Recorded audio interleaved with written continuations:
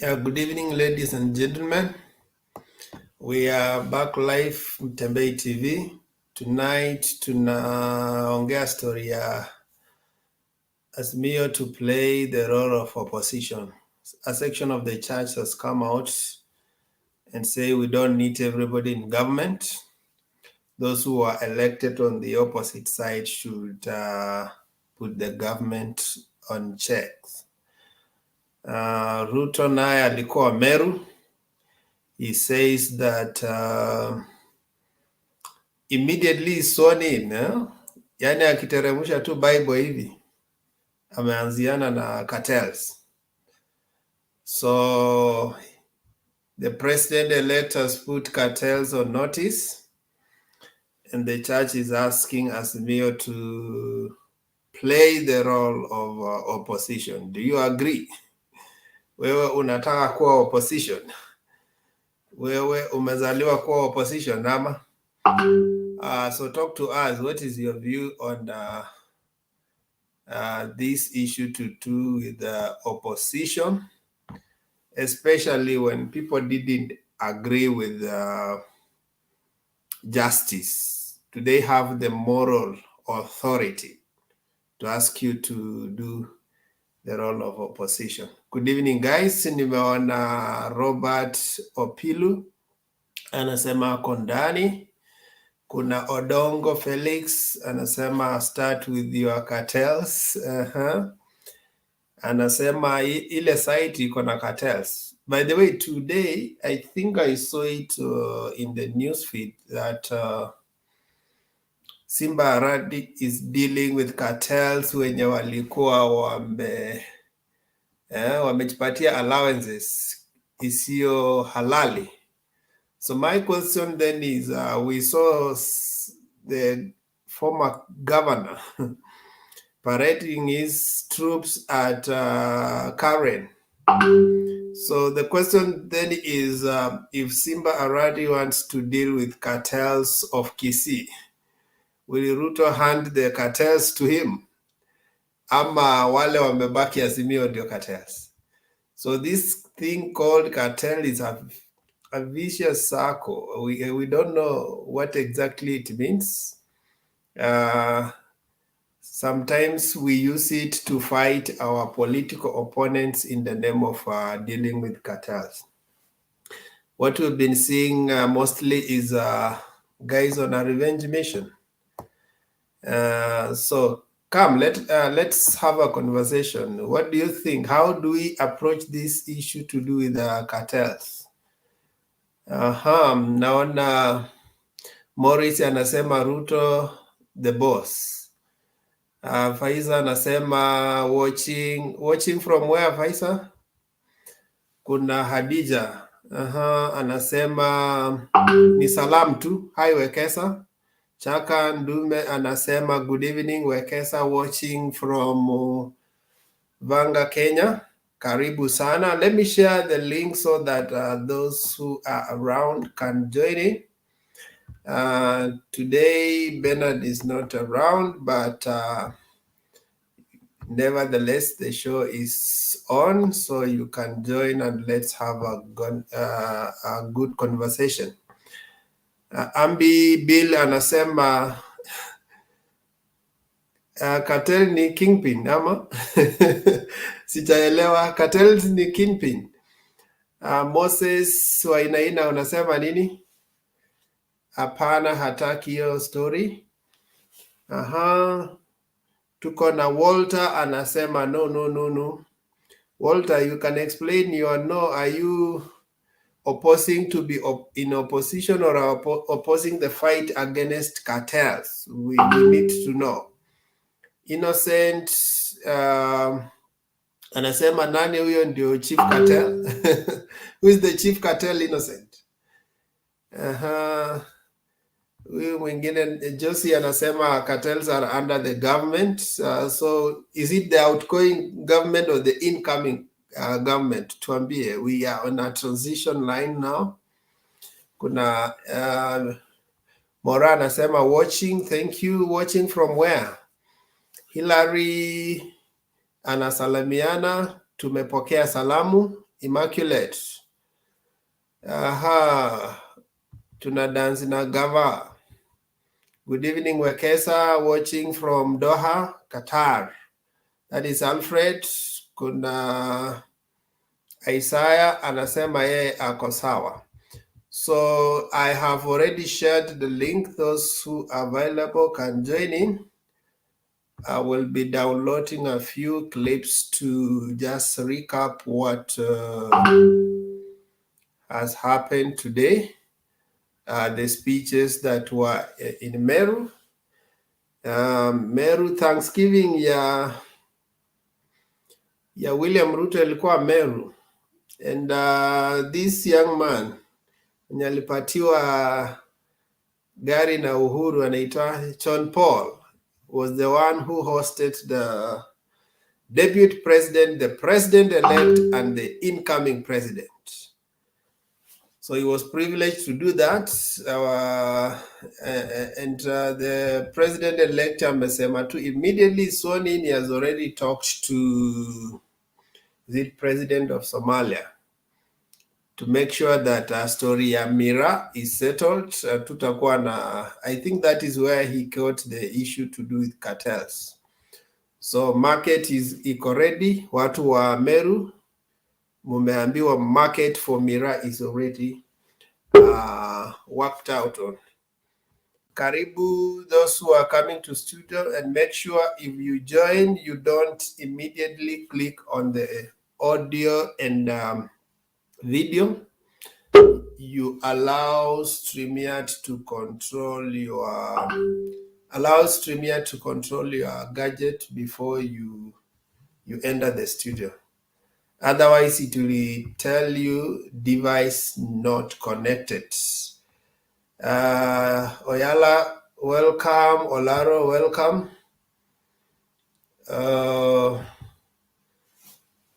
I am in Kitui. Charles is watching from Kitui.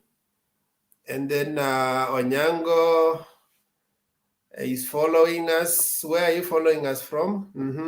Violet Anyango, where are you following us from? Our Malwa watching from Jeddah.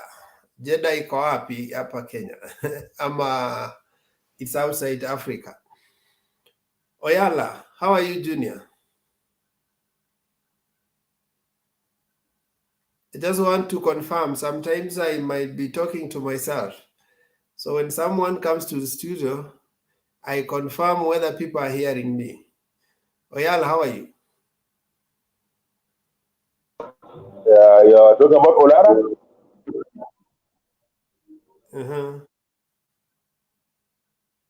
Is my voice okay ama kuna echoes? We can hear you. We can hear you. Niko very clear. Thank you. Very clear. Rhoda, how are you? I'm well and good. What about you? Nice to see you, Akesa. Niko poa. The men of God have said that Rhoda should play the role of opposition. What do you think? I'm already accept to be opposition but still, sijapata ile kitu mimi nataka. Still, I'm fighting for a democracy and constitutions and the rule by the law. I have never, ever accept that our country is not the rule of the law, constitutions. Still, I want my voice to be heard because I know what is a democracy. I live the country ruled by the law. Really democracy. Like today is election day. I went to vote, and here it's about democracy. You have right to vote any party you want. You want to be red or blue, wherever. So I know what is a democracy, and I want to change my country. I want my country to be the country I'm living. Everybody, you have a right to expression, to say how you feel, and you have right to see how you feel, expressions, and to see how you think. We don't want somebody come to take the power to change our constitution. We take 2010. This is something I'm really worried about, that Wakesa. I was worried today. Even I was speaking alone. I was saying I want to change my country because I see, I don't know, I feel something is not okay, you know, because this man is not good for us. RUTO, he's not good for us. He wants to steal our joy, you know? And the joy is people to express themselves, like TV station, they have right to be themselves. They have right to dress the way they want. They have right to act the way they want. That is the way people Kenya, they can be happy. Nothing else, only democracy. Democracy is something people, they can be happy in Kenya, people, and expression and to be who they are. And nobody force you to lie. You are leader who you are. People, they want to be themselves. And I know most of the Kenyan people, they want, and it's not only Kenya, whole world, to be yourself, you know? So something we need to think about as a Kenyan people. That is only can make our country move forward. We don't want people to come to destroy our country, like the way, like we know the President who we have make our country to be themselves, freedom. We have very much freedom. So let us hold hand together. We fight for our freedom. It's very sad. They want to come to change our constitutions. Sometimes I was asking myself, where are you Kenyan? Where can you your voice? Why can you raise up your voice? Kila mtu, oh, we are accepted. Kila mtu, and accept, and accept, and accept.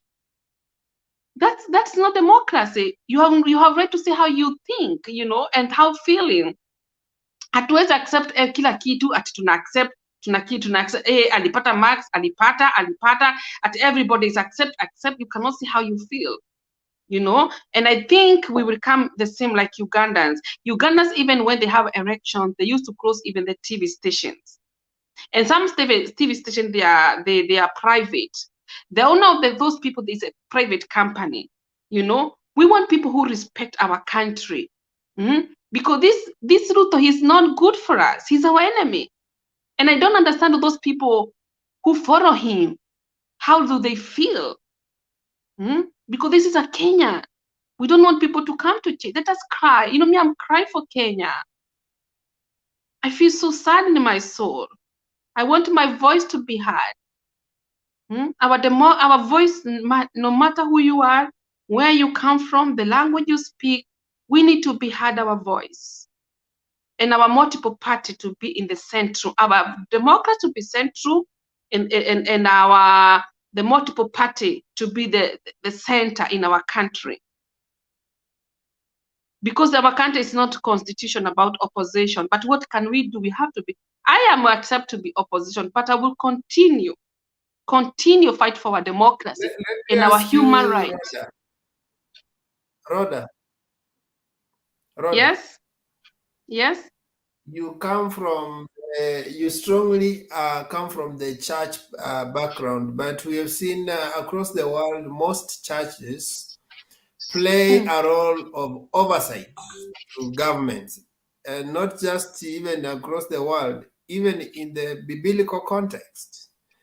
Church was not part of government. It was an oversight to government. When we talk about prophetic voice of a nation, it's a voice that awakens the consciousness of the kings and the leaders.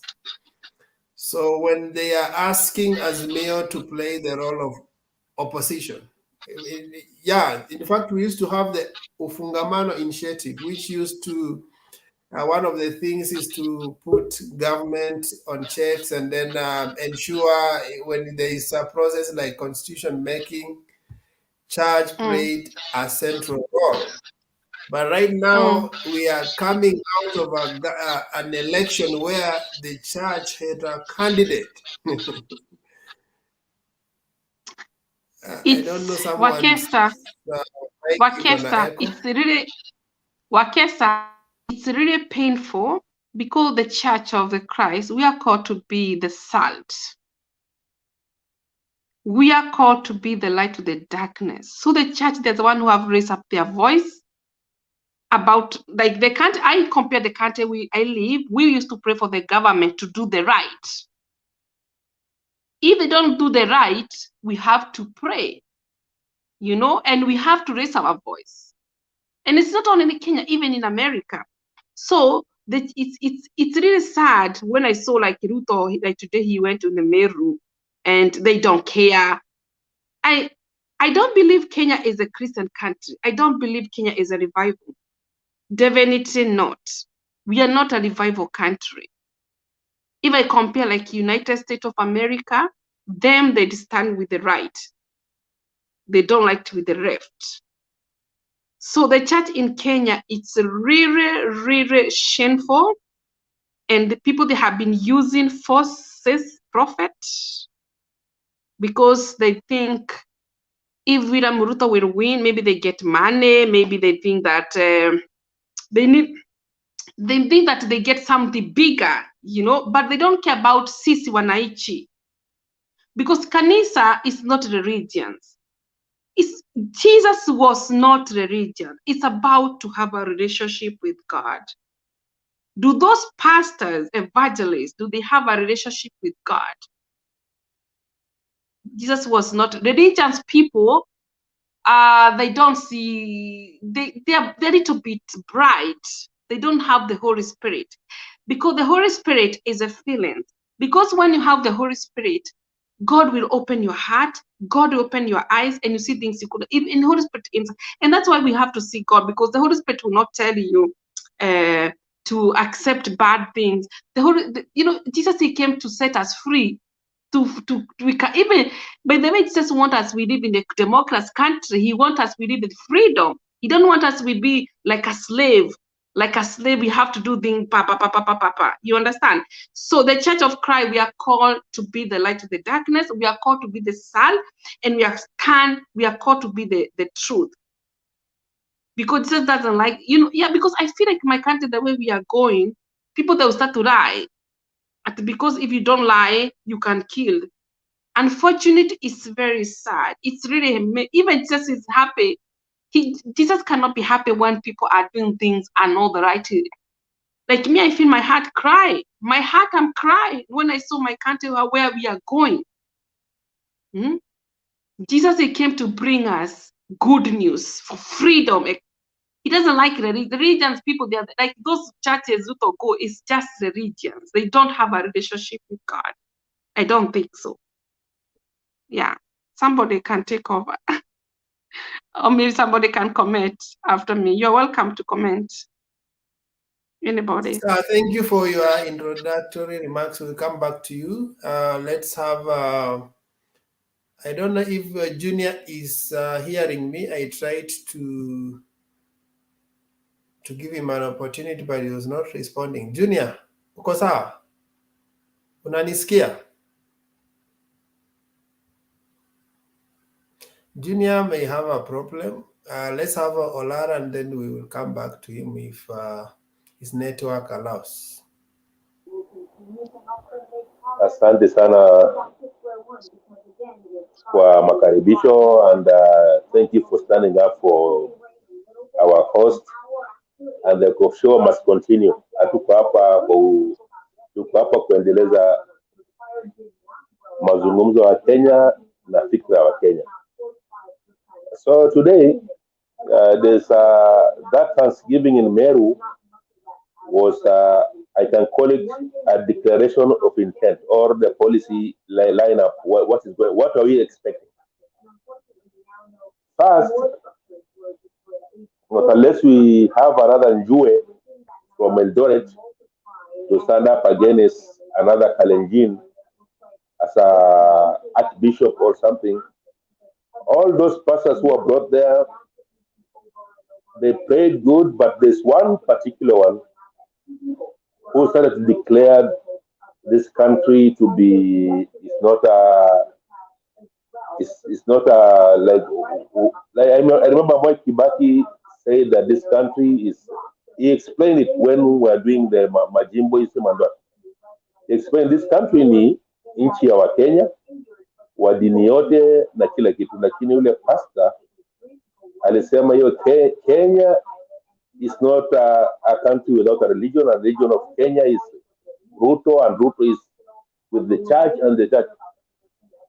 There's a breach of constitution there in front of the sitting president, and he never recounted that, because that particular pastor spoke for almost 30 minutes. He was praying for almost 30 minutes, is making that evangelical declaration on all of us.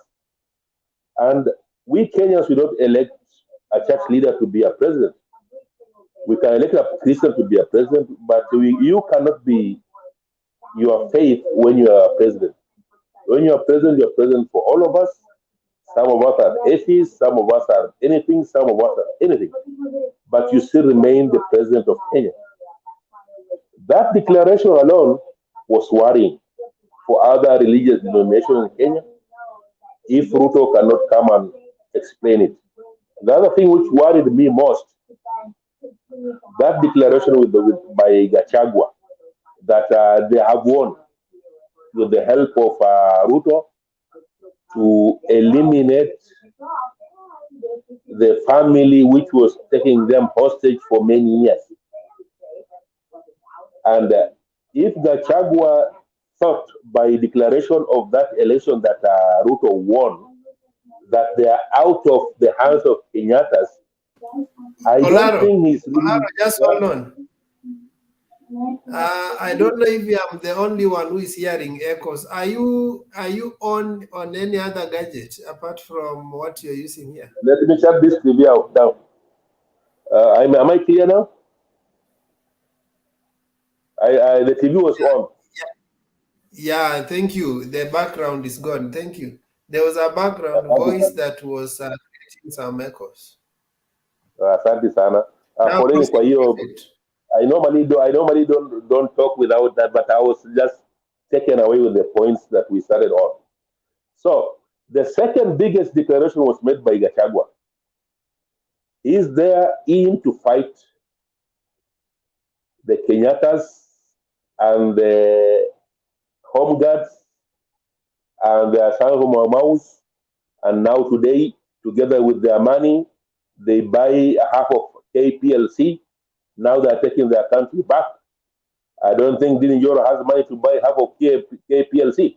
It's maybe Gachagua's money or Muruto's money transferred to Gachagua. Moving forward, what you are going to see, there's another declaration that cartels will be dealt with. Who's those cartels? This is a political war again. Cartels are RUTOs who are in Uhuru's government. Those who opposed RUTO during his campaign, including those in Uhuru's government, will be cartel. And the worst part is, this is what we shall be talking, because I think those families can fight their own wars. They have money to fight their own wars. I hope they don't kill each other.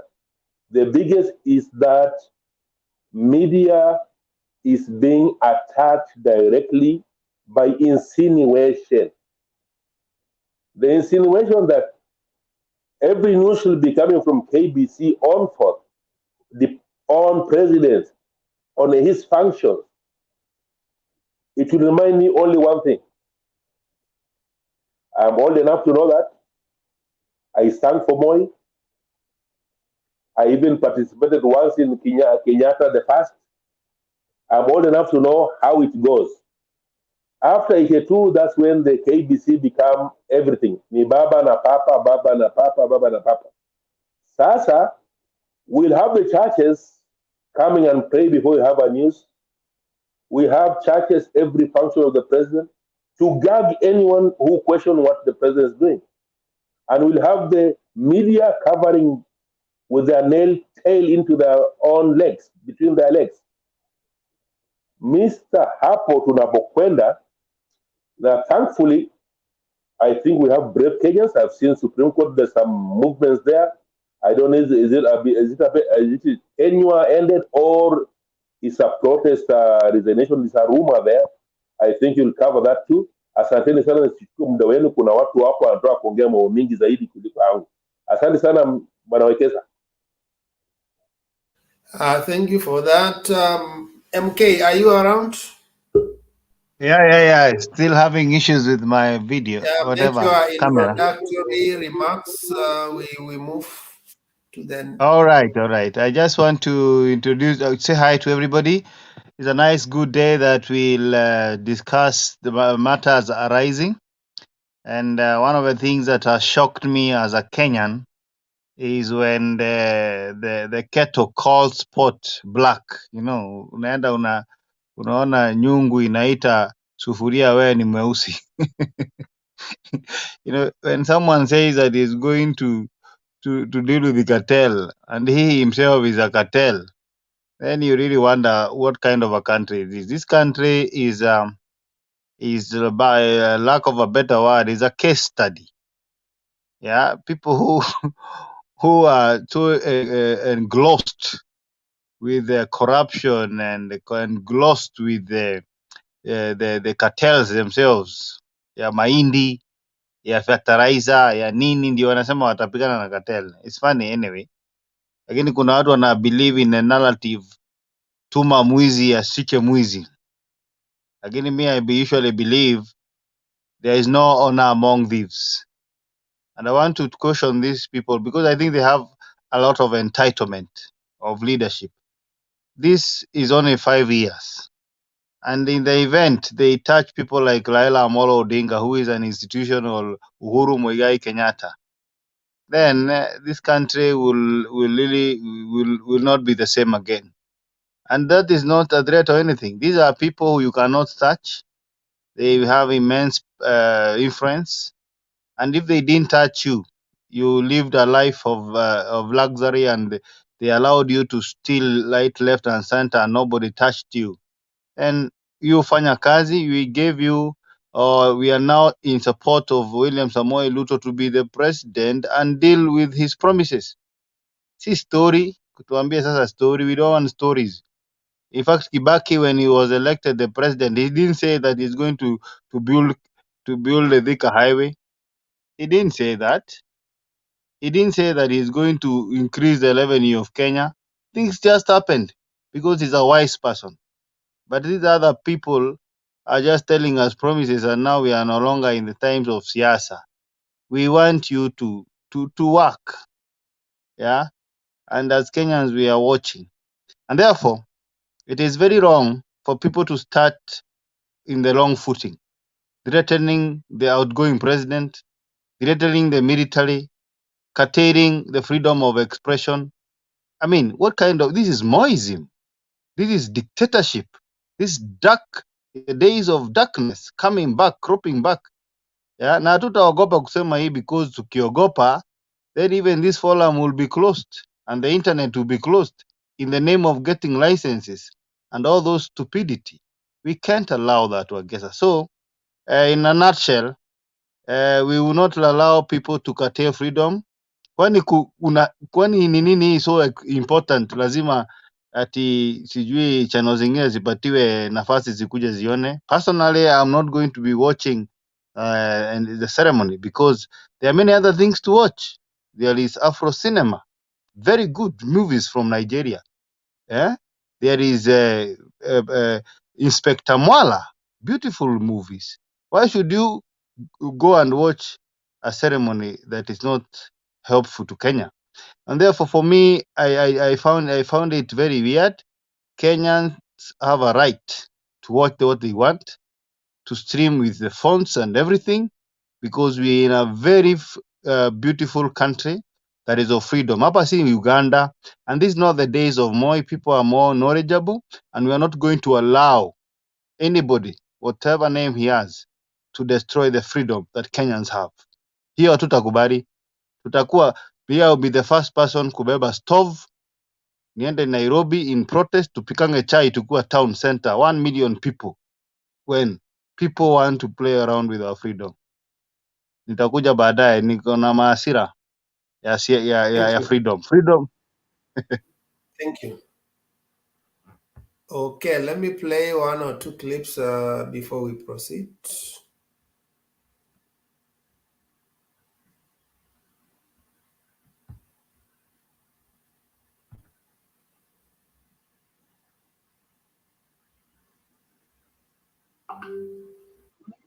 Be the president, but God is demanding 7 things from his regime. Then I asked God, what do I have to do with this? Me, I'm not a politician. Neither am I interested to be in politics. Neither do I want any friend who is a politician. I don't want in my life. I don't want any politicians. That is a line I don't want in my life. But why are you talking to me about these people? I want you to talk to me about your people, not Kenaraila. And he told me, I'm telling you because you must know. You are my prophet. You must know.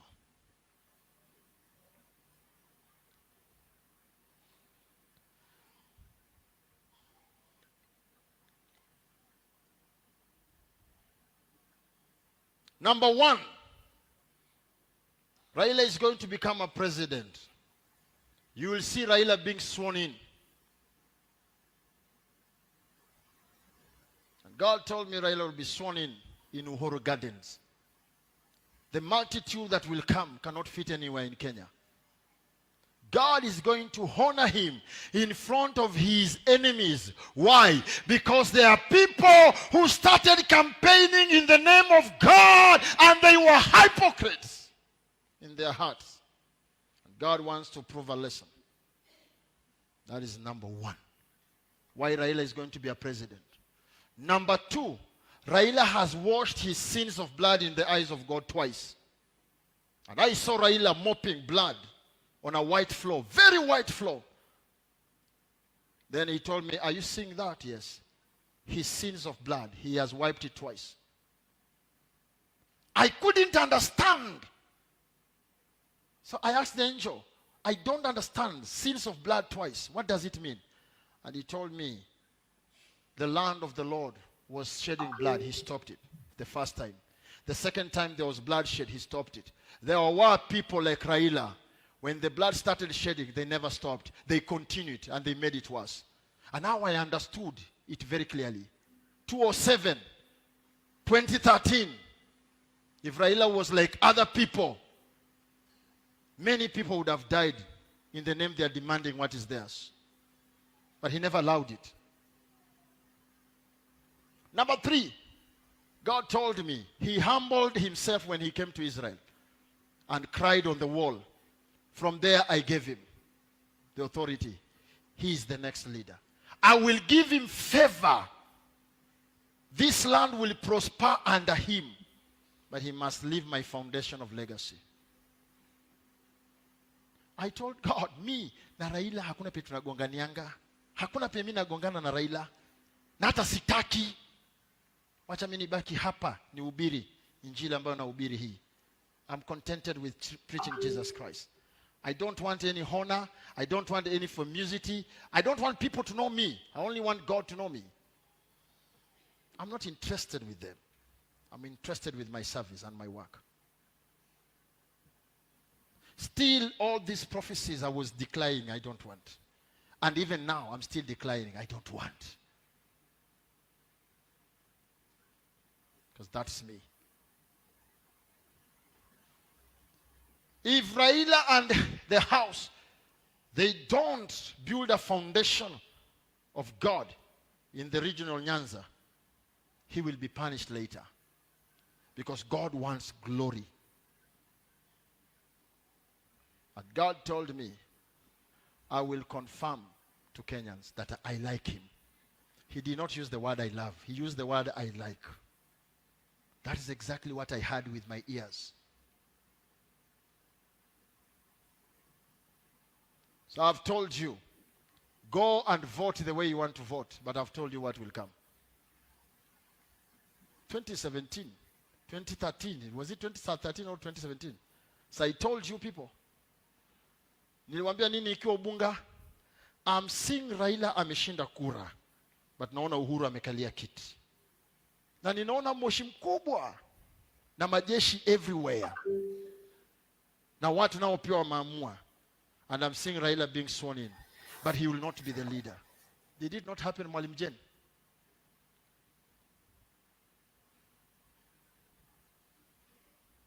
I spoke about it. It happened. It's only that by that time, the church was still very young. We couldn't keep those kind of records. I don't know those people used to take records with their phones if you still have that prophecies. But it happened. So I've told you. Let me tell you today, the difference of vote between Raila and Ruto is 3,657,000. There's no case Ruto atafanya.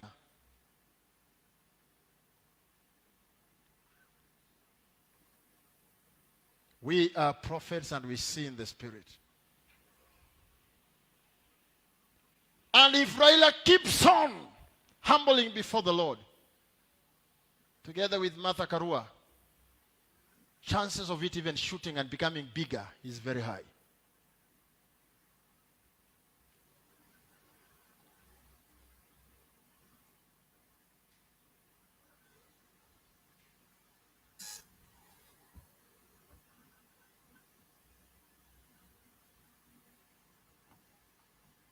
Let me go back to the Word of God.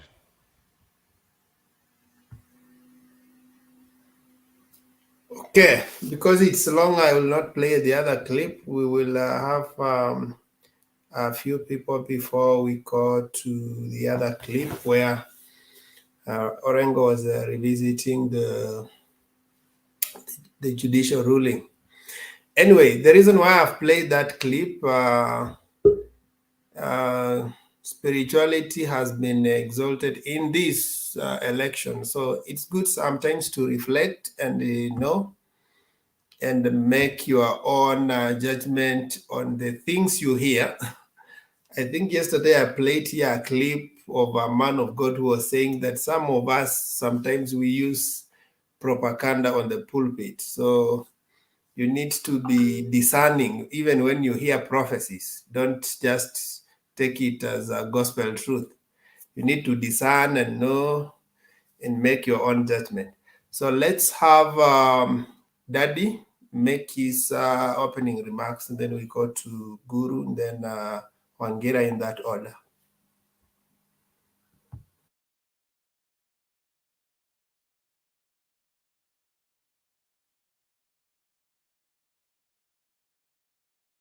You're on mute kindly.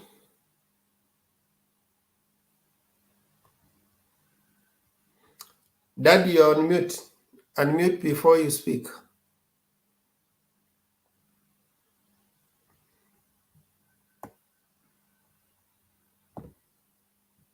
Let me see if I can unmute you from this end.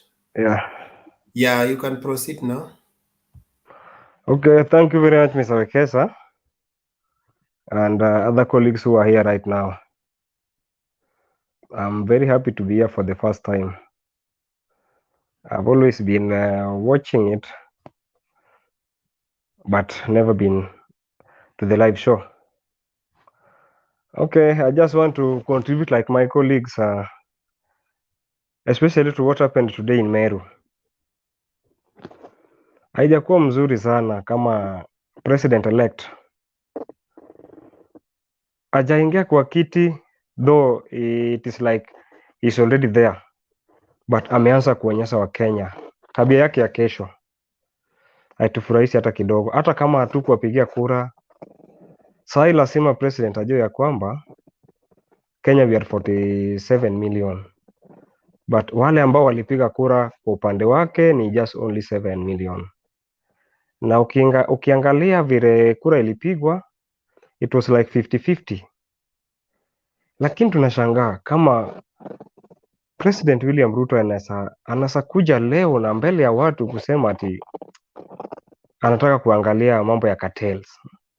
Yes, it is good kusema before, but to some extent haifai aseme vitu kama hizo kama yeye mwenyewe hajajiangalia, because nyuma hapa tumeona cases yenye involve president, the likes of Gachagua, deputy wake, na ukiona vile jamaa anaangalia vitu na ana make his remarks, inastua sana, inastua kabisa kabisa, especially kama sisi, I'm from Kisumu, but hata Kisumu tunampenda, ni rais wetu, yes, lakini tunashangaa hata vile Ruto mwenyewe anaongea. Juzi tuliona hapa vile alikuwa anaongelesha wakati alikuwa upheld, hiyo kesi yake ilikuwa update kotini huko, vile aliongea kuhusu Citizen TV. Now this is what we have been fighting for since. This freedom of democracy and freedom of speech, freedom of choice. Hizi ndio vitu yenye at least most of Kenya siku hizi tuko na freedom, naweza ongea nikijua kama ni right, hakuna mahali penye nitapelekwa. Na whereby now Ruto anataka kusingleize the media, hadi sahi kila kitu anataka kurudishwa KBC. Mbona inarudishwa kwa KBC? Kuficha ukweli.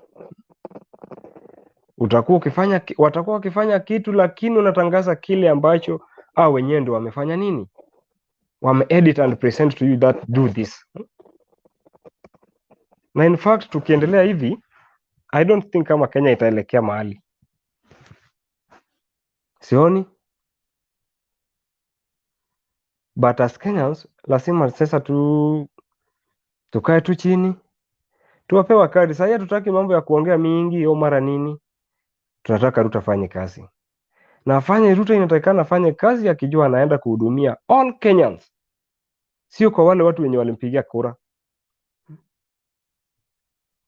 Na hizi threats ndogo ndogo aache. Mimi nilijua tu wakati Ruto alikuwa upheld, hiyo kesi yake ilipitishwa kotini, Ruto ingefaa kuje aongee na Kenya wote, sio kuongea na some percentage. Ingefaa jumuishe wa Kenya wote, all leaders.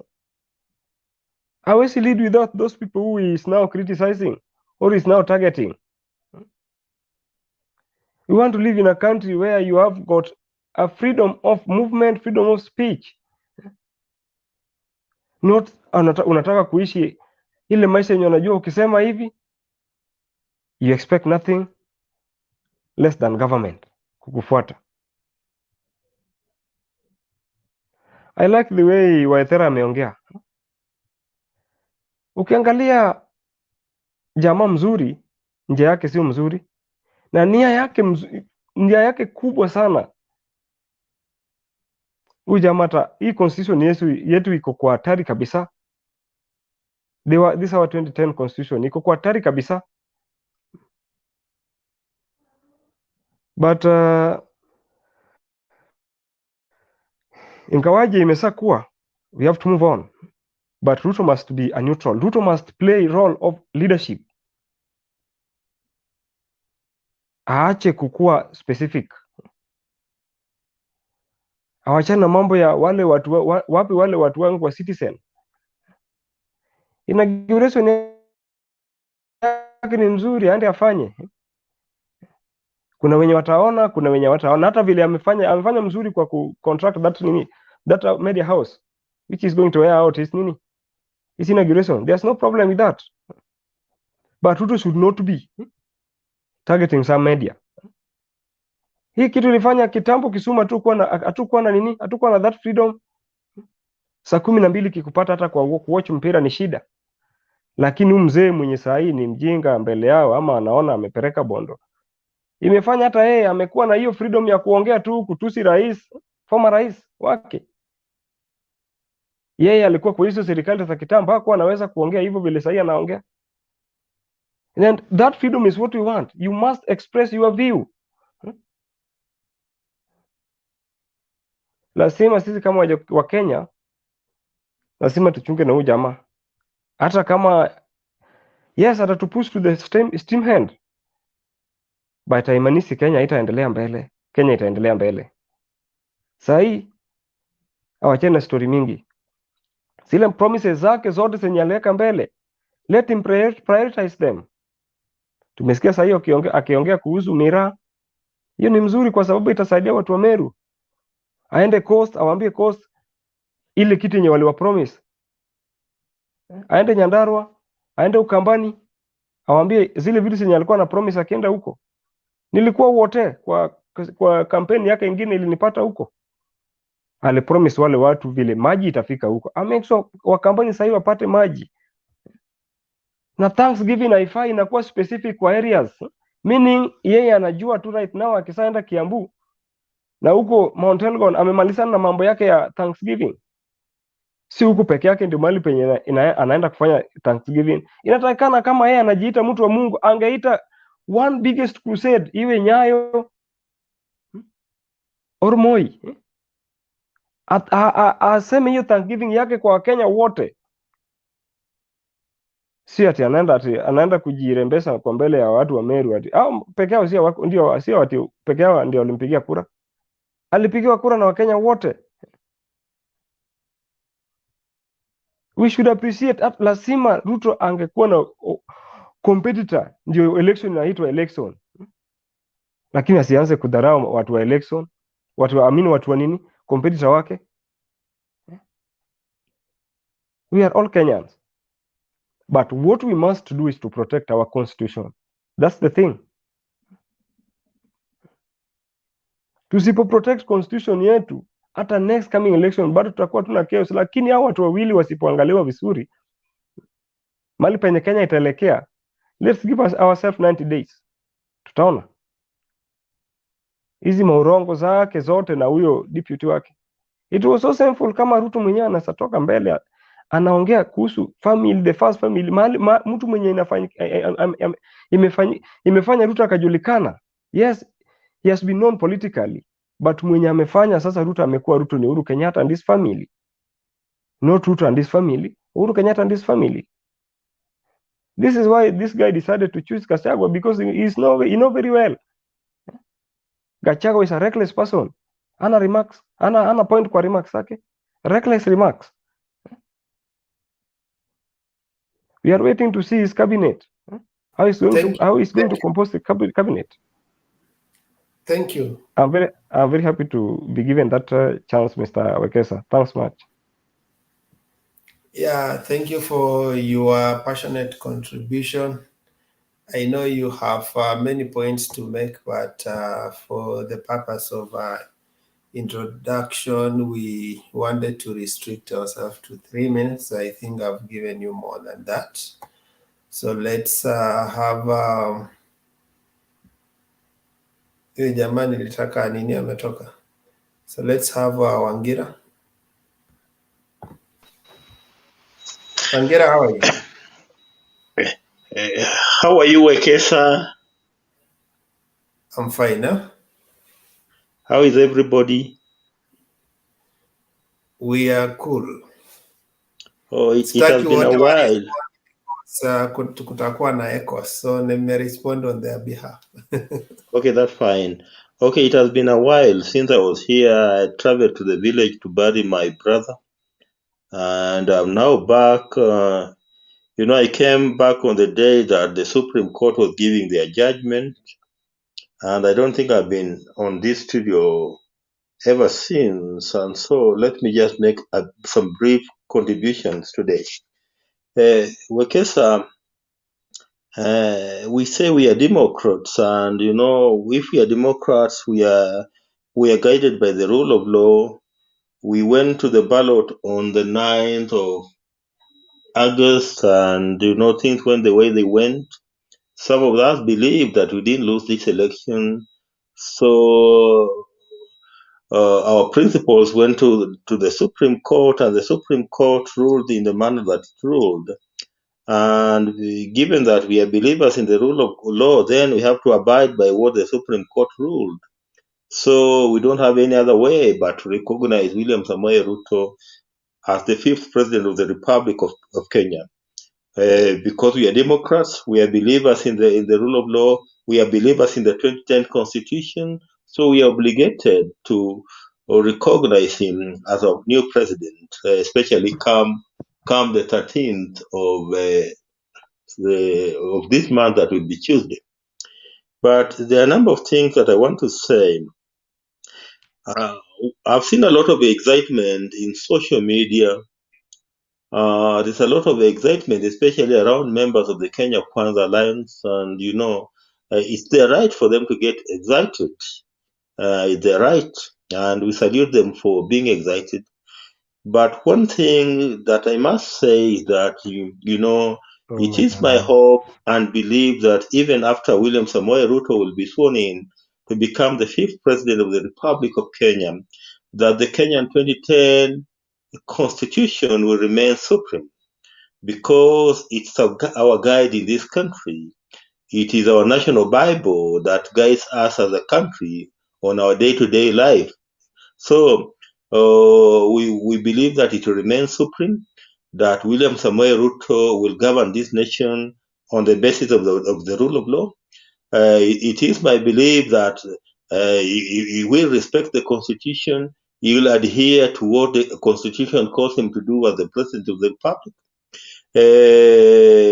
Question, because there are things that I've seen going around, and if that excitement goes on and, it is not stepped down, then things could go the wrong way. For example, where people think that we have seen this rumor around, one particular media station against other media stations, and we know that the media is protected under Article 35 of the Kenyan Constitution, which is an article of the Bill of Rights. So the media houses in this country are protected. So media houses don't need to fear.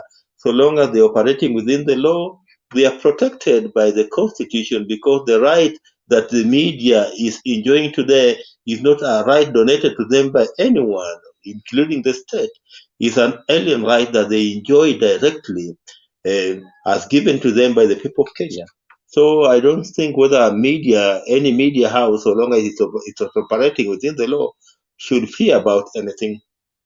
And to some of us who even supported Raila Amolo Odinga, and that was our democratic right, we voted for him. He was not declared president. So we also don't need to fear about anything. We should continue. We should be ready to continue with our daily life, so long as we are living within the rule of law.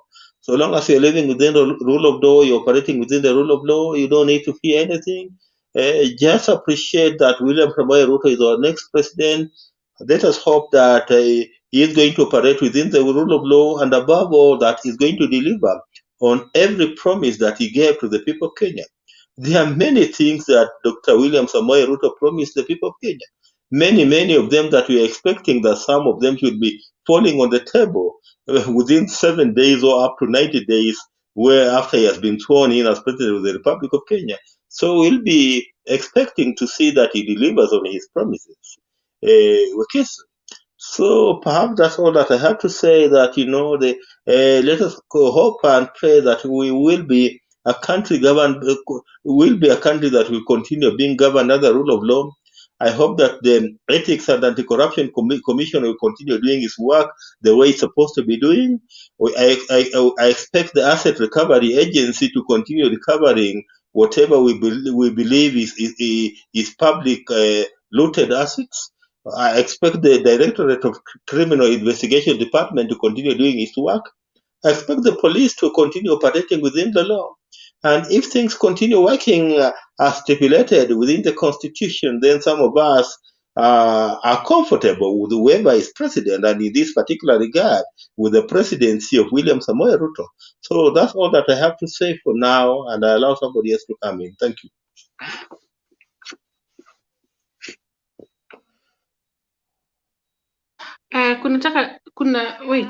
Wait. Tunasema nini Roda? You're on mute. Unajua kitu kuna kitu mimi nilisoma na hii elections. Nimejua watu wengi, kabila mingi hawakuwa napenda Uhuru. That is a fact. Nilikuwa naona mtu kama Waitagura akiwa kwa Bugoma. Sijui, even if you come from West Africa na umetoka Western Kenya, come here and we talk. Nikaona Waitagura alikuwa na threat sana Uhuru Kenyatta. Anamwambia, kwa nini ulikataa? Tumesha shida. Tutakufanya vitu tulifanya Moi nini. Mimi nikashidwaje?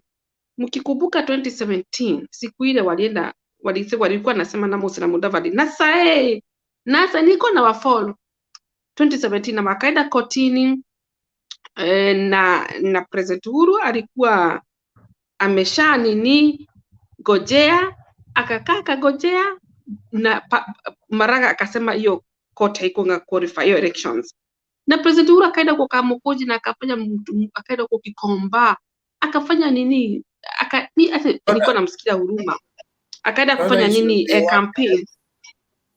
Nataka Naona. kusema, kuna kitu nataka kusema.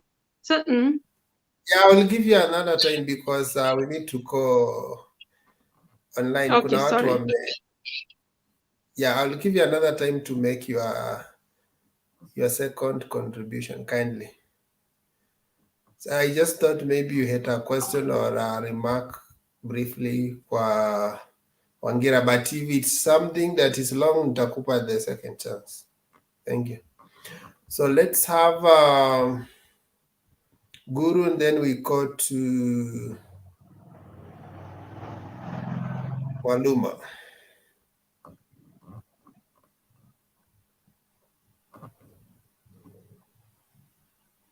Guru bado? Habari yenu? You okay? Tunakusikia. Okay. Yes. Now, before even the dust has settled, we have started seeing signs of where we are headed. First of all,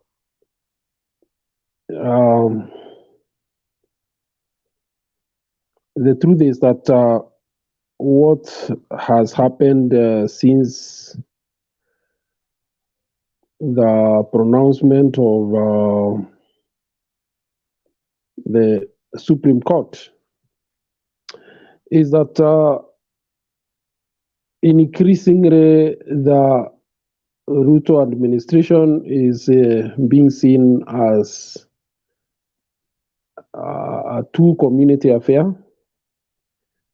He's found it fit to visit the region every Sunday and make pronouncements that would otherwise not show that we are past the campaign stage and we are now focused on building the country. Today there are some things that were said somewhere in Meru, and one of them is that there will be fighting of cartels. I want to correct you here. The question was in reference to Mira trend. Now, those who come from that part of the country, they know that Mira business is unregulated. It is not like coffee or tea. So you even don't know who are the buyers because it is more of individual than companies. And those who buy are kind of middlemen who have secured markets, maybe in Somalia and other destinations. So it is nothing organized. I wrapped off my hand when I heard that there will be fighting of cartels in the Mira trend, because that is not possible at this stage, because the plant is, the marketing is not defined. It is more of a quid pro quo in the market. It's like how we sell our bananas or Doma. So basically what it is that the Mira market is dominated by the Somali community. They are the ones who know the international market, particularly for those who do exports. And they are very vicious. Those who are old enough, they know at one time there were some skirmishes in Isri between the communities, the two communities, the Meru and the Somali, because the Meru community are the producers. They are primary producers in their farms, but the market is controlled by the Somali.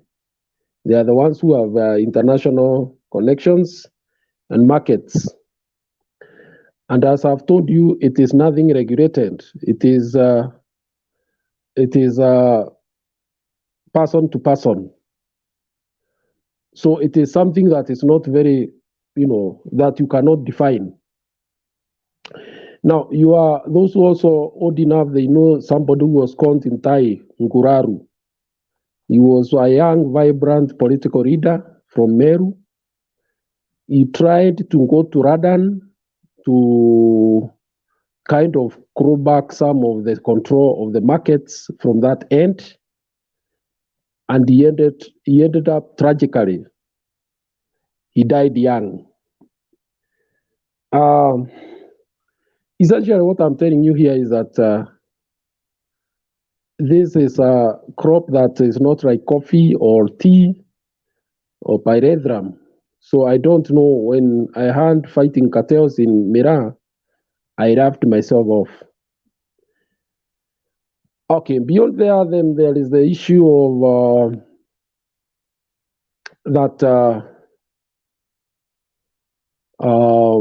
the disposition, the pronouncements, the orientation. Like today, those who recently had the Gachagua say that they gave RUTO 47% of the votes. That's about 2.9 million votes. And therefore, when you go back and listen to the campaign that was done, particularly when he talked in Embu, he said that communities or people will be given space in government according to the votes that they bring in. So I don't know how the new president is going to balance these interests, because that is what was promised the people of Mount Kenya, that the number of votes that they give will determine the size of the government that they will get. Therefore, if it means they got 47% of the votes from the people of the mountain, that is the Embu, Kikuyu, and Meru, then it means 47 or thereabouts of all the positions in government, if they are to keep to their word, will go to those communities. And I think he was not merely talking, he was reminding him that there's an agreement. So for me here, I will just say that what Uhuru said a few days ago is that we lost an opportunity to build a country, a nation, and it is not going to be easy to do that, because the situation is such that political support in Kenya is about how many votes you give to the candidate. I can see any candidate who wants to maintain power may have to do some of those things, even to the detriment of building a nation. Guys, that is what we have to brace ourselves for. Number 3 is in the media. Now, you are aware that the media has had an acrimonious relationship with the incoming president, particularly the likes of Citizen TV and others. We are entering a period when we do not know how our media what role it will continue to play in the political space, and particularly in enhancing our democracy. The saving grace is that we have social media platforms like this one. But mainstream media, the road ahead could be very pumpy, because, the mainstream media relies mostly on advertisements, and the government is the greatest source of business. Although the private sector has also been coming up very strongly. So therefore, there could be redundancies in the mainstream media if the business starts going bad. And the way I've seen and the statements that have been made, it is not beyond imagination that there will be a revenge mission on those who are not compliant during the campaigns. We wait to see what will happen. Before I conclude, you are also aware that one of the key issues that came out strongly was that of taxation. Now, those who are asking what bottom-up is, if you listened very well during the campaigns, the argument was that the hustlers would be given funds to increase their business, and then the government would move in aggressively to collect its taxes. That what it means is that those who are not reached there before, those who sell, boutiques in small markets in deep in our rural areas, and those who do border in parts of this country, the moment you get yourself registered for Hustler Fund, you get yourself in line for taxation, which is not bad. But then again, the way I understand our people, especially in the region, they are small traders, and they avoid the government like the plague in terms of contact, except for that small fee that is paid in the county markets on a daily rate of about 30 bob or 50 bob. So that person selling clothes somewhere in Embu or Meru, who has been pocketing about 30,000, which he or she calls an income, 10,000 will now be a government revenue. And that is the truth. If you listen today to what was talked about, so that perception that money will be flowing from down to be distributed to the base is not true. It is assisting small businesses and then taxing them. As to how that matching is going to happen, that we wait to see, because sometimes business does not peak as fast as should be.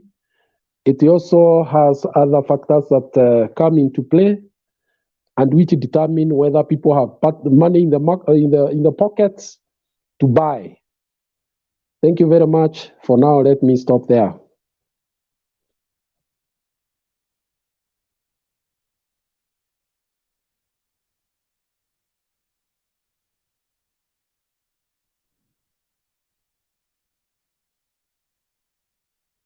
Wekesa?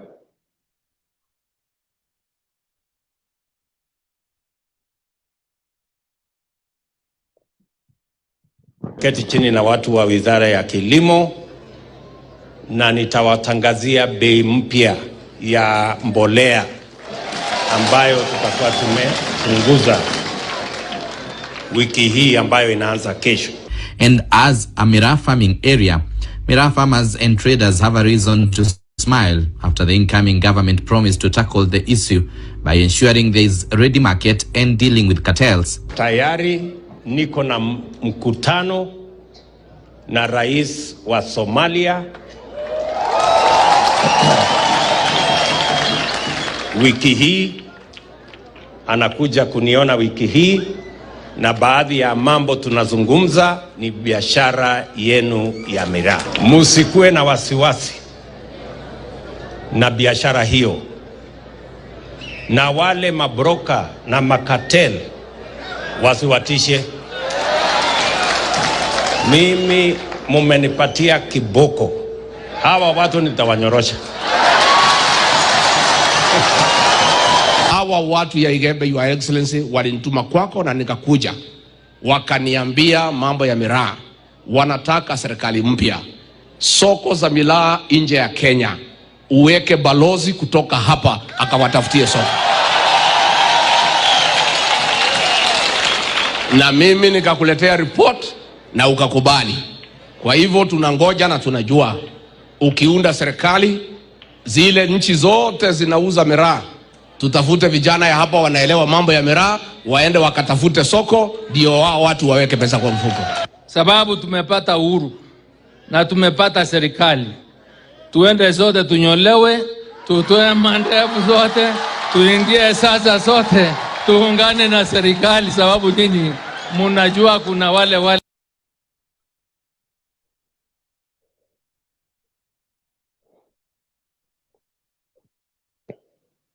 I've loved what he said, but hiyo clip imeisha hapo.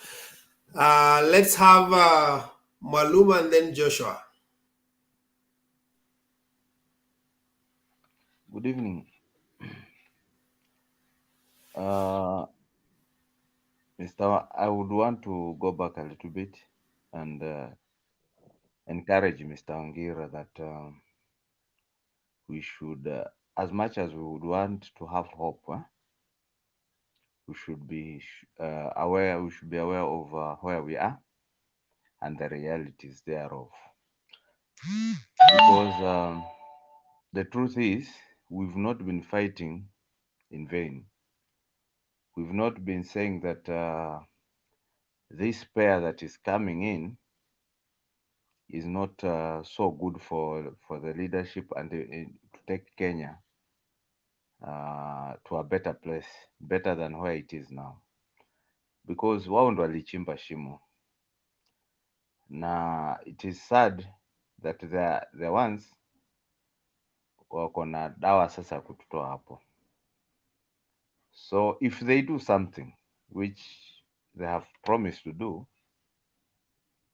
I'll be fine with that, nitashukuru, but I'm not so much hopeful. I'm sorry to say so. I'm not so much hopeful that much will be done, because in terms of reforms, there's a problem. In terms of fighting corruption, there is a problem. We all know. I don't need to repeat that. In terms of freedom that we had, I dare say the freedom that we had, hata kama tutasema tutawenda tuwashe stove tufanye nini, the truth is it will not be easy. It will not be as easy as it is now to talk. So it's upon Kenyans, because I think one thing I said after they did what they did to our votes, one thing I said, hatutabaki hapa tukibembelezana ati unajua tufanye hivi tufanye hivi. It's okay, you know, we are all in Kenya. We'll go through whatever comes. Ikiwa mzuri tunaenda, ikiwa mbaya tunaenda. Now about the prices which are supposed to come down, one thing he has not mentioned is about fuel subsidies, which is ending I think on 15th. So I'm sure if nothing is mentioned or nothing is done, on 14th we'll have fuel. The fuel prices will go up. We all know factors of production. So wezi niambia ati because fertilizer inashuka, everything else will come down. And one thing these guys have forgotten kwamba sasa wako kwa serikali na bado wana campaign. If you've realized those statements, ni za mtu ambaye anatafuta kura. So maybe some magic will be done. And then things maybe will change, but I'm not sure. And now I'll mention something about the miraa. It's unfortunate because sometimes we are a bit intelligent, but people take us for granted. Now, when you say miraa, soko ya miraa, as Wangera said, is it Wangera or somebody? You know, one thing I know, if there is no value chain on miraa product, as long as ni inatoka kwa shamba inakuwa consumed, tunaenda kwa ni hakuna value chain, then it's not sustainable. Hata tukisema tutatuma sijui ambassador wapi, tutume wapi, the truth is it is not a crop that you can defend 100%. There has to be some money iwekwe kwa research. Si ile pesa ilikuwa inatolewa at 1 million ya wakulima. People should deliberately come up with a research and come up with a value chain so that that crop its market is sustainable, is constant, so that we are sure if ikitoka hapa kuna probably a certain company which is taking it and doing ABCD. So as much as again kutakuwa na consumption, we will be sure that it is taken care of. Lakini hata wakisema watatafuta soko wapi, watatafuta, it will take another person to stand, maybe the way ule president wa Somalia alifanya sometimes back, kusimama na kusema ndege zingi, and it ends there. So that is another challenge we have. So again, about media freedom, I think the last time I had this kind of situation is when I was a bit young. Then we were around 17 to around 21, where Moi used to fight so much na vyombo za habari. The only wakati wa mtukufu rais, the only thing that we used to hear was KBC. Then it was justifiable because KBC was the only station. KTN came a little bit later, I think mid 90s or maybe around there. I'm not sure of the years, but it came later. But KBC, which was called Voice of Kenya, was the one that hiyo ndo mngesikiza. Now we have so much, there's a lot of freedom of media, we have so many stations, but yet somebody says he will contract a foreign media to give feeds to the local, and probably KBC to give feeds also to other. That means they'll broadcast what they want us to hear. You see, now that is where we are. So as much as tutajidanganya, and you know, because of our politicians are very greedy, they are all running to the government. So no one will stand to defend this freedom. And that is one thing we should know. We should know that hata tukisema tutawasha stove, we needed goodwill. We needed another Raila who can stand in the gap to encourage people to push for this, because now these guys, the new government has known kwamba hawatavunja, hakuna sheria watavunja, but they will make sure that they will make laws that will favor whatever things they do. So hautaenda kotini uende useme ati hii is unconstitutional. In 2013 when they wanted to fight our leader, they changed security laws. Wakati Inspector General alikuwa na lot of power na alikuwa free to arrest or not to arrest, they went to the parliament, they used the tyrant of numbers, and they took mamlaka ya Inspector General na wakarudisha kwa CS. The purpose was for them to deal with Raila then. Then in 2020, they were the ones who were crying more than the bereaved, when they realized that hizo sheria walitunga in 2013, 2014 haziku affect Raila, and Orengo even told them that you guys, this whatever you are doing here, you will cry more than us. And indeed they cry. Now what they are doing, now they are threatening everybody. They threatened the 4 commissioners. That means they did not have the right to contest the election. As much as we lost the case, they are still threatening even the nani ule Ogola. They're threatening everybody. Kila mtu anaambiwa we'll revisit. Now where we are, kila mtu ako kwa wasiwasi, and usidanganywe na mtu ati it will be that easy, ati tutaenda kwa streets, tutaenda wapi. These guys wako, they will use, now that in parliament wako na majority and they are fighting now like in National Assembly, They are short, I think, of around 24 MPs to have the 2/3, and that is what they are fighting for. Now what they are doing, wananunua wanasiasa polepole, and because our wanasiasa wetu they are gullible, they will still, probably they will get the 2/3. Once they get that, they'll do whatever they want to do. So us, we will continue voicing, we will continue speaking out. Lakini nikuulize Mwaluma. Yes, sir. Can civilization flow backwards? Can you cage the current Kenyans to the Moi era? You know, we are talking about Moi era, yes. But can you really push us back? Because even when we are talking about KBC, most of us don't even watch TV. None of them. Our news, we get it on social media. So can you really take us back to that level? You know, they are aware of that. They are aware that this is a new regime. They are aware that we have made a lot of progress. And you know, the same way they did to rig elections, they are now trying to see where they can, which buttons they will touch, so that they can legalize their illegal ways of doing things. Like now, the simple thing they have done, when they tell us they are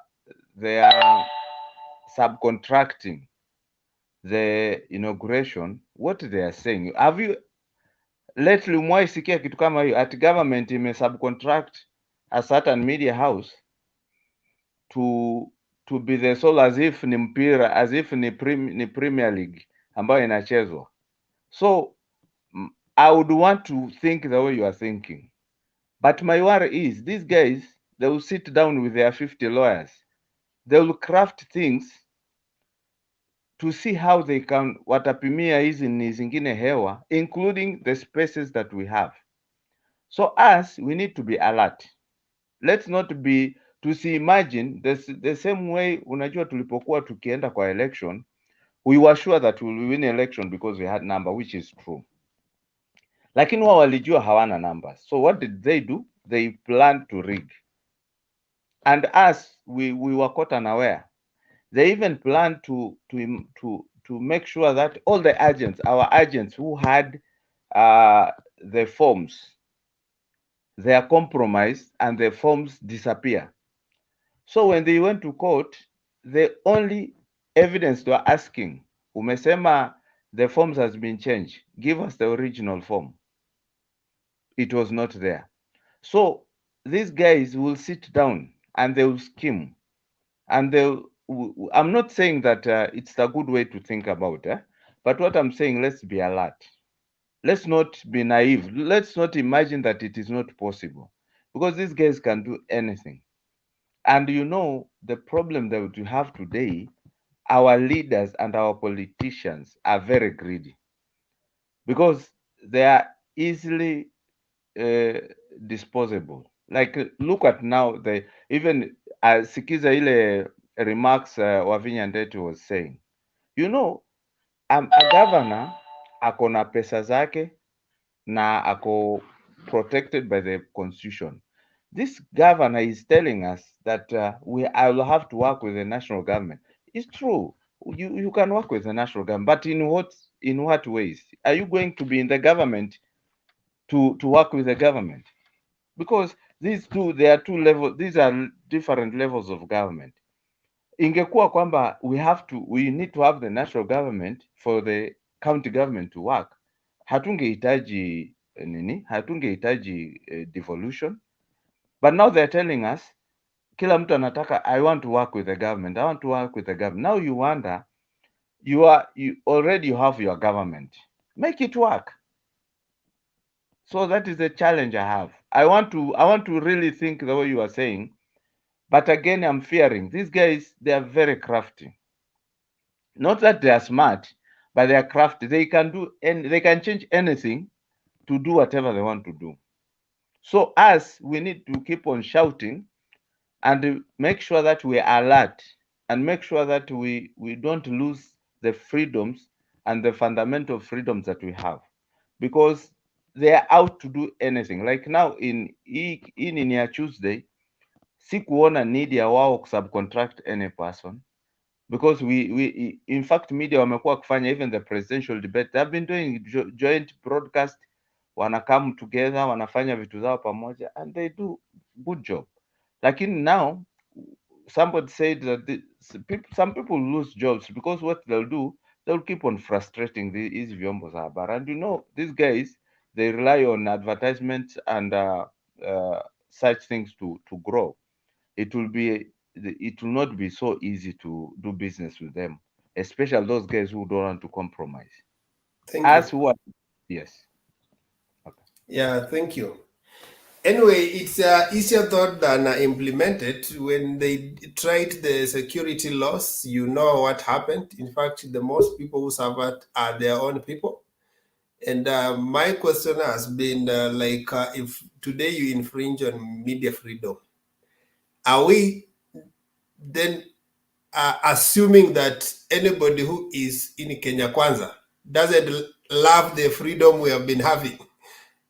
Certainly will start enjoying KBC because they are all over also on the social media. So it is not like it's going to curtail a certain population. Naturally, it affects the whole population, and it may only work a few moments and then it backfires. We have learned even from their own campaign model that it was easy to blackmail Uhuru on Mount Kenya. So let them not come up with strategies that will blackmail their own government. Trump tried and he became a one-term president.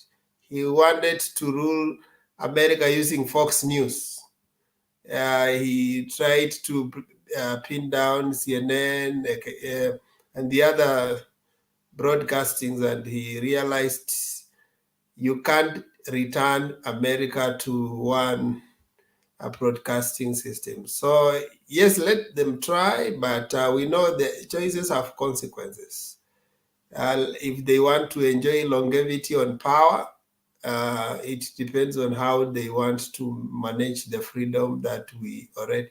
The worst thing you can never do is to limit someone's freedom. That one creates a quick revolution. So I want to have Joshua, and then I come back to, and then I call. Yeah, I have only, give me only 5 minutes. I want to talk about something about, unajua mimi nimetoka county hiyo ya Mount Kenya. Hakuna place ya Mount kidogo tu nakupatia. Joshua nimemweka follow kindly. Yes, mpaka alikuwa ameanza kuteta, anasema I think there are messages in inbox here. Yes, I think Ulinruka over 1 hour not talking. Yes, I was here before those were here wote. That's why we don't know happening next to you. Yes. Yeah, I think you dropped off. So normally I follow the lineup. You go up or backstage. Sorry for that. Oh, it's okay. Thank you. Now, I think I'm just going to stick on the agenda. Churches are asking Azimio to be to play the role of opposition, which I don't think that Azimio should not play any role of opposition because it's not in the constitution. RUTO already anawanunua watu Azimio. Awanunue wote waingie Kenya Kwanza, because you don't even want opposition in this government. You want a government that haina opposition, RUTO to rule, because he started well. Immediately after election, akanunua watu UDM, akanunua independent. No, this is a government that doesn't want any opposition. Now we want Azimio. If Azimio the MPs for Azimio, they're willing to join Kenya Kwanza, let them join. We want a free government where there's no opposition, because that's what William Ruto wants. William Ruto wants to lead a country where there's no opposition. That's why he's very busy buying MPs. He's very busy buying other leaders so that they can come to his side. So I don't think that we need any opposition in the country. That role is not there in the constitution. We wanted it to be brought back under BBI, but unfortunately the BBI was shut down. And then on the issue of media, you know, I wonder why Ruto is very scared with other private media in Kenya, like Citizen, NTV, KTN. And the way he's going to kill KBC, because we are going to decide that we are not going to watch KBC. We're only going to watch Citizen, and the one that doesn't want. We say that now we want to watch Citizen, and we don't have any business with KBC. And I'm telling you, even private advertisement, we're not going to take to KBC. We're only going to take to Citizen and other private other private television. So the way Ruto is behaving is bringing some sort of discomfort in the media station. But we want to tell him that it's not a must. Even that inauguration yake, it's not a must that we must watch it. So sometimes, you know, they bring some sort of things that we just wonder that where are we heading to? And I want to tell you that Ruto is a liar. Na ameanza tu leo. Because Ruto said that the price of fertilizer is going to be 2,500. I was expecting him to say that today, but instead anasema kuwa bei mpya. You know, that already it's lying. I was expecting because all along he has been saying that tukichukua serikali bei ya fertilizer ya 2,500. So I was expecting him aseme kuwa bei ya fertilizer itakuwa 2,500 kwanza next week. But now he's saying that a new price inaweza kuwa 5,000 because hatataka kujifix. He didn't want to fix himself. So I'm telling you that Ruto has been lying, and already now unaona tayari huo uongo wake tayari inshaanza kujionyesha, because today I was expecting aseme kuwa bei ya fertilizer itakuwa 2,500 kwanza next week. But now instead you saying that kutakuwa na bei mpya. Hiyo bei mpya uende ikawa anapunguza maybe 500 peke yake. I'm expecting, I want to get that price of fertilizer, and I'm expecting it to be 2,500 because that's what he promised Kenyans, that akiingia bei ya fertilizer itakuwa 2,500. So another price that is going to give, that will be a lie. And the way I like what Maluma said, they walikuwa Meru. They are behaving like people ambao bado wana campaign. Now hakuna mambo ya kutoa promises. They should tell us that you are going to do this and this and this.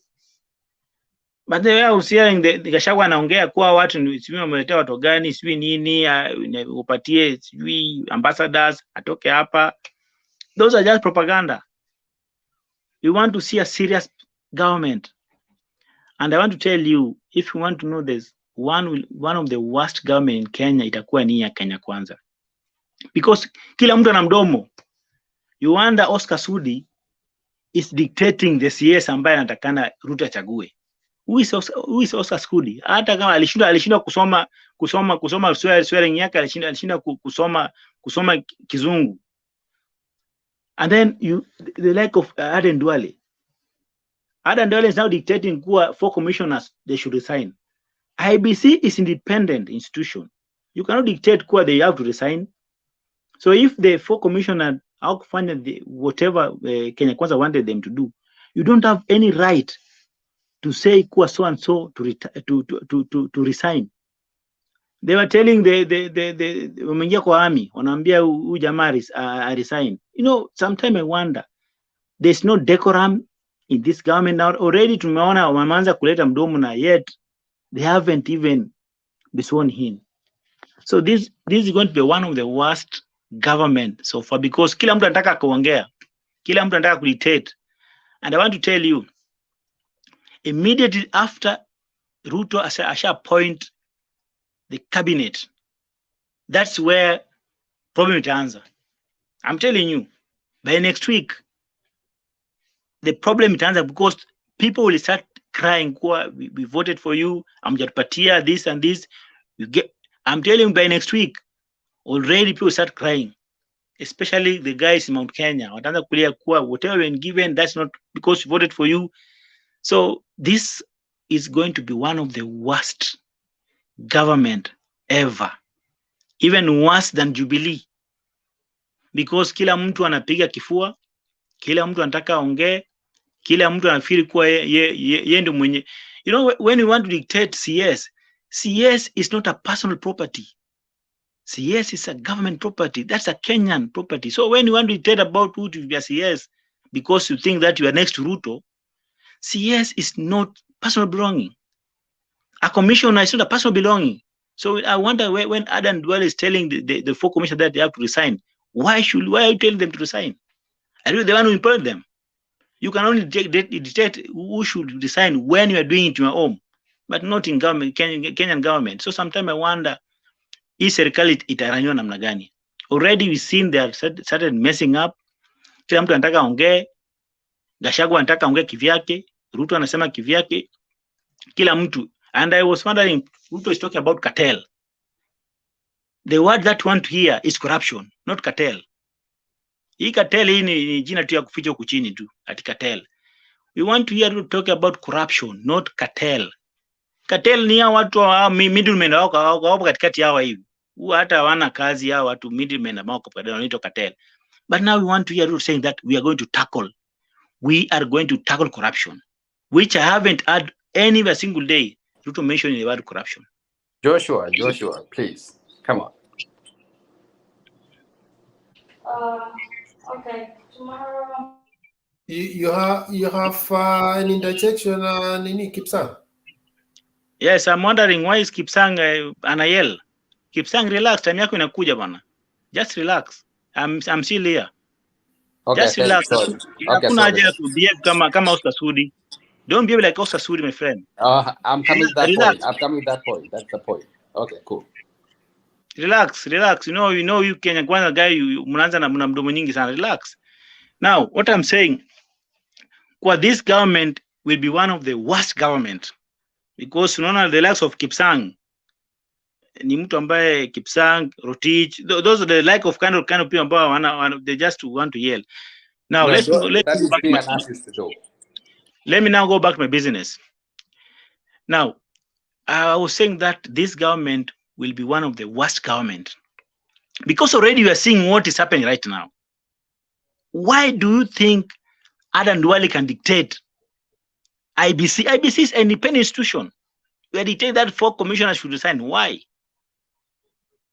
Why is Oscar Sudi dictating that Balala has to next to any CS position in Kenya? I'm still saying CS position is not a personal property. Even Ruto, CS yake, that is personal. That is the institution that belong to government, not personal property. So we are expecting more and worse by next week. Thank you very much. Okay, thank you for that extensive contribution. Let's have Honatomi ama anaitwa nani? Honatomi Mwita, and then we have Kipsang. Yeah, jambo. Guru. Guru. Yes. I want Honatoni and Kipsang make contribution. If you moderate for me 10 minutes, I will be back. Okay. Yeah, I'm coming short. Okay. Yeah, thank you, Chair. Mine is very simple. I have 2 ordinary agendas, whereby they are the cartels and the media. I'm going to start with the cartels. I'm modeling. I've heard him say that he is going to deal with the cartels. Na atawanyorosha. Kipsang, Henry, I would like you to answer me this question. What if the cartels are in his camp? Atawanyorosha kweli? Itabidi, yes. I think so. Very sure. No. You'll answer me at your own time. And with that, I think that will not work. For him, handling cartels, that is not a way to go. The other one is the media, where it is breaking their camel's back, whereby he's using one channel, one media house. And I've seen this KBC and TV47, whereby, and another TV station that is in, I don't know which number at DSTV. Those only TVs are that I'm going to the inauguration. Now, what is he trying to do? He's trying to frustrate us. Is he trying to frustrate it, even the media itself, from covering each and everything, the known and unknown? And the issue of fertilizers, 2,500. I think that is a no-no, because unapatiana 2,500 hakuna mvua. Sasa mtu atapanda nini? The only thing that I expected from the president to say, nashukisha bei ya unga to 70 bob.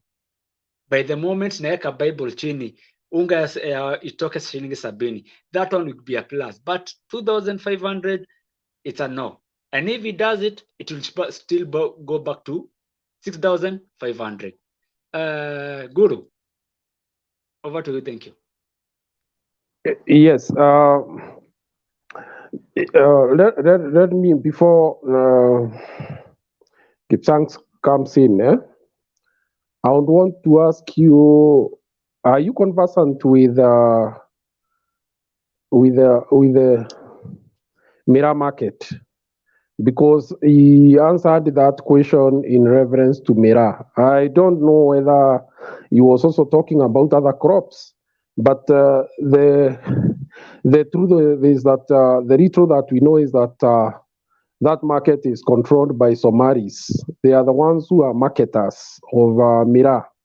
So directly is hitting at the community of Duare. They are the ones who actually do Mira marketing. So I don't know whether you are conversant and why you say that the cartels will not be defeated. I don't know. Do you have any knowledge? No, it was a question I was posing to Kipsang, whether he's going to hit on those cartels, whether he's going to the cartels in his camp. Okay. Yes. Mr. Kipsang, you have hand. You start with the answering that question before you talk. So nitaenda kwa Mwita. So I have a question to Mwita. Sasa nikuulize swali moja ndugu. Ukisema wacha nikuambie kwamba sheria ni msumeno. Inakata mbele na nyuma. Na hivyo ndio amesema. Hata mimi vile nilisikia hata mimi, cartels will be brought to book. So sheria yenye itatungwa kwa hiyo nini ya miraa na kila kitu itakuwa msumeno. So kama kuna cartels, they have to be brought to book. Mr. Kipsang, can I ask you a question? Yes, please. How are these cartels organized? Because what I know is that there is a monopoly authority that studies the market for products and prevents non-market practices like interfering with the demand and supply. So I don't know whether you have any other way of dealing with these cartels beyond the registration that we already know exists.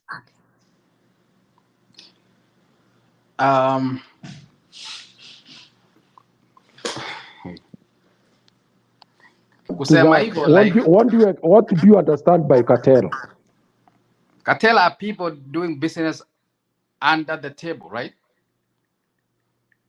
No.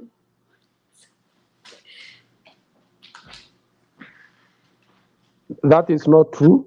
It's a criminal organization. In fact, if you have done economics, you know that cartel is a word that is used to describe some forces within the market who come together to try to, kind of set even prices and distort the market, because right now they can decide let's hold these products for 2 weeks so that people become desperate. And when we go to the market, when we go to the market, they will buy at the price that we want. That is what I understand with cartel. Yeah. So, but they are not showing to the public because they are doing by their own, for their own self, right? They are sold in the market. They are there. People know, even in oil industry, But internationally, there are cartels. But the upcoming government is coming to deal with those people.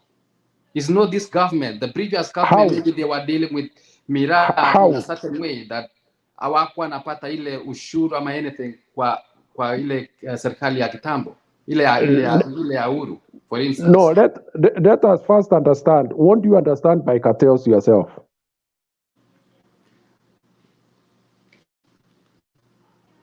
I think umeshachambua hiyo lugha ya cartels, of course. Yes. What they I put a want to price enlighten for their own. What I want to enlighten you on is that cartels is not just a Kenyan phenomena. It is an international practice in the market that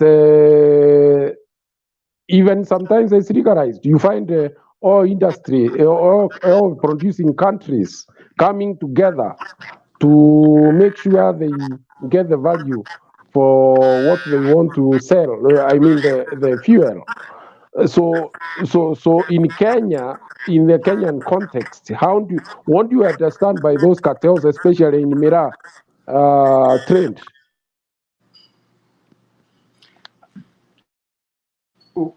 Yeah, when you say about miraa trade, because I'm not doing that business myself. Personally, I don't do that. But the thing is that the government in place for now is not entertaining any cartels at this time. Let me go further. You are aware that coffee producing countries some time back had a grouping where they would discuss how much coffee to release to the market, international market, to cushion farmers from the downswing of prices. That is what we call cartel behavior in the market. It is not just a Kenyan phenomena. It is also an international phenomena, an interventionist market situation to direct the market to give a certain price to a product. In the Kenyan context, the miraa trade is not organized. It is not even registered. Farmers sell like the way they sell Roma, arrowroots. So that cartel you are talking about, that what was talked in Meru today, is mere politics. No, personally, I wasn't talking about the cartels. Yes, personally. it's mere politics. Yeah. It's mere politics because the truth is that in the current context it can't work. Mr. Orara, what did you want? Give Orara to speak, yeah. Ngoja nizime TV kwa TV yake naongea nizime. Zima. Hii kitu ni rahisi sana. Linturi is the biggest miraa exporter and Aden Duale is international one. He facilitates the markets in Somalia. And our miraa becomes $1 only when it reaches Somalia. That's when we get a hard foreign currency. Again, the biggest miraa market is Isli and Mombasa. Isli and Mombasa. And of late, kuna hizi they call it Jaba. This Jaba is the one infiltrating our local market. Real miras are not in our local markets. Real miras goes to Somalia, go to Ethiopia, go to those guys with money. So, who are the cartels here in these markets? It's Linturi, the same guy who was shaving his beard there. Who's RUTO going to fight? He's not going to fight Linturi. He's not going to fight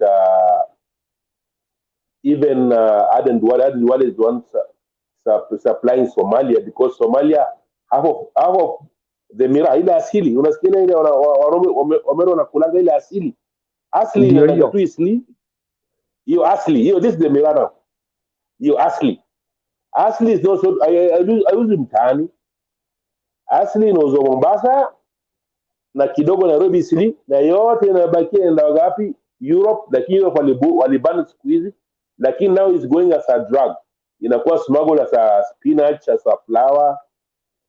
There are cartels controlling that. The moment you see asli imekuja mtaani, Duale kupeleka hiyo asli Somalia. That's why sasa tunapandanga mtaani, kuna asli inauzwa in a affordable manner, because asli only a shurba is almost 250 to 500 riyals, 500 KSs, 500 KSs, one shurba. This is the gold now. The gold is controlled with Minturi. Sisi Kenya tunakulanga tu jaba, makanga wote ni jaba, hakuna makanga kuna asli, even one shurba.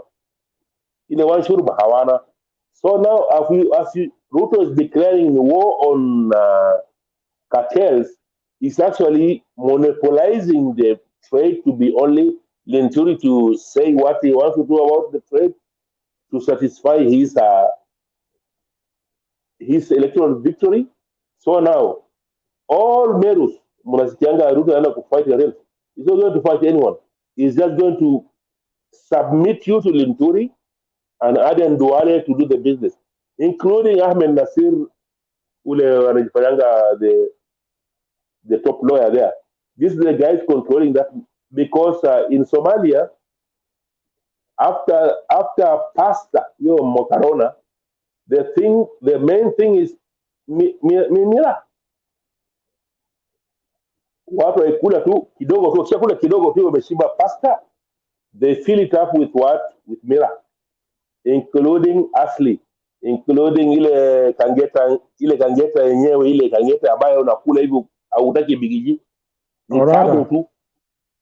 Orara. Asante. Are you then saying that what was talked today was mere politics?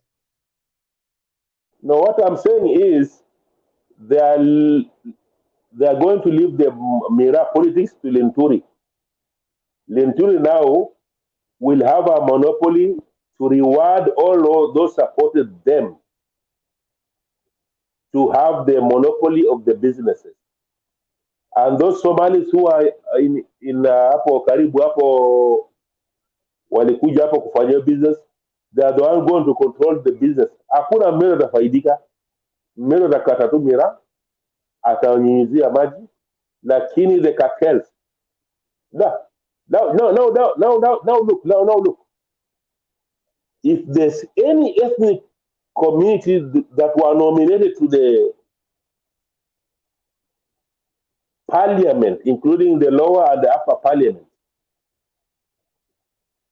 50% were Somalis. 50% were Somalis. And why are they powerful?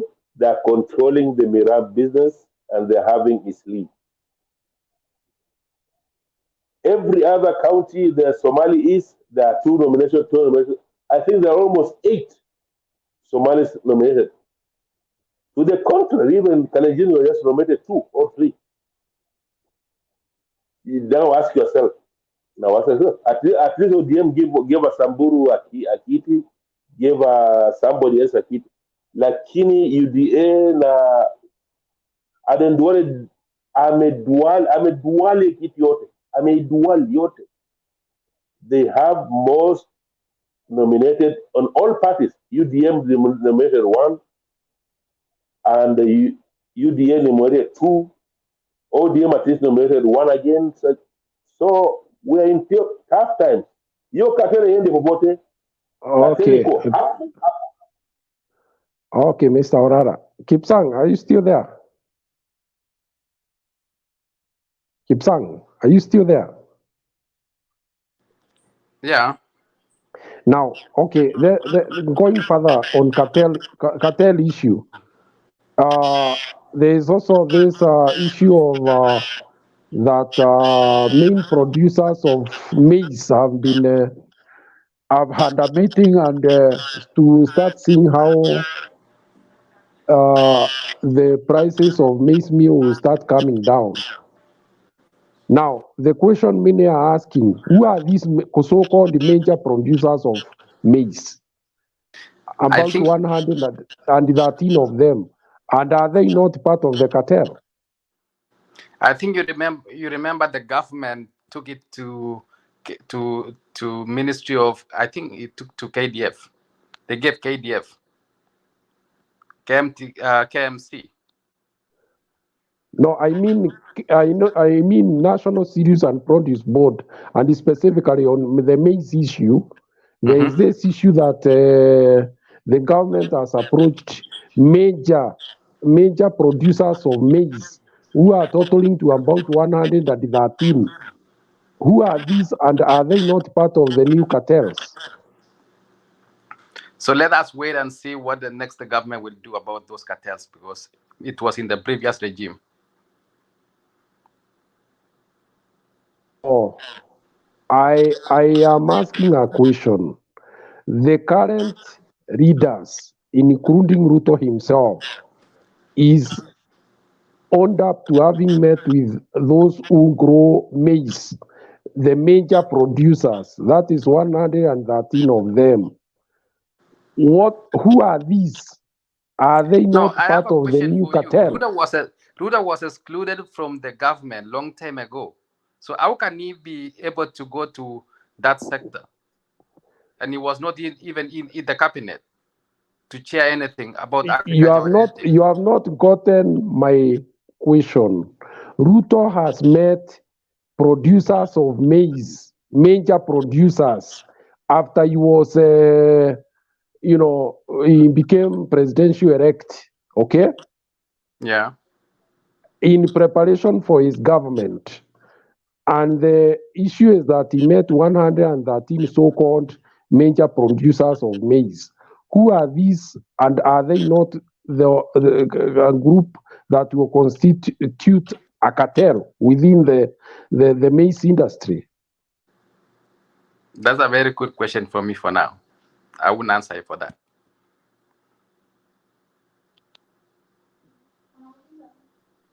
Pardon?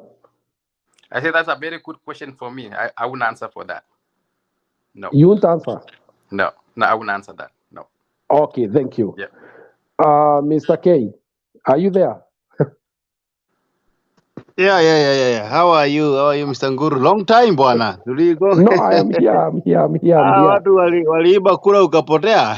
They are good, they are good. Wacha hii maneno. Unajua waliiba na original forms. Hao si mchezo. I think No, in it's Kenya, okay. Kenya ukitaka mzuri usikae sana kwa campaign. Kama No.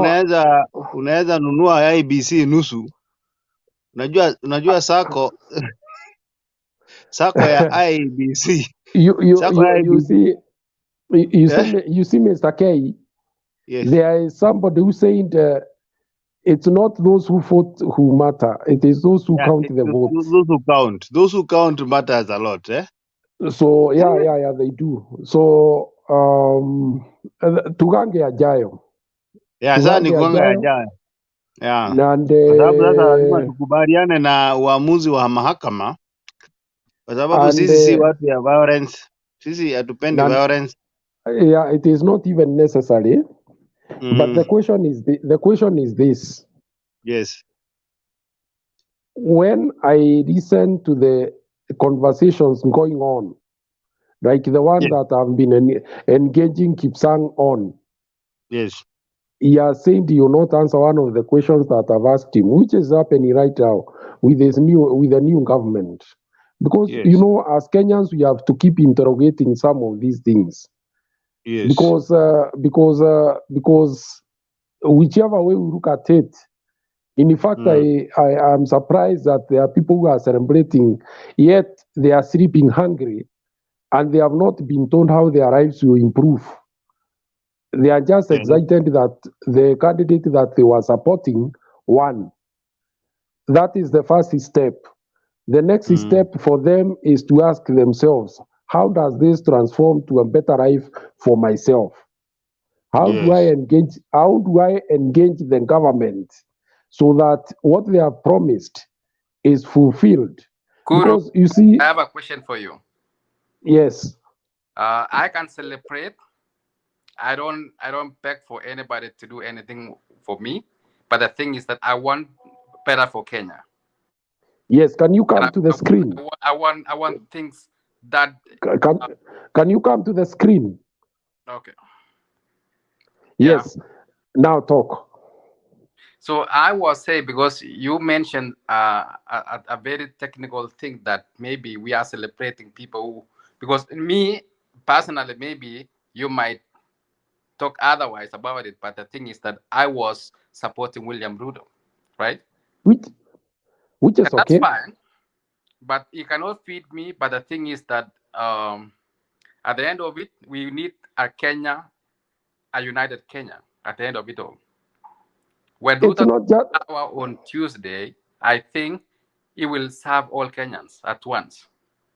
But Kipsang, this president is in Meru, is in Githongoli. He goes back to Meru. every weekend. When is he going to go to Kasapul Kabondo? No, Yeah. he will. He will, of course. He's a president of Kenya. He cannot even serve He only spent all his energy. Kipsang, kidogo tu. Unajua hatuna vita. Sisi ni watu ya Kenya na ni vizuri kuwa na watu wako kwa opposition na wale wako kwa serikali. Sisi tuko opposition. What I want to understand, yeah? Even when you are signing charters, because we saw it all over the country. Yeah. I didn't see the charter of Siaya. Yeah. I didn't see the charter of this place called Ugenya or Kisumu. Kisumu. The charters were spread in mostly Mount Kenya and Rift Valley. You know, we need to get to a point, Mr. Kipsang, and understand that leadership is about you become larger than the normal politics. Because if you had him today, he is just addressing issues pertaining the people who voted for him, and that is exclusivity. And therefore, when even you're being asked about cartels, for me, I don't think cartel. To me, if you're part of a problem, you cannot be part of a solution. And I'm not saying that William is part of a problem. I'm saying some of the people with him. Hold on. He went to Meru today, right? He was in Meru. He speak about coffee, miraa, and everything because people when you wanaishi Meru, that And is the, their. and the previous weekend he was in Kiambu. So why don't you wait to go to Kasipul Kapon? Mr. Kipsang, beyond the cartel, there are people who think that it is an easy way of escaping mentioning the word corruption, because that is the big elephant in the room. How to fight corruption? Because actually, one of the greatest problems that our country is facing today is corruption. Most of our resources are eaten by a few individuals living in bare, both in counties. Who are these individuals for sure? Is it in the Azimio side or in the government for now? Some of them were surrounding him today in church. And one of the most scaring things, and people are talking openly, is that he's not courageous enough to say that I will crush those who are corrupt in my government. I don't think he can crash because sometimes it's so hard to forsake your friends. And part of the friends, you know, one of the things that baffles me about the Kenya Kwanza campaign is that one William Samoei Ruto did not even look for he never had any fundraising. You know, he had no fundraising for the president. Imagine Barack Obama, a president of the United States of America, had fundraising. Even he was getting funds from Nigeria, and some of them were stopped because it was unconstitutional. But you can imagine one Samoe Kipchirchir Ruto did not have any fundraising. Why? How There is did Rigathi Gachagua who has stolen this country right, left and center. He has billions of shillings. So akimwachia kitu kidogo, anachukua mtu mwingine hapo, anaitwa, there is another fellow there ambaye pia amemeza meza kidogo, Aden Duare amemeza meza kidogo. So you can imagine, you Kipsang, na usitoroke, mimi nakwambia hii mambo siwezi toroka. No, I'm okay. I'm listening to you. How did he manage a campaign in the most expensive campaign in Kenya without fundraising? How?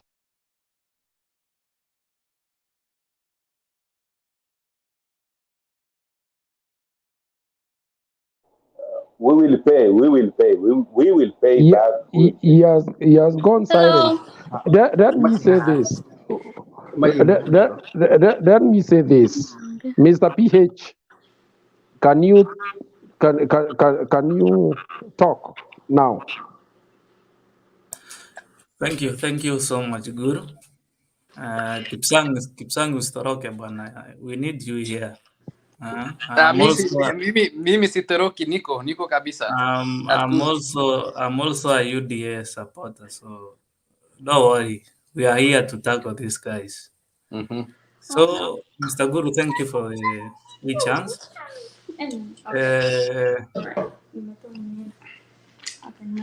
Ile issue kubwa tu naona, okay, nilisikiza kenye president aliongea huko Meru. What worries me as a UDA member, na ile kitu inanipia wasiwasi, ninaona jamaa anafanya round sana Mount Kenya. Of course tuna expect akuje atembee the other side of Kenya, lakini kuna vile naona jamaa anasunguka Mount Kenya sana, which is not good anyway. As a supporter naweza mwadvise hiyo. Anastahili hata angeanzia Kisumu. Aliongea kuhusu huyu jamaa anaitwa Mithika Linturi. Na niliona kila mtu akiongea anaongea juu ya huyu jamaa sana, to an extent huyu jamaa our president alisema even they had a discussion before wakichukua serikali ya kwamba kiti ya president watagawa na Mithika Linturi. Sijui alikuwa anamaanisha nini. Halafu issue ya miraa niliona ni kama kuna some signs Mithika Linturi might be our next CS agriculture perhaps, sijui, lakini nimeona kitu kama hiyo. Mambo ya kudeal na cartels, he may have a strategy ya kudeal na cartels, lakini najua side yetu pia kunaweza kuwa kuna hao jamaa wenye wanafanya hiyo biashara ya miraa huko. So ile kitu afanye, maybe hiyo warning alikuwa na send to people ma cartels ya kwamba ata crash. Also watu wenye wako side yetu wanasai kulana, labda kama huyu jamaa anaenda kuchukua hiyo jukumu ya kumaliza cartels, then wanasai kuanza kujitoa pia mapema. Isikuwe anataka kuangaisha cartels wenye pia hako nao kwa nyumba. I believe kuna mmoja wawili wenye wako hata hii side yetu. So pia wanastahili kuangalia hiyo side. Halafu hata niachie hapo kwanza mchangie, nitaingia baadaye. Thank you so much. Okay, wacha nikuulize. Yes. Wewe kulingana na mafikira yako. Yes sir.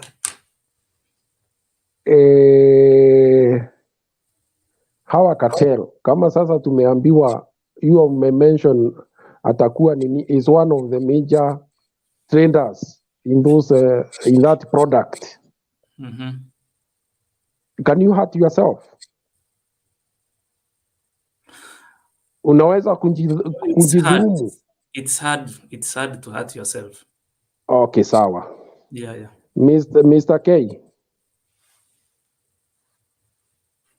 Yes, Bwana Nguru, yeah. You have any question for me?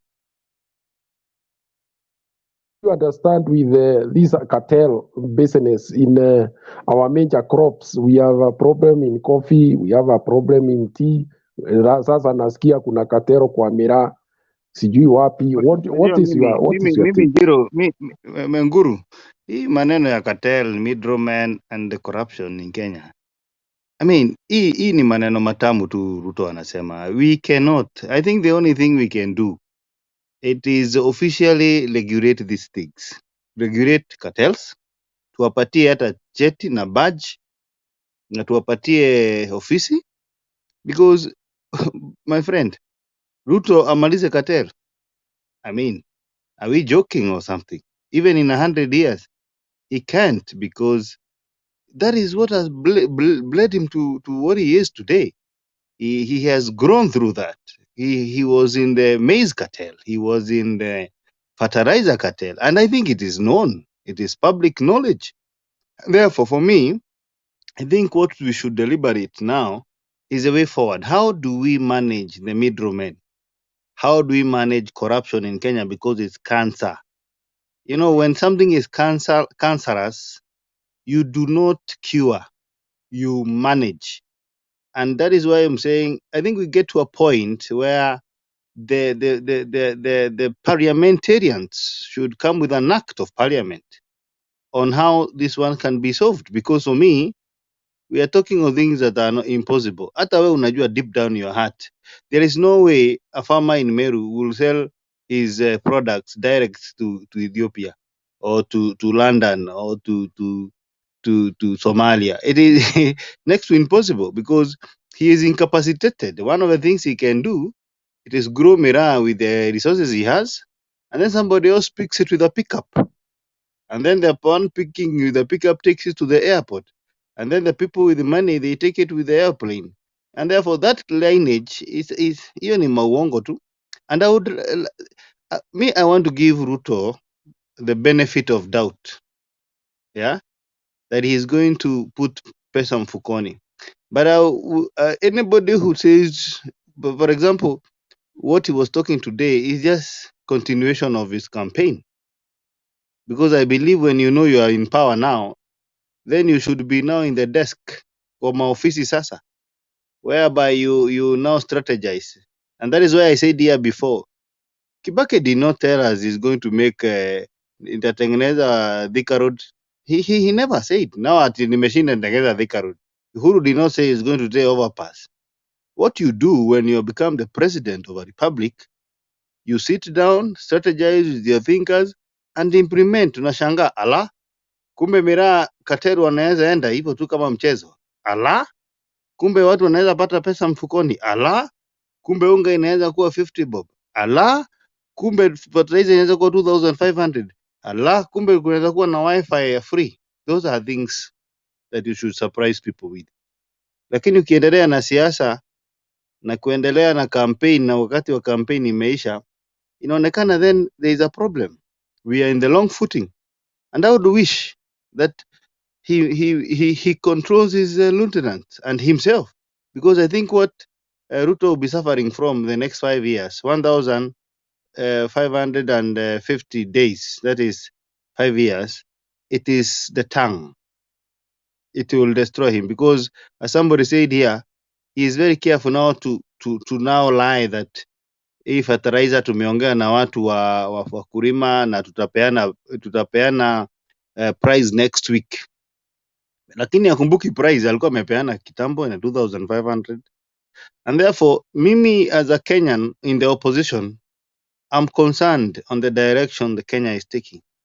And these UDA people, I really hope and pray, because you know the good thing about life is that what goes around comes around. Hello?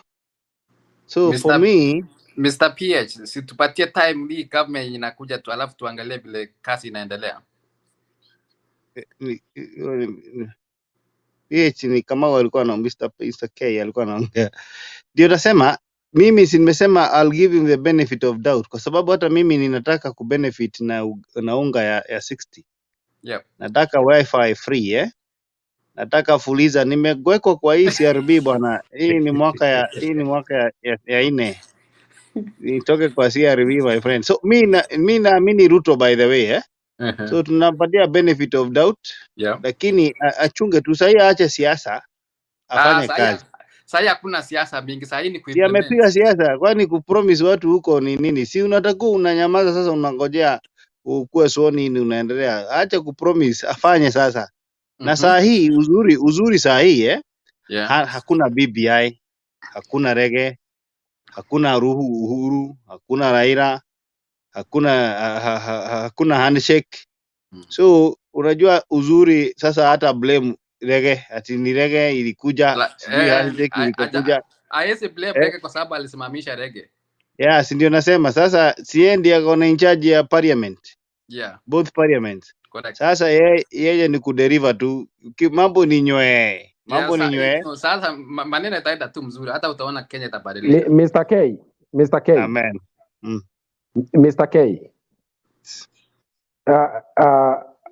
One of the things that also came out strongly was that that of taxation, that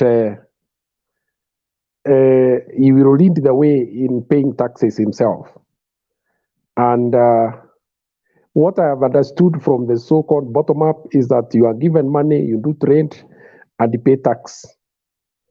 And how visible is that in your context of understanding how our small businesses operate deep in the rural areas and slums and those uncharted waters of business where you actually hook around your products? How feasible is that? That is an impossibility. I'm telling you, kwanza hizi ukienda hizi mitaani bwana Nguru. Yes. I don't think these people are even capable of paying tax, leave alone paying tax, even feeding themselves, because it's hand to mouth. And therefore, let me tell you, depending on these hustlers to pay tax at the same time, returns some money to them, it's a tall order. It's a tall order. And therefore, it's a game of what we call a balancing act. I think what he should do, and what I shall support him to do, is to tax the people who are not being paying tax, even if they were the dynasties, as he says, and Kiroche and the people like those ones. If he can be able to go to those schools, for example, the group of schools that don't pay taxes because they don't pay taxes and pay. But he's saying that is politically motivated. They are being targeted politically. There's nothing like being targeted. Everybody should pay tax. Hapo nina support here 100%. Lakini Mr. K alisema maneno ya taxes, ameongea na KRA. So KRA has all the avenues to get to people who doesn't pay taxes. I think that's okay. They will be brought to book. They will be okay. And are you aware Kiroche has not paid since they agreed 8 million? So wewe unaongea a couple of days ago, before even this come and get in? Not yet. From next week, we have to see changes coming up. Yeah, let me give you the benefit of doubt. Me sina Okay, shida what changes? What changes? What changes? Unajua hii serikali inaapishwa on Tuesday, correct? Yes. And he has to implement all the portfolios, all the what do we call ile kitu waliahidi wa Kenya wote, si ati kwa Kenya Kwanza, no, either kwa Azimio ama kwa nini, aliwaahidi Kenya wote, so he has to implement it.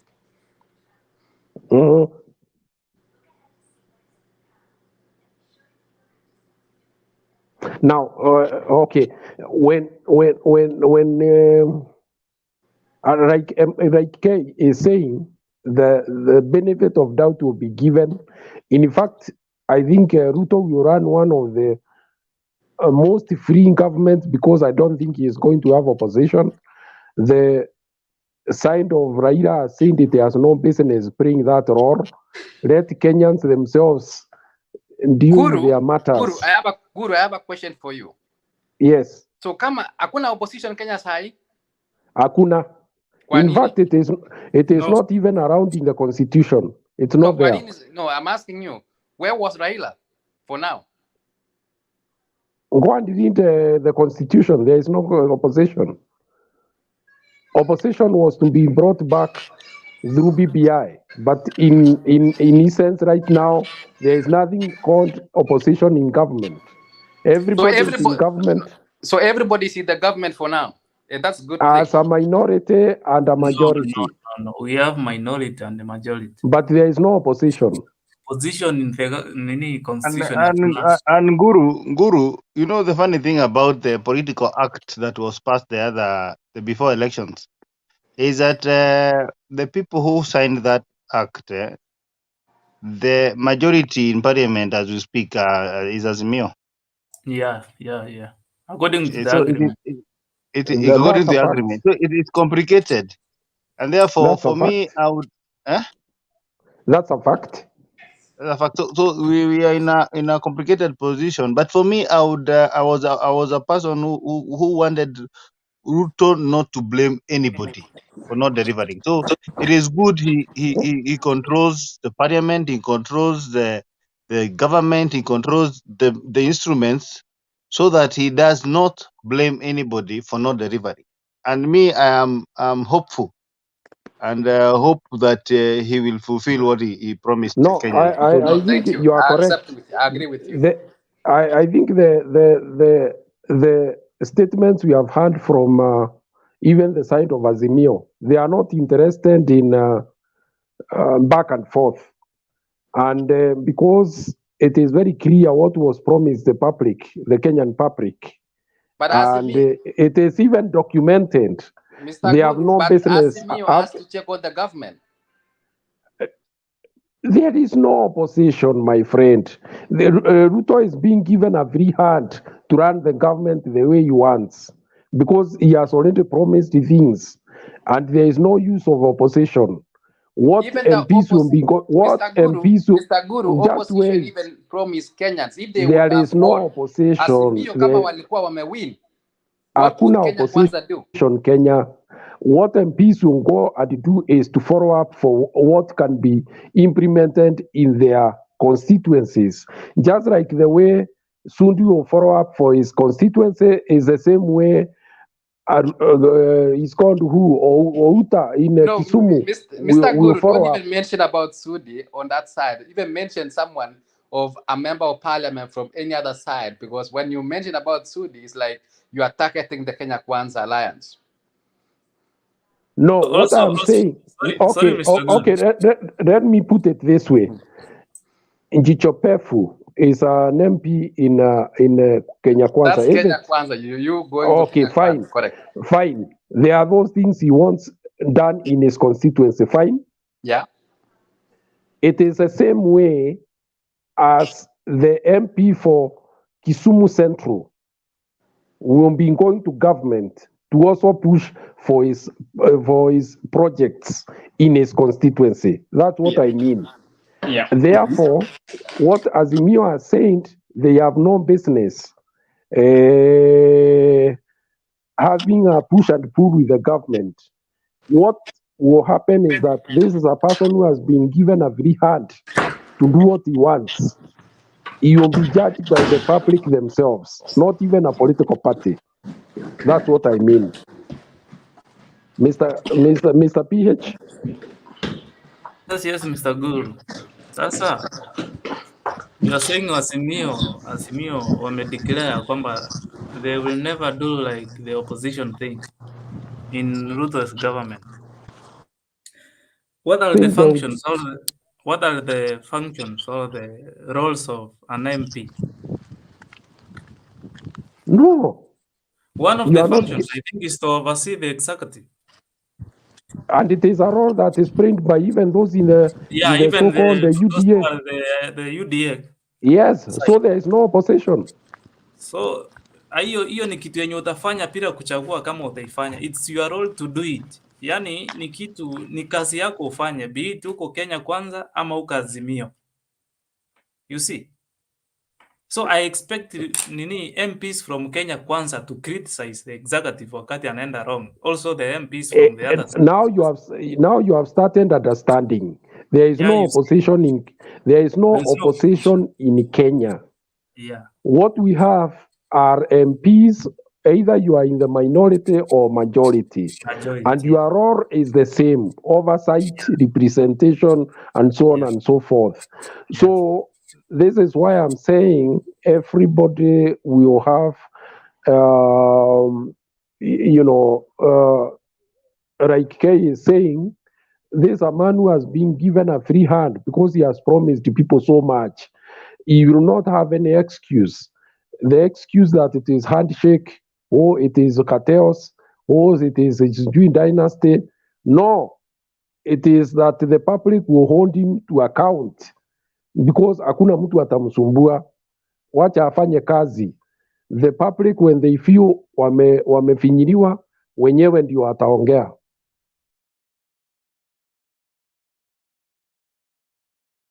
I get you now. Hapo tumeelewana sasa. So then there's now you see the way the Azimio people are putting it ni kama, you see they are saying they will never like it's like they are not going to oppose Ruto's government. Why oppose? Why? What for? Let him put his policies here on the ground. Now you see ikiwa government ya Ruto itafanya some things yenye zinahitaji ikuwe checked na all the MPs. Yes, let them do it. And UDA. Now if you insert that nini ya Azimio kusema sasa they will never like do the, you see, if checking the government also ikiwa inafanya kitu mbaya is like you are opposing it. You are going very well. You are going very well. What you said is that even those in UDA, when they see things are not going well, they will point it in parliament. Just like those in Azimio. So we don't have a line drawing between opposition and the government. No. Yes, that is what the constitution says even up to today. Yeah. So ile kitu Ruto afanya now is to deliver. Is privileged to not to have opposition in parliament. Hakuna opposition even officially. So, yani ana excuse ya kuto deliver in short. You are saying so exactly. In fact, is going now. Itakuwa must yeye deliver. That is it. That is it. That's it. You are part of deliver, then we will even not seek excuse yake ya kuto deliver. Now you are talking. You are talking. In fact, Azimio has been very magnanimous. They have said they will not oppose anything. Wacha afanye ile aliambia watu, akianguka anguke, akienda juu aende juu. Wacha sote ni wa Kenya, wale watafinyika wafinyike. I think so Mr. Guru, Mr. Guru expect unga 40 bob for unga. But of course, Mr. Guru, no, in fact, he promised, I think, 70 shillings. The opposition, the Azimio, are the one to take on the government. Lakini atatimiza ile matakwa yenye aliwaambia watu wa nini? Aliwa promise. Yeah, in their manifesto. Shaliambia watu a couple of stuff he has to deliver. So, and he has mentioned a view. Actually, hakuna mtu president atakuwa na wakati rais kama huyu, kwa sababu he has been told you not be opposed. You just do what he wants. No, who said that? I haven't heard that. No, Azimio has said that they don't want to play into the game of back and forth. They will not be invited into that one. So what they will remember, Mr. Guru. The same guys of Azimio wenye walisema haisi bishana na huyu jamaa. You remember what they did day one in parliament, in both houses. They knew they had no numbers, but they tried to bring in some petty issues. Yet walijua hata kama watangoja hata voting ya speakers ingepostponiwa to let me tell you, that was just unajua kutafuta kazi. Hawa ni watu walikuwa wanatafuta kazi, lakini mwananchi huku chini kuna ile anangojea, unaona, na hiyo anangojea kwanza unga alipromise 70 shillings 70.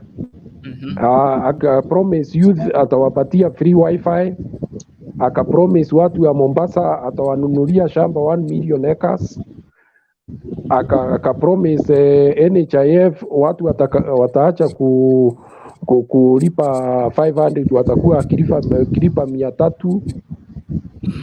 Akapromise polisi atawapea mishahara, akapromise farmers watakuwa akinunua fertilizer 2500. Yes, akapromise nyumba judiciary pia walikuwa wameambiwa, akasema akapromise kwanza nyumba tutakuwa tukinunua 1,000,000. So 5K per month. Yes,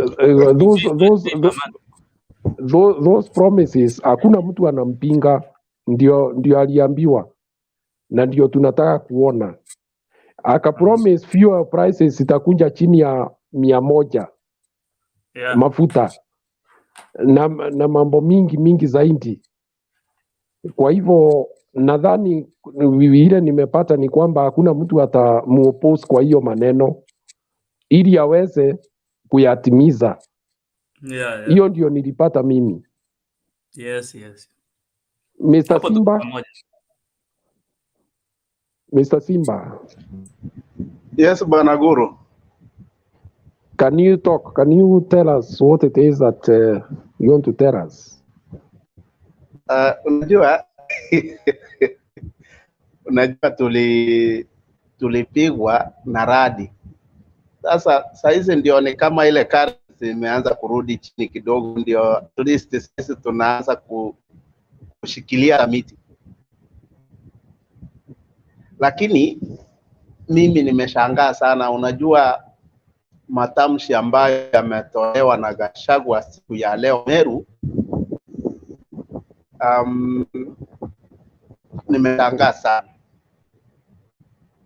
Kampeni iliisha kitambo, uchaguzi iliisha kitambo, kesi ikawekwa kotini ikaisha kitambo. Tunangojea in less than 24 hours tutakuwa na rais mteule wa 5. Mambo yenye yameongelewa leo kwa sababu kuna mtu mwenye alikuwa ile statement ina sound kama statement ya gorilla. It's like a war, kwamba huyu Nturi ni hata yeye ameingia kwa mkumbu ya Bukati ya kuwa hero, kwamba yeye fight dominance one family rule in Mount Kenya. So issue ya Raila in Mount Kenya was never here or there. Issue ilikuwa ni dominance ya familia ya Kenyatta in politics and the rule ya Mount Kenya. That is it. So Mr. Nturi anasawadiwa kwa sababu ya hiyo. Unajua tunashangaa sana mambo kama haya wakati yanaongelewa in the 21st century. I think the deputy president elect is living in the Stone Age period. Mambo ambayo yanatisha wa Kenya. Statement kama hizo ni statement ambayo haifai kuongelewa in the 21st century. Uongozi wenye mko nao ambia hawa watu, ndio vile tumeketi hapa tukiapishwa, kitu chenye tutaanza kuwafanyia immediately. Mambo ya kutuambia vile watu wa Mount Kenya wamegandamizwa, sijui kuna watu wa Mau, sijui what is that. In fact, people have to sober.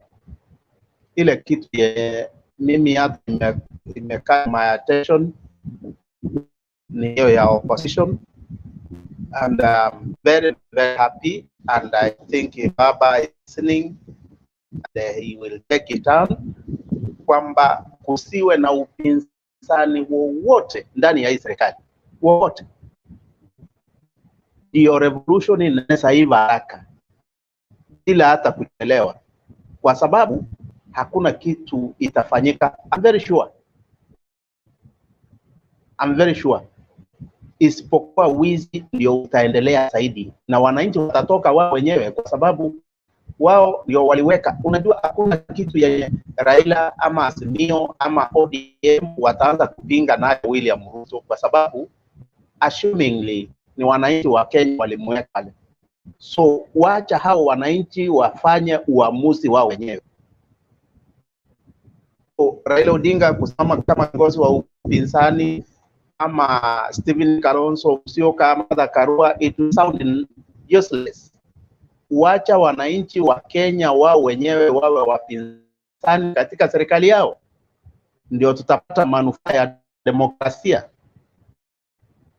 Hilo mimi halitanisumbua. In fact, that strategy is very smart kuliko ile hata watu na no wonder wakati rais mtarajiwa anasema wale watu wengine ambao tutakuwa serikali wakae pande ile nyingine wakicheck.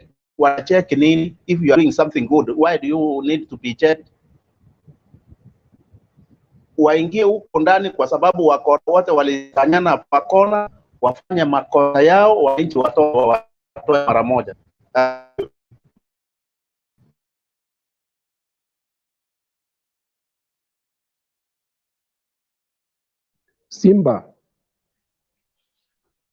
Simba. Yes, go. President-elect William Ruto wants Kenyans to be keen on paying taxes, insisting it is one of the ways of fulfilling promises he made while campaigning. Speaking in Meru at a church service in Mawa, Ruto noted that he had spoken to the Kenya Revenue Authority to double their efforts in collecting revenue to enable his government to provide for its citizenry. And as NTV's senior political affairs reporter, Kennedy Moredi, now tells us, although the president-elect accepts that the economy is in bad shape, he says he will be announcing new prices for fertilizer and maize flour as part of fulfilling his campaign promises. The country is financially in bad shape and President-elect William Ruto is admitting it. Kwa kweli, tuko na shida kubwa ya deni na uchumi wetu hauko mahali pazuri. Na wakati walitueleza vile mambo yalivyo, na tukawaambia kuna msemo wa Kiingereza unaosema if you find yourself in a hole, stop digging. Ukijipata huko kwa shimo, wacha kuendelea kuchimba. Simamisha kwanza kuchimba ndio ufikirie vile utatoka. Lakini walitueleza vile mambo yalivyo, hakuna vile njia ingine, lazima waendelee na kuchimba. He says his administration is already embarking on measures that will be key in pulling the country from the hole it is in now, but it will not be immediate. Wale tulio na nafasi ya kuendesha serikali tumakinike, na wale ambao watatusaidia kuchangia serikali kutoka upinzani, kwa sababu pia na wao ni viongozi, wafanye hivyo kwa kujitolea na kwa uzalendo, ndio tuweze kwa pamoja kukwamua uchumi wa taifa letu la Kenya. The Kenya Revenue Authority will play a significant role in the incoming president's plan. As he says, he has held a series of meetings, sometimes lasting up to 10 hours, to find a way to balance delivering his campaign pledges and getting the country back on track. Currently, the country's debt is headed to about 10 trillion shillings. Looking at the public information, just going to the Central Bank of Kenya website, Mheshimiwa Rais, you are inheriting a Kenya, a country that has a huge load in terms of public debt. Each and every one of us must pay their taxes, and I have said I am going to lead from the front in making sure I pay my taxes. Even while Ruto sees bleak days ahead, he believes they will be temporary because he has a plan to get the country back on track. I am looking forward to the day soon enough when we can borrow from the savings of the people of Kenya to run our development instead of borrowing from other countries. In the meantime, the government will announce remedial measures aimed at lowering the cost of living. The price of fuel has been on an upward spiral, and so has the price of maize flour and farm inputs. RUTO says this will be given priority as soon as he is sworn in. Nimeketi chini na watu wa Wizara ya Kilimo na nitawatangazia bei mpya ya mbolea ambayo tutakuwa tumepunguza wiki hii ambayo inaanza kesho. Vile vile mimi nataka mjue tayari nimefanya mkutano na Wizara ya Kilimo ili tuanze kushughulikia bei ya unga. Politically, the country's fifth president and his deputy Rigathi Gachagua have committed to rewarding the people of Mount Kenya for their loyalty in voting them in. RUTO got 2.9 million votes in the region's 10 counties, while his main challenger Raila Odinga got about 848,000 votes. Sisi tulisema hakuna kitu tutaandikania na William Ruto, kwa sababu tunamjua ni muungwana, na yale ambaye tutasikizana atatimiza bila kuandikania. Na sisi hakuna kitu tuliandikania na yeye, na sisi tulimwambia William Ruto, wewe hujui sisi vizuri, utatujua. Sisi ni watoto wa Maumau, tukikuahidi kitu tutakupatia. Tumempatia kura, hatujampatia. Tumepatia William Ruto 47% ya kura ya Kenya this time, because we have showed unity from Embu, Tharaka Nithi, Meru. Let us be interconnected. Barabara ikifika kwa mpaka kama ile Mheshimiwa Mwerigi alikuwa anaongea, ishikane na hiyo ingine, ishikane na Embu, tufike Nairobi. Ama namna gani watu wetu? Na wewe tumeona kumbe wewe mahali tulikuwa tunahangaishwa bure. Tulikuwa tunapiga kula miaka 5, tunapiga kula yote hapo. Inakuja miaka 5 ingine tunapiga kula hapo. Lakini kuangaliwa ni shinda. Badala ya kuangaliwa vizuri tunahangaishwa. Hii serikali tumeleta, mimi naona sasa tuko nyumbani na tutaenda mbali vile Bishop umesema. Kennedy Muredhi, NTV. YouTube TV.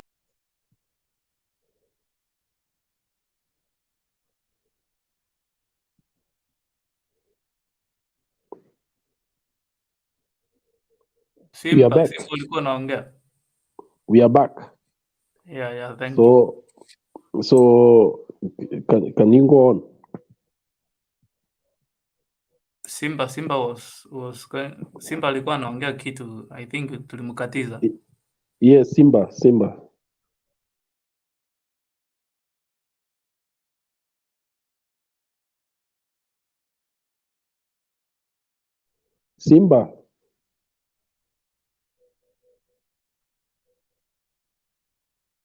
Simba.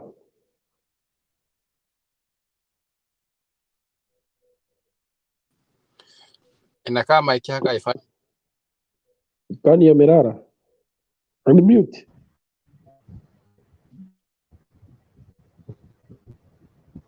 Yes, Guru. Go on. Anipata? Yeah. Yes. Sasa isipokuwa mambo ya kilimo hiyo inaongelewa na mambo ya taxes, nafikiria kama ni kwa kujaribu kusaidia, kwa sababu na sisi ni wazalendo na ni wa Kenya. Kenya imefanikiwa kwa njia kubwa sana kwamba iko enough human resource.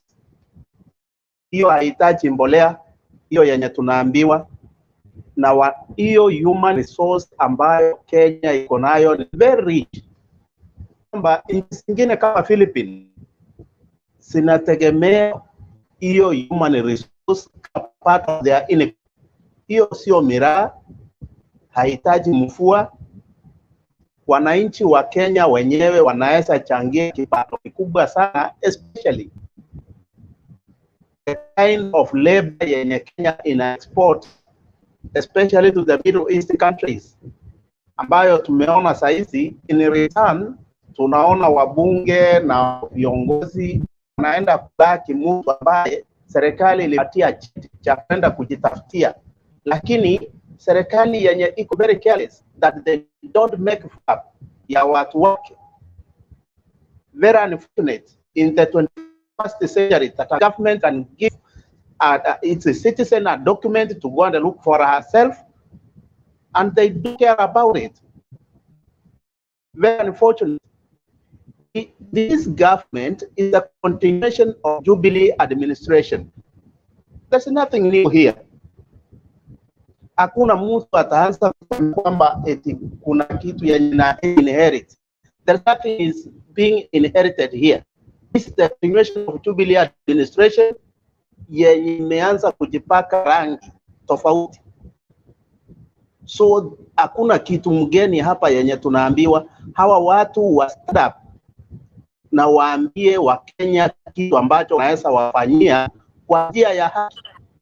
Simba, hold on. Simba, yes. Umesema hii ni kupaka rangi, right? Unajua Ruto alitoka kwa serikali lini?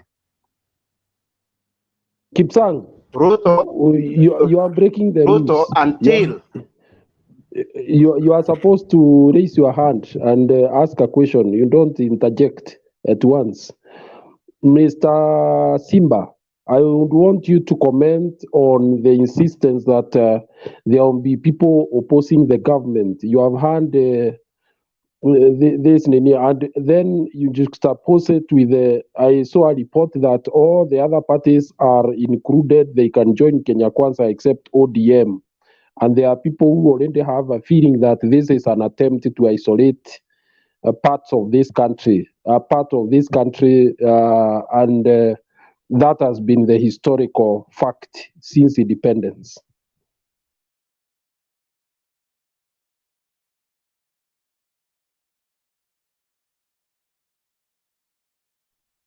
Unmute, Mr. Simba.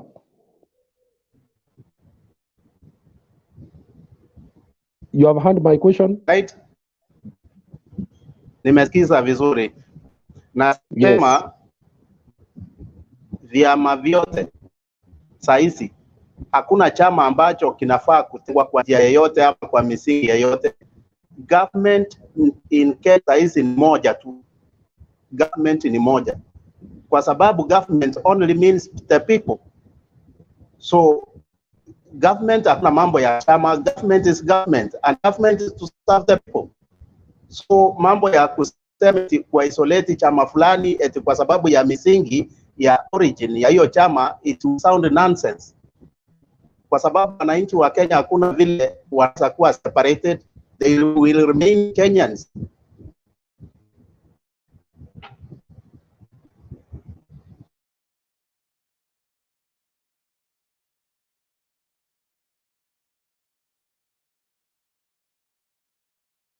Are you done? I think nimejibu swali lako, so nilikuwa nangoja kama kuna swali lingine utaniuliza. Yes, wacha tupe Mose nafasi na yeye atuambie.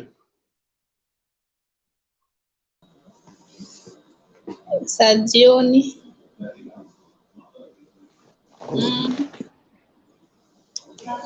Sijui nianzie wapi, but hiyo mambo na cartels ndio mlikuwa mnaongelelea ama? Kama unajua kitu ya kwanza ni ili tu appreciate sisi wote tuwe kitu kimoja, but if the head of the house ameanza kudiscriminate watu ama kuita watu majina, it means hii kuapishwa kwake itarudi kama ile time ya corona,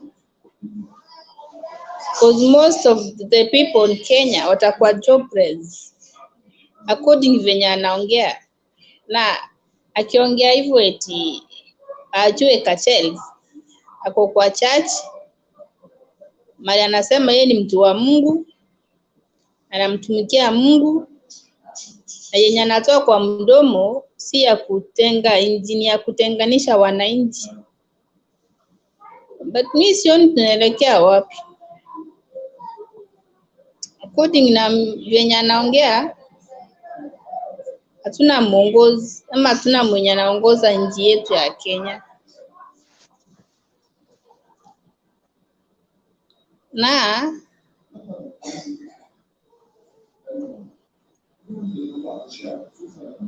hii ya kusema eti KBC peke yake ndio itafanya. KBC na kuanga free to air. Na most of the people who work at the rest ama radio presentations wanakuanga ni Wakikuyu, most of them. But kuweka mikakati eti staki nataka hii ifanyike, you are heading nowhere. Kipsa, you want to ask a question or? It is through me. You can only do it through me. So mimi, okay, I personally am confused. Hata kama Kenya ni yetu, ni heri tuheshimiane, kila mtu ajue eti yeye ni mwananchi na alipiwa na kura na kila mtu. RUTO amari amefikia, atakuja kuweka mikakati, ataanza kuangalia ni wapi wa kupewa kura, aweke masharti. But using the word cartels, it doesn't make any sense. Yet is the head of the Republic of Kenya. And mimi kitu nasema hii mambo ya machachi kanisa nowadays imekuwa ni kama mkutano ya wananchi.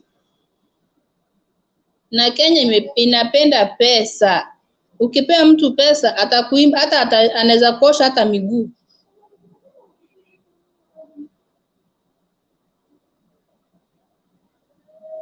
But I'm not happy with the words RUTO uses. Mose, wacha nikuulize.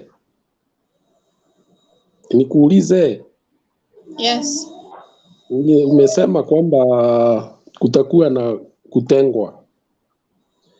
Lakini pia unajua kwamba kuna ile mkataba kwamba nchi ama serikali itaundwa kulingana na zile kura watu walipeana, na ndio watu waliahidiwa huko kwa mlima kwamba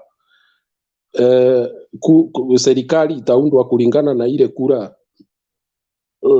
jamii zitakuwa zimeleta. Sasa hapo kuna ubaya gani na ni ahadi ambayo inatimizwa? Na ulisikia leo Gachagua alisema kwamba walipea yeye 47%. Kwa hivyo they are expecting a 47% ownership of the government. Sasa akisema hivyo, si basi tuwawanye nchi tukae kila mtu na president wake. Cause ukiangalia kura nyingi zilipiwa ni watu walipigia Azimio kura. RUTO alipita na mlango ya nyuma, na wacha ukweli useme na watu wasimame na ukweli. Kama kitaka hivyo tukae na president wetu na yaka nyingine kana president wetu, kama Southern Sudan they are divided into two. If we want to work that way we can work, but we can't depend on a person who humiliates others, who uses so bad word to describe the other people who are the cartels. No, like now let me say it. Time ya corona there are so many people wako jobless. Yes, they have families. Akianza hivyo eti akiingia sasa tuseme kama wenye walimkosea hawatakuwa na kazi, watu wizi itakuwa mingi, watu wataishi kama maumau. Akipata kitu ya mtu anapita nayo juu hawana kazi. Wacha yaka watu pamoja asame juu kama anaendanga kanisa na anaongea anaendanga kanisa, aseme asirevenge. Ni kama akiingia hapo anaenda kurevenge, na hiyo ndio imi yake. But we can't work that way. No. Don't revenge. Even if you revenge, you will gain nothing.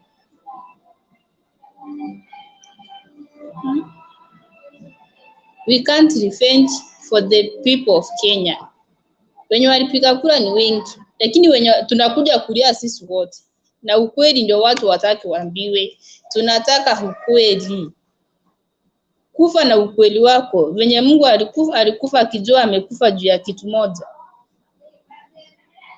Yeah. But if we want people to divide ourselves, we can divide. By the way, let me say this. Luo Nyanza, we are not going to vote. So, tutaacha hizo ni zingine kivote. Hakuna venye unaweza enda una vote, uoni maana ya kuvote. Yeah, kama ni hivyo itakuwa hivyo. Kama ingekuwa kama ile time Raila aliabishwa, tungeenda tuabishe Raila huko kwingine na hao wakifanya sherehe yao kwingine. Na mimi naonanga kama alisema hizo nini zingine hata hazitafanya. Na si tu sherekee Raila. Juu hivyo ndiye anataka. Ukiwa baba ya nyumba, hata kama mama ni mbaya, ufai kuonyesha watoto eti mama yenu ni mbaya. Hiyo ni maneno mnaenda mnafanya mkiwa bedroom, mnamaliza issue zenu, mkitoka nje mnacheka. Hata kama watoto wako hapo hawajui kama mama na dadi wanagombananga. Lakini yeye anataka kuonyesha eti wenye wako nifanyia hivi nitawaonyesha mimi ndio. You are not the same.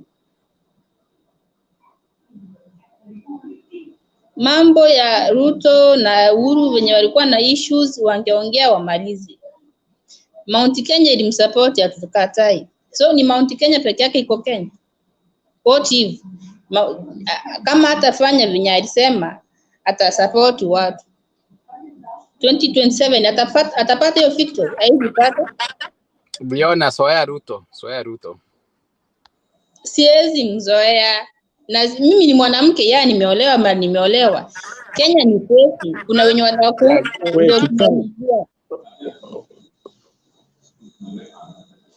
ni mzoea nisimzoea anijui. Hatujuani, lakini mimi nalia kama mimi mwananchi mwenye nataka haki itendeke. Kila mtu akue free. Yeah, hiyo ndio tunalilia. Si eti mimi niko hapo na Ruto anijui, hata Raila anijui kama nimekufa. Unless census ikifanywa ndio ataona kuna wengine wameongezeka.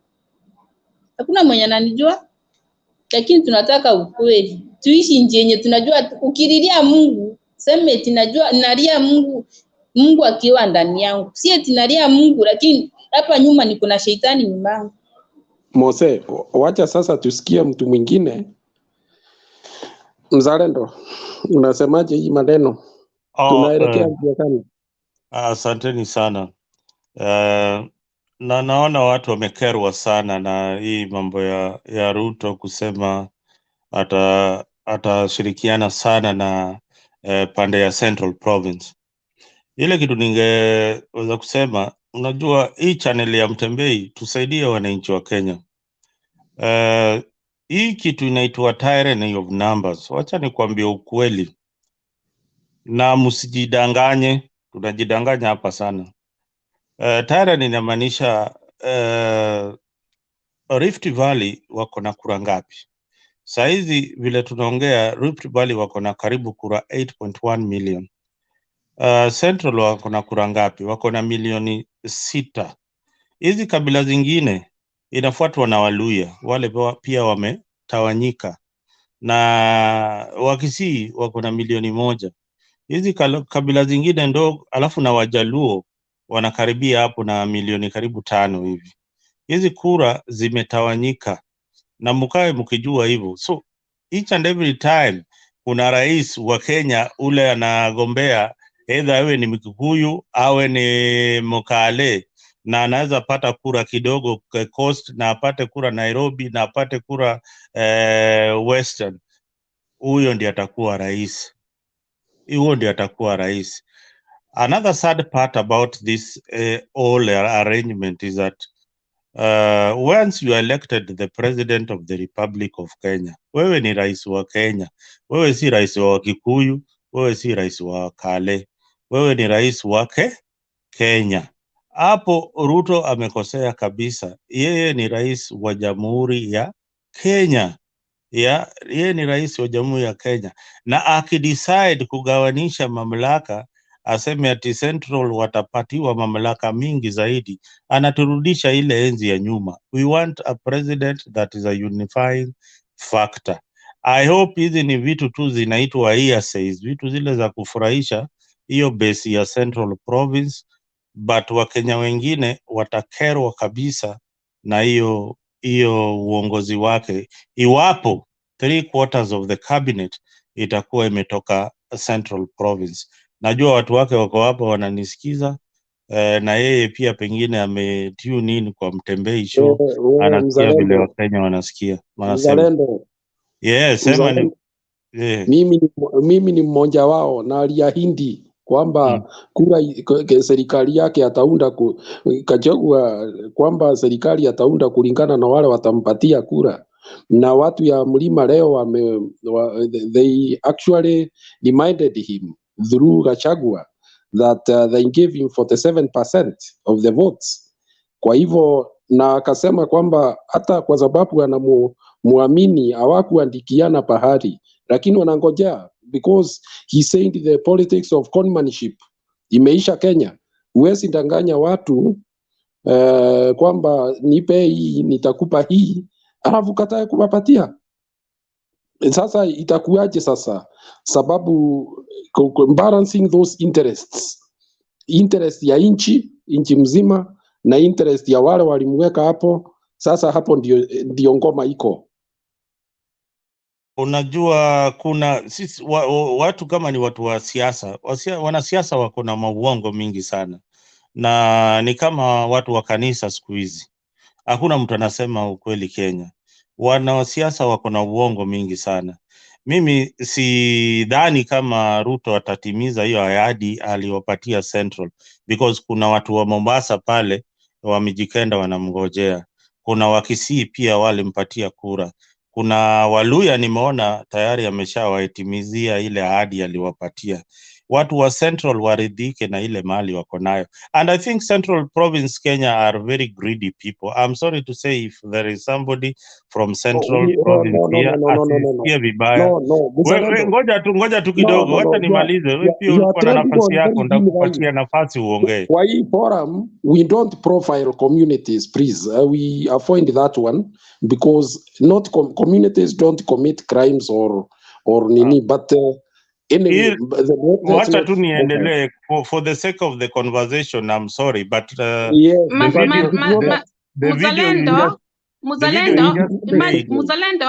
you just played is tribal.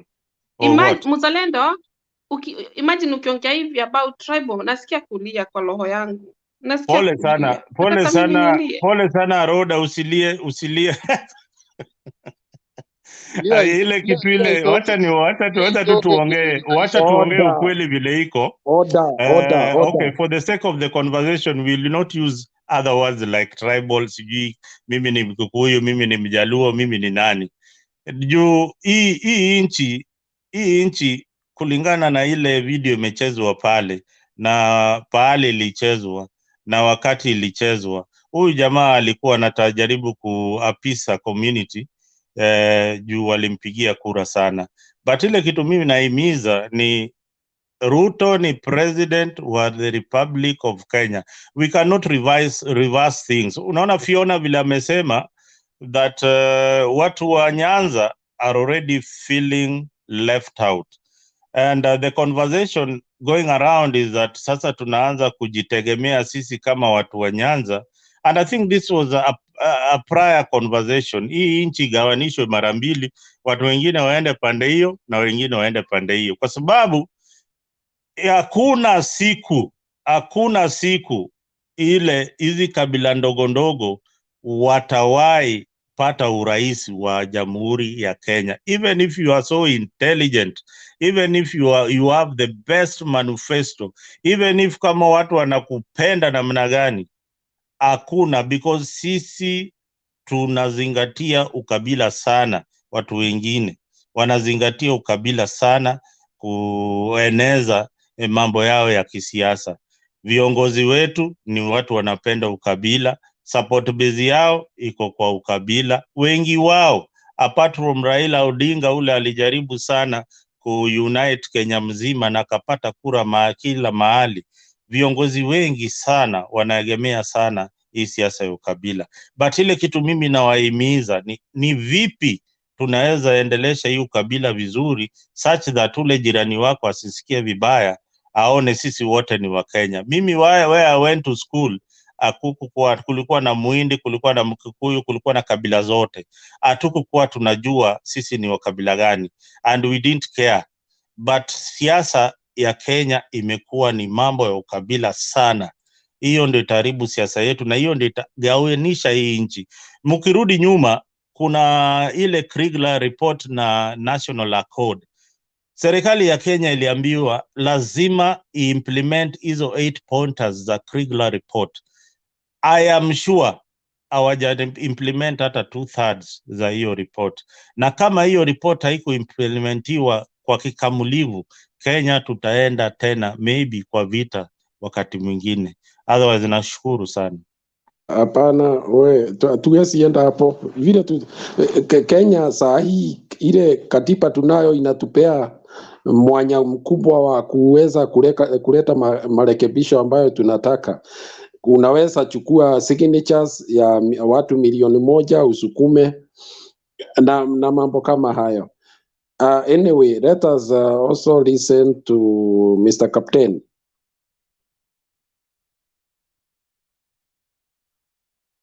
Captain.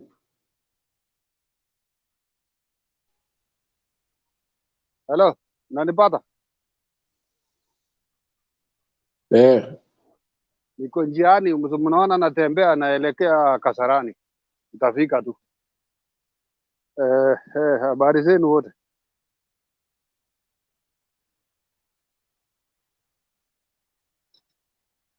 Ongea.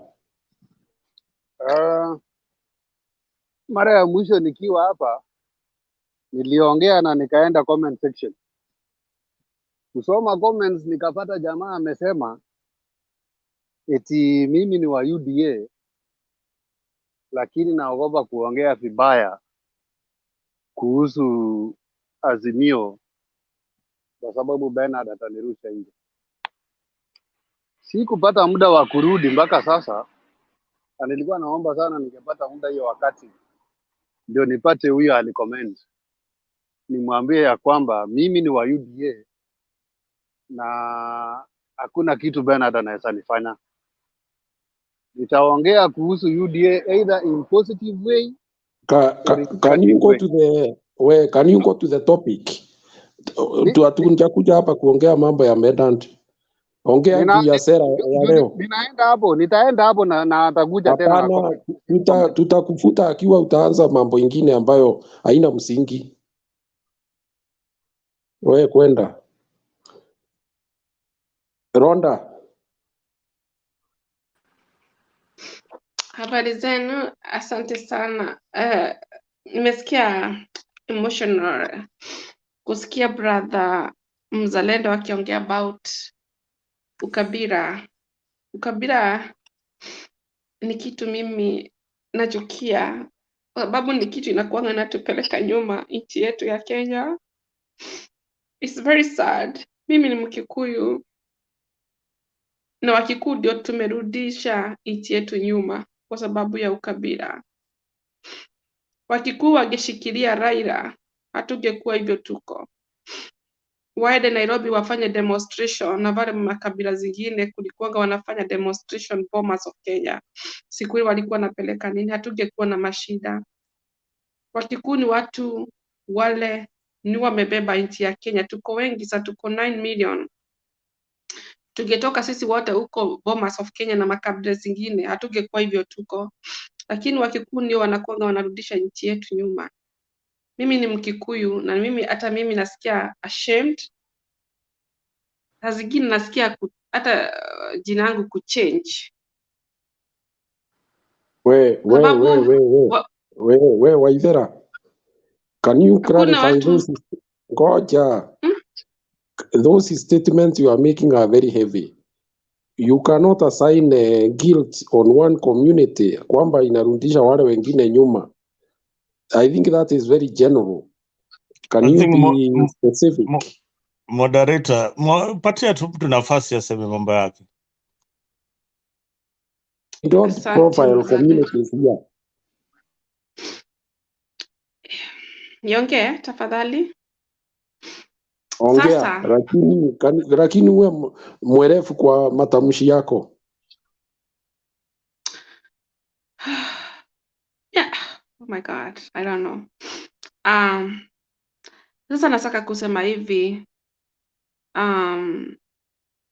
tunatakikana tushikane sisi wote, makabila zote, Kenya zima, ndio tupeleke nchi yetu mbele. Sahii tukikuwa hatuko hapa. Mliona vile Martha Karua alikuwa jana anakaa. She was very sad. Maybe she's depressed kwa sababu wakikuwa kumshikilia. Na ndio maana hii elections ilikuwa very different. Raila akachukua nani, Martha Karua, na RUTO akachukua Rigathi. Kwa sababu alikuwa nafikiri ati Mount Kenya. Hata mimi siko Kenya sahi. Niko najiuliza kwa nini? Kwa nini watu wanaangalia Mount Kenya? Kwa nini wasiangalie nini Luya, Ololuo, au Kisii? Hizo vitu niko najiuliza mimi mwenyewe. Kwa nini everybody Mount Kenya, Mount Kenya, Mount Kenya? I was very sad. Unajua, shosho ya mtoto wangu ni mzungu. Akaniambia, hiyo kabila ndio inampeleka nchi yetu nyuma. Unaona kama vile RUTO aliongea leo huko nini Meru. Hakuongea vitu vizuri. Sisi Wakikuyu tunakuanga tunaputiwa down na makabila zingine. Ndio maana nasema ukiwa hapa unatuangalia uko Mkikuyu, please fungua roho yako, utajua Wacha ukweli. nimjibu, wacha atulie. Ngoja wewe, ngoja. Wacha atulie. Naenda.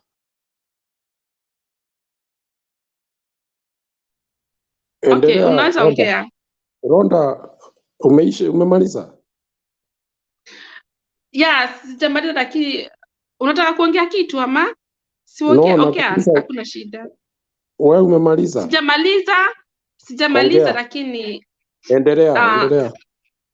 Sasa leo niko na Meru, Wakikuyu ni kabila ile tunakuwa tunadharau na makabila hizi zingine sana, wanatukwanga na to put down, wanakuanga wanafanya like dominating us, wanatudemote. Hiyo kitu inakuanga inanihudhika. Mimi nashindwa kwa nini wanatuchukia. Hata hizo vitu RUTO alikuwa anaongea huko, ni hata hiyo kanisa nilikuwa na shida. Hiyo si kanisa, it's like a religions, kwa sababu watu walikuwa wameka bendera ya Kenya tent. Ikikuwa ni kanisa, it could very good environment, you could see on the darkness. Alafu naenda kuongea mambo ya mila. Mila ni kitu ya kuongea kanisani, by the way. Si mila ni kitu baya sana. Mila is not healthy. Sinaweza mtu wa kanisa sinaenda kuongea mambo ya maziwa, kitu ile vile tunaweza pata maziwa, vile tunaweza tengeneza cheese, vitu za kusaidia. Lakini mila ni kitu nicotine, unaweza pata cancer, So I don't think so.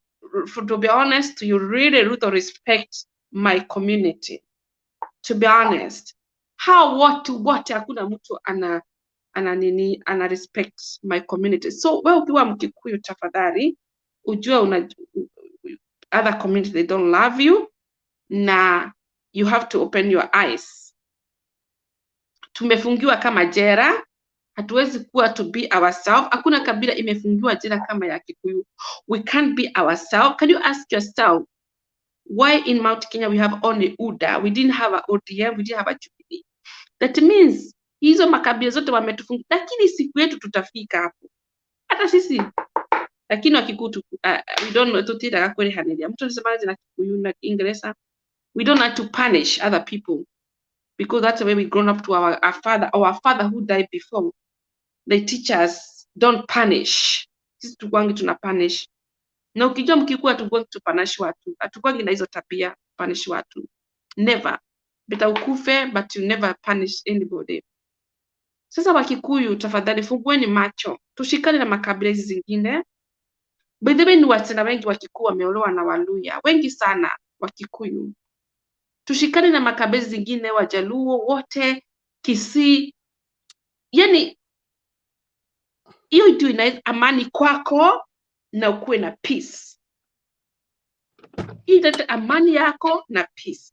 So that's what I want to say. Thank you. Your sister is amazing. Goja, Mr. Benson.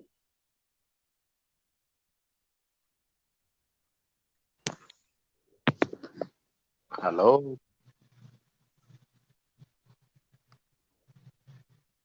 Hello, hi Guru. Can you I just joined? Can you give it to another person? Then I can listen a bit. Then we continue. Give it to PH. Mr. PH. Please. Yeah. Asante, nimeshukuru. Kuna kitu nataka tu niulize kwa panelist hapa, alafu mtasikiza mnijibu.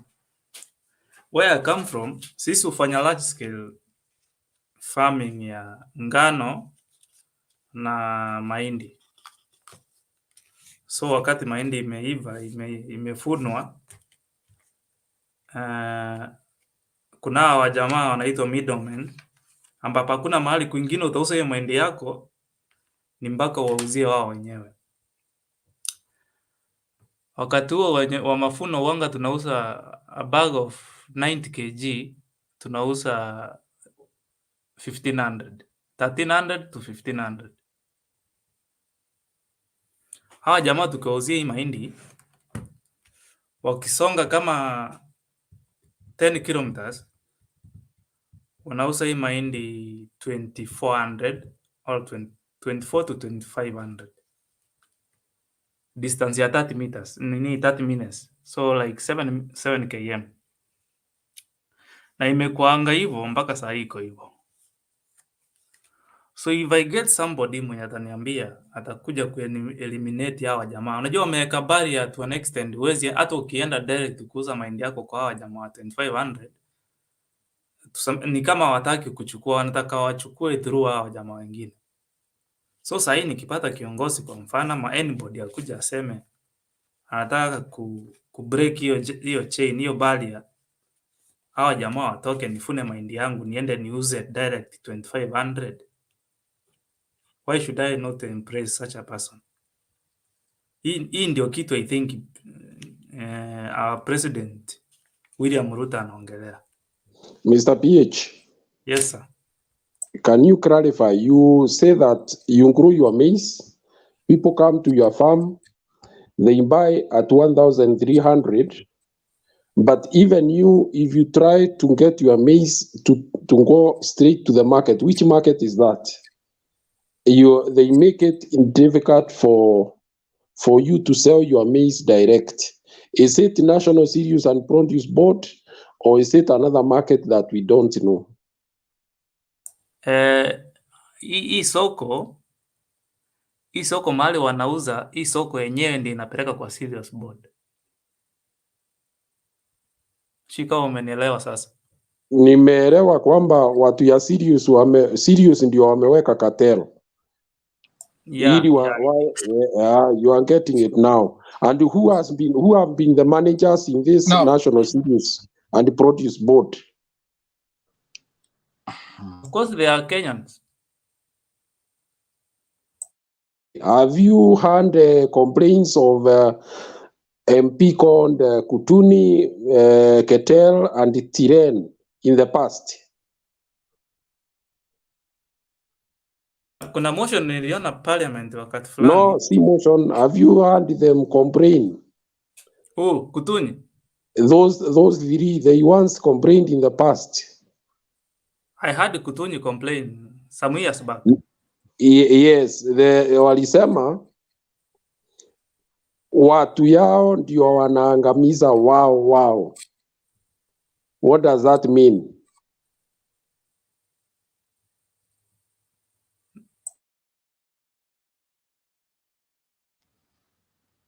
Kipo anaweza jibu hii juu anatoka huko.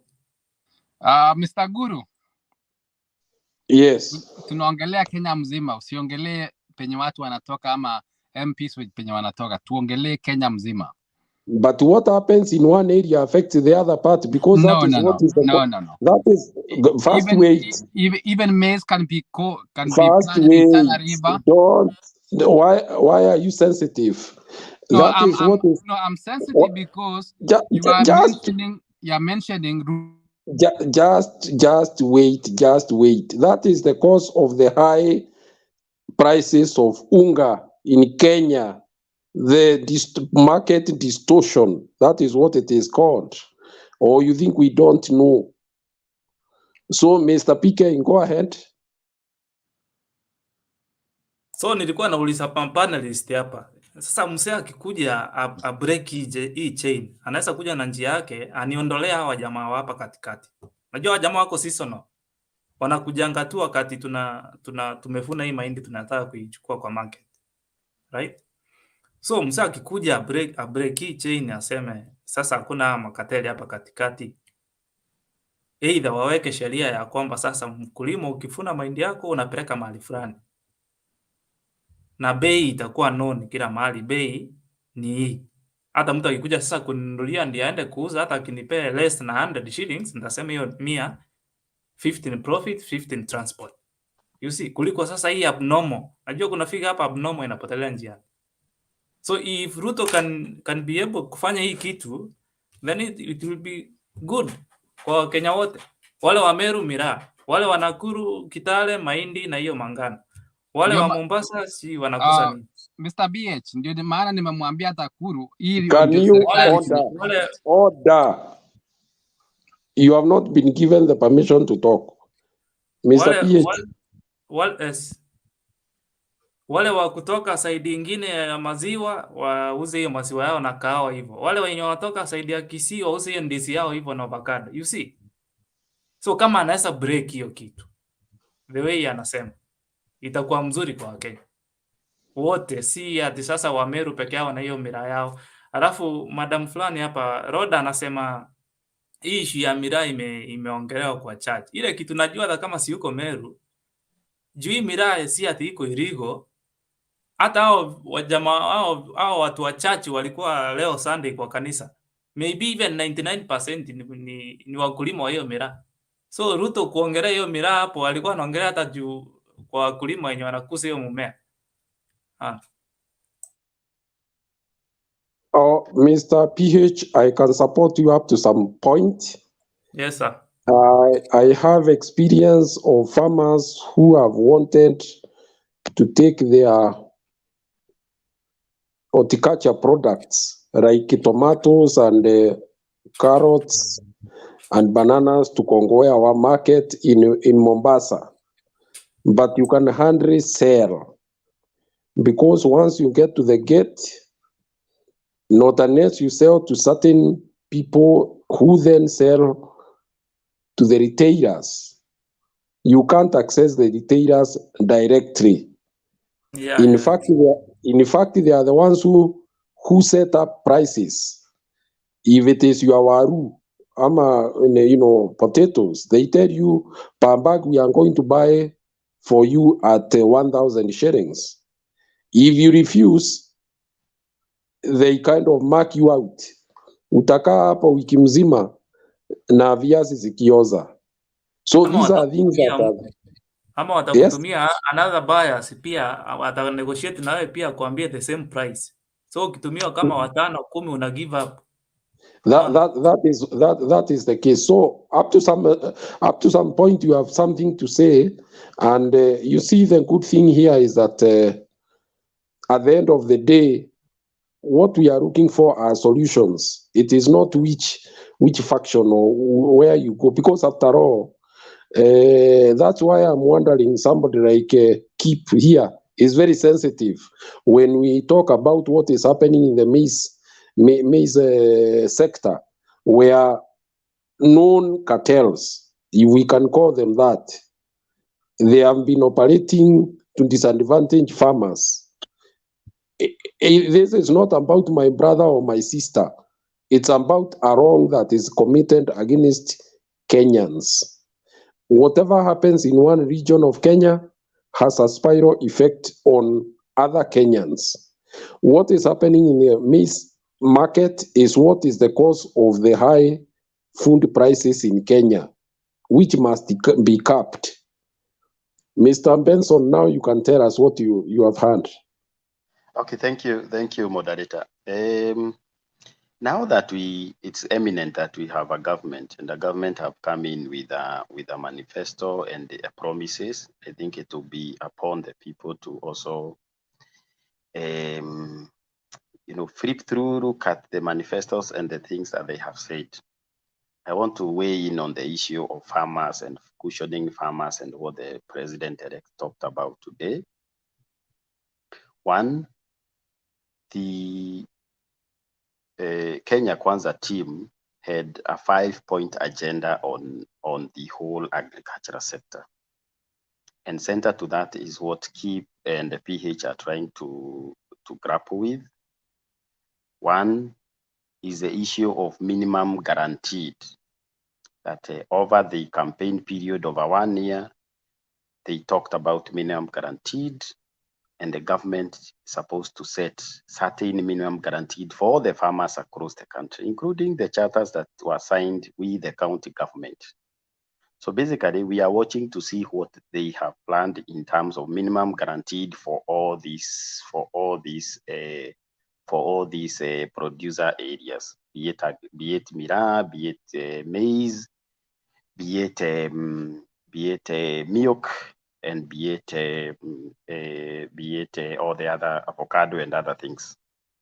So minimum guaranteed comes in as a way of cushioning farmers from the cartels that KIP and PH are trying to define.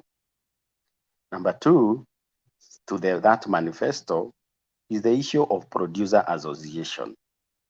If you bring these farmers together, the ones that PH and KIP are trying to define, say in Kitale or other region, the producer association is one way of cushioning yourself from the cartels, because you sell as a group, you sell as a producer association, you are able to negotiate prices, and you are able to set standards and prices for your produce. And that's one area that the Kenya Kwanza have zeroed in as a low-hanging fruit, because a producer association is in a position to take that maize to the next level. A producer association of carrots somewhere in Kinagop is able to take the carrots directly to Kongowea market, as Guru is trying to define. So there will be a lot of efforts towards the producer association. Number three is the government efforts around the value chain, the strategic maize reserve or grain reserves. What is the role of the cereal boards in terms of buying? And we all agree that our country have been a verdict economy, and this is the issues that Tirens and others have been addressing. How do we dismantle the cartels in all the sectors? I'm a mid-sized farmer. I have over 10,000 birds, and I produce eggs, and I know what you're talking about. I know what you're talking about in terms of feeds, in terms of eggs into the market.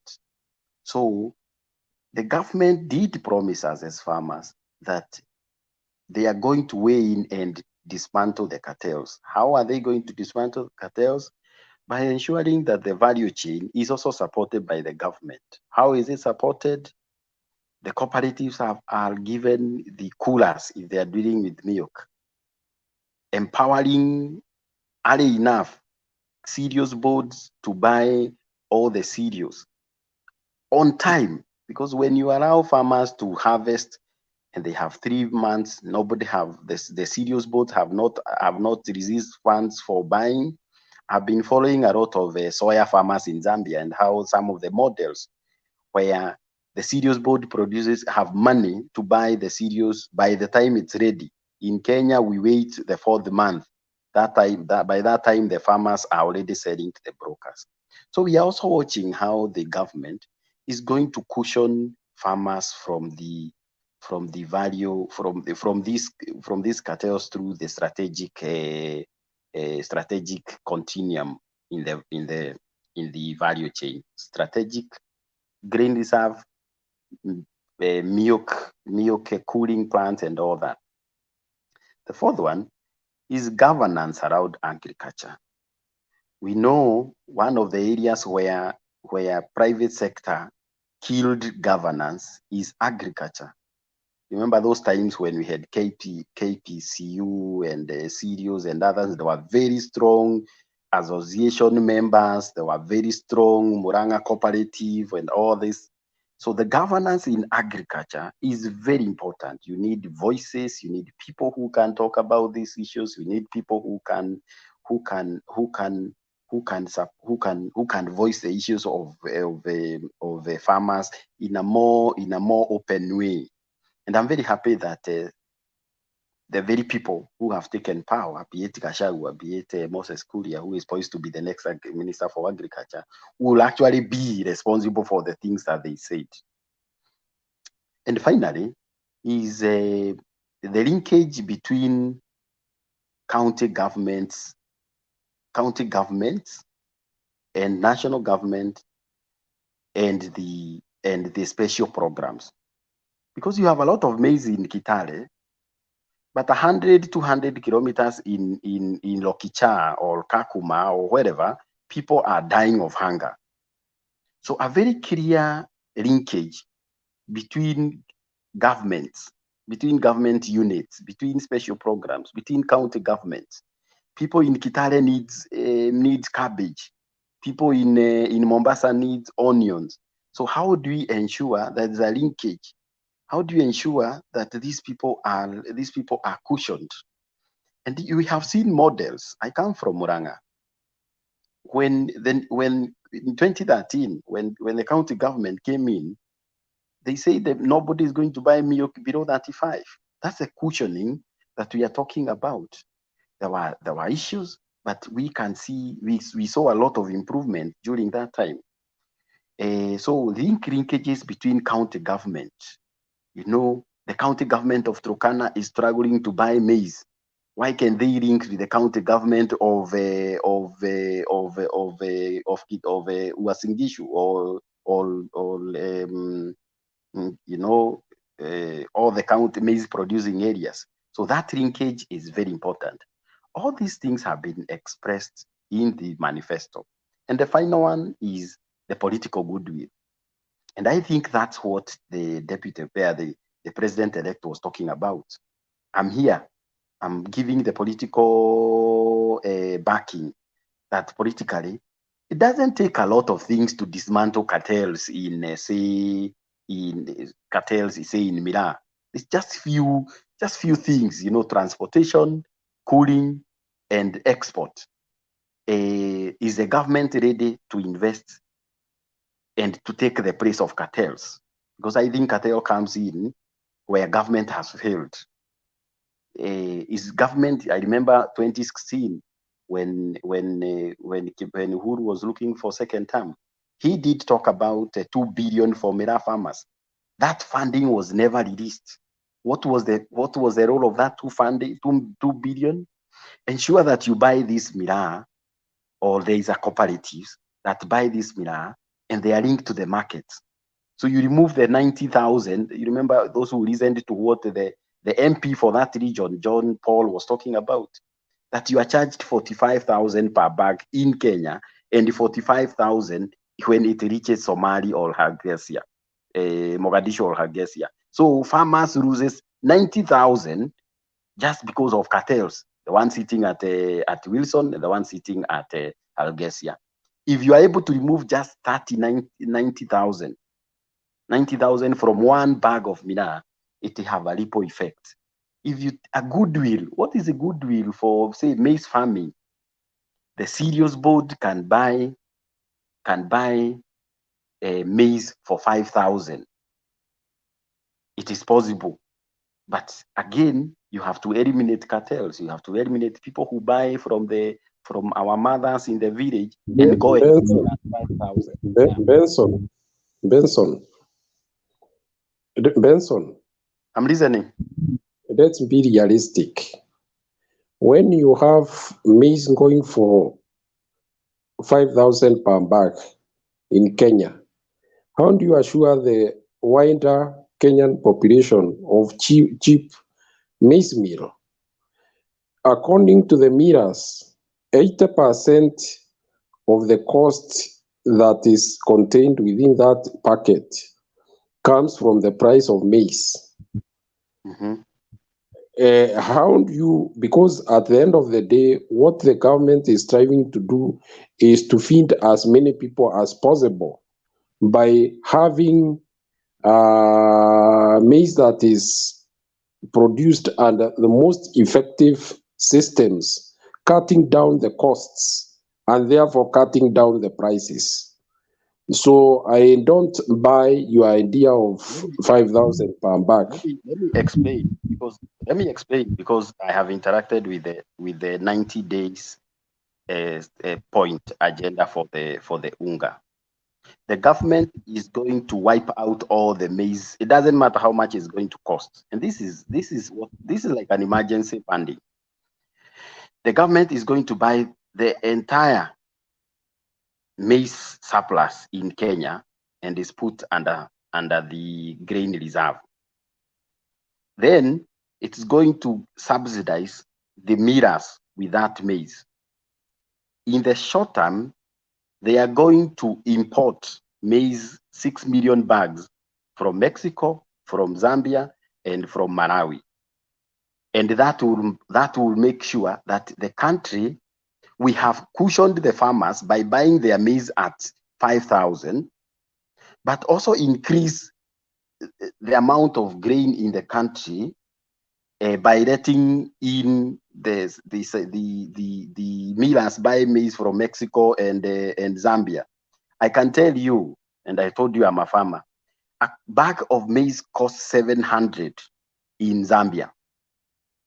So if you allow maize to come from Zambia and Mexico at 1,300 and Malawi at 1,100, the cost of bag in Kenya will be less than 2,000.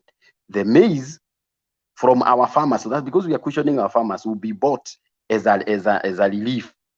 Then in medium term, you buy fertilizer for farmers, and in the 1 year, you have sorted out the whole issue of maize and maize. You have cushioned the farmers, they have cheap fertilizers, you have bought their surplus, and you have cheap maize in country. And that will my final question to you. Yes.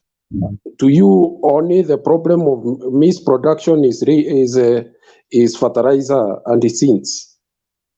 I've talked about medium term. I've talked about next week. Budia, let me let you know, if you want to know the true position of maize production in Kenya, go to Tegemeo Institute. It has so many research. What is required in Kenya in the current circumstances, if we are ever going to get cheap maize meal, is increased irrigation. You can give farmers as much fertilizer as you wish. You can give them as much seeds as they need. But as long as over 80% of our farming is rain-fed, you will just pour good money in the soil. It's as simple as that. Can we then now move on to Simba? Let me make a point. And that's why I want us to cross that one, because we are not only talking about maize. Can I make my closing remark? 30 seconds. I invited people to look at the manifesto, and especially on agriculture. Short term, medium term, long term. What you are talking about is long term. I was talking about. We have read very many. Kenya has not been short of manifestos. Thank you. Simba. Goro, Kuna jambo ambalo ningetaka kuambia Benson, na in fact na ni jambo ambalo linatokana moja kwa moja kwa mahindi. Kama tunatafuta short term solution ya shida ya cheap maize flour in Kenya, in fact issue ya cartels is real, na hiyo ndio cancer. Inaanza kwa mbolea kabla hata mahindi haijapandwa. Hapo ndio shida yetu iko. Mbolea yenye government ina import inaingia kwa mikono ya cartels, haiendei mkulima. In fact, mimi tanashinda with our national statistics. They know who are the farmers, how much land they own, lakini kitu ambayo inaitwa ambayo inahusu wananchi inaingia kwa mikono ya wakora. Hawa wakora wanacheza na maisha ya Wakenya, na tuko na serikali. Alafu watu wakiuliza mambo ya unga ambayo ni basic commodity haipatikani, watu wanaanza play games. Mimi ni wa chama hii, mimi ni wa mlengo huu. Hii ni upuzi ambayo haifai kuwa katika 21st century. Like now, I want to tell you, in Kitale, I come from Kitale, mbolea inafika inaingia kwa watu fulani, kwanza wanaifo ndio wanaanza kuhusia wakulima bei ambayo ni almost bei ya Nyamundi anahusia mkulima. Wapi muhindi akuna shamba aone za mbolea yeye kwa biashara? National statistics wanafanya nini na data ya wananchi wa Kenya? Alafu tuanze kutafuta long term, short term, medium, juu manifesto. This is madness. Mimi hapo jambo ambalo tunaongelea hizi ni side source sa ukabila na biashara, eti sababu hii ni sehemu fulani, mtu fulani ni anafaa kuongea hii miraa. Saa hizi tukiambiwa mtu atakula miraa asubuhi ndio aende kazi. Hii vitu zenye tunachezewa nazo hapa ni kata za siasa ambazo hazisaidii kitu.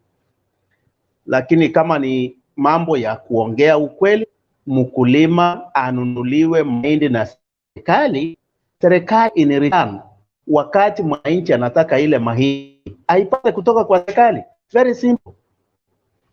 Thank you.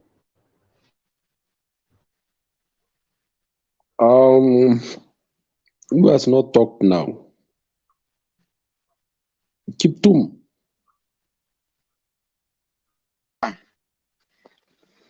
Habari yako moderator, nimeshukuru sana kwa wakati huu.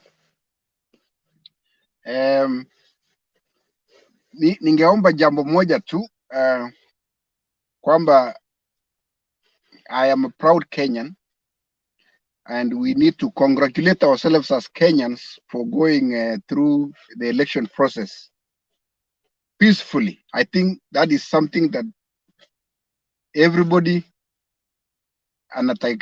anapaswa kujivunia. I know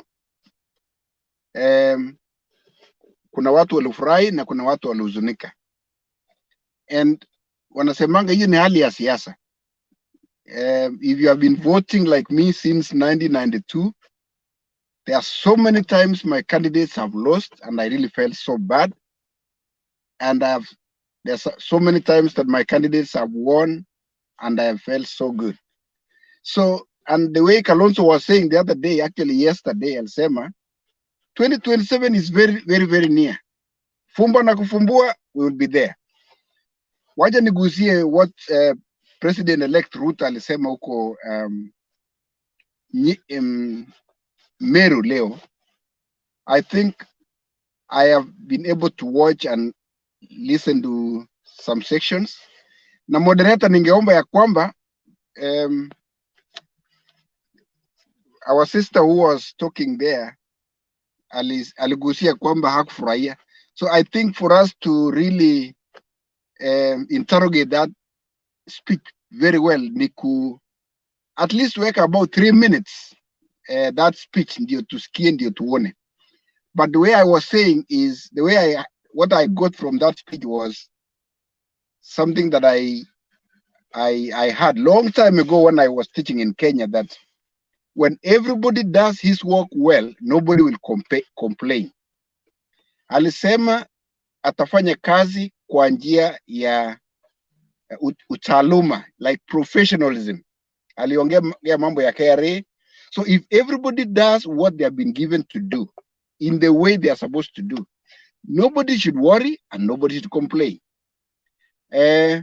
So kwa mambo ya kuna immediate measures, kuna mid-term measures na long-term measures ya kusuluhisha shida ambayo inakabili Kenya saa hii ya chakula, hali ya maisha, kazi na kadhalika.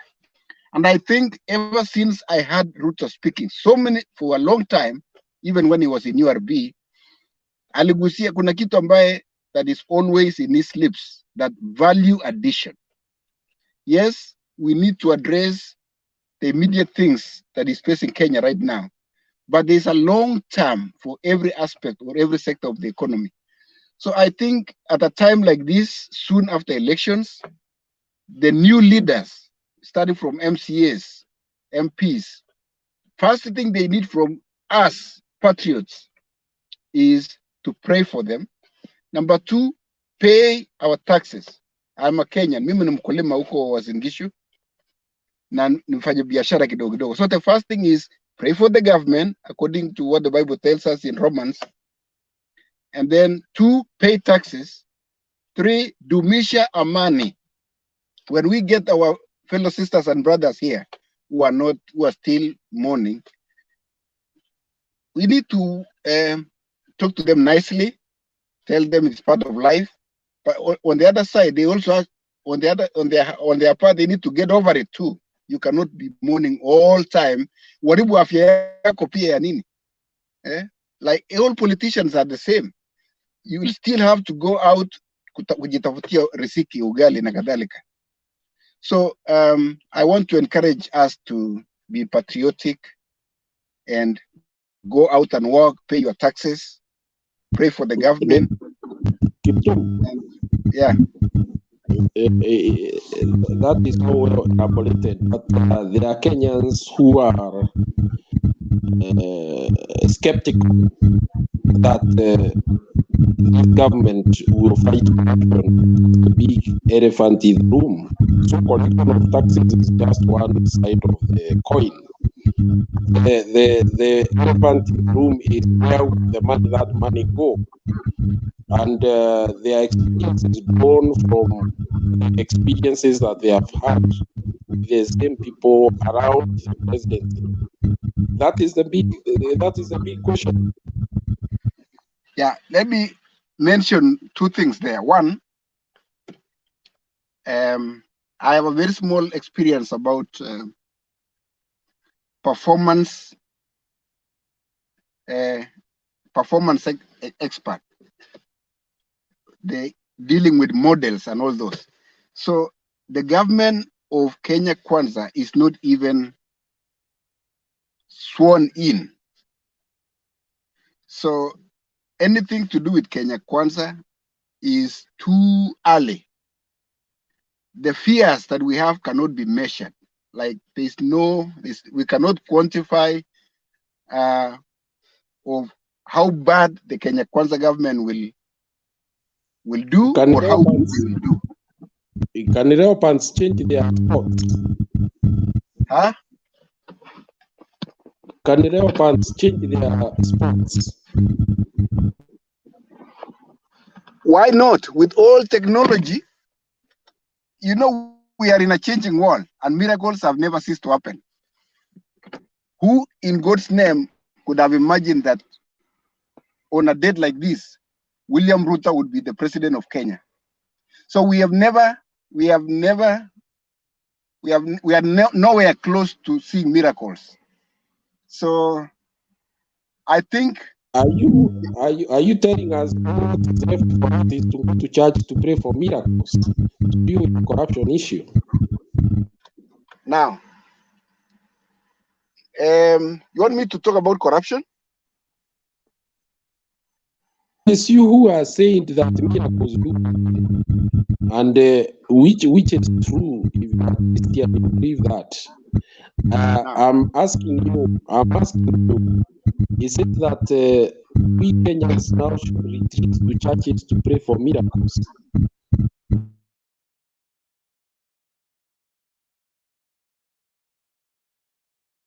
Can we deal with one at a time so that we can the same page? Let's go to somebody else, Mr.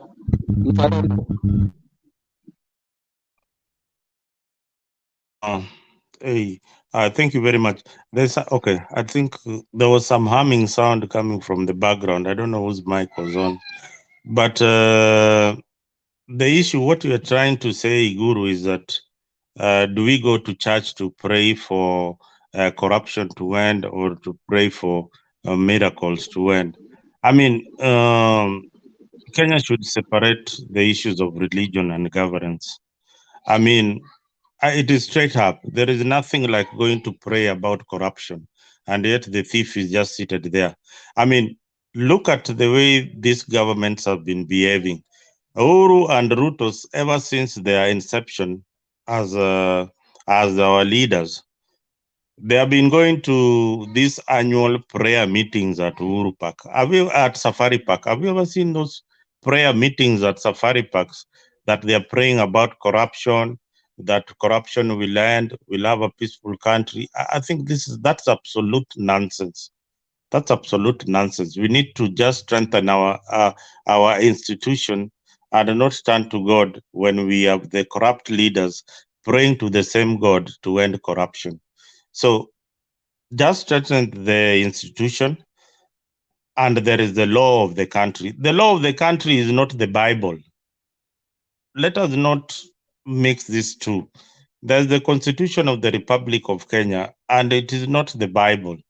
So the moment Kenyans will realize that we have the law that governs each and every institution, the judiciary, the EACC, the police, you know, let them do their work as per the law. It's like a police officer at maybe Central Police very early in the morning praying to God to help him catch all the thieves today, and he doesn't get to the office. He doesn't get to the streets to bring those thieves to book. So this is something that we should think about, that the state should be separated from religion. Yes, hiyo kama wewe unaomba na umeokoka na unaamini Mungu, hiyo ni yako.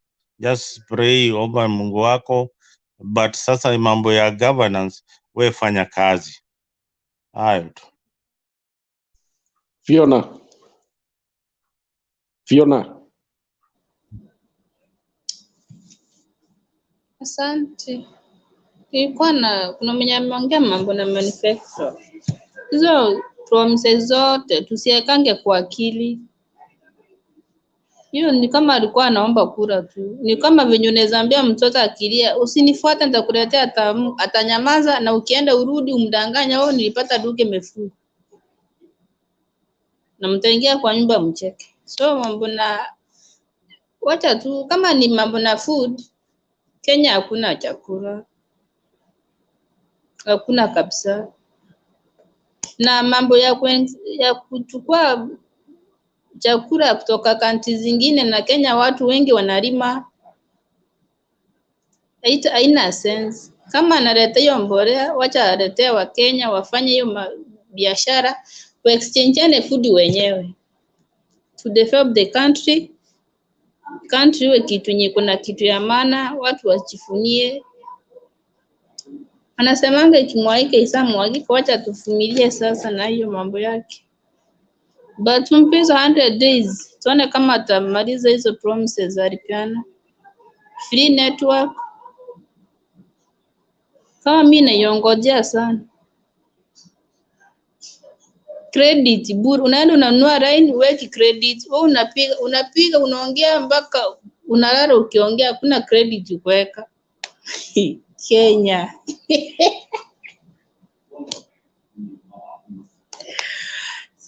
Asante kwa muda wenu. Viola, why are you so skeptical? I expect you to have some space for benefit of doubt. You never know. Maybe, like you have heard our friend Kiptum say, there's a government that is going to perform miracles. So I don't know. Mtu amekaa kwa kiti for 10 years, alipromisingi watoto laptop, hazikukuja. First term ikaisha, second term ikaisha. Sasa saa hii ndio kusema. Hata akisema mlale njaa mtarara, hakuna kitu mtafanya. So I'm sure out of 100%, 30% ndio atafanyia Wakenya.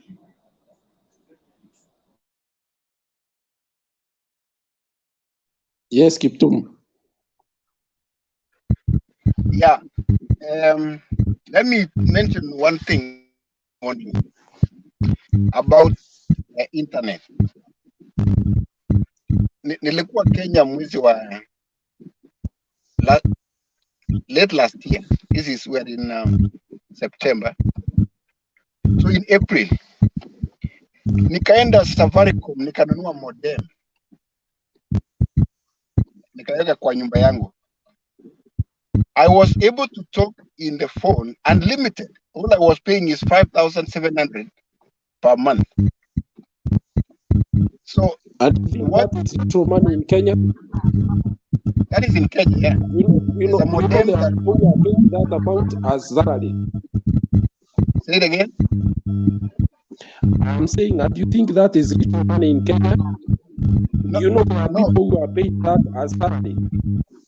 Let me finish my point, please, and then I will continue. I want to link my experience with what I'm saying. So what I had a president-elect saying today in Meru is that he was requesting Kenyans to pay their taxes, and he mentioned clearly that he's going to be the first one to pay his taxes, and he talked about cartels. And for your information, the cancer of cartels is 1,000,000 times worse than corruption. And when cartels is fixed, when cartels are fixed, corruption is an accessory, just a very small accessory. So what we need in State House, even for future leaders like each one of you here, is a political willpower to implement what you say. Let your word match, let what you say match what you do. And I have a reason to believe that President-elect will follow what he says. So it is too early, until he's sworn in, it's too early to be pessimistic about him. At the moment, let us give him a benefit of doubt. And then, as good citizens, even me personally, they too, after he's sworn in, I will be the first one to hold him to account to his word. Ulisema bei ya chakula na mambo kama hayo. So I really think let's do the right thing at the right time. Let's wait the right time to call on him. Because in any case, for us, I live in the United States. Nasimamia kura saa zingine. We have to get out for advocacy for the government to implement stuff. The work of citizens does not end at voting. It starts at voting. So let's join hands in holding the Kenya Kwanza government to account by writing, calling, talking like the way we are talking. But something spiritual is we do not have the luxury to be pessimists, like doubts. We really have to believe, because it's something to do with our miracles. Coming together to hold the government to account will produce results. The results is the miracle I was talking about. And that's what I'm trying to say. Asante. I didn't know that there is another name for miracle, but it's okay. It's fine. Mr. Marimba.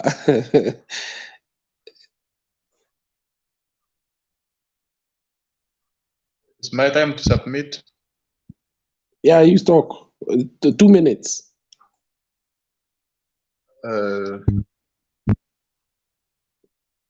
First of all, I want to give a comment, and also that concerns you as the moderator. From your questioning, and it's as if you are against fighting cartels or eliminating cartels, or you feel that it's impossible for cartels to be eliminated. I've been listening to your questioning and your submission. Do you know them? Let me consume my 2 minutes. And I want us to start by the definition of the word cartel. You know, the word cartel can be used in several contexts. If you use it theoretically or in business sense, it may imply two companies colluding. But in the Kenyan context, what it means is where you find individuals who have financial or political power try to use that power to gain financially at the expense of other Kenyans. That's actually what the word cartel means in the Kenyan context. And actually, cartels are the one who anchor corruption. So cartels and corruption are the same. Therefore, if you are talking about cartels, you are talking about ghost workers. For instance, those of you who are following what is happening in Kisii County, we discovered that 800 workers were ghost workers. So you are hired as a worker because somebody is powerful in the county. Then maybe you are paid 50,000, and at the end of the month, maybe you take that 1,000 to that person. So those are the cartels we are talking about. Then we talk about ghost contracts. In county government and national government, there are individuals who come up with contracts which are not existing, money is paid out, and nothing's done. So those are the cartels we are talking about. When it comes to KRA, there are individuals, because of their political power, they don't pay taxes. There are individuals in Kenya who have taken government land because they have influence. They can infiltrate into government records and change some records, and they assign themselves pieces of land which belongs to the government. Those are the cartels we are talking about. So if an individual is trying to say that fighting cartels is bad, or fighting cartels is impossible, then you are trying to say that Kenya cannot move forward. We have to remain where we are forever. That's exactly what you are trying to say. And for instance, if you come to tax correction rule, Before you go on, before I comment, you have mentioned very well about people with power. Just a moment, Simba, can you mute? Because, yeah, okay. Yeah, you have said the people with political power who circumvent systems not so that they don't do what they should. And the experience that we have had in Kenya is that often you hear people saying so and so is being followed because he supports this and the other political party. In this case, you are aware of one brewer who has had run-ins with the tax collectors. But the argument on the other side of which is she supports, they say that she's being targeted. Now, what do you say of that?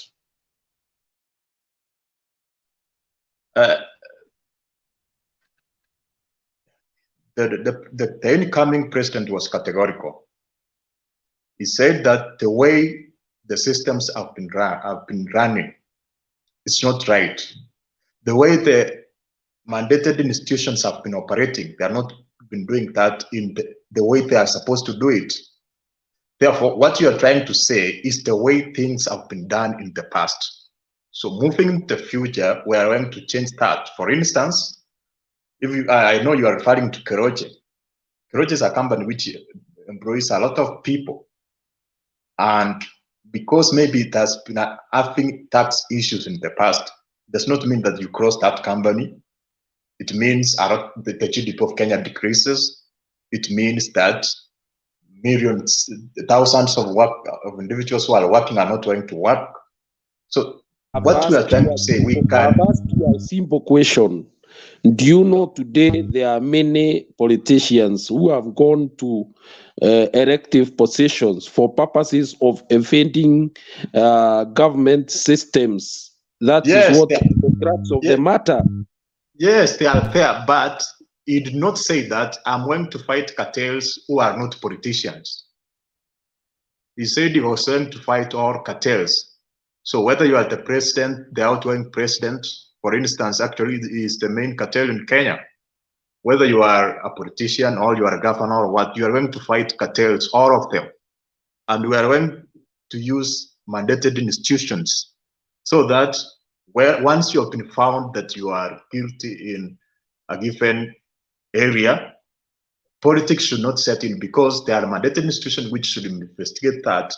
And when that will be applied across all Kenyans, then we will have a Kenya where we are able to fund our infrastructural projects, fund our budget using the tax. For instance, right now, KRA collects 1.8 trillion per year, and our budget's around 3 point something, so like half. But as per statistics is that we are only able to correct like 55% of taxes. So it means like 45% is not accounted for. So by just being strict, using the same tax bracket we have, ensuring that every person or every company which is supposed to pay the tax has done so, we can have enough money to sustain our budget. Then also once the tax, we don't correct all the taxes, and the taxes which is corrected, there are some individuals who take a fraction of that. Out of the 55% we correct, that also there's some taxes which individuals take because they are the one who are, because of the systems permitting them to do so. So if we sort the way we are correcting our tax, even without increasing the taxes, we ensure that every person who's entitled to pay the tax is doing so, we will have even more than our budget. Yes. For instance, if you take an example for, there's an individual who gave examples of the amount companies pay. So if we find Safaricom paying more than 100 billion, and we have very many big companies paying taxes, then it means even companies are all companies are to pay their fair share. We can even have more than the budget. So the problem we have powerful individuals who have big companies which are not paying taxes. And that's what has made us to only be able to run the government by going abroad to borrow. So the solution is there, ensuring that every person pays his or her share fair of the taxes. I think that's my submission, unless if an individual can ask a question. I'll ask you a question. You have seen the powerful people in government, okay? Is it that those powerful people have all of a sudden become weak or non-existent? Because what we see are people who have changed the political party from one to the other. There are no new people who have arrived in Kenya, as far as we know. So if you are talking about power of people, these are people who have always been there. I don't know what you have to say about that one. Otherwise, I admire your faith in the new statements what I can say that are being made. Just wait, that are being made, but it is the same monkeys. It is the forest that has changed. That's not true. Actually, what has been happening is that we have been having a very weak president. The most powerful person in the nation is the president. So I think there is no powerful cartel than the president, who has all the instruments of power. So what we have been having is that we have been having a very weak president, Uhuru Kenyatta, who can tell us that 2 billion roast every day. What do you want me to do? So the problem has been the president. But I'm now not we have the defending. president who is not willing to spare any person. I'm not defending anybody here. I don't believe that I can defend anybody, but I'm just being realistic. There is no one time the KRA has performed as well as it has done now. Even in times of COVID, we have always had they are increasing their collections. So I don't know what you are talking about there. Maybe you have another Kenya that we don't know. We have a history of this country very well in our palms, and therefore do not distort facts because you hate somebody specific and assign things that are not there. Anyway, let's move to who? Benson. Yeah, I think it is in the interest of the discussion that the moderator, needs to be a moderator and let the members contribute so that they don't lose their point, so that we can get the idea. Two, I feel you, my sister Fiona, in terms of how you feel about a government. But you are playing your role very well. You are asking hard questions, and that's why I was appealing to you to go to the manifesto, because you can only hold people accountable if you know what they promised. So in the spirit of a nationalhood called Kenya, in the spirit of citizenship, we cannot operate from anarchy. We operate from a realm, from somewhere. There's a country, there's a promise, there are new people.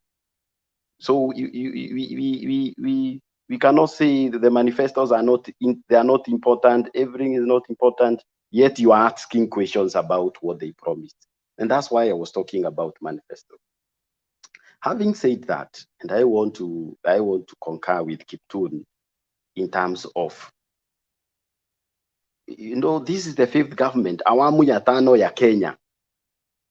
It doesn't matter the players, the awamu ya tano ya Kenya. Somebody have come in with promises. We can only pray for them. We can only ask for. We can only hold them accountable. But we can't dismiss people because we are from a different affiliation. Like when we have a country where we all belong, we are proud over that country, we must go over it and start holding these people accountable. Number two, give them time. Give them time to celebrate. Give them time to expound their manifesto. Give them time to say what they promised to Kenyan. So as we do this, moderator, I also don't want to operate. I don't want us to operate from a vacuum, as if there's nothing, there is no one, there is nothing. There's an institution, there's a country, there are people, and there are people who have been given mandate to do these things. So let's operate from the citizenship nationalhood perspective, rather than from anarchy perspective. Thank you. I don't know what you mean anarchy, because as far as I know, people are saying that amani iko kwa wingi, ile haiko ni justice. If you ask some Kenyans, that's what they will tell you. Amani iko kwa tere, lakini justice ndio hakuna. So even those who are trying to tell people to stay in peace, they have been getting very strong reactions from the people. They are told we are not fighting ourselves. We are peaceful, a lot of peace. But what is lacking is justice. And these are Kenyans. You can't overlook them. And particularly if your wife Fiona is talking the way she is talking, whenever there is a talk in the political realm, is that resources taken to certain parts, it's like a bad thing, you know, that the complaints are that this region was to be given this amount of resources, but that resource was taken by handshake and taken to another part of Kenya. These are issues. There are strong issues that are there, and you can't overlook them. And that is what some of the Kenyans are feeling. You can't muzzle their voices. They have a voice. They are Kenyans. And when they also see that the orientation is about maybe a focus of one region, one community, or 2 or 3 communities, of course you are bound to have these kind of feelings in the populace. So don't talk like Fiona is way out of the realm.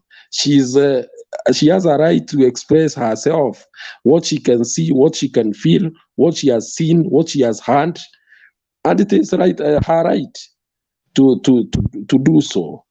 So, Mr. Mzalendo. Guru, you brought a very, very good point, and this is where the problem is, and that is what we need to talk about. And my sister Fiona, I had these fears. I also, in fact, I still have them, although I hope that RUTO will do a good job. The previous governments in Kenya have all been tribal governments. The appointments in parastatals, the appointments in ministries, a good number of them have been like from either the president's side or the deputy president's side.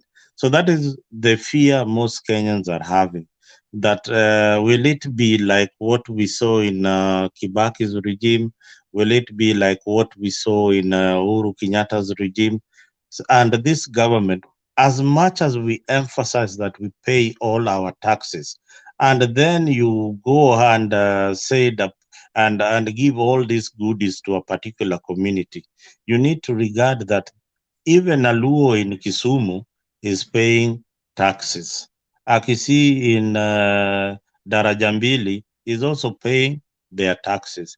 So some Bijikenda and a small tribe in Kauma in down the coast, they're also paying their taxes, and they need to be represented. But the beauty about our constitution is this: we have devolved governments. We have devolved government. For Fiona,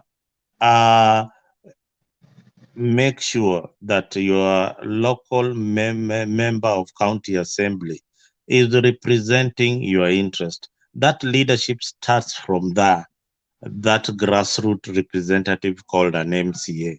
Then it trickles up like that. The resources coming from the national government should provide the essential services that you need in your community, because this is about community. Where you live is about community, and the leadership starts from how you elected your area MCA. Is it somebody who is going to represent you and your interest? Because just as we have said before, the President of the Republic of Kenya will not know the problems coming from my village in Kobwai, but the MCA in that area will know what my problems are, and we have some good representation. When Odhiambo Mbai, Dr. Odhiambo Mbai wrote this constitution, and this costed his life, that the presidency will no longer be as important to Kenyans. What we need is devolved government. That is the most important institution today. So even if they mess up they mess up the government, the national government, but our devolved government have got laws that protect the dignity of human beings living in that particular county. And that is the most important institution, the county government. So we have gone back to our counties for, restitution, because people are thinking that, okay, this government, since it is a Kalenjin and a Kikuyu, or let them do their work. So I think that is also a dangerous precedent. We hope that Dr. William Samoei Ruto will not appoint people that have heavily voted for him, and will look at Kenyans wholesomely and represent us as the leader of this country.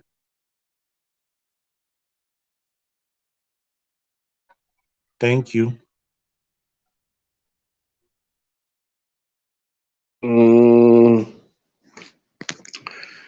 Kiptum. Yeah. I want to say thank you for those comments, my brother Mbudia and Mzalendo. One of the biggest opportunities we have as Kenyans right now is, I think, if you have been watching the news, except that the Kenyan affairs has been overshadowed by the death of the Queen, there has been a lot of praises from across the world, because not so much the election of President William Ruto, but so much because of the peace that Kenyans displayed. And that one alone is a very good thing that will bring investors. Well, I know, let me mention one thing, that at a time like this, when a government is coming in, they post some lineups and throw to the social media, leak, let me use the word leak, so that they can get reactions. And I saw one, it's a rumor, so it's not going to be what I say, it's not going to be what's going to come out. I saw a lineup of ministries, because as I was telling you, I'm waiting for that cabinet of Dr. William Ruto. And if 50% of the women are not the cabinet, I will hold him to account. I will say something, because that is what he promised. So that one aside, I saw one putting Eliud Owalo as the Minister for Diaspora. And I happen to be in Diaspora. And in Diaspora, we really have a lot of plans. I was in one of the Diaspora meetings, and I had the discussion going on that as diasporans, we have the capacity to take the money back to Kenya and build a diaspora city in every county and promote the housing program that President-elect is talking about. That alone will take jobs that the President-elect is talking about, in the sense that we as investors from abroad, the sons and daughters of Kenya abroad, we need peace so that we can go home and invest. And Ruto was saying this in Meru, that it is the Kenyans who are going to change Kenya. So what we need is political willpower. That the president on the top is willing to, one, eradicate cartels, which is the elephant in the room. Actually, corruption is a baby, a very small baby of cartels. Number two, implement the constitution as it is. Agriculture is devolved. A lot of money is remaining in the national government. It needs to be taken down. Healthcare is devolved. A lot of money is still remaining in the national government. So if President-elect William Ruto is willing to take those things to the bottom, to the grassroots, to the counties, let the counties buy the drugs that the hospitals needs.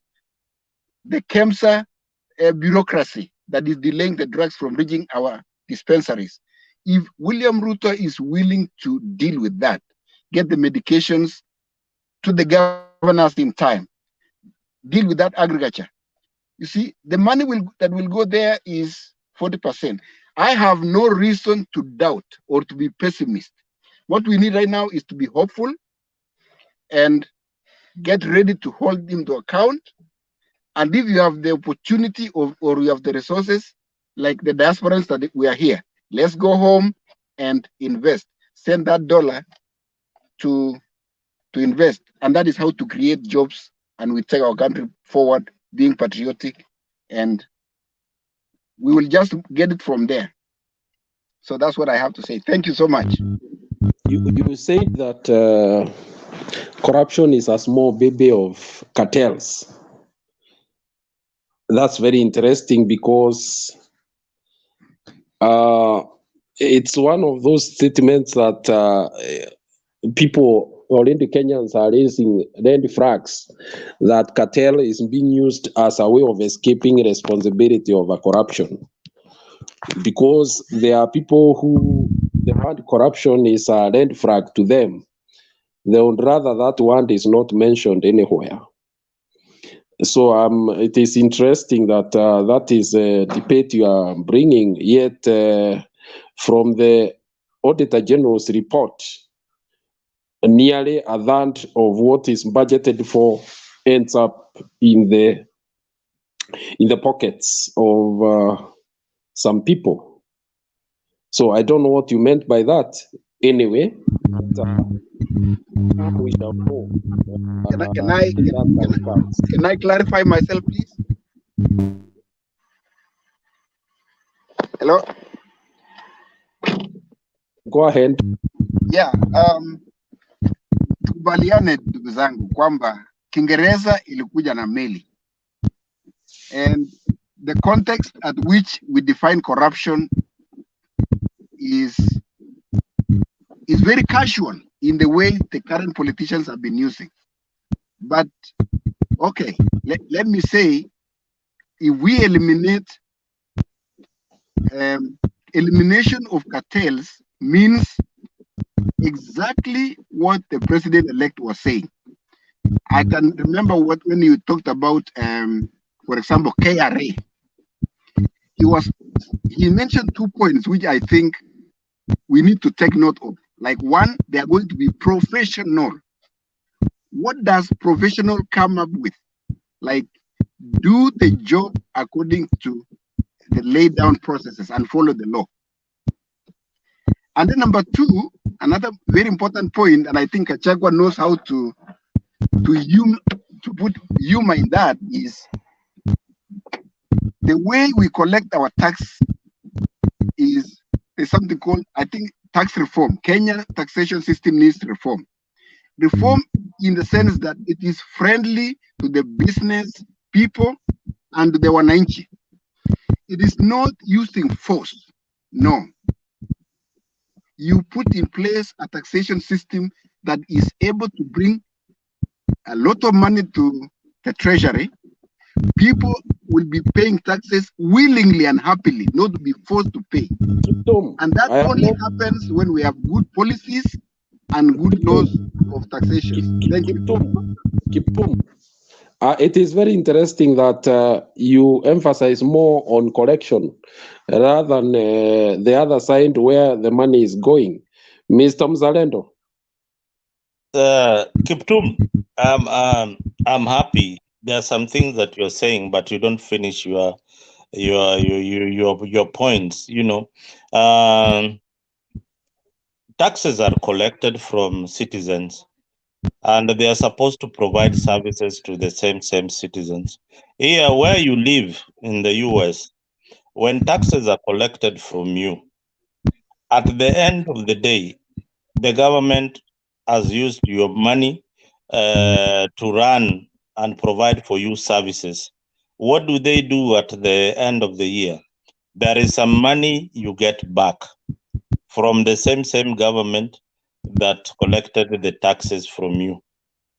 True or false? That is true. In the Kenyan kind of tax regime, It is just collecting and there is no reward. The only reward that we know is that the government will provide services. Sometimes those services don't really happen. You know, the constitution of Kenya was heavily borrowed. There is nothing that came from, you know, from some brains that they drafted the constitution. They just took some bit of it from the US here, copy pasted it, but at the end of the day, do the taxman, the KRA guy who knocks at your door to collect those taxes, does he pay you back? That is a question that I've been asking all along, that all those years we've been paying taxes, I've never heard that somebody has received some good amount of money from KRA, or that is not the law in Kenya. Can somebody just define for me how the money is collected, used by government, and then yet you don't get any kind of refund? We call it tax refund. So if there is no tax refund in Kenya, then I think the system is just corrupted in a way. That is something that they need to address so that it can motivate the citizens to pay taxes. Yeah. And I think that is the way to go. Thank you. You want me to respond? Yeah, my context to that is the statement of President-elect in Meru. And he said clearly that he has had a discussion with KRA. And from what I got is... Don't be what I'm saying, you seem to talk more on correction rather than the one and the big room elephant that is corruption. Fiona.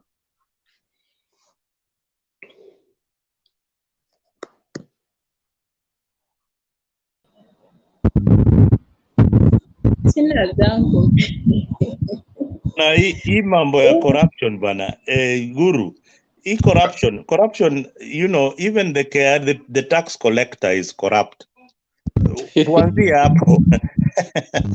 The KRA guy that you know, hebu niambie ule ujui kama amesha kula rushwa. Most of them wanakula rushwa.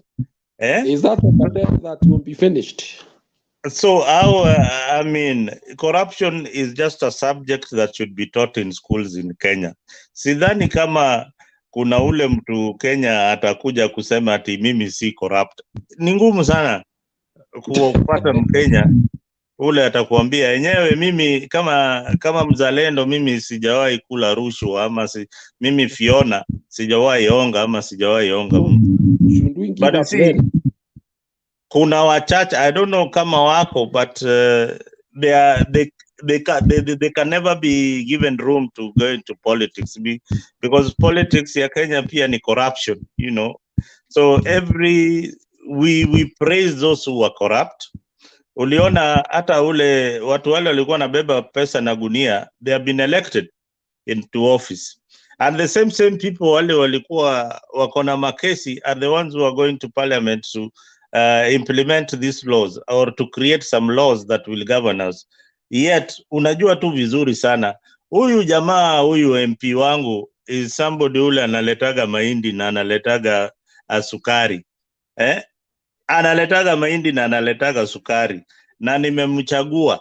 So corruption is just a subject that needs to be taught from class 6 up to the university level as a subject on its own, so that people can understand what the magnitude and the problems that corruption can cause to a country. Unaona, like we sometimes talk about Singapore. You know, Kenyans have got this notion, and I hear some leaders say, you know, we were at par with Singapore at some point, and then Singapore overtook us. But you know, they don't say the whole story.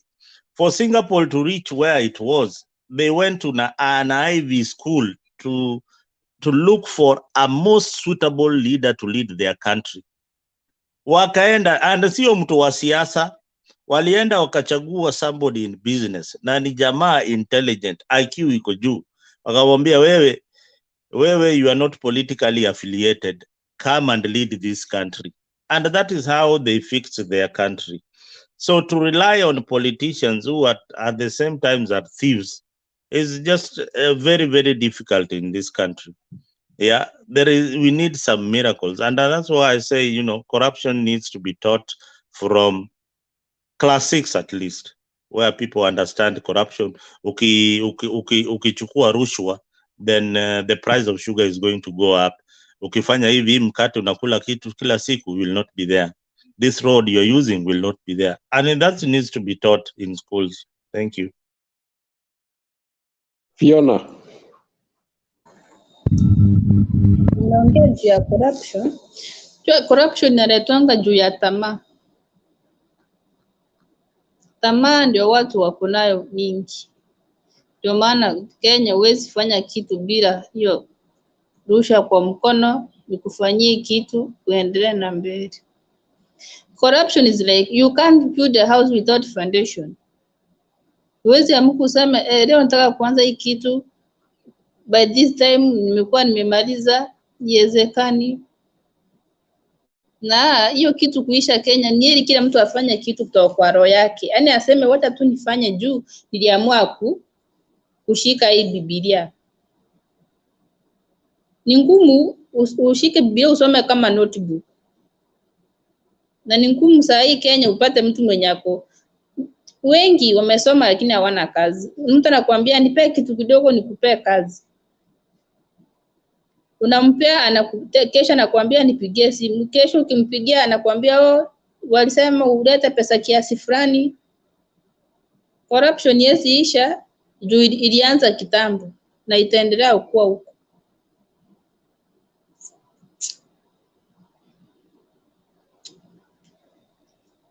You know, you are trying to misquote Kiptum. What Kiptum is simply saying is that those individuals who are involved in corruption actually they are the cartels. Order.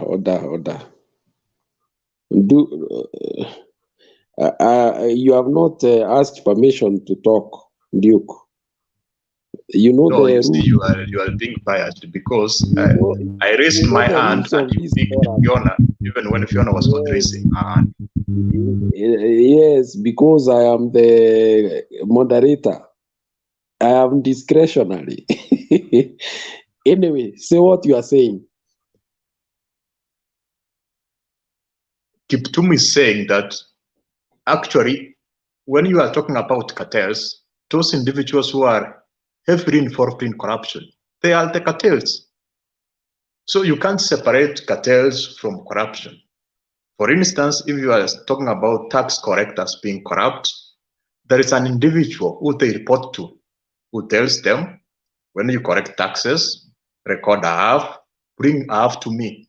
That's what happens. If you are talking about traffic askaris, where you are assigned in a given section of the road, at the evening there is some money you take to the OCPD.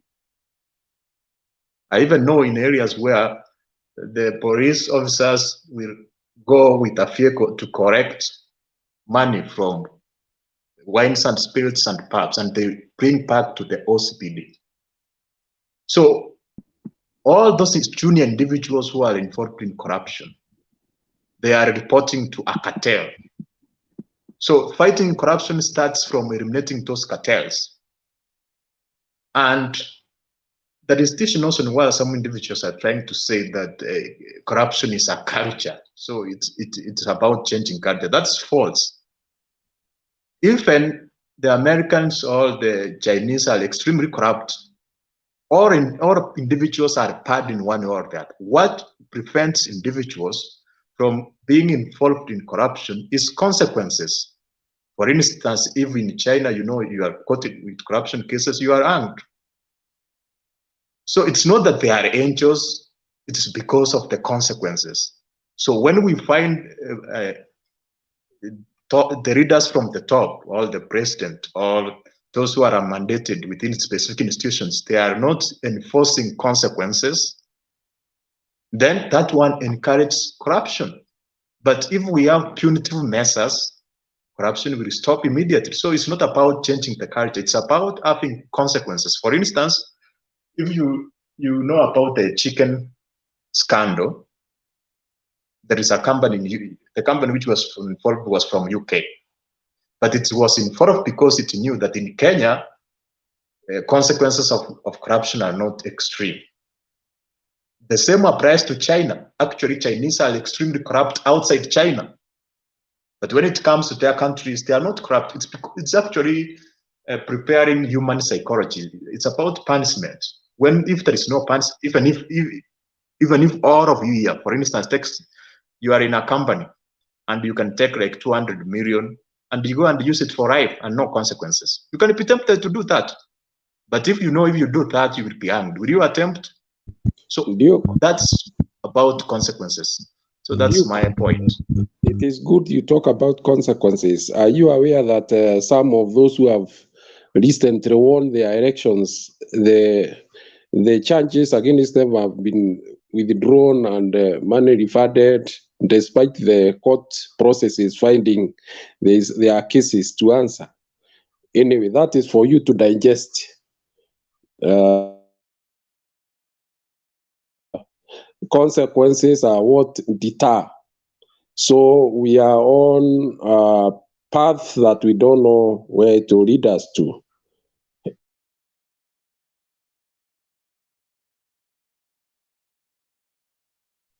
Henry.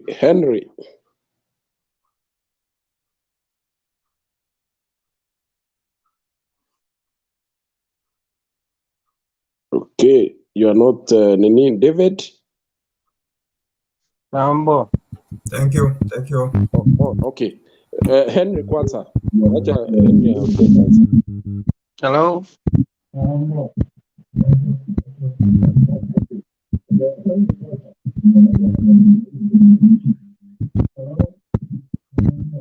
You talk. Henry. Mnanisikia? Yeah. Okay.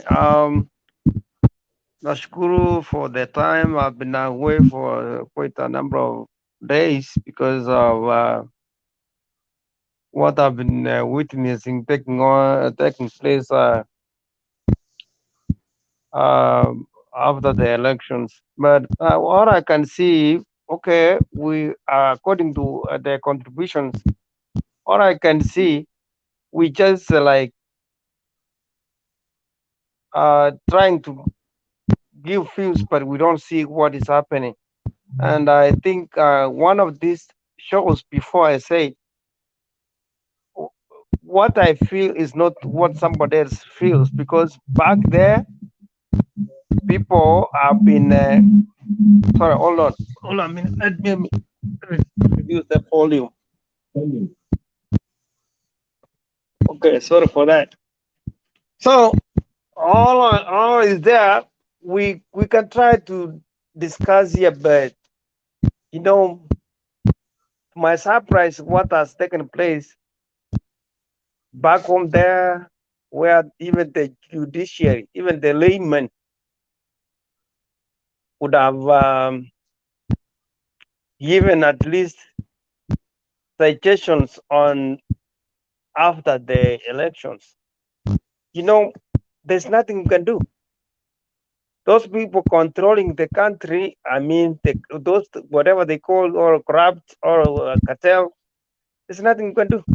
The other thing remaining, as I can say, let us pray for our country. There's nothing. I was talking to one of the guys in the this afternoon, and this lady told me she got my number from this group, and then she was like, "Where are you?" Then we were discussing about. Then she told me the neighboring countries already knew that RUTO was the president because that Raila was played. I think I said this, and like one of the guys, I think I don't know what it was. Serena said, "Oh no, Uru is with us. Oh, it's not with us." or they did what they did because they wanted to seem isolated. Whatever these guys were cussing, whatever they were doing, so that they seem to be separate. I mean, was not associated with the look. Even the servers are not open. That's corruption. Even the way they handle the case in the high court. Even the layman was to say this was to be this way, or he could have said, they could have said, "Oh, okay, your arguments based on this, they don't add up." But they say all the cases were summed in one, and then they say, "Okay, that's it." All I can say, things now I saw the president and now the incoming president was saying things. You remember, you bear with us. Things are tough. I don't know if they have changed to be soft from the other regime. This one they are becoming tough, or they are becoming tougher. The thing is, if Kenya has to go forward, those leaders, the upfront leaders, or those people at the front leading us, they should sit down, and more so, it starts from elections. Voting kwanza, kura yako kila mtu hesabiwe. That's why we have a problem. Look, these are the guys, most of them have cases in court of corruption. Sasa wakaenda kupiga 40 ya corruption huko mbele, watafanya nini? They have to do whatever they can. Hiyo makesi yote wako nayo, nimeona hata hiyo ya nani, hiyo milioni yake 200 imeenda, wamesema it has been put back, it has been upheld. So there's nothing you can do. Anyway, there's not right now. What I realize, that's why sometimes I never wanted to participate in this forum, because we are good thinking about our country, but some other people, they're just thinking about money. I see Brother Duke, you have said he's a Radis a ghost worker, but who is right then? If he has brought out people who are just getting the count money, they are not even working. Some of the drivers, they don't have even a driver license, but you say some that these are private. This is a public thing. It should not be both private. In other countries like here, you know, things are put in the public. Public things should be put in public. So tunafurahia wengine wananyanyazwa, au ni wazazi wa huyu jamaa wanafanya huko na ameleta mtoto wake na watoto wa wazazi wengine ambao hawafanyi huko. So can we be just fair? Let us be fair. Kama ukweli Rati afanye vizuri, basi tuache corruption, we support it. Hata mimi nikipata mahali naweza kunyakua pesa ya umma, ninyakue tu. We should not be doing this. Look, hiyo system ni kama ya Magufuli. Magufuli alikuwa anauliza wananchi, mnataka nini? This is not a private affair. Unasema hey, because this is like this is the way to go. Mali ya umma, wacha, hakuna, there's no shame. There's no shame with the public property or public funds. We don't have to be ashamed. Mtu awekwe hapo wazi, aseme pesa ya serikali umetumiaje. Kama ni gari ya serikali, angalia mwingine alipiga jamaa huko Didmas daylight. Sasa hii nothing. We are heading nowhere. Tuombe tu Mungu. Me, all I can say, this group, we advise each other on how to go forward on individually. Bila tunajitetea. So whatever, there's nothing you can do. Look, they do things just in the daylight, and there's nothing you can do. So there's nothing we can do. We break God with us, tusaidie jamii zetu, ndugu zetu. So unajipigania mwenyewe unga ya kesho. So ukisema nani ni mbaya, sasa nani mzuri? On this side tuna blame hawa wameiba. Huyu akikuja akisema huyu ni mwizi, mnasema anakosea. So where are we? Tuko wapi? Huyu ni mwizi anaiba, wanasema huyu ni mzuri, angefanya hivyo. Hiyo kitu say the truth to let you free. Hata kwa Biblia nasema hivyo. Tuseme ukweli. Hata kama yeye ni worse worker, but at least there's sense in what he's doing. So hiyo pesa yote ingetumia hata kununua madawa ya watu wengi hospitali, lakini naenda kwa watu wachache. Can we do something? The only thing we can do, tujipigania wenyewe. Saa hii Kenya, waanza kusema tunaenda kufanya. There's nothing we can do. Tujipigania wenyewe. Just fight for yourself. Kama ni biashara, kama ukipata kibarua, na sio rahisi kwa hivi sasa, sio rahisi. Unless you are on the other side. Na unaonyesha huko na wao. So it's like Kenya iko na makabila mbili. But there's nothing we can do. Mungu tu atusaidie. Thank you, brothers and sisters. David Alika. Yeah, thank you, Guru. Although you changed your name, I know the voice, but the name was gone. Duke Kiptum, naona anapika pale. Mzalendo hai, Simba Netaya, Henry, Fiona, habari yenu. I want to say that cartels are very dangerous, and cartels exist. They are dangerous both to the economy and to the lives of those who are fighting them. They say corruption fights back. You saw what Magufuli did, and there is a rumor having it that Magufuli was killed. Wakasema ni COVID. So as the president-elect tries to fight cartels, we should also be very cautious.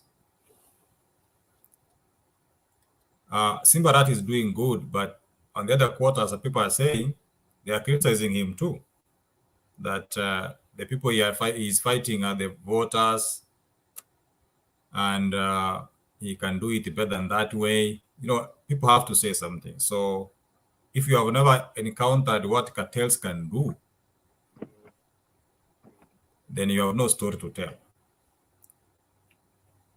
You cannot even be employed because cartels take charge. You know, greed has taken center stage to everybody. I was reading somewhere that some guys were paying 600,000 mtu ajiriwe kama polisi. Surely that's very crazy. Look at the salary of that policeman and 600,000 and the danger of that job. In other countries, people are given incentives to get into security. I think Mzalendo can tell you. You are in one of the counties, David, in one of the counties, nursery school teachers are paying 200,000 to be given jobs just the other day. So anyway, we want to wish him well, but it's a tall order.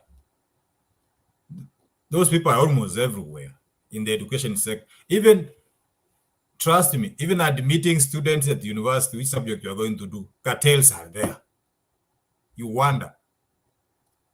You know, you can't even be admitted to a course that you want, simply because they have been taken over by who is who in society. So it's a rotten thing anyway.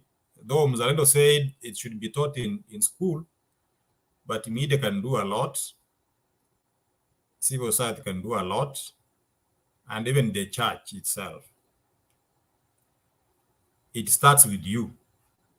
Are you corrupt? Then from 1 to 2, 3 people can increase.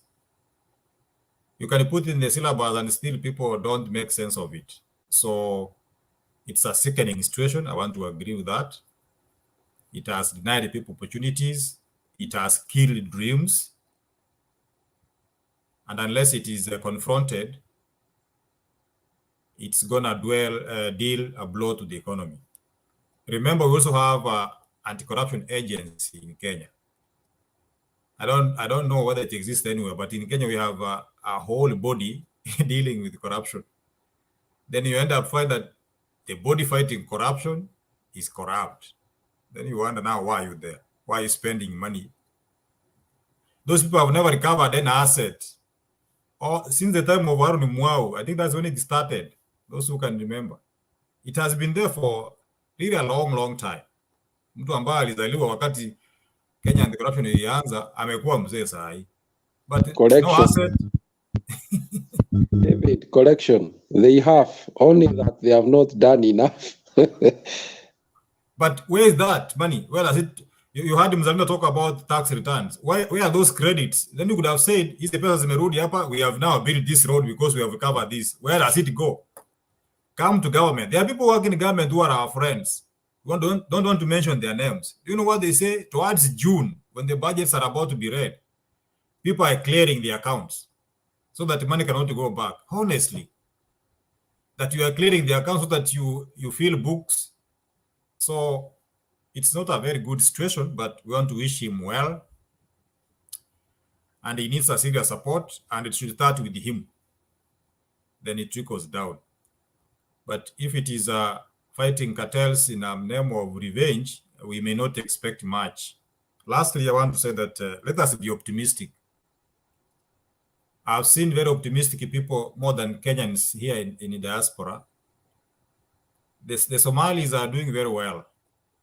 Those people, they don't have a country back where they come from, but when they are here, they are supporting each other. They have business even in Nairobi there. You can see Isli is really growing because of the Somalis. They support one another. And here where I stay, they have a congresswoman. They have elected one of their own. And when she goes there, she doesn't do jokes. She addresses issues, however simple they are, but those affecting the people. How they can get work permits, how they can be protected from unnecessary arrests and stuff like that. But when you come to Kenyans, we are here showing how much money you have, how much you have gone to school, you have PhD, you are what you have. I mean, Kenyans hatupendani, ni kiburi mingi na ujeuri. Hiyo naweza sema bila kushtuka. We can't even elect anybody here. Even in a small district where we can, somebody like a councillor. Kenyans were so divided, and that's what it shows right at home. Lastly, diaspora, you are doing a good job. The last audit report, the last report from the finance that said you gave so many billions, that was so nice. Let's support people and let's give them hope by giving the correct information. You know, sometimes, again, Kenyans want to acknowledge that information can be given, but the way it is received, some receive it in a wrong way, that we are dictating on them, we are trying blah, blah. There are opportunities over here. Let's give people the correct information. Let's support them where we can. Let's also support projects at home. In as much as we demand much from the politicians, Kenya is also demanding much from those of you who are out here, and you make more money even than those politicians. But what have we done to our communities? Are we even supporting a project at home? We can't expect the government to do everything. We can do stuff at our level. And that's the conversation which I normally encourage people to do. Like now, if you have a chance of bringing people to come and study, organize the local leadership for someone to give even a bank statement, because a bank statement is an issue. You don't need to have money, but give a statement that shows there is money and people can come study. But you know what? We don't address such simple issues. We just talk of big things.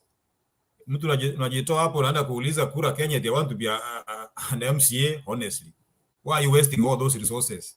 There are people in Kenya who can be MCAs.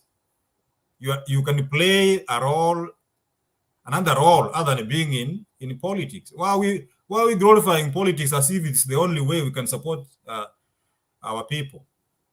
So diaspora, we need to be challenged. As you are saying, you are given a minister. Let's address those issues that really produce pertinent solutions, real solutions, not theoretical and big talk. You know, that's my contribution. In a nutshell, I'm saying cartels are there, but we wish him well to fight them. Otherwise, it's a complicated web. Daniel. Hello guys, how are you? Thank you very much, Guru, for allowing me to just share 1 or 2 points. Wacha nitumie Kiswahili. I'll be mixing Swahili and English. Now, coming to this point, I just dig inside the point on corruption and cartel. There was something that Kiptum actually said earlier, na nilimsikiza akiongea.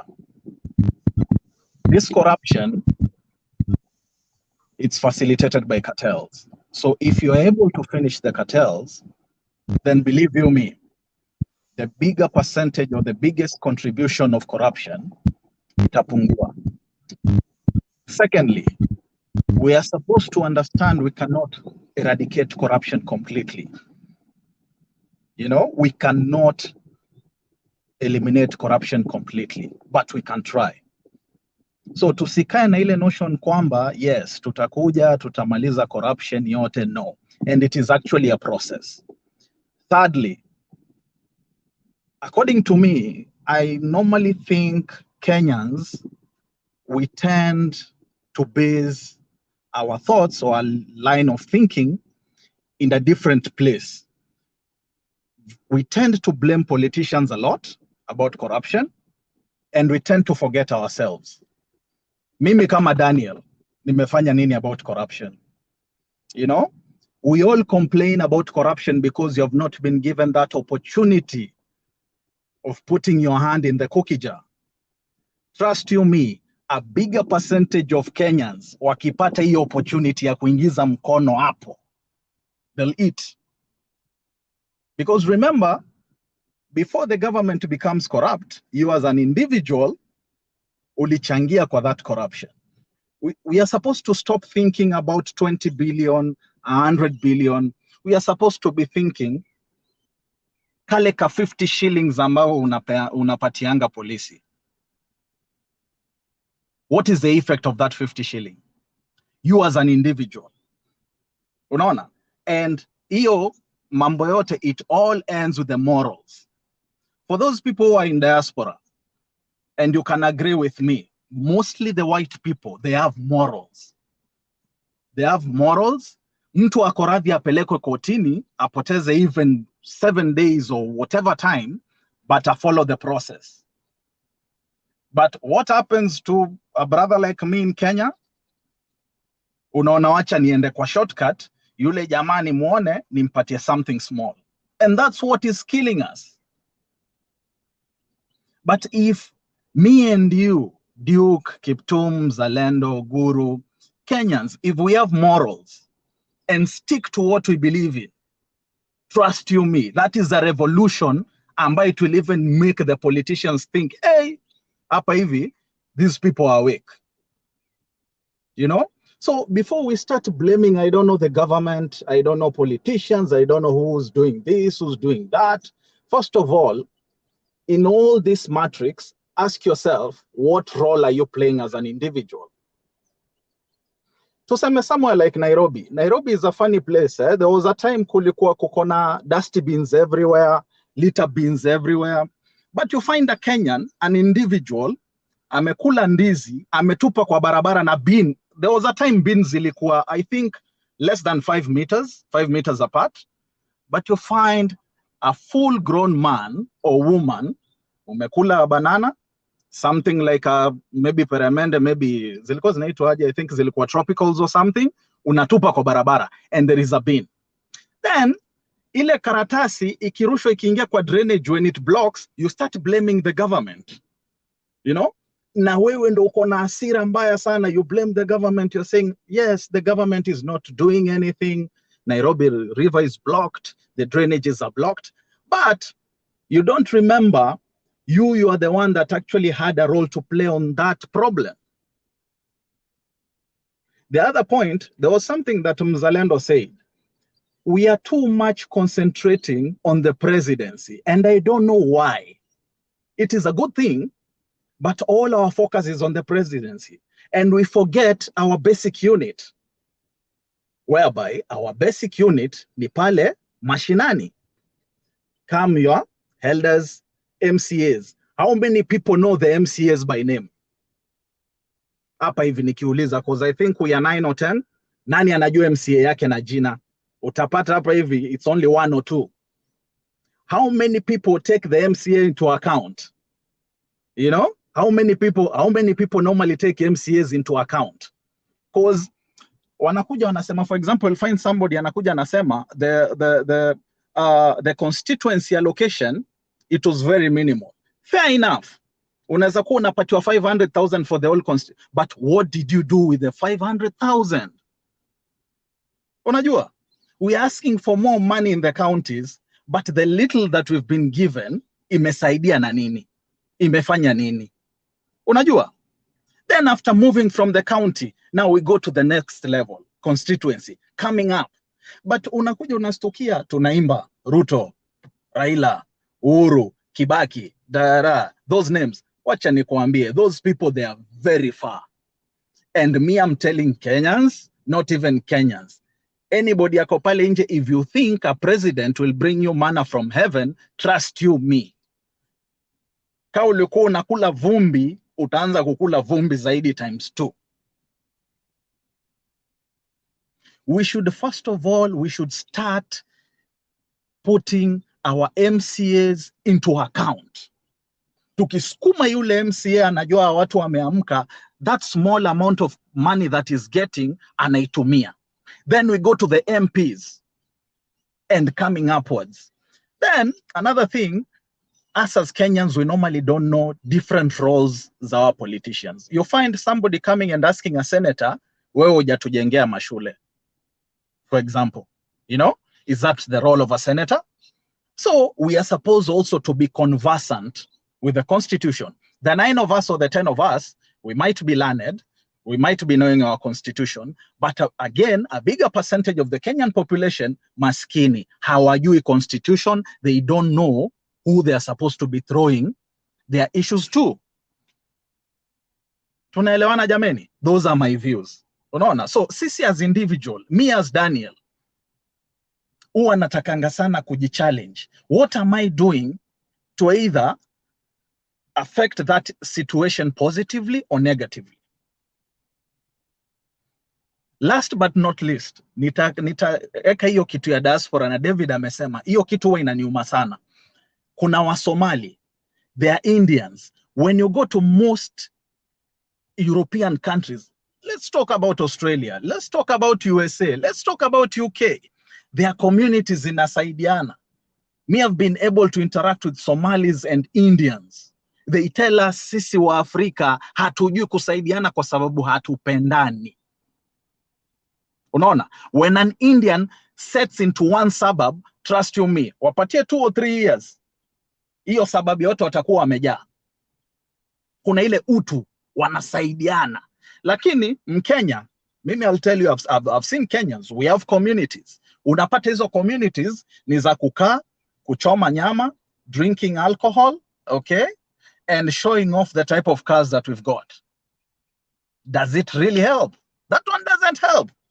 Ukijaribu kuleta business proposal or anything that can actually move you forward, Kenyans, me I'm talking about Kenyans because mimi ndo najua ndo interact with. What will they tell you? Huyu mtu, hiyo deal ni kama anataka kutukona. Every time there is a negativity. Tunaona ni kama the other person will benefit. Unaona? So, unapatata Msomali anasema nyinyi nywele ngumu, hamwezi saidiana, hampendani. Kesi ya Magufuli in Tanzania, cause also nimejaribu kukaa Tanzania, wa Tanzania tafadhali na wa Kenya tuko tofauti. We are two different people. Hata Tanzanians when they look at Kenyans, wanasema nyinyi hiyo ujanja yenu na ukora yenu, it is too much. Hatuwezani nayo. Na utakuja utapata Magufuli was tough, yes. But again, also the citizens wako na ule ujamaa. Na ukikuja ukiangalia, Tanzanians, they normally have a lot of ujamaa. Unaona? Anything that is done to them, wanaangalianga the impacts as compared to Kenyan. Kenyans bana, tukianguka hapo hivyo Nairobi, everybody for himself, kwani iko nini? Unaona? So, vile hii maneno nayo, lazima hasa tuanze kusomesha watoto wakiwa wadogo, vile Mzalendo amesema turudi shule. We start now teaching people from school from that young age. But tukikuja kwa hii age yangu, I'm sorry to say, we are done and dusted. Sisi tumeoza. Na wale watu utasikia wakilia sana, ni sisi hatuna pesa kwa mfuko. wacha nikuambie, kama una kitu kwa mfuko will be the loudest. Oh, the government is not doing, oh la la la, oh la la. Lakini ukishaingia pale ama upate kamwanya kidogo, you forget everything. So this generation that we are talking here, hii tuko na ndevu kidogo kama yangu ama the others who have a lot of beards, trust you me. David, you said something, you just try to go fight for your family. As much as we are saying we pray, prayers without actions, trust you me, ni kazi bure. Hiyo tuache hiyo. Prayers without action, ukae useme Mungu Baba niletee unga, haitafika. Anyway, Wazito, I'm happy, nimeshukuru, nimeongelesha. Thank you very much. Cheers. Can I add something? Can I say something? I think Daniel, you nailed it. You nailed it. Ile kitu, you know, at one point I was so tired of, you know, talking about leadership. So I decided to contest a local seat. This is a true life story. Nikaenda nikasema wacha nisimame kiti ya MCA. Nimetoka Diaspora.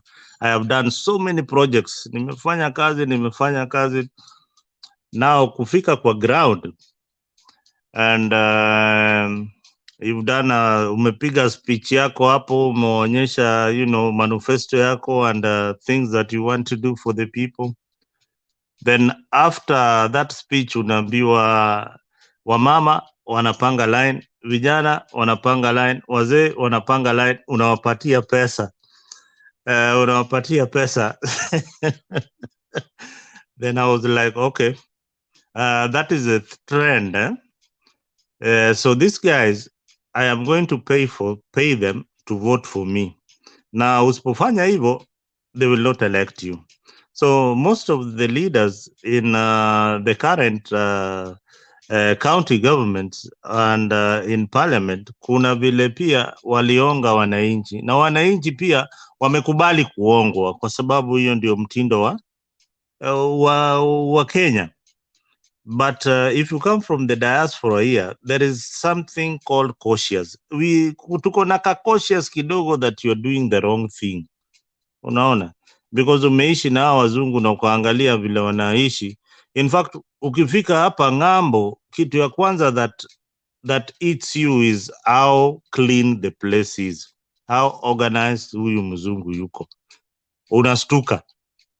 That is the first thing.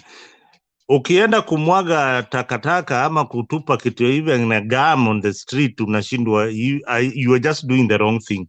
In fact, you are out of place. So mimi na Ukenya wangu nimekuja nimepata watu kwa supermarket wamepanga line. Nashindwa watu wanangojea nini? And I'm seeing huyu the cashier hana mtu. Mimi nikavuka line, nikaenda wakaniangalia, okay. Gentlemen, can you see that there is a line here?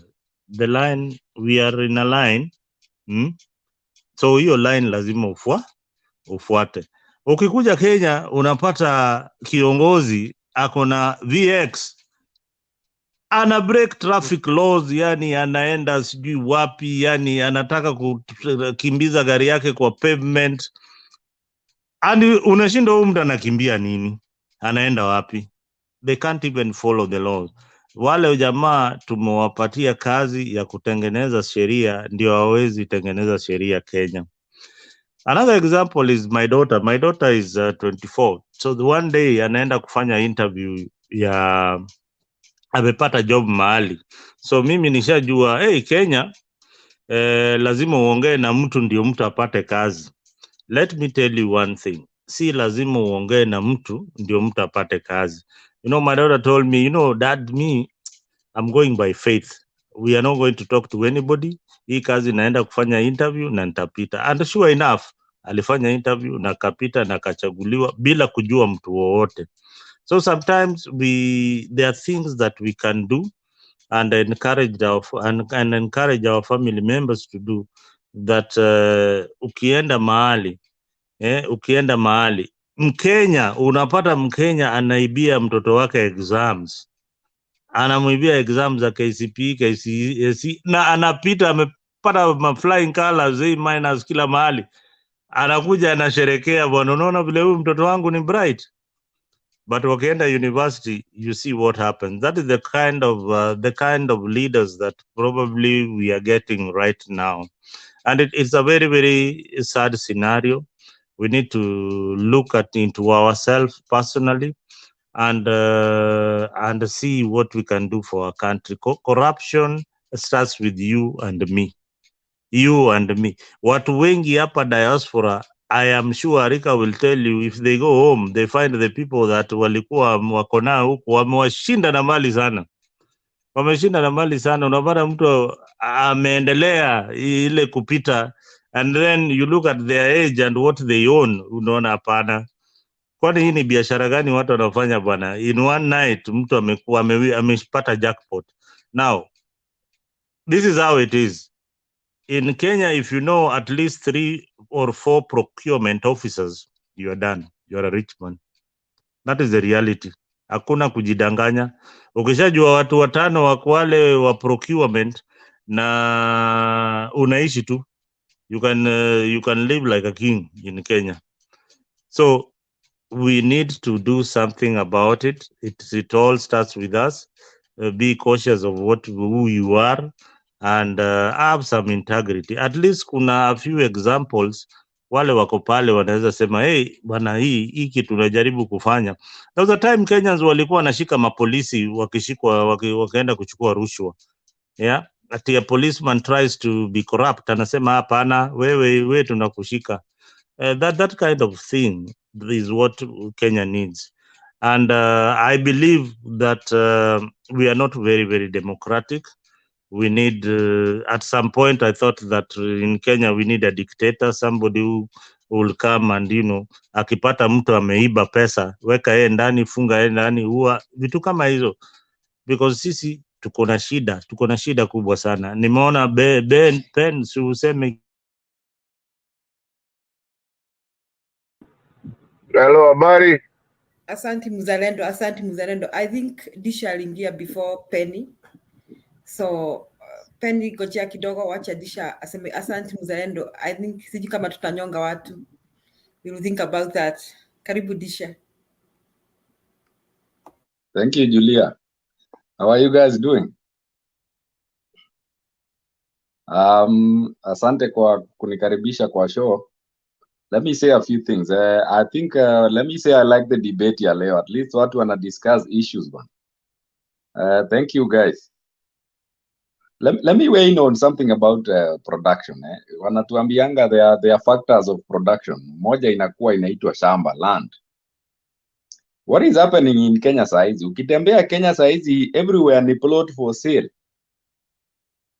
Yes. Tunafanyia nini space yetu ya production? Wale watu wako hapa US wanaweza kuambia ukulima ni kusema nini. Watu wakisema ni ukulima. Lakini look at what we are doing in Kenya. Unatembea kutoka sijui Kitengela mpaka siku hizi unafika karibu Kajiado, kila mahali ni plot for sale. The same way ukielekea Nyeri, the same case ukielekea Mombasa. Yani everywhere tumeifanya plot for sale. What is happening in our ancestral homes? Familia iko na vijana kama 3, kila mtu anataka kupewa share yake, ajenge nyumba yake, ajenge choo, aweke nyumba ya kuku hapo, hakuna mahali ya kulima. And the population is growing on a daily basis. Tutatoa wapi hiyo chakula? Like there must be reforms kwanza na mambo ya utilization of land, because in the next like 20 years mtaweza kuwa hata mko tayari kufanya hiyo ukulima, but there is no space ya kulima. So mahali bebaki saizi ni huko madesert ya northeastern, huko mahali tunahitaji maji. Lakini nowadays in terms of agriculture, kila mtu anatoa tu ya kukula, hakuna hata hiyo ya kuuza. So there is no way utaambia watu you don't need to import maize. Utatoa wapi hiyo maize? Utatoa wapi hiyo sukari? People need to import. So we need to look at the structures ya mambo ya production. Let me go to the second thing. Mzalendo, nakumbuka ukisema ati kuna wakati, I think when Kibaki took over, watu walikuwa nashika mpaka polisi. Now there is what we call the justice system in Kenya. I think the number 1 rot kwa Kenya ni justice system. ile unajuanga unaweza fanya kitu lakini hakuna kitu unaweza fanyiwa, just kwa sababu kuna pesa kidogo, you can find your way out. Wacha hizi kesi tunadanganyangwa hapa ati tunaoneshwa ya Supreme Court. Nani ameingia koti ya Kenya kawaida ujue ujinga yenye inakuanga huko? Mimi nishaikuwa arrested nikapelekwa Kibera Court, na kuambia hata magistrate huko mbele hata usikia nasema nini. Unaweza kukubali hata makosa yenye hujui juu it is terrible. Hata usikie mtu anasema nini, kazi yao tu ni kupostpone case. Ukifika huko unaambiwa kuja mpaka utagive up, hata kama utatumia pesa yako uchoke. Wacha hiyo wanatuonyesha sijui ya Supreme Court ati media wamejaa hapo, kesi zinaendeleanga huko hizo lower courts. Haki Mungu atusaidie. If we fix our justice system from the word go, ile unajuanga hata ukifanya makosa gani juu utashikwa kwa barabara saa hizi wa askari. In fact hata askari siku hizi wanakusimamisha Kenya, wanakuambia, wanaangalia kila kitu, wanaangalia hakuna makosa, wanakuambia si ufungue biashara ya leo. Yani ile rotiko, it is terrible. Let's come to wacha nikuje mambo ya wage bill. What happens in Kenya, like the government has employed like 2% of the population directly. Lakini hiyo employment that is about 2% of about 40 million ni watu wangapi? 800,000 or something like that, or 700. But hiyo yenye government imeemploy inakula half of the budget or more than half of the budget. Unapata mtu ni manager in an office, akona dereva, akona secretary, akona mtu wa kupikia yeye chai. Hii gari inafueliwa na serikali. Hapa US unaajiriwa na mtu hata kama wewe ni mdosi, hakuna mtu anakudrivia gari. Wewe jipange vile utafika kazini. Kwa nini tukuajirie watu kama 10? Unaajiriwa mpaka ati uko na mpaka allowance ya umbwa, ati dog allowance. Yani unapata serikali inanunua kalamu ya 20 shillings inanunua na shilingi 100. Kama serikali kama inanunua vitu na bulk, inafaa hata kununua na less than 10 shillings. Yani hata RUTO akisema sijui nini atafix, lazima aanze na road kwanza yenye iko kwa serikali yake.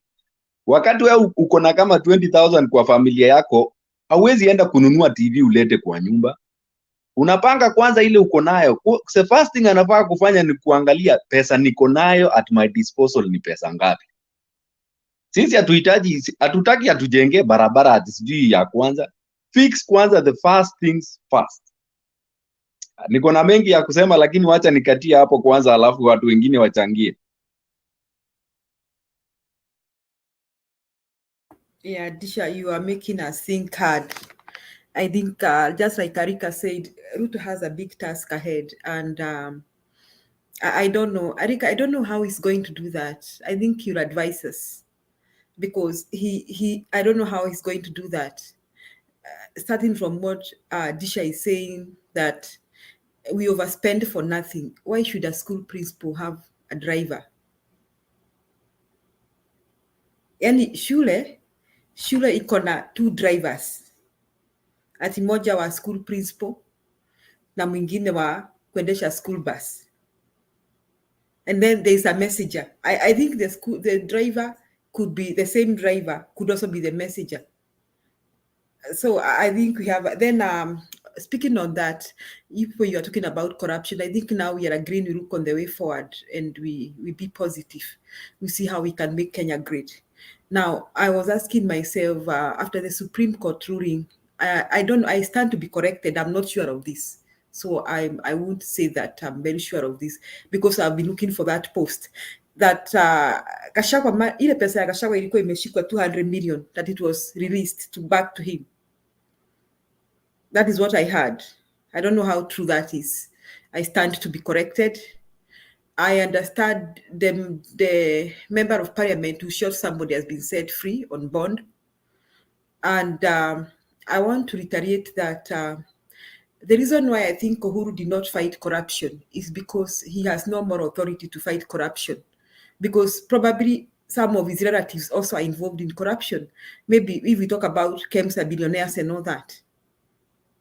And then I also think the reason why he did not fight corruption is because his own deputy was being mentioned for corruption. How can you start fighting people who have stolen land when your deputy is being mentioned with stolen land? Also, Uhuru cannot have moral authority because we question a lot about what his family owns. You know, he can't blame us for questioning. He can't blame us for questioning.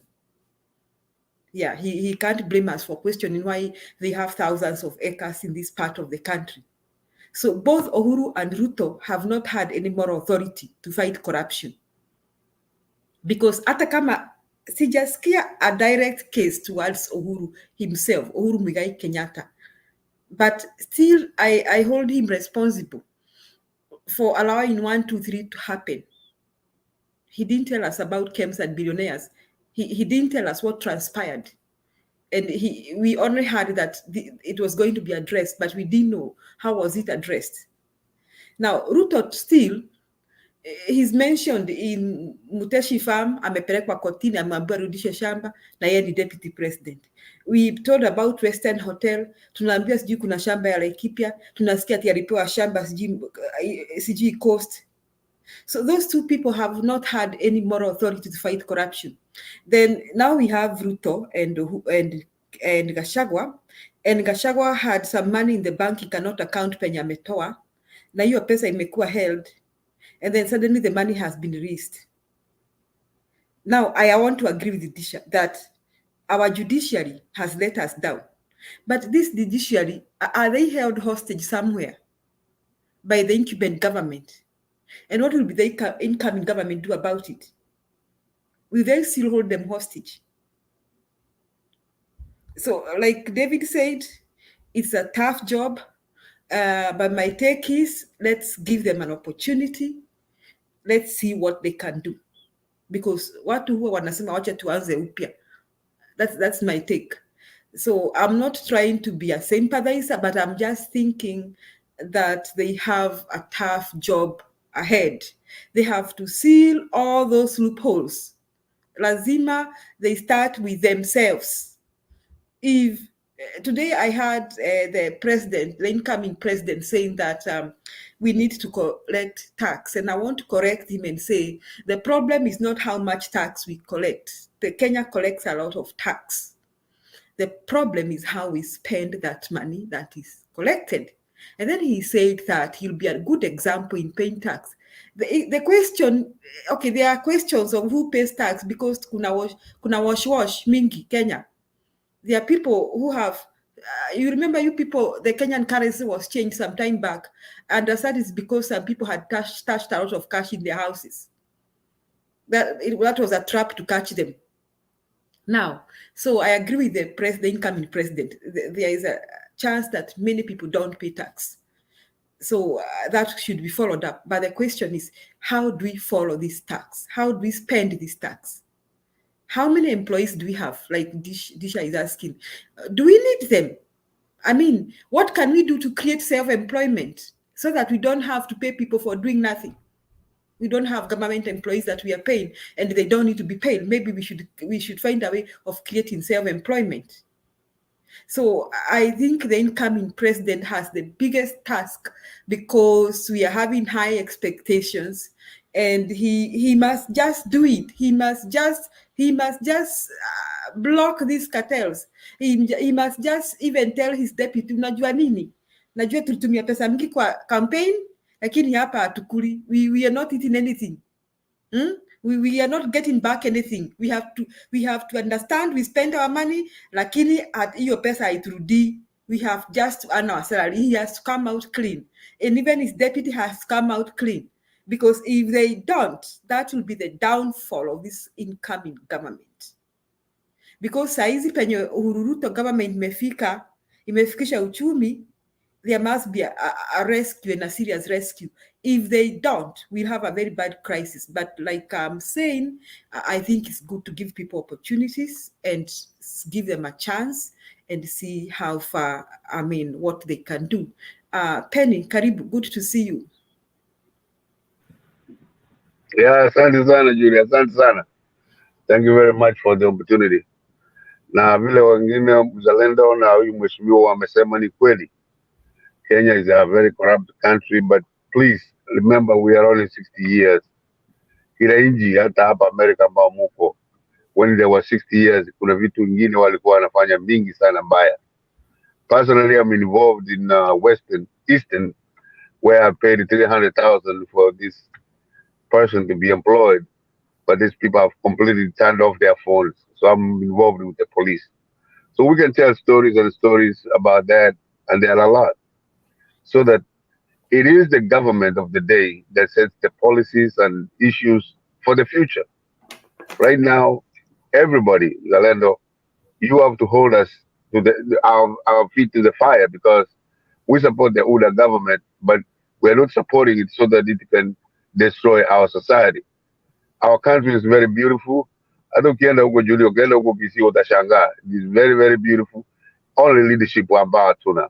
We are blessed. Sasa tuna Arati ambaye ameanza. Is Azimio na mimi ni UDA, lakini I told him I support him fully, because you see what he has done. He has really embarrassed my friend on why, and it is sad that they were doing what they were doing. I mean, you hear the stories. I can sit here and talk for a whole day to tell you what corruption has done to our country. Nani mbaya sana. I don't want to talk too much. I came here because of Arati. David Arika is very right. Lazima tufanye kitu ambao kinaonekana. Personally, I'm involved where I know David, unajua hiyo Dr. Musire, watoto yake, I have kids that age.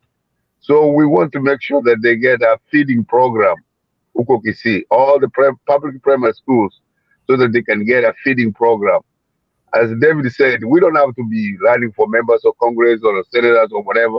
No, but if you can do something to change the lives of the people on the ground, Mama Mboga, well, what to, you know what I'm talking about. If we can do something to change their life and their kids, let us do it. And it's very, very important that this government that is coming up, how do you fight corruption? Is to give the institutions that are fighting corruption the money and be independent. RUTO amesema atapatia court. Maraga was asking for money. They never give Maraga the money. The police supposed to have their own money. They don't have it. They have to go to the central government. Kenya has no moral grounds to fight any corruption, because ilianzia wapi? That's another debate. We don't have to go backwards. Let's go to the future. Let us fight for what is right. Point the points that, ideas that, Mzalendo, you guys are saying, teacher. Let us argue on those issues. Let us pursue Kenya in a positive way, not in a negative way. Elections are over. It's 2027. Ndio tutaangalia ule atashinda. Now, it is not permanent that RUTO should win again. But RUTO and Gachagua will only win if they do, maybe, hopefully, at least 50% of what they have said they will do. And if they do that, we can vote them. Personally, I've lived in this country forever, and I've seen all kinds of presidents. But they don't feed you. And we should not depend on anybody feeding you. We should depend on what the gentleman has said. Mtu ukienda mahali unapata kazi, unaendelea. And that's what we're hoping for. And let us not hope for, kitu kidogo hapa, kitu kidogo huko. Those are stories we should look at the past, not the future. The future should be bright, will be different. You guys that are in the diaspora, you have seen the life here. The wengine wanasema the white people are more right. I grew up with them. I don't find them like that. It depends on where you grew up, your parents, and how you were socialized to be who you are. Finally, to see even Trump win the election, that's what really shocked me. And even my friends became my enemies. And that's life. We have to deal with it. Let us stay positive, debate, and have issues of where we are. Remember that we are only 60 years, but come up with ideas that can change the country for the better. Thank you, Sarah. Penny, did you just say that you gave someone 300,000? Yes. Why did you do that? The kid was crying from home that really the only thing you can do for me, uncle, just give me this and I'm going to get the job and I will never bother you. Ukiwa na utu, ukiwa na utu. But now they have got cold and they don't have to answer the phone. This would have been like 6 months ago. So And I you hope cannot bring. Kenyans can hear Penny, fellow Kenyans, you can hear Penny that how much Kenyans pay to get Apple. You said he was going to A be a job. policeman? No. It was she has a medical doctor. I mean, she's amemaliza diploma ya health. Yeah.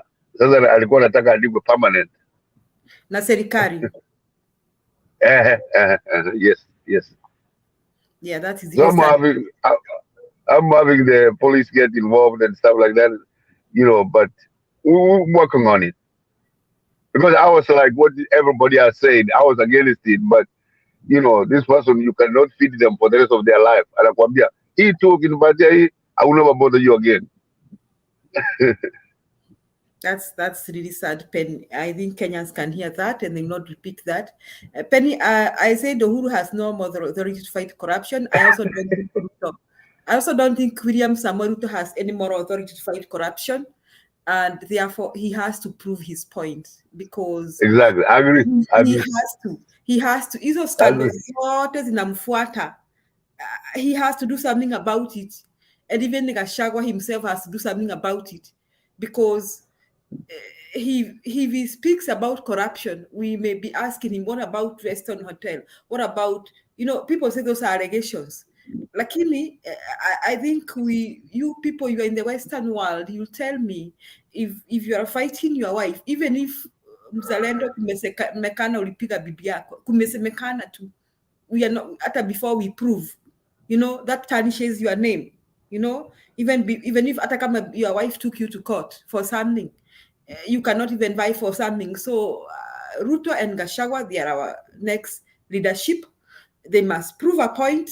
They must stand above board because as far as a group, maybe many Kenyans, I won't say all Kenyans are concerned, they believe that they have no moral authority to fight corruption. And corruption is the virus that is disturbing us now.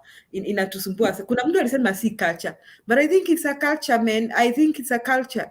That is why Muzalendo says we should teach our school children about, we should come up with a curriculum about maybe good citizenship and tell those babies from kindergarten that you cannot pick your mama's money, you cannot do this, all this to the university. I think we'll come up with a new generation of people who do not think that they need to steal or to lie to succeed. That is what we need to do. And then, like you people, I agree with all of you. I think all of you said this, that the leadership now must just decide decisively that hakuna tenda ya uongo. Ukipewa tenda ujenge barabara, jenga barabara. Stop doubling the cost of that road. If it is these millions, stop saying it is 100 billion. Don't do that. If somebody said this, I don't know if it's a recourse issue or somebody, that there are some government officials who use money ati wamalize hiyo pesa ati mwisho wa budget unafika. And I think that happens across Kenya. I think the incoming government has a task. David, you have something to say. I saw your hand up. Karibu. Yeah, I was trying to challenge my brother Nyagaka that when we say corruption begins with us, now you are telling the world you are corrupt. I'm sorry we are saying it, but you say it by yourself. I wish that money could have taken another step.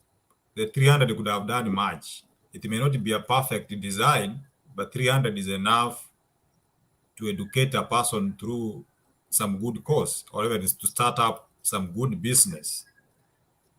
So next time you have learned that it's not only the big people who are corrupt. We are corrupt, all of us. It is in our system.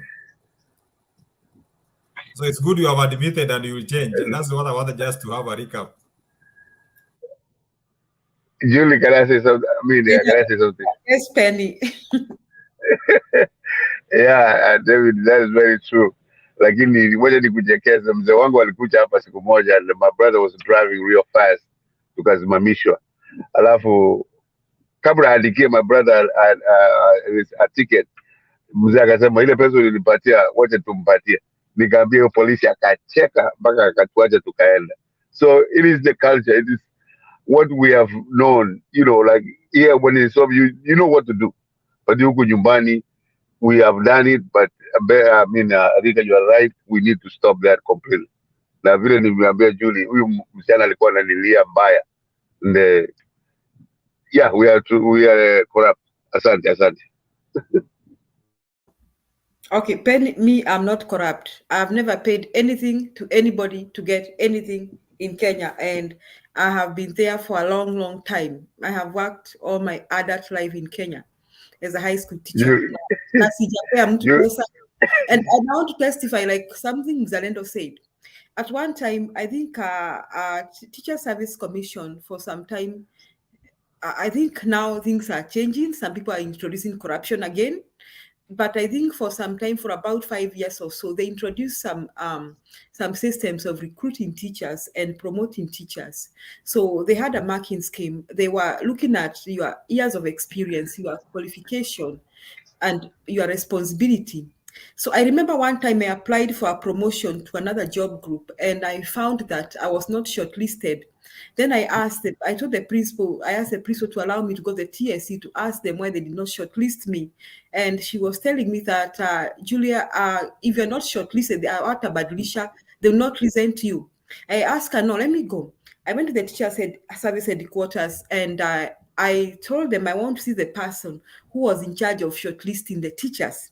And when I met that person, I just informed him, sir, this is my name. I applied for this promotion, and I know I am qualified. So I do not understand why I was not shortlisted. And for sure, he went through my credentials, and he said he also doesn't understand. And he added my name in the shortlist. And the interviews, when you were called for the interviews, this is how they were doing the interviews. They had a marking scheme. They were looking at your degree certificates. If you have a master's, you have more points. You have a PhD, you have more points. And then they look at the US as experience, you have more points. And then they look at the school you are teaching, and they look at the results of your students in KCSE.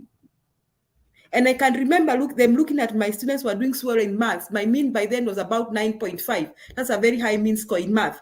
And they said, Madam, your mean is 9.5. Madam, you're going to become a principal very soon. I thought they were making fun of me, but really I passed that interview. And I realized that there are Kenyans who are doing the right thing. So fellow Kenyans, wacheni kupeana pesa, just let us teach each other to do the right thing. And with that, I think I've gone to many offices in Kenya and I've been served well. And so I have a conviction that there are people who are doing the right thing. I also happened to work with a school principal in a school in Kirinyaga County. The school is called Mutira Girls High School. She's now retired. And I was the deputy principal by then. And I sat in the board of management. And I can remember a board of management that used the constitution to even give tender to decide what to do in the school. They would bring the Basic Education Act to the table. I saw a board of management that would give tenders and they would not interfere with it.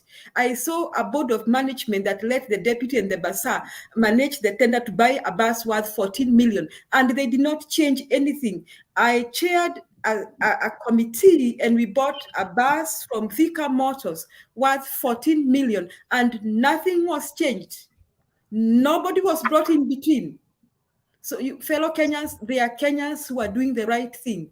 It is just that those Kenyans are never seen, and those Kenyans cannot be voted for because what Kenyans have decided, the people whom they prefer are the wash people.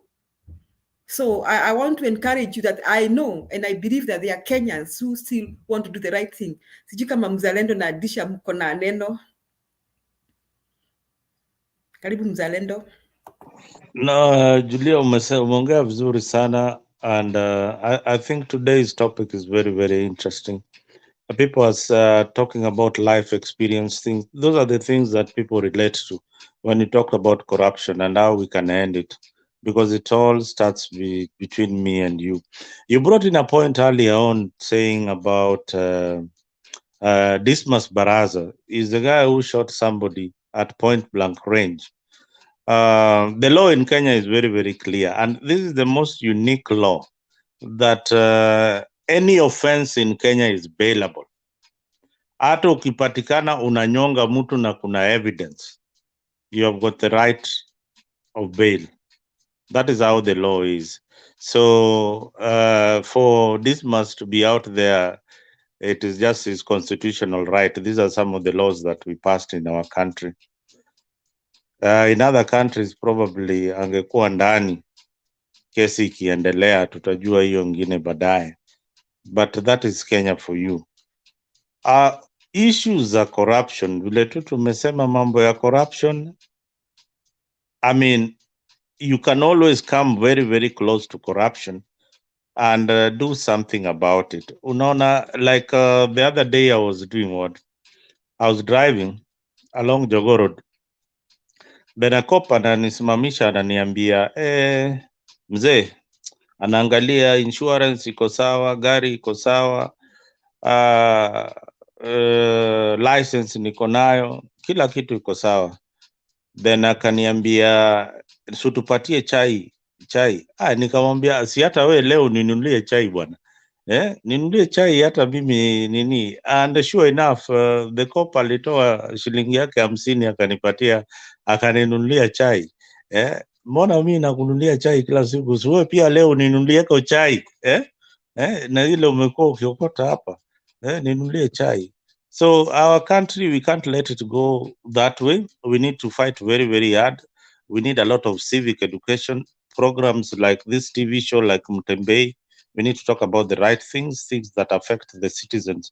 Arika, you said something about living here in the US and how Asian communities and how these people from Spain generally live here and Somalia.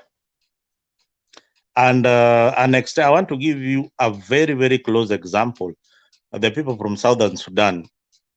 The people from Southern Sudan have got a culture that they live in a community until they get married. They will help each other in whatever circumstance that watakuwa nayo hapa in the US, watasaidiana.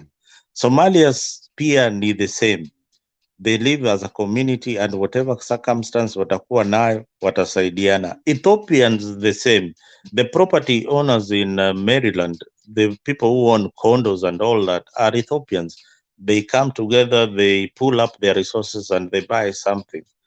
But Kenya ni fitina na roho mbaya. Tuna chuki, roho mbaya na ukabila. I mean, that is the thing. That is the thing. Hata mtu wako akilala njaa, ndugu yako akilala njaa, kuna Wajaluo wanasema umaskini ya ndugu yako hawezi kukuzuia ulale. Utalala vizuri sana na utamka vizuri sana. We don't like each other and we don't like supporting each other. Kenyans have got an inward competition that goes in between us. We compete for nothing. You compete with your shadow. Even here in Europe or in the US, what wanna compete to? I remember just yesterday, no, about a week ago, there's this student who is very, very bright. The guy amekuja on a scholarship, is in Germany. He is on attachment. So he tells me, because mama yake anauza ndizi huko Kenya, najua, I know his history so well. So I call a few friends who are in Germany. Namwambia, hey manze, unajua kufika hapa Europe ni ngumu sana bana. This guy, me, I don't want him to go back. Ni aje tunaweza msaidia akae huku. This guy is not even my relative, he's just a village mate. Na tunaweza msaidia aje akae huku. Hii tutaangalia. Let me tell you, the guy has never gotten back to me. Then I pick my call again, niangalie ni nani tena namjua Germany anaweza saidia huyu jamaa aendeleshe masomo yake since now that he's there. Let me tell you, none of them, no Kenyan, has gotten back to me. And this is an opportunity for the young man, aishi huku Europe, aende shule huku na afanye vitu ile anaweza fanya. So atupendani, Wakenya atupendani. Tuanze na kupendana, tuanze na uzalendo. We love our country. Let us love the people around us also. Awe ni kabila gani, tupendaneni. Ni hayo tu bana. Asante Mzalendo. Yeah, we should help each other. I think Themba is organizing something that after the swearing in and all that the diaspora can come here and talk how mlienda huko aje. How can you help Kenyans? You know, okay, some people say mimi ni Mkenya, hata mimi ni Mkenya. Lakini pia there are lots of openings. Like I think I shared my story some time back, and a lot of teachers bought that. And if you want to find my video, you can Google Mtembe, you can find Mtembe, you can go to Mtembe and search teaching opportunities in South Carolina with Julia. That by Mtembe, you'll find the information. And after that, I want to tell you, members of the panel, so many teachers applied, so many teachers wamechukuliwa. So especially kutoka, I mean, hata saa hii, to an extent, the firm that was recruiting no longer had enough visas because they are given a quota of visas. So I introduced the teachers who could not be recruited by that firm to the schools here and the districts. And the districts were now willing to hire them directly on H-1B because there's such a high demand of teachers, especially for math, science, and languages, that is English and maybe Spanish. So those kind of things, Themba has promised to bring that program because we have nothing to lose by providing information. And you see, you people mnasikia serikali ya Uhuru na RUTO amesema how much the diaspora provides support, especially when we had the COVID situation. I think there were families that literally depended on the diaspora. So I think that is really good. Maybe we'll find that time and we'll announce, we'll advertise. Tutakuja hapa zote, tutaelezea wa Kenya. Home is east west, is home is best. Lakini pia ukikuja hapa waweza kuwa msaada kwa wenye wako nyumbani. Ama Disha wasema namna gani? Uko na maoni? Karibu Disha. Okay, thank you. On a follow-up before Ndisha, if you can allow me. Yes, go ahead. I think that's a very helpful discussion because if you have a field on education and someone has another one, bringing it together to a studio like this will pass information to very many people. Allow me to give a personal experience and how I feel I should be useful to society, even without being a politician. When I came to the US, I purposed to assist people. It's not a very big deal, but a small helping because I realized back in Kenya, mtu akiapply green card na bahati ikuwa ameshinda, anaitishwa pesa nyingi sana, like hundreds of thousands. And even application itself, they are being asked for like 1,000 plus. So people may not even afford 1,000. So I said, in my lifetime, if God allows me, I will make sure that at least 10 people come to the US through my simple exercise of just sitting down on a computer, use my free Wi-Fi and apply for them. So every year I give my support. I give information on my wall that this is now the time we're applying. And I'll go ahead and apply for people. I even advise them on the photos and the like. Fortunately, my nephew won. I brought him here. Fortunately, a student that was teaching in a college in Homa Bay, he won. And I'm announcing here that next month, I'm picking that boy from the airport to my house. He's a Luo. I'm not a Luo. I'm a Kisi. But I'm applying for my students. I'm applying for villagers. I applied for a family that won 4 of them, but COVID messed up with them. They have a case in court. You know, this DV story. They won. I gave everything. So I'm ready to host them in as much as I may not have enough for them. So if everybody can give, because when I communicate with them, they come to inbox and tell me how do these things, and I realize people don't have information. So giving information is important, and I'm doing it. Next month, we're also doing. So we are applying. I am not giving them green cards, but I'm applying. God chooses them. And you can support them by giving them documents and stuff like that. Secondly, there are agencies that admit nurses. You're talking about education. I also know a few stuff about nursing. Currently, what I'm doing at my family level, that's open anyway. Anybody who is able to do nursing, I'm sponsoring students in Kenya to do nursing. It's very cheap because in a year you only need maybe 88,000, which is about $800. So if we can sponsor about 4, 3, or 2, when they are done, they sit for any NCLEX, they come over here. Last month, a family came here. A lady we advised, she did her NCLEX. She's now in Iowa down here with her family, husband and children. As I speak, in a few months to come, our own in-law, the cousin to my wife, she did the same. She passed and she's coming. They have an interview to come. I hope they will pass the interview, but there's nothing to worry about. Those people who are nurses in Kenya, tell them to sit for any NCLEX. They just come. They come from there with their license. They start to work. They don't come to hustle like some of us came here hustling, starting from zero. I think you know what we mean by hustling. You have to start from zero. Them, they come here, they are given a house, they are given a permit, the license to work, and they are given good salaries. Instead of sitting down and lamenting and maybe wanting leadership, we can offer simple solutions, very simple solutions. So I invite that. Let's talk about the science teachers, let's talk about the nurses, let's talk about the green cards. But there's also another avenue which I want people to explore, like the likes of Nyagaka who came here a long time ago. How do people come and study here? Because you can come study and maneuver your way. The issue of bank statement is a problem to students. Those politicians of ours, those business people you have in Kenya, why can't they be free and give bank statements to students come and study? They open up the village.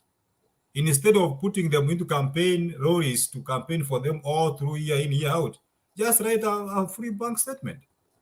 You're not giving him money. Because if that student is here, trust me, I can educate that child. Because just small money. But getting here, you must produce evidence that you have money from home. That is the discussion we need to have with our people, that we must make changes however little they are. So I'm in agreement that, and I promise to attend. Thank you so much, David. I think we have to make sure you'll be here because you said a good thing about nurses. Somebody's asking me a question that that's why like that English teachers are required. I came here with a bachelor's degree in software engineering. Okay, bachelor's degree in software engineering, bachelor of education. Yegok Nim Kim, not bachelor of Americans don't compromise. Even if you've done a bachelor of science in chemistry or whatever, it is not the bachelor of science, it's bachelor of education, English, literature, bachelor of education, science, bachelor of education, math something.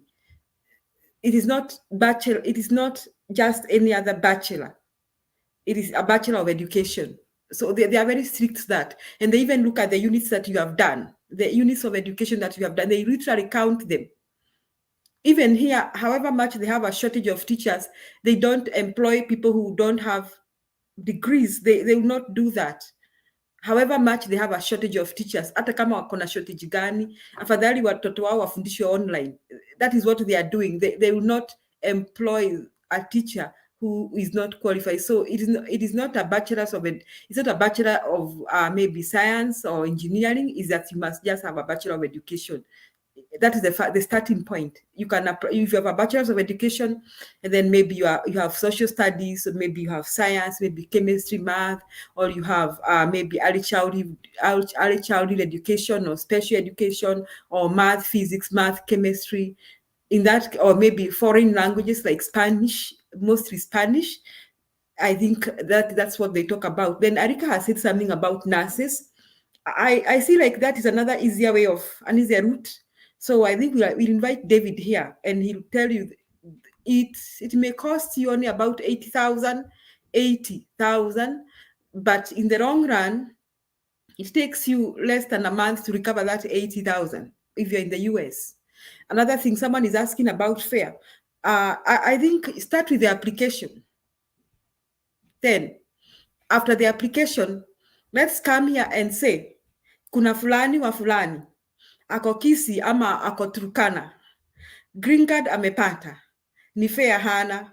Nyinyi watu tunaweza kosa fare ya huyo mtu jameni. That is very simple. Here in America huwezi kula pesa yangu. Hata nikikupea tusipoandikia na anywhere. Julie, you know. As long as I have a receipt, you have to pay my money. So nani yule ambaye ameshinda green card na fare imekakosekana? Aseme. Yeah, hatuwezi kosa fare David. Hata sio kumripisha. We can even changa free. Unaona, I talked to teachers and then some they got jobs. So the biggest questions were nitaishi wapi, nitaenda wapi. So those who have already been hired, because now I know the teachers in the South, or I have some groups, I'm able to link them up. Natafuta mtu kama David. Kuna Disha anakuja. Just host him for 1 month and help him find an apartment. Sisi ni wa Kenya. Kwani kwa nyumba yangu nakula ugali how much ugali will you eat in my house for 1 month so that I will not help you settle down? You see? So and then we even, because like in the South Carolina, we don't have buses, public transport. So I think the many times I have transported teachers to work. It doesn't cost me anything. If you're working in my school and I can transport you to my school, it doesn't cost me anything. Because whether I transport you, I don't transport you, I'll still go to work. So I think that's a good thing. David, we shall definitely have that program and we shall talk to Kenyans. Naona watu wanataka tufunge show. Sasa I think sijui kama ama ni Disha, sijui amepotea ama anarudi. He's back. Disha, you had to say something. Pole, I think I pressed mahali vibaya ikanitoa. But anyway, thank you. Let me say like most of guys amesema like aduko diaspora kwa sababu tunapenda East or West, home is best. We are trying to kutafuta mahali tutapata unga. If I remember, those of us wenye walisoma wakati wa Moi, you remember, I think nafikiri kila mtu hapa alikuwa hiyo enzi. Unakumbuka tulikuwa tunaenda shule tunapatiwa exercise books. Alafu saa 4 unapewa maziwa. Yani, I don't know, somehow I don't know, tulianza kuenda wrong, I think kuanzia hiyo wakati wa Moi, late times wa Moi I think tulikuwa tunaenjoy shule siku hizo. That brings me to the point, like, I don't know, have we messed our education system? Like, you remember those times tulikuwa tunaenda tunafanya vitu hata za woodwork, agriculture, kushona. Nowadays, mtoto akimaliza class 8, kama hata progress from there ni kama maisha yake imekuwa doomed. Yani siku hizi kama mtoto hawezi proceed from secondary ni boda. Hapo ndio mahali tumefikia. Na yani like ile skill zenye tulikuwa tunaacquire hiyo time, yani siku hizi mtoto anaenda anasoma English, Kiswahili, maths, imeisha hivyo. Hata akimaliza hiyo class 8 kama hawezi progress from there, hakuna kitu kingine anaweza fanya. Hata unampatia mtoto wa siku hizi hata umwambie ashone sijui wapi hata kuangua, hajui hata vile shindano inashikwa. Mwambie aende shamba, unless kama ni ule wa ushago ametrainiwa kulima. Mwambie hata apigilie mshumari kwa mbao, hawezi. It's like kuna mahali tulienda wrong kwa education system. Personally, I managed to have graduated my undergraduate in Kenya. Nikakuja hapa nikafanya masters. Na kuambia, okay, Kenyans are very sharp people. Lakini ile theory yenye tunachapishangwa Kenya. Unakujaga unaingia class hapa unashangaa, mbona ni kama nasoma vitu mpya? Kwa sababu umekula theory, ukipewa theory utapita. Lakini like the education system is imetengenezwa yani kukujaza a lot of things that sometimes nakumbuka nilikuwa nimefanya mpaka accounting, nimefanya CPA, lakini hata ungenipatia vitabu hata singe balance kwa sababu ni theory hata hakuna case study ya kufanya. What is happening to the universities at the moment? Watu wanafungua tu madarasa, wanaanza na ubao tu, wanafundisha, wanasema watu wamegraduate. Nothing. Unafika huko nje hakuna mtu hata hawezi fanya kitu. In terms of how smart Kenyans are, they are very smart. When they get opportunity, they will do. Lakini sasa I think the education system pia inafaa kuangaliliwa. Uangalia tulifunga ma technical colleges ati isikuwe university. Unapata profesa moja kazi yake tu ni nakwambia, ukiambia umegraduate Kenya sometimes hata ni ujinga tu. Hata form 4 ni ngumu kuliko university. Si ni ukweli? Wale wameenda university za Kenya unapata unapata mwalimu hata mumesoma out of a whole semester lecturer amekuja kama mara 5. Kazi yenu tu ni kucopy notes. Hakuna kitu, yani kazi. Imagine mpaka universities mpaka za Kenya saizi ni bado watu ni kwenda darasa kucopy notes. It is still terrible. Yani badala ya kupatia mtu kazi time ya kufanya research, time ya kuexplore case studies, angalia how the world, how the financial markets are working, how vitu mingi vile zinafanya kazi. Kazi ni kuandika notes alafu anatestiwa kwa hizo notes. We need to think about the education system.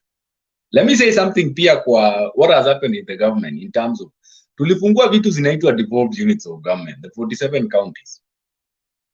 Do you know what has happened? The county governments zimeenda zikaduplicate the national government. Umeangalia vitu zenye huyu gavana wa Kisii ame-unearth in just a span of 2 weeks. Yani unapata county kama Kisii iko na employees 5,000. 5,000 kazi ni kulipa mshahara ama ni kupatia services watu. Unapata mpaka hata watu hakuna hiyo county, hata hakuna minerals, lakini wako na Ministry of Mining. Yani unapata watu wameajiri watu ministries juu ya nini? Yani wanajaribu kuduplicate tu, bora wameajiri watu. Somehow they'll get their cuts out of there, lakini unaajiri watu 5,000. Sasa unapata budget ya county out of unapata 90% zinaenda in terms of recurrent expenditure, salaries na kununua makalamu hizo. Alafu ile 5% imebaki inafaa kutengeneza barabara, inafaa kununua sijui, inafaa kununua madawa. So it is hizo units za government kwanza zinafaa kucontroliwa. Yani mpaka unashangaa hizi zote 47 counties. Look at wale watu wako Texas bwana. Texas is bigger than Kenya na iko na gavana mmoja. Lakini Kenya tuko na 47 na tuko na 349. Na kazi ya legislator ni kufanya nini? Ni kutengeneza sheria. Do we need like 349 of them kutengeneza sheria? Yani tunaumia ni ile kidonda ya kujidunga mwenyewe. Na unasikia kitu kama BBI ilikuwa ina propose kwenda kuwaongeza. Mpaka unashangaa tulirogwa na nani? Yeah? Yani tunataka kukula hiyo imebaki na unaambiwa ni tax. Yani ndio uweze kulipa huyo mtu lazima uende uongeze tax ya maziwa. Uende uongeze tax ya mkate. Ndio uweze kulipa hao watu. Na unasikiaga kuna employees wanafanya kazi siku moja kwa wiki ama siku moja kwa mwezi. Wewe unajua ukiambiwa hapa 8 hours ya kufanya kazi ni kusema nini? Unaingia supermarket, wewe ndio cashier na wewe ndio unaweka mizigo. Hapa Kenya unapata mtu cashier ako hapa na kuna mtu wa kuwekea kuna kitu. Mwaiona kiti hapa kwa supermarket? Kenya si unapata kuna mwenye anagonga tu register, alafu kuna mwenye anaweka mzigo, alafu kuna mwingine atasaidia kusukuma iende nje. Yeah? Yani unaambianga watu hapa kuchapa kazi ni kuchapa kazi. Mtu anafikiria hapa ni kuokota pesa kwa matawi. But they need to introduce ile culture ya kufanya kazi. Kama ni kufanya kazi ni kufanya kazi. So hizo corruptions zenye zimezunguka national government zimeenda pia kwa county level. Hizo vitu zinaitwa tenders. Mpaka kuna watu siku hizi unaambiwa what is your profession? Anakuambia I'm a entrepreneur. Hiyo ni kazi gani hiyo mtu anajiita ati ametrainiwa entrepreneur? Ati yeye kazi yake ni kuchukua tenders. Kuchukua tenders hiyo ni corruption. kama wewe unaweza nunua kitu na 10 shillings, gava inafaa kununua na 5 shillings kwa sababu za discount. Lakini unapata na utalipa pesa ya kufuatilia mpaka hiyo tenda, utalipwa after 6 months. Umesikia sasa hivi tuko na pending bills ya how much? 500 billion. Hata nahurumia serikali imeingia, hata sijui watafanya nini. Hizo vitu wamepromise, naona ni kama tu ni wakimanage hata 30%, hiyo ni Mungu. Haya, wacha niachie mtu mwingine. I hope they will manage. I think they have to do things different. I hope Simbarati will keep that pace. I hope he's not just doing a show off. I hope he'll keep that pace. I hope he'll do that, because I think if we concentrate on the county government, if our county governments, and probably you people who are both in Kenya and the diaspora, you need to adopt a county and reach out to your governors. And maybe they have never thought that things can be done right. And maybe they don't even know what to do things right. Maybe Simbarati is thinking that by merely just sacking the ghost workers, that is enough. He doesn't know. He needs to look at that county's budgets and the income and decide we are going to spend prudently. He doesn't know that he needs to look at the tenders that are being given. He doesn't know that maybe he needs to lead by example. Si tusikie tumuone kwa gazeti atanafanya hivi alafu tusikie ati alinyakua sijui nini. I mean, he needs, you people think about it.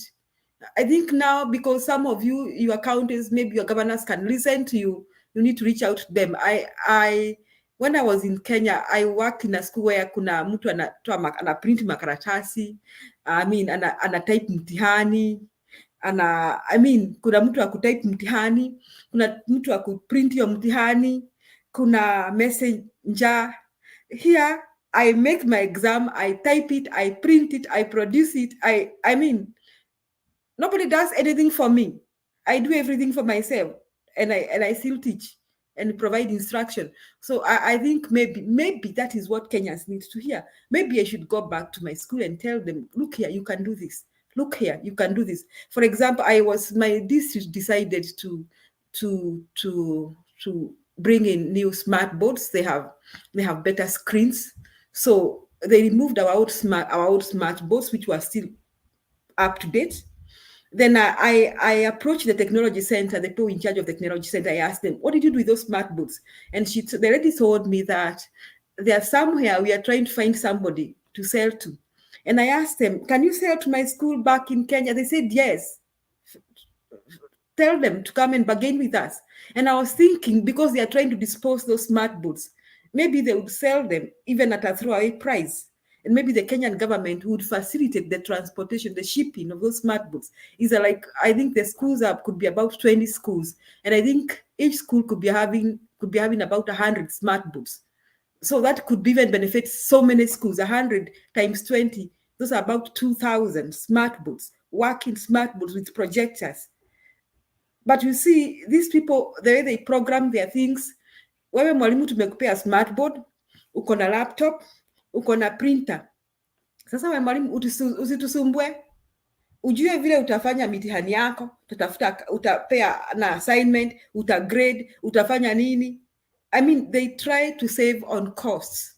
So I think you people, now you have a lot of information. You can adopt counties and decide, look here, this is my county where I come from. You cannot do these things this way. You do not this. Probably they will listen to you, Disha, David, Mzalendo, Christine, Eddie. They may pay attention to you. It is lack of information. Sometimes it is ignorance. Simbarati is trying his best. Maybe he needs support. Karibu Christ. I don't know, Mzalendo's hand was up, then tuende kwa Christine. Karibu Mzalendo. Asante sana, Julia. You know, Simbarati's case, Simbarati, I think, will do a good job. He's a young man. He has seen how things should be done. The issue of, just like Disha said, you know, when you go to the counties, my county is Homa Bay. It borders Kisii County. But in Homa Bay, we don't have any facilities. Those guys, kama hospitali, people are forced to go to Kisii because Ongwai had done a good job. Apparently, Ongwai had done a good job in hospitals. They have a children's hospital in Kisii, a 300-bed capacity children's hospital in Kisii. They also have a cancer center in Kisii. I think it's the only cancer center around that area. So it serves Migori and it serves Homa Bay. Now, there is something called duplication. I don't know how we are going to do away with this. We have ministers at the national government. We have the trade minister. We have the tourism minister at national level. Then when you come back to Kisii and my neighboring and the neighboring county, Homa Bay, we still have a trade minister in counties that are very, very small. Those counties are, in fact, they are very, very small. The budget they have is about 7 billion in the counties around Nyanza. It's about 7 billion in each and every financial year. You have a minister for agriculture. Then at national level, we also have a minister for agriculture. I don't know whether the minister for agriculture in Kisii and the minister for agriculture in Homa Bay, what their roles are, what their roles are. You find a county like Kisii, they have even a minister for, fisheries, and yet they don't have a lake in Kisii. So these ministries that are devolved at the county level should be done away with, because since we have the national government, there are things that they can take care of, and we should not have ministers at the county level. I mean, that's a lot of duplication, especially for counties that are neighboring each other. And at one point, I thought that these counties should be merged. These counties, there are too many. In a small country like Kenya, we should not have 47 counties. We should have, the way we used to have the normal provincial system, 8 provinces in Kenya, we should have 8 governors, and period. 8 governors. Those counties should be dissolved and we have like 8 governors. And the resources allocated in these other small countries should go to that one governor who is in charge. Then it would make a lot of sense if you have ministers and a justice system in that particular county. And that particular county should also have a police force. Like here, what you have probably, Julia, is a county police force. And the sheriff in your county is elected through the ballot. Is elected through the ballot, is somebody who knows the area so well, and people vote for him. So those are some of the things that Kenyan copied very blindly from the constitution here in the US, and they dumped it to Kenyans there. Yet they have not even implemented a quarter of the constitution. The sad reality about corruption, I would talk about my county, that is Homa Bay. When the governor was stealing money that belongs to the people, one day when the auditor general comes anafanya audit yake, hey, hii barabara iko wapi? Wanampeleka, since the auditor comes from somewhere in Murang'a, he doesn't know the area so well. Wanampeleka even in a road in Kisii. Wanamwambia ndio hii barabara, the road that has been done. Ama wanampeleka kwa barabara ingine ilishafanywa. They take him to a bridge. Since he doesn't know the local language, wanampeleka kwa barabara zile zimeshafanywa. Hii ni out. So a different auditor comes, atapeleka kwa barabara tofauti sana. Hiyo pesa executive inakula, the MCAs wanakula, the governor wanakula.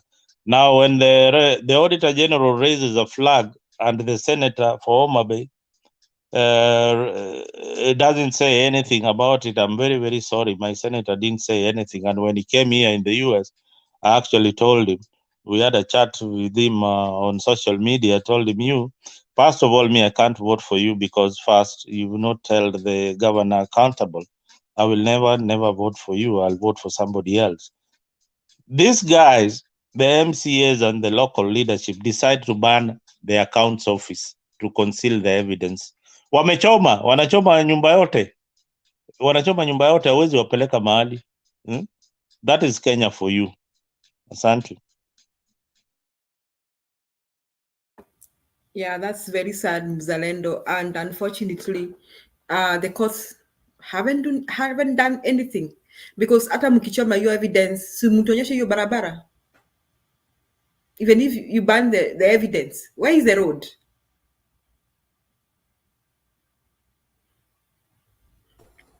So I think, yes, I mean, David. So even if I think, fellow Kenyans, ask your governors, where are our roads? Where are our hospitals? How are our hospitals? How are our schools? There is a school in Nandi County, Yamatope. I look for that picture and show you people. I'm a video. Shule inaanguka Yamatope. Nandi County kuna MPs, kuna governor, kuna MCs. You people ask your governors, how are our schools? How are our hospitals? We need clean water. Clean water, si favor, ni a right. Clean water is a right for every Kenyan. Power, electricity. David, 1 minute. Yeah, I had a rejoinder to Mzalendo. Mzalendo, I worked in your county for 10 years. And what you are saying is true. We really suffered. At some point, you were drinking water that is not, it's colored. You don't need, if you want to make turungi, strong tea, you won't add sugar. And the governor is our neighbor. In fact, his mother's house borders the college where I'm teaching. But you see, you can't raise, he has never even appeared there one day, and is a former student to assist even the people that are studying there. The same case with Nyamira. Nyamira, we suffered the 9 or so years. Even now, we are not very hopeful though. So when we are saying about corruption in counties, we understand what you mean. Duplication of roles, bloated workforce, and stuff like that. So we want really to pray for Arati that he should continue. Do however little it is, do it consistently. Let me say that wastage, Julie, is an issue in Kenya. There's a lot of privileges, money being stolen and money being lost, and a lot of wastage all over, even in our hospitals. So the governors getting into power, they should also go to the hospital and see what happens with the drugs. Today you are receiving drugs from KEMSA or wherever you receive it. The following day, everybody has taken those drugs. And then poor mwananchi comes to the hospital. There are no drugs. People are doing their own stuff. They're not even attending due to to assist the people. A lot of wastages. So in as much as we may want to hold the big picture or the big office accountable, let's try to tighten all over areas where we can as individuals, as counties, as governors, as presidents. Let me say that RUTO, as he comes in, he has a problem with the corruption to address, which is less of a culture, and he must lead from the front if we want to make meaningful change in Kenya. 2, unemployment is an issue, although it's twofold: mindset and the real unemployment we are talking about. People don't have jobs. So he must, in his leadership, ensure that he has provided the environment that can create jobs. Na sisi wa Kenya lazima tubadilishe mawazo, si lazima tuajiriwe na serikali. Hii mawazo, Julie, one time when I was employed by the private sector in some teacher training college, even my own wife was asking me, utaajiriwa lini? You see, I'm earning even more than someone in the government, but still people don't believe that working in a private sector is an employment. Is really employment. Lazima uajiriwe na serikali. So that mindset should also change. Another mindset to change is lazima to embrace kazi ya mkono. If you have taken a diploma in building construction, get out there, do that work. Do that work. Mute, David. You muted yourself. Yeah, maybe I pressed. If you have done ICT, we should see you doing the real ICT, developing programs and doing stuff. So if you do ICT, then you come down and say, I want the government to employ me. Really, we must help the government by changing our mindset. Lastly, let's have fair dealings in all sectors. If you are in power, be fair, provide services fairly and in the entire country, so that indeed you can be vindicated that what you are doing is right. But if we get there and protect the seat, we'll keep blaming each other, we'll keep throwing words at each other, but you're not changing. Lastly, as an individual, Julie, as I said, I have a purpose that in my lifetime in the US, I must bring 10 people. I will do anything possible in my life to bring 10 people to this land. I know in a few days I will surpass 6, but I'm still doing my small thing. I must sit on my computer next month. I must apply. I must create time, and I must pass this information. I know people may think we are making money. These issues of YouTube and subscription. Me, I don't subscribe to any YouTube, but Kenyans accept this information. We are giving it. We are not atujichochi. Tunapeana tu ujumbe kiroho safi. Hakuna pesa natengeneza. I will be very happy to see you come, do your job, and one day say, it is through just like I told you, next week I'm going to the airport to pick a guy, my student. I'll bring him here and tell him, I sat here, I did a simple application, I gave him documents, I've paid him for the ticket. Now when he is here, after I've trained him to drive, I'll tell him, hey, young man, can you give back my $700 I paid ticket, because now you are able to work. If everybody can do his level at a small level, we will change this narrative that we are poor. We are not. We are blessed. We are endowed. Kenya is so beautiful, as Mzalendo said. But the leaders we put there, they are a disappointment. Some of them, when you tell them something to be done right, they start imagining unataka kuwangoa. Unajua ndio shida, tuko na viongozi wetu. You tell them this thing should be addressed this way. Ameajiri vijana hapo kwa keyboard, wanakutusi wewe, utajua ujui. Unataka kutuletea ujuaji. But you are simply saying, do this for the good of your people and for you. Let me give you an example, Julie. Before I came here, What? 30 seconds. the last one. Before I came here, we were campaigning for certain guy, a very close friend of mine, a classmate, and he won. We told him, when you get to office, don't call us next time to campaign for you. For now, you are a newcomer. We are giving people money to listen to you.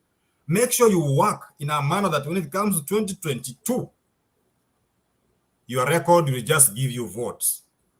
Wacha jamaa ingie kwa ofisi.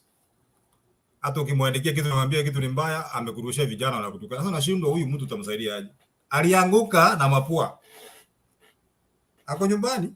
He couldn't perform. So when we criticize, we are very fair. We don't want that job of yours. Keep it, but serve the people. Thank you. Although I'm taking long. Asante. Green card next month, and you don't need a passport. Understand the new law. No passport, no just passport. Picha tu sasa. Hiyo shida ya passport imetoka. Yeah, imetoka. Karibu Christine. Thank you so much, Julie, the fellow panelists. Good to see all of you. David, I'm so proud, and I wish this conversation, we could do it soberly all the time. Politics is just a one-day thing, and once it ends, it ends. But today, I wish this is the conversation that we should be having with each other on a daily basis. Okay, Julie, what made me come in before I make my submission is when I heard about us selling the green card, offering ourselves to support. David has said he's willing to support 10 people. But for me, sometimes I like just always being real. Sometimes we appear on this channel and we give our people so much messages of hope and good tidings over here. But we need to tell our people also the truth. If you're not coming here as a nurse, if you're not coming here as a student, or if you're not coming here on H-1B, which I believe is employment visa, It's not that easy.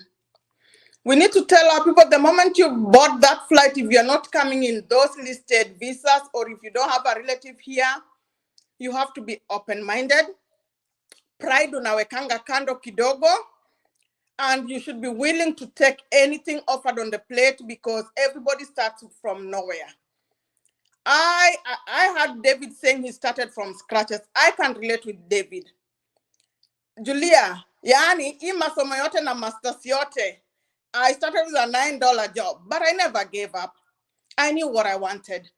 I really regretted because I came from a parastatal institution where I was getting, by the time I was leaving Kenya, my gross was 115,000 shillings. But now I come here, I'm starting with a $9 job. Ni job ya kuchunga mentally retarded people, you know? It wasn't easy. Julia, the journey has been tough. So as much as I'll be willing even to host anybody who is coming on a green card, but at the end of the day, Julia, you know the bills here. Yes, we get the money.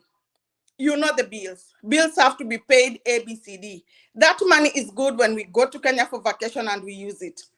But if I'm coming to host somebody here who is picking and choosing, it's gonna be difficult. So those are the hard conversations we need to tell them. As much as we are telling them life here is good, that is the picture we are giving them. Let's also be honest and tell them the reality of the other part, unless you are coming on those 3 visas.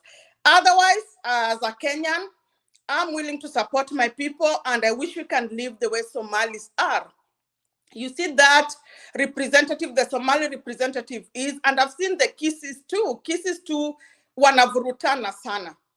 So that Somali ni ile tu kusaidiana mpaka they have a Somali village yenye ni Somali. So don't think that most people that voted for her are Americans, are her fellow Somalis. But sasa sisi Kenyans, we are not helping each other, tunataka tupande juu. If Arika is saying like ataleta watu wa 10, those 10 people walete watu wa 10, ivo each. In future, if Arika stands for a position, he will get it because there are people that are relating with him. They know his good heart. Even though none of these other people, non-Americans, they rise up. Okay, so that one is done. I want to talk about, now ni siasa kidogo. I want to say about KBC to cover inauguration. Okay, KBC imekuwa Kenyan channel, but I just think that move was ill-advised, especially for now. I don't know what people have contributed about it. We also, when the president-elect, our president-to-be, mentioned a few people were at the media houses and mentioned a few names. And it appeared that they were never comfortable with how Citizen was giving coverage to them. They felt like Citizen TV was biased. So however good, I don't know the intention or what might have informed them to go for KBC to cover the inauguration yet. And so that the other TV media houses can buy the streams for us to view. So I think whatever the intention is, whether it is good or bad, I don't know. But as for me, it was too early to show that you want to fight other media houses. That is the perception. Remember, politics is all about perception. And that is the perception that right now we are getting. It might be a good thing, we don't know. But as of now, since we don't know the reason, that is the perception. And another thing, the church is telling Raila or Azimio group to be the opposition. I think these ministers or men of God also need to read and know the constitution, you know. Right now, they know the country is divided into 2. We didn't want to know what role Raila is supposed. They are not the ones to tell us what role Raila is supposed to be playing in the government or Azimio is playing in the government.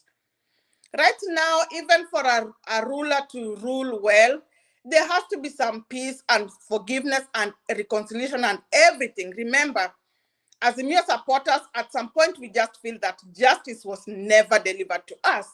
We might be silenced because we fought so long, we don't want our life be lost. But at the end of the day, if you meet any Azimio supporters, we still feel that justice was not delivered. And even as from the judge's language, they might have been right. I'm just saying they might. I might disagree with them, but I accept the verdict. But even the choice of words that they were using, fine. They might be getting back at the lawyers and everything who represented the case. But at the end of the day, they should have known that at the back of these people, there are also other 6.9 million people who are hurting. Like they could have made those judgments without those hurting words. So I believe, for me, if I may be asked, the ministers of God, I'm not judging, but I think this is the time to, if possible, to move across the country, because they have favor with the president to be. I'm sure even if they wanted funds to move around so that they can preach the gospel of reconciliation, because I believe Kenyans, we normally forget so fast and we move on so fast. And you can tell even from the conversation today we are having, even with Arika, Disha, who have been on the other camp, it shows us if something is to benefit us, we will all come together and forget what has happened. So for me, I feel it is just too early to tell us to take opposition role. What are we taking opposition role for? RUTO has not been sworn. Those are like, they should also have wisdom on what to tell people at this point. And I believe if you walk right with God, those are one of the things that you're normally shown. You need wisdom, the way Solomon was given wisdom. That is the wisdom we need from our men of God, and whatever it is. Finally, I want to talk about our governors and their roles. I'm so happy. I normally say, even if in the time of trials, even in a relationship, when a relationship ends, sometimes we tend to focus so much on this thing that has gone, yet we tend to not even look at the potentials that are in front of you that can make a better meaning. And then after some time, when you've healed, you've fallen in love again, you sit down and wonder, what was I crying for, you know? So as much as Raila lost, it has been pain to all of us. But this is the time also I want to urge my brothers and sisters, let us reflect.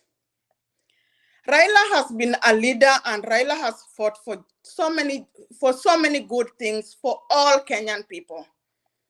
I don't want to be tribal, but if we sit down, I want to ask my Luo community, let's just sit down and be fair. Raila has brought so many things to Kenyans.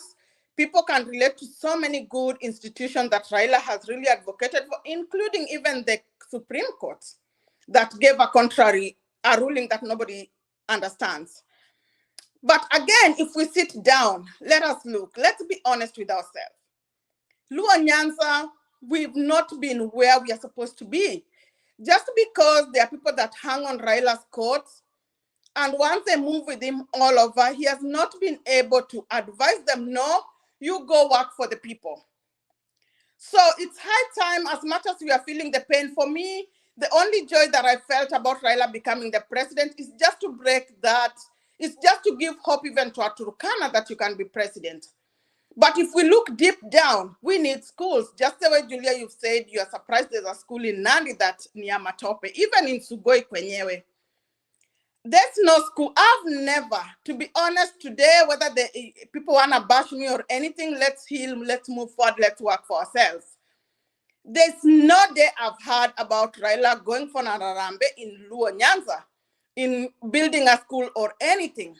We have schools like Maranda, in St. Mary's Yala, good school, but with old structures. You can't compare with Alliance boys, you know, Alliance girls. Yet Raila has been in top politics, like since I knew what, you know, since I came to my senses, you know. So me, I would just urge ourselves. Yes, I know we are going through pain, and if you heard Otiende Amolo talking today, sense is coming back in Luo Nyanza. And the only thing I can thank Raila is the devolution thing. So sense is coming back. Otiende Amolo told Orengo, it's high time you work to deliver for the Sia people. Devolution is all we have. If we hold our leaders accountable, I'm telling you we wouldn't even be fighting on who is the president. Just the same way here, me, I don't care. Like, of course, when it comes to election time, me, I can't even vote. But when it comes to election time, some of us relate with Republicans, some of us relate with Democrats. But at the end of the day, once election is done, I don't even feel the impact of the president, because I can apply for a job even as a permanent resident and I will get a job. As long as I qualify, I will get a job. Where I work, there's nothing like even nepotism. You know, you can't even bring your sister, you can't even bring your brother. Those are what we want. So Raila gave us a good thing. Let us focus on what we have, because right now it's too late to start focusing on what is gone. Let us hold our leaders accountable. If tukijengewa mashule, tukijengewa masupitali, hizo zingine Kenyans are so resilient. We work so hard. Even some of us who come to these countries, it's not easy. For us to make it even up to where we are, that we can tell you this place is good, I believe all of us have a story. So we work so hard. All we want are structures. We don't want anything to be put on our plates. To fight here hospitality, to fight here mashule. That's all we need, you know? So me ninataka tu ni urge our fellow people, and as I continue saying, it's gone. Saizi ni mimi na wewe. Turudi kwa drawing board. At the end of the day, utarudi, mtoto atakuangalia, bibi atakuangalia. Wengine wenye mabibi wamewaweka, that boyfriend mwenye umeweka kwa nyumba, ukifika jioni atakuangalia. Sasa utapata Ruto wapi, utapata Raila wapi? It's us to work hard. Let's hold our county government accountable. That is all we have for now. Thank you. Asante Christine. I'm wondering, nani huyo ameweka mwanaume kwa nyumba, ama ni wanawake wanawekwa kwa nyumba, ama kunaendanga aje akina David na akina Eddie na akina Mzalendo? You know, sometimes I'm conservative. I'm a conservative African woman. I'm sorry, that's advice the way. And Penny, that one nitaita wazee. Hapana.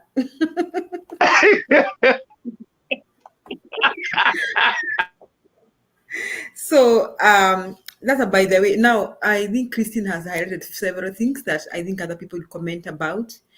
I don't want to talk about green card and all that. If you want to live in America, be ready to do anything and everything.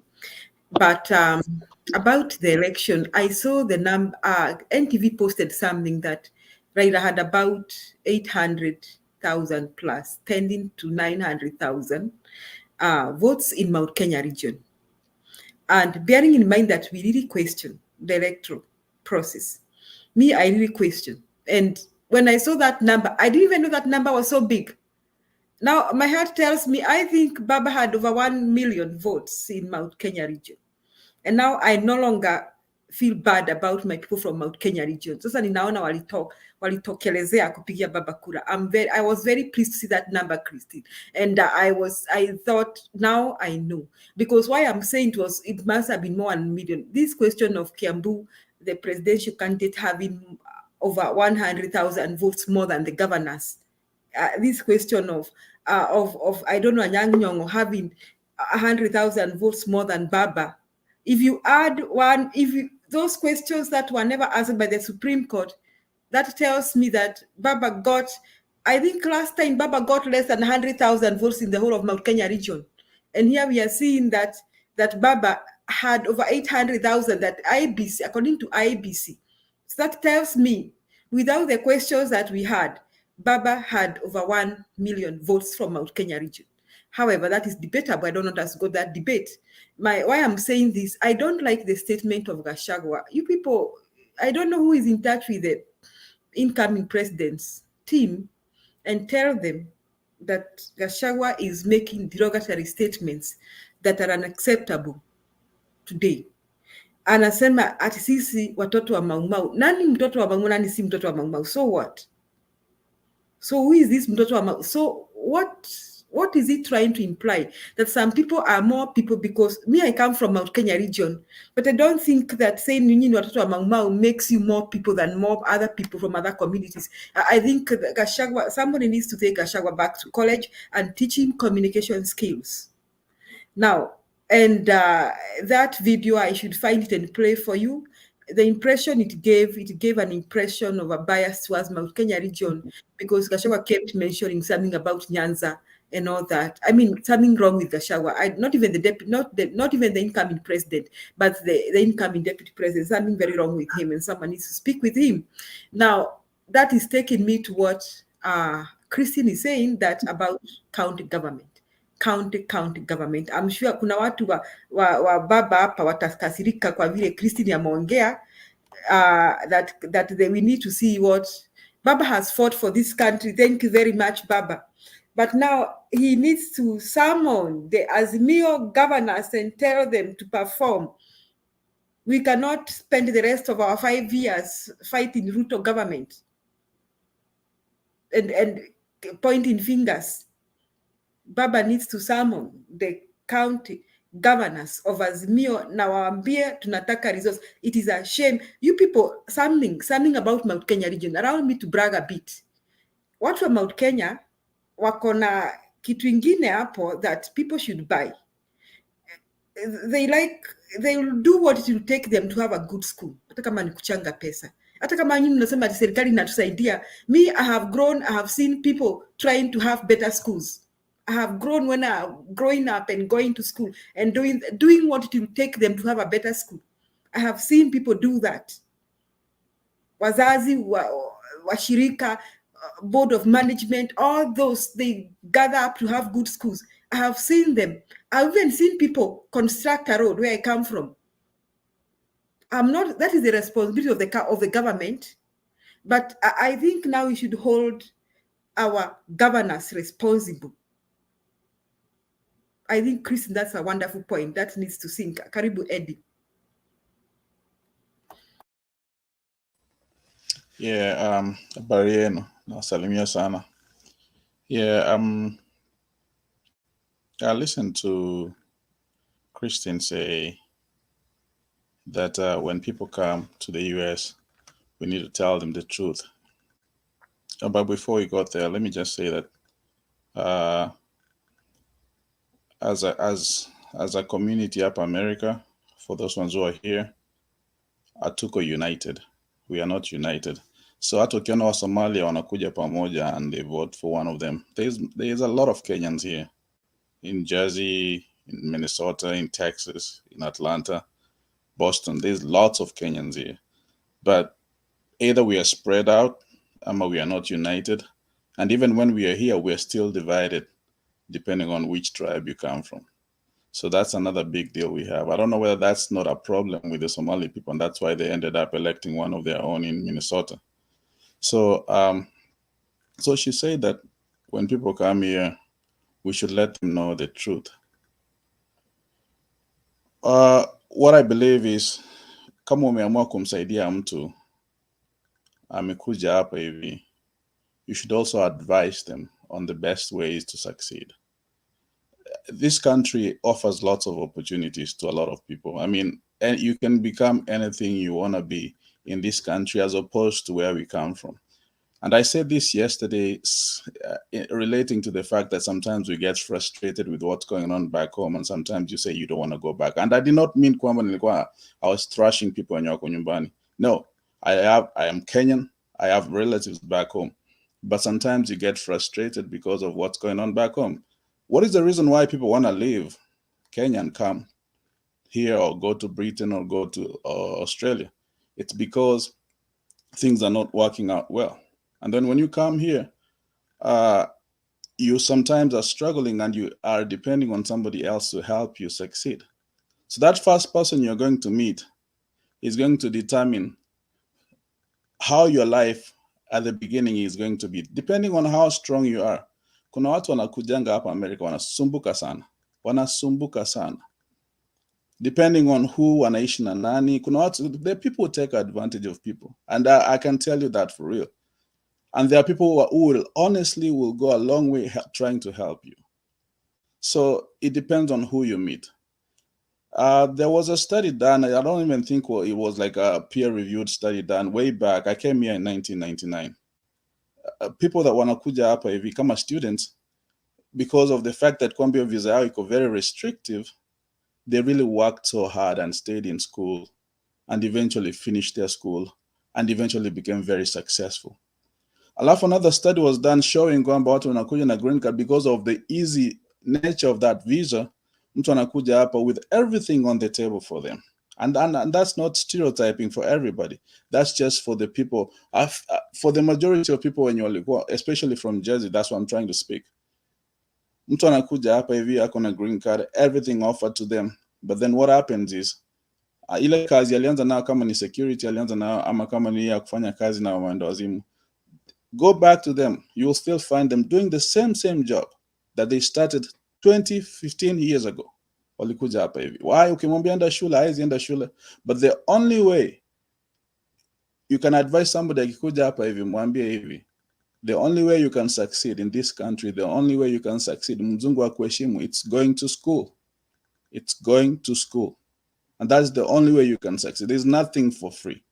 But then you also have to understand kwamba everybody works at their own timeline. Wengine wako slow, wengine wako wana struggle na shule. But at the end of the day, if you put in the hard work, you will succeed. I was listening when I think Disha left, he was talking about the wage bill in Kenya. I mean, I'm happy the discussion we are having today with David. I think I hate politics because politics inafanya tunachukiana bure. But something that is of benefit to other people like this one, I mean, it's good to have a discussion like this.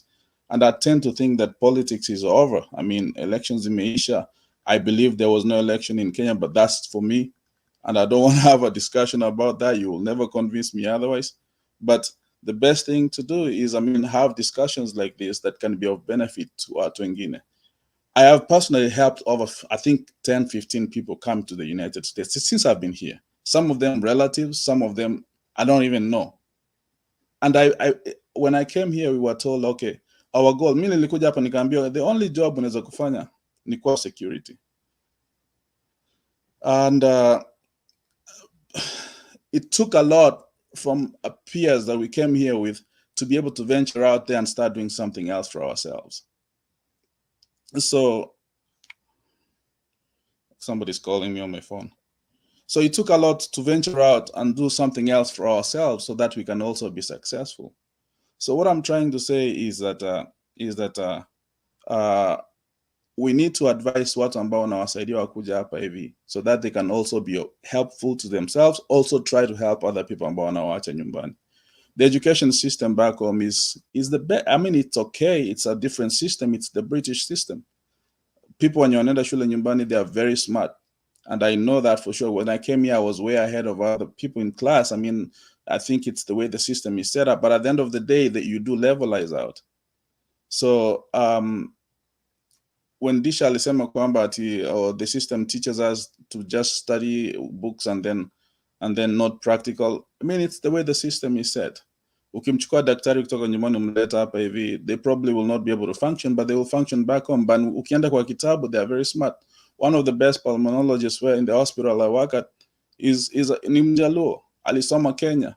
Alikuja hapa hivi akakuja just residency and is one of the best pulmonologists in the city that I work in.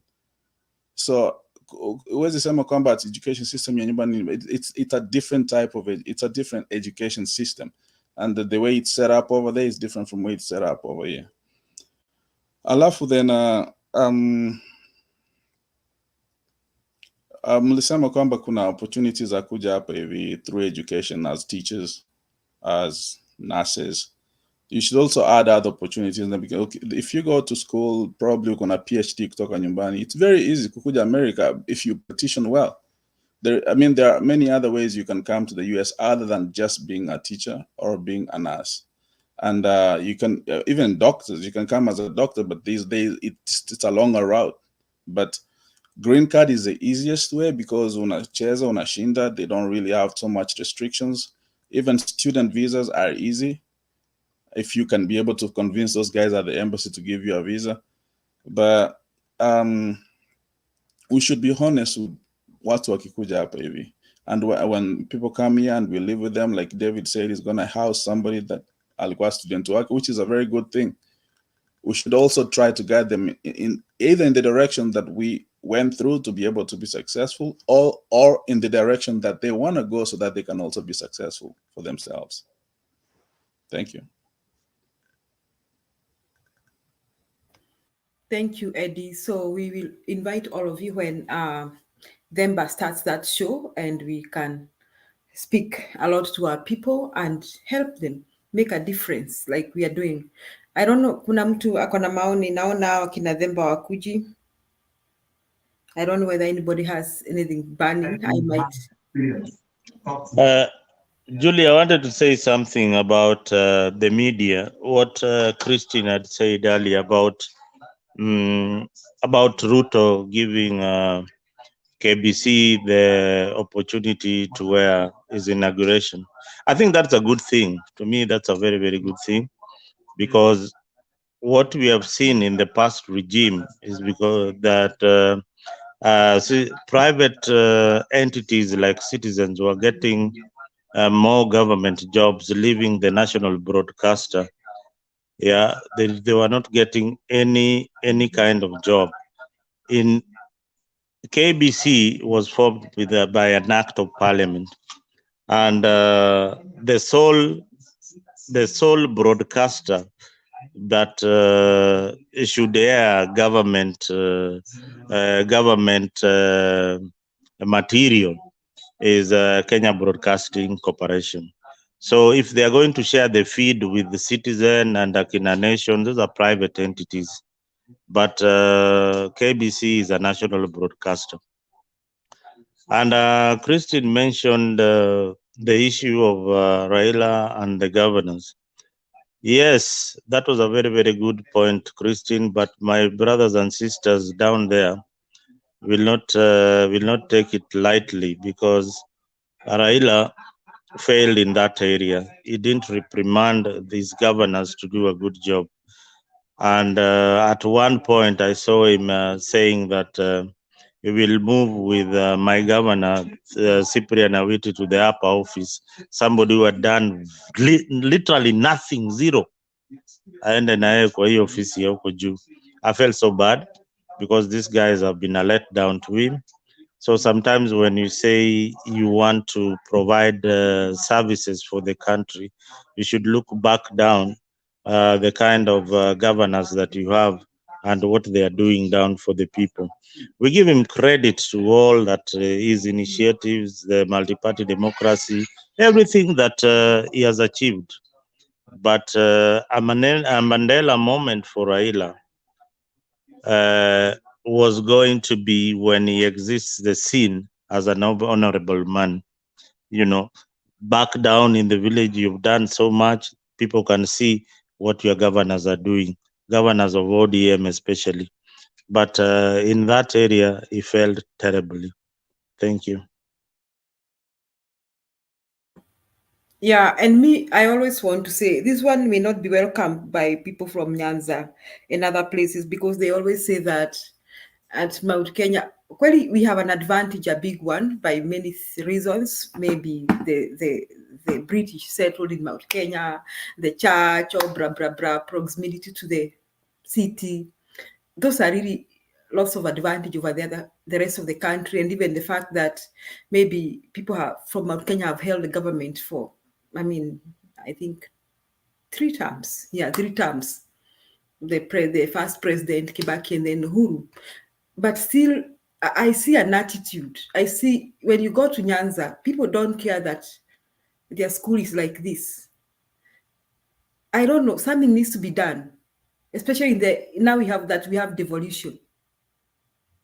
Okay, in the past, we may not want to pin down people so much, because I think the central government controlled so much, and it seems that if you are not in the good side of the central government, you are not going to gain much. But now, I'm asking myself, why we have our leaders, our members of parliament, even when they have been having CDF, wakona CDF, wakona nini, and look at the dilapidated schools and hospitals. while we could have good, I think Makueni did so well. The Makueni governors did so well. And I think the Mutua has performed he has done kind of a good thing. I saw Ndindi Nyoro bragging that all the schools in his constituency have tiles on the floor. Anyway, I don't like Ndindi Nyoro, but really I have to give him a pat on his back because I think he made use of his CDF money. I understand there are some counties, some constituencies in Nyanza that send back their money, constituencies develop CDF money to the central government. So this is something, it's not just Nyanza. I think it also happens some parts of Central that have not been highlighted, that some of our leaders did not perform. And I don't think all the governors in Central also performed so well as we expect them. So I really think that now the last thing that Uhuru and Baba can do is summon the Azimio government and give them a target. We want good hospitals. We want good feeder roads. We want our schools to have facilities. We want this. We want clean water. We want power. I think that's what we need to tell them. So that at baada ya miaka 5, we can even tell Kenyans, look at our side of our government. And maybe if it's UD also, they can tell us, look at our governors. They have done 1, 2, 3. I think that's what I would like to say. Otherwise, naona Makiadi ameingia, namkaribisha atoe maoni, na asisahau kuna bwana Cheraisis. Cheraisis, I hope umepima nguo ya yellow. Mimi ukipima ya yellow, mimi kwanza sipendi yellow. Cheraisis, you'll forgive me. We used to say, sijui kama Martin Deto ako hapa. We used to say that color yellow ni ya Wakamba on a light note. So I would never make Cheraisis, I would never make a yellow dress. So on Tuesday, Cheraisi, I'm going to wear my blue dress just to make you feel some kiwaru. So that as you, hata kama utakuwa ukinionyesha kiwaru ya kushinda, takuonyesha kiwaru nimevaa blue. Karibu Makiadi, na usahau Cheraisi, na David ako na mkono juu. Karibu Makiadi. David, mnanisikia? Oh, very good. Wacha kwanza niwasalimie nyote, Julia, Mzalendo, David, Christine, Ed, Sam, Cheraisi. Mpaka leo Cheraisi umebadilisha jina, imekuwa ni Sam, umeachana Samuel. Yenyewe hii serikali ni mzuri. David, nimekusikia ukiongea mambo mingi sana hapa. I was listening to you guys huko mkiongea mambo mingi sana ya kuleta watu Amerika. I wanted you guys to finish. Hiyo ndio nikuje tupige siasa. Hiyo mimi sipigangi sana. Napenda siasa. I love politics. That is the backbone of what I think I do best. I wanted to play a video here. I always have something to... Mimi nawaomba Wakenya wote, ile pesa mnaona tunakopa kutoka China ni kwa sababu watu wa China wanafanya kitu inaitwa saving, wako na akiba. Kila Chinese, ukiona China ukilinganisha na GDP, China wanafanya saving ya 55% of GDP. Sisi tuna save 7% of GDP. Badala ya sisi kwenda kukopa pesa ya Machina ndio tuweze kuendesha biashara yetu ama maendeleo yetu, tuanze kusave pesa ya Wakenya ndio tuweze kuomba pesa ya Wakenya na tuwalipe interest ili muendelee na sisi tupate pesa ya kuendesha serikali ya Kenya. I am looking forward to the day soon enough when we can borrow from the savings of the people of Kenya to run our development instead of borrowing from other countries. And that is what holds the future for us. I am encouraging the people of Kenya as we work together to get our economy out of the mud. I am asking every Kenyan that we must do two very important things. Each and every one of us must pay their taxes, and I have said I am going to lead from the front in making sure I pay my taxes. I have already talked to the Kenya Revenue Authority. They are going to be disciplined. They are going to make sure that they are professional, and they will work with every Kenyan. Hakuna biashara ya mtu itafungwa tena ati kwa sababu ya kukosa kulipa ushuru.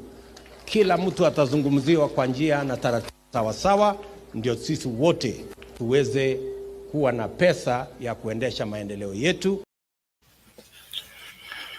Haya, naanzia kwa hiyo video ya rais mteule mtarajiwa kuanzia Jumanne. I think atakuwa rais wa Jamhuri ya Kenya. Now there's one thing called campaign and there's one thing called running a government.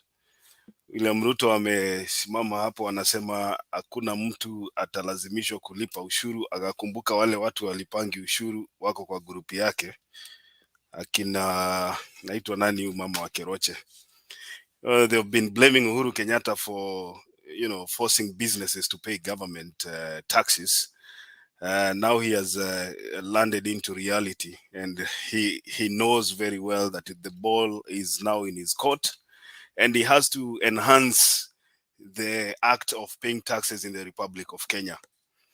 So I listened to the deputy president here comparing the Republic of Kenya to China, and I ask myself, where has he been for the past 10 years? Because you cannot tell people who have nothing to earn, or they have no jobs, to pay taxes. So when the deputy president talks about borrowing locally, I get baffled. It amazes me, because the one big issue that Kenyans are suffering from, especially the youth, is unemployment. I would have expected the deputy president to express himself in ways that Kenyans will understand how he's going to create employment before he starts talking about making people pay taxes. The big boys in the country, the big boys that don't pay taxes are politicians.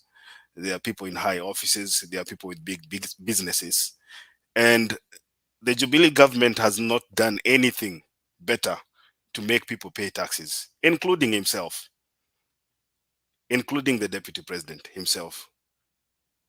Reality is sinking. Reality is sinking. And I've heard the deputy president, the elect Gachagua, on several occasions saying that they're inheriting a government that has almost, $11 trillion in debt. And so now they have come to the reality, or to the realization, that there is no money in Kenya to kickstart the economy as they promised. I said here, and I repeat again, on Tuesday when they get sworn in, Uhuru Kenyatta will not be a punching bag anymore.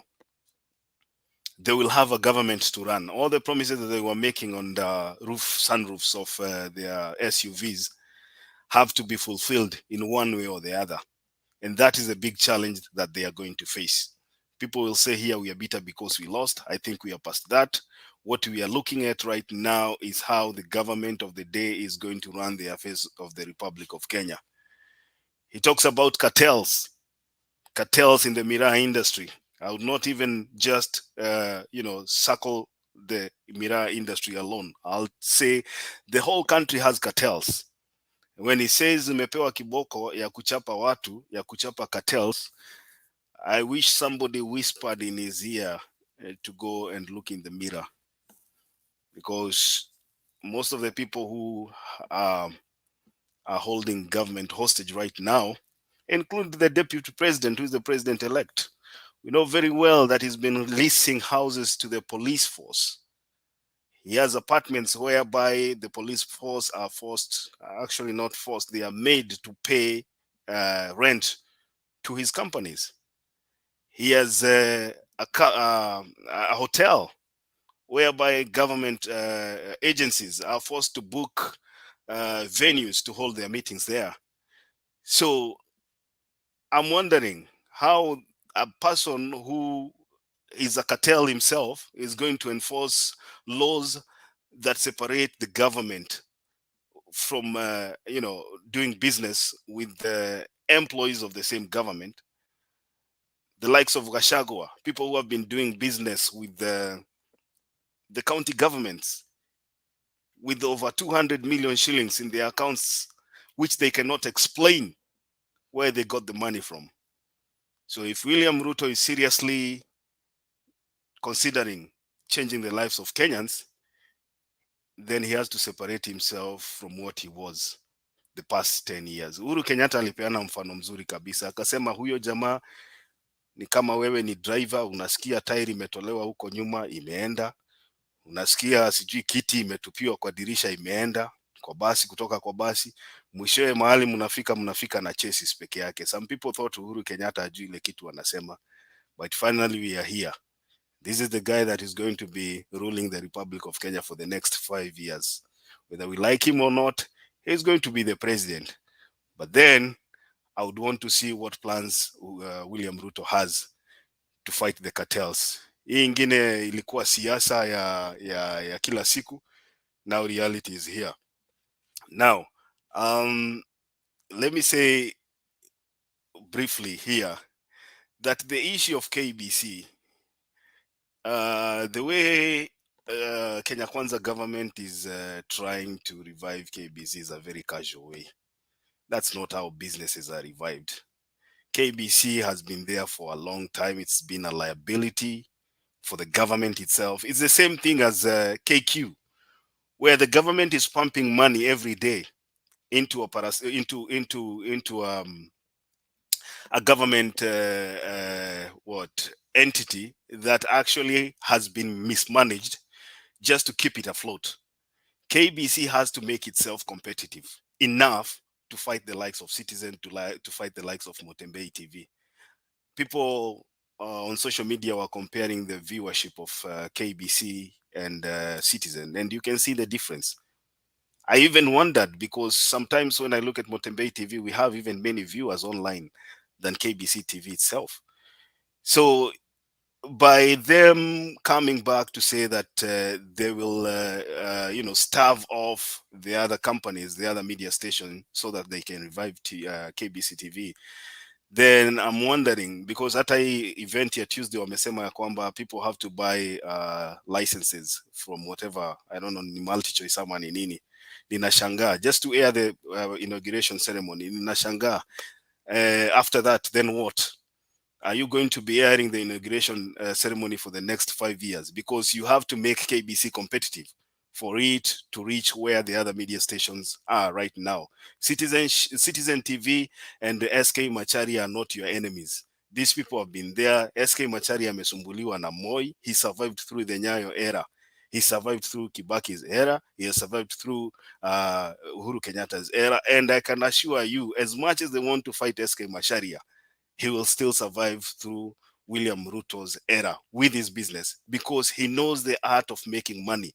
He knows how to diversify his investments in the broadcast and media industry.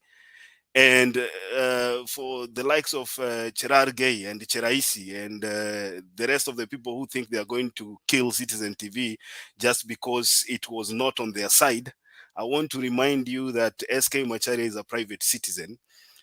He has exclusive rights to his media company.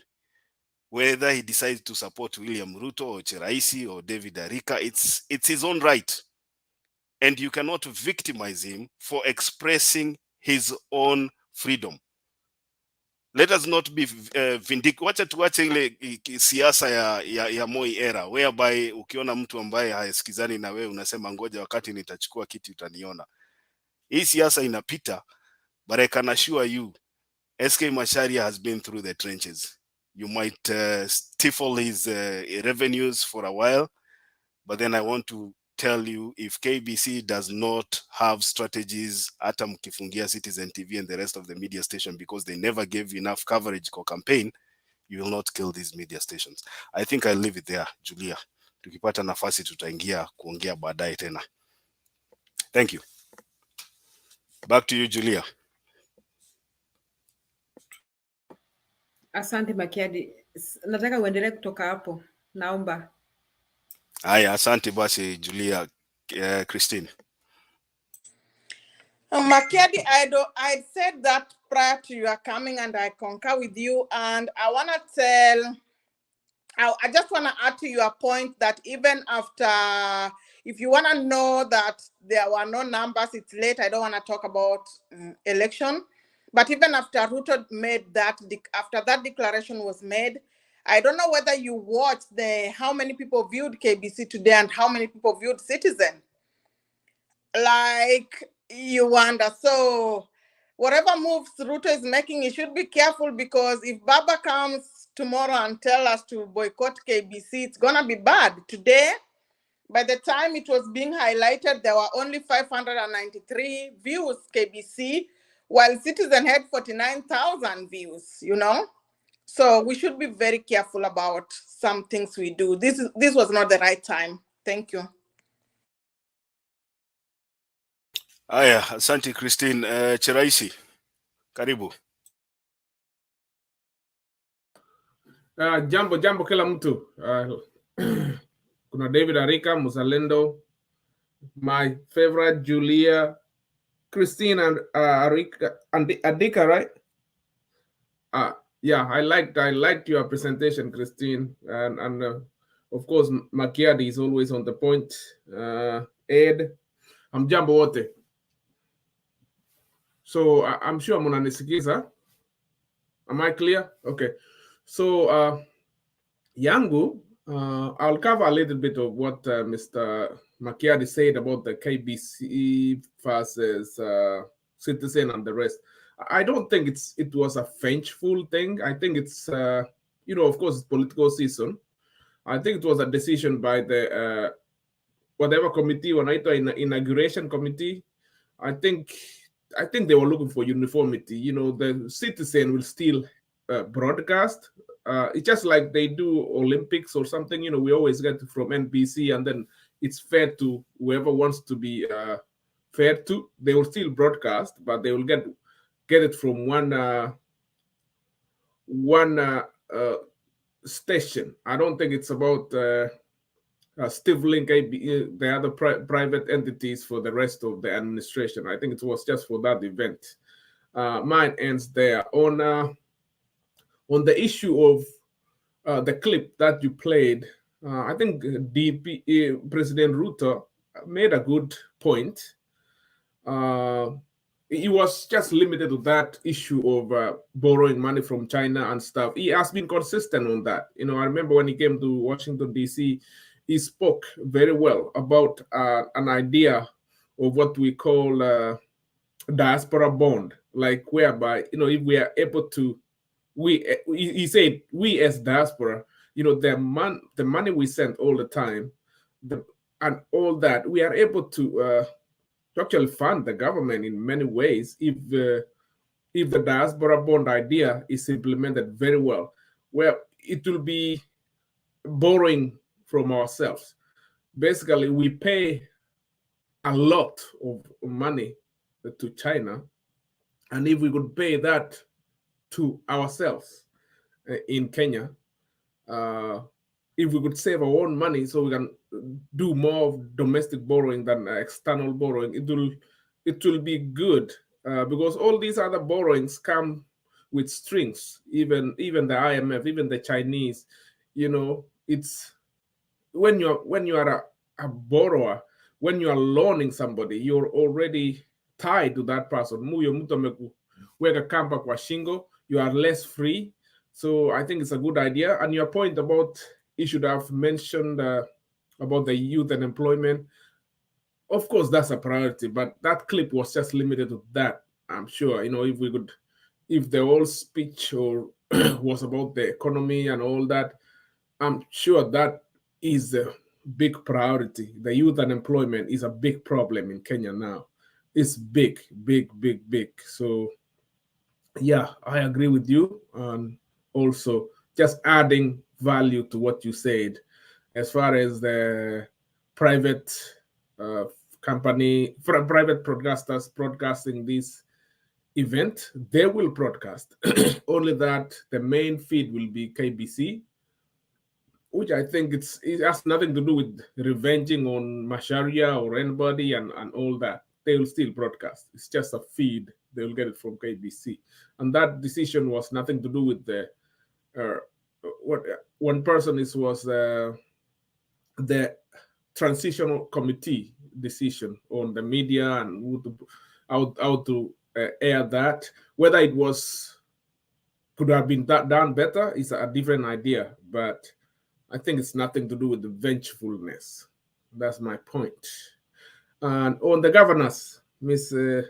Andika, you mentioned something very well about the counties not doing their best, but you are limited to Nyanza, maybe Luo Nyanza part. I can also tell you, even in our place, like mostly Rift Valley, we have issues. I think the counties, the foundation of the counties was, to me, from all along, was a good idea, but it can be improved. It can be improved. I think initially, most leaders configured that system to mean it's a labor, it's an employment bureau, whereby you go and establish the county, and then it's due to a problem with the unemployment. Everybody's looking to the county to employ them as drivers. You find thousands of people want to be a driver for the county. Thousands of people wanted to be this. It turned out to be an employment bureau of some sort. So yes, as far as we want to fix the county, I think structurally, to me, I think some constitutional amendments need to be made to correct the way the county is structured. It's structured in a way that recurrent expenditure is almost all the time more than development expenditure. It's a salary paying entity more than road fixing entity, more than water generating entity, or even the health portion that was devolved to the counties. I think it was devolved with very less resources. The counties are 47, and then they get about, is it 15% of the revenue? Although we need to crack down on corruption in the counties, I still think that money is way less for what it was devolved. Health, for instance, they cry all over the place. I know there's no enough money for anybody. Hakuna pesa inatosha anything, but 15% to me is way less for the constitutional mandates given to the county, especially on healthcare. I'm so particular on the healthcare. Asante sana. Yeah, let me ask you a question, Chiraisi, here. Now that you talked about what the Deputy President spoke to you about in terms of diaspora sending money and Kenyans borrowing money locally, I want you to explain to me how local borrowing is going to sustain an economy that has a budget of what, 3 trillion right now? That's question number one. Number two, we also have, when we talk about economics, we also have to look at the net effect of local borrowing. I don't know if you've considered that, because some of the things, I'm trying to figure out how, at what point we are going to compare Kenya with China, knowing China very well right now is a stabilized economy. They have diversified the economy in terms of they are not like specifically targeting a certain area for them to grow, like Kenya, where we only depend on agriculture.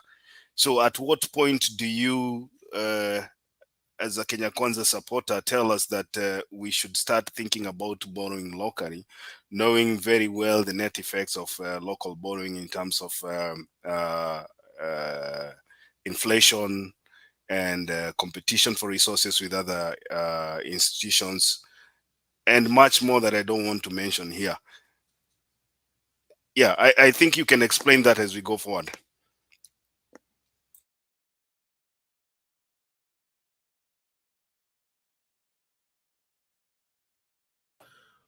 Okay, on that issue, I think what he was talking about is not like an immediate turning us immediately to look like China. I think he was emphasizing the fact that, you know, why are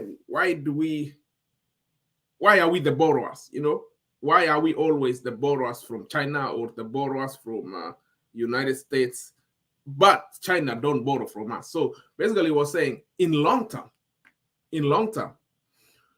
we should look for a way that money is sourced locally. You know, we are borrowing because we don't have enough. We are borrowing because we basically don't save anything. You know, anybody borrowing means like my budget is $20, but what I have is $10. So you know what I'm saying? So it was basically saying, if we can be sound on our resource utilization, expenditure utilization, we can we can have our own pool of resources saved up to do what we need to do. It does not just restrict to, okay, going to borrow domestically from, you know, KCB and all that. Yes, it's good, it's prudent, but he was emphasizing more on why don't we say we need to look forward to saving more. We need to look forward to prudent utilization of resources. We need to look forward to cutting down on useless, or not useless, but on expenditures which are not really really financially sound. And what else were you asking? Yeah, I like the way you revolve around the wastage of money on what you call useless expenditures. But I want you also to tell us, and Adika, you are here because not Arika, Adika. Arika is not a supporter of UDA. Adika, I want you guys to tell us here, because whatever solutions you're giving us have always been there. The government has always been. Do you guys know how much money the government spends on? I mean, what is the biggest where does the biggest expenditure of the current government go to, according to your understanding right now? My understanding, I think salaries. I think salaries, basically. I think, I'm not, you know, I don't have the figures with me at the moment, but I think that is the AV part. It might, something else might be more, but I think that is one part. And I agree with you. And so if the government spends a lot on salaries, and everybody knows that, you know that, William Ruto knows that. So how are you going to save on spending on salaries? That's my biggest question. Because if you say you're going to cut down on salaries, so what are you going to do? It doesn't. The thing is, the reason is that our employer right now, you know, I'm in the US, for example. Number one employer in the US is not the government, but number one employer in Kenya is the government. So that's why you see those salaries. Everybody growing up wants to work for the government. But if we diversify, whereby we have very lucrative private entity employers, you'll cut down on that expenditure, not by firing people, just by making employment in private sector more attractive than the government. And then when you do that, you will automate a lot of functions of the government. Right now, if you automate a lot of them, you'll have to retrench people, which is not a good thing. But if you automate that when private sector employment is very attractive, like even right here, you know, I have opportunities to either go work for the VA, which is a federal government agency, or a private hospital next to me. When I compare the two, I'll go for the private. But if it was Kenya, you will be fighting to go to work for the government. So that is my perspective. I guess Miss Adika can add or subtract with what I say. You wanted me to add, Makedi? I think No, I wanted David Arika to answer. Arika? Not Christine. You David. see, Christine, we should agree on that name, and either I leave it to you, and so that don't confuse viewers, because Makiadi is now confusing me and you. But nevertheless, we are one people from one region. I thought yesterday we agreed that because you won National Assembly, Senate, and Presidency, you should let me win on this one. we are now going for Council of Governors. Anyway, that one aside, that one we discuss behind the curtains. Before I answer Makiadi's questions, I had raised my hand to say two things, if you can allow me. I want to start by saying that Eddie, bringing 15 people here is something we can applaud you for. Keep that heart, because you have changed families more than some of the politicians we are kind of following vehemently here. And if everybody can do that, and that can have a multiplier effect, that is really a good gesture, and keep it up, brother. I also want to say that, Christine, today you have spoken to your heart. And if everybody could see things the way you see and be tolerant, our politicians could not be misbehaving the way they are misbehaving. You know why our politicians are behaving the way they are behaving is because as followers, we are ashamed of telling them or pointing to them what they ought to do, simply because we feel that we be out of place. Mzalendo, KBC, to be given the rights, I don't want to blame or support, but I hope from where I sit, it's not going to be like those zile enzi zilikuwa tunaambiwa Nyaya ameenda kanisa, ametoka kanisa. And it stopped there. And then tunaambiwa machache tu, you know, whereby information is filtered.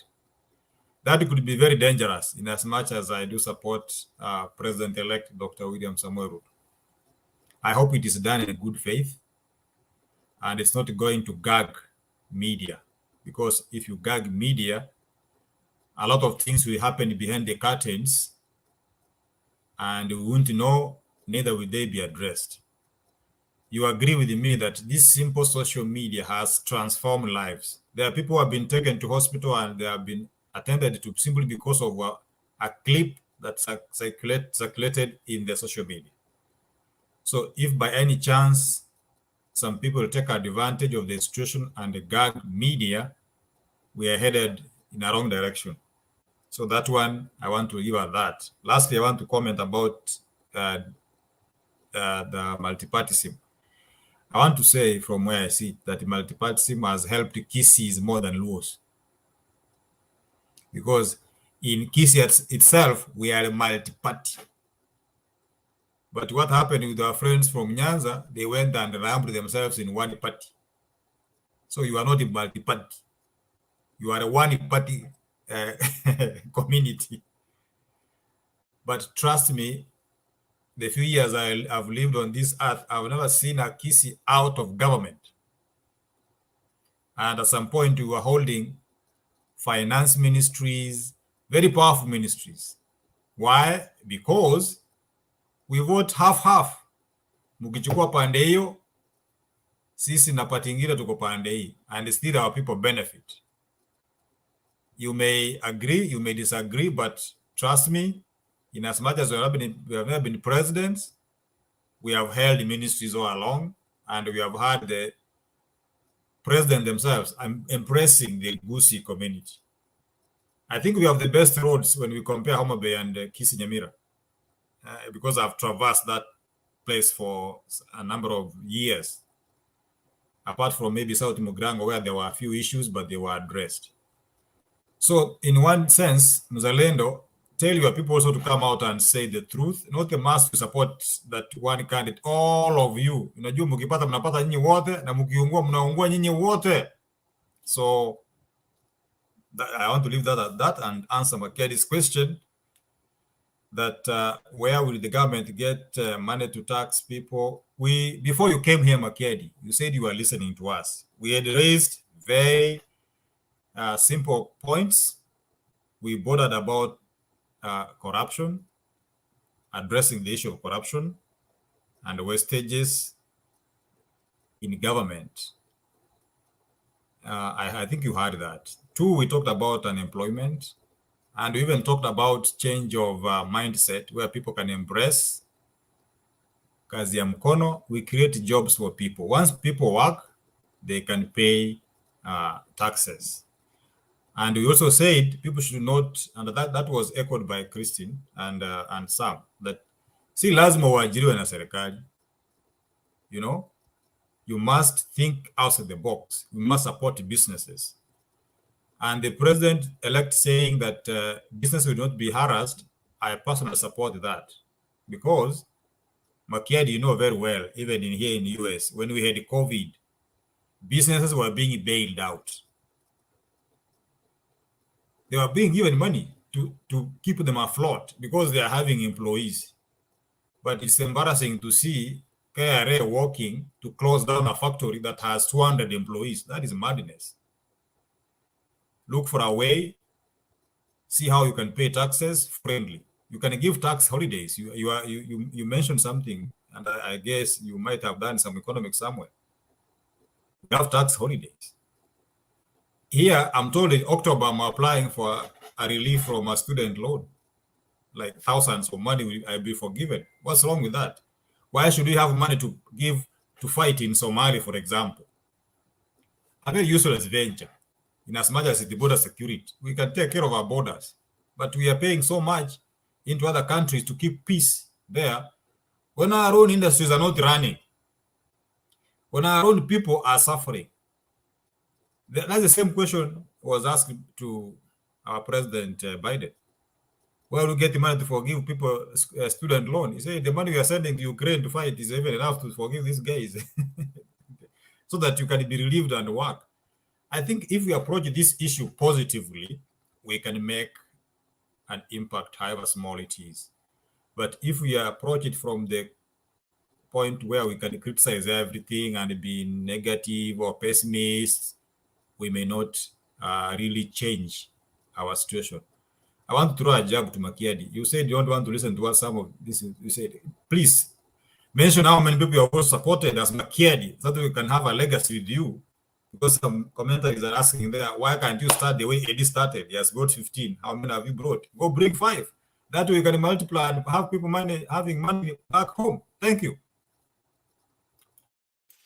Yeah, I want to clarify something here. I said I was listening to you, but what I do best is politics, and that's why I came in to do politics.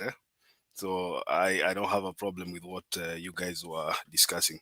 But one thing I want to tell you, I want to correct you here before I let Ed talk. When you talk about Kenya supporting soldiers in Somalia, I want to make it clear that Kenya does not spend its money on the soldiers that are keeping peace in Somalia. That's an adventure by the African Union, and perhaps it is good to do a little bit of study before we compare that to what... Makiadi, in as much as you correct me, when you are a group of East African communities, you contribute towards a kitty, then you sponsor that. That one, even as under 6 child knows. When we come together as countries, we have to contribute first. Then we sponsor one of our own to take care of somewhere. I mean, who can pay for you?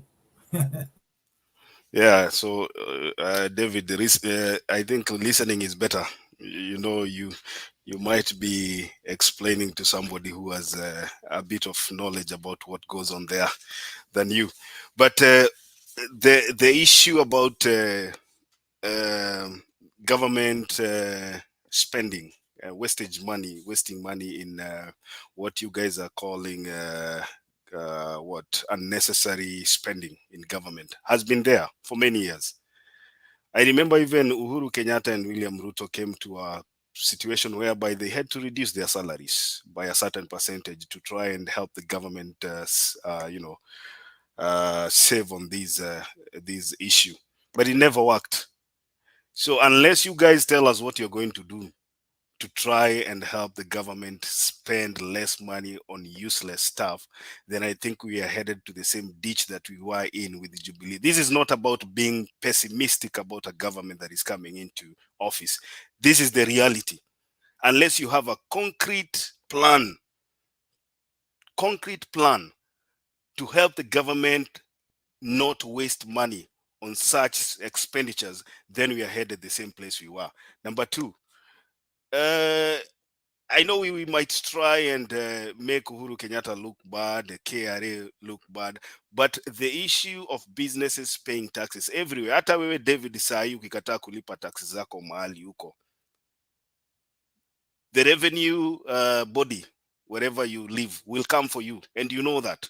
Utapatana na barua ya IRS ikikwambia kwamba you failed to do your taxes last year, we want our money, and they will tell you kama hautatupigia, they will give you a deadline. Kama hautakuwa umelipa taxes zako by tarehe 7 October, then we will take the necessary action. Either you will go talk to them and tell them nitakuwa ninalipa every month, nitakuwa ninalipa kiasi fulani, and you sign an agreement with them. That is what happened to whoever you people are trying to talk about, because the lady Wakeroche was given an option by the government. They sat down. This is not politics. They sat down with the government, and she was given some form of agreement to pay back the taxes. But then, because the whole thing has been politicized to look like the government was going for businesses, everybody right now makes it look like a political decision. I think we have to try and demarcate a position of the government going for people who are tax defaulters, and then they run into political parties to try and shield themselves from paying taxes. If you listen to that lady a few days ago talking about wanting the deputy president to create a kitty to increase the amount of money that is given to the senators so that they can buy more fuel and patrol their counties, then you won't be sitting here today ukimtetea ya kwamba alikuwa anafuatwa na serikali. These are people, if they get an opportunity to eat from the government, they don't hide it. They come openly and say they want money from mwananchi. And remember very well, mwananchi anatoa pesa ambayo ni taxes ndio aweze kusupport government. But these people who have big business don't want to pay taxes, but when they get to office, they want to force the same government, which they are not paying taxes to support them and support their whatever, their exorbitant and their luxurious lifestyles, which is not going to help us as a country. Ed, you wanted to say something.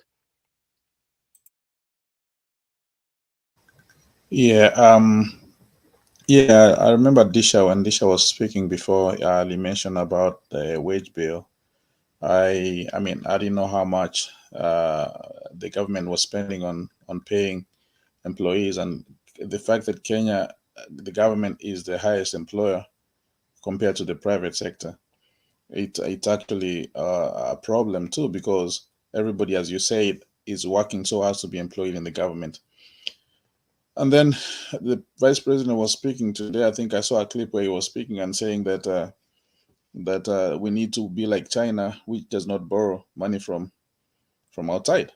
I mean, I would rather be any other country than China if you go by example, especially with the operation that goes on there and the way they do their business, with all the pollution of the environment and all that has happened.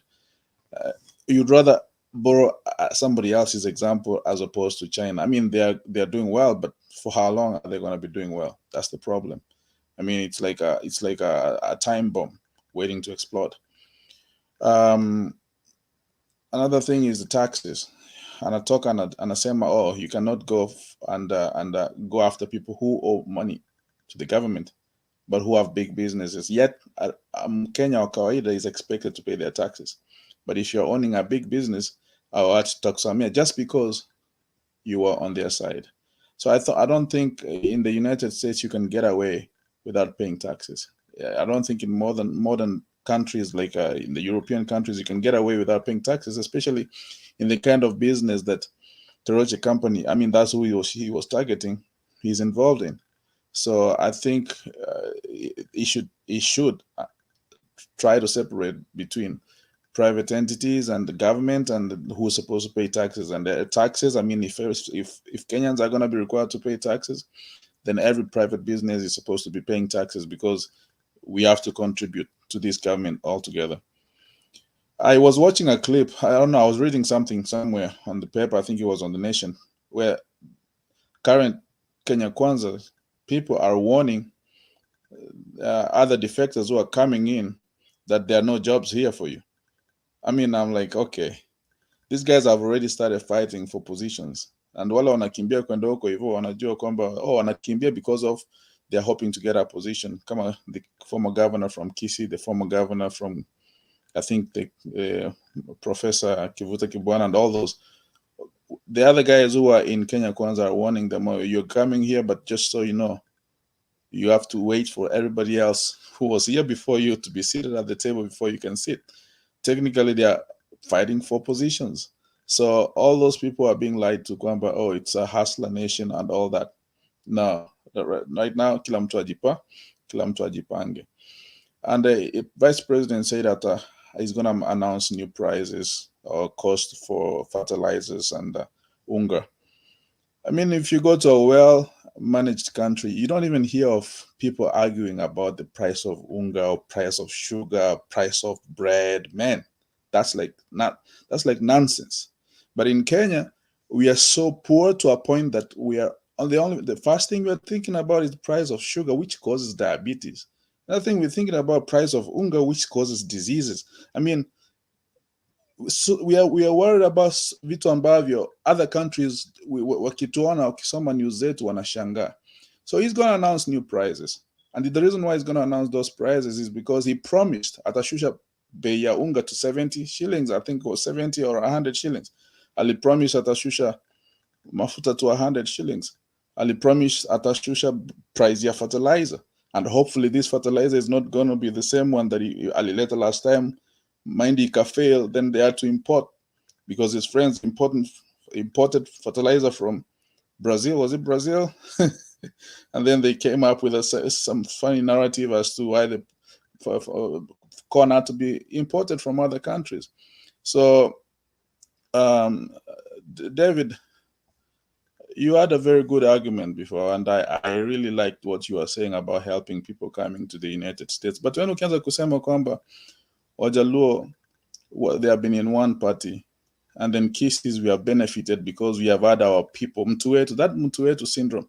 I have never benefited out of having a Kisi in the government. I've never benefited out of having Nyachai in the government, or having the other guy that was just there. I think he's running out of the country now for some reason. I've never benefited out of that. So tukiacha hiyo, because the government is for everybody, and everybody should be able to benefit out of anybody being a leader in that government. Not just because that, oh, mtu wetu yuko kwa hiyo government and now we are happy. Wajaluo watasafa ndio, but Mjaluo akisafa is like my own brother also suffering. But at the end of the day, we were all in the same party. But ukianza kusema kwamba Wajaluo, they never benefited because they have been in a single party, that's a very derogative statement to make. Especially when you want to have people accept you and say, oh, everything is my. The election is over. I believe that we didn't have an election in Kenya. You can argue about numbers. We did not have an election in Kenya. All those numbers zilitengenezwa. But that's over. Na tumekubali imeisha. Let's not even talk about the election. It's over. Let's talk about these other things that you guys are saying. Correct the government. Whatever they're going to do, they're going to do that. So it's my simple thoughts. Let me come to Chiraisi for a minute, then we go to Douglas. Okay, thank you. It was a wrong statement and should be rebutted immediately. It is a wrong statement she's putting in my mouth. Thank you so much, Mr. Makiadi, for 1 minute. I was just going to correct that tax issue. You know, I think we are viewing this in very different perspectives. Some people are looking at it as not letting the big companies pay taxes. Keroche, for instance.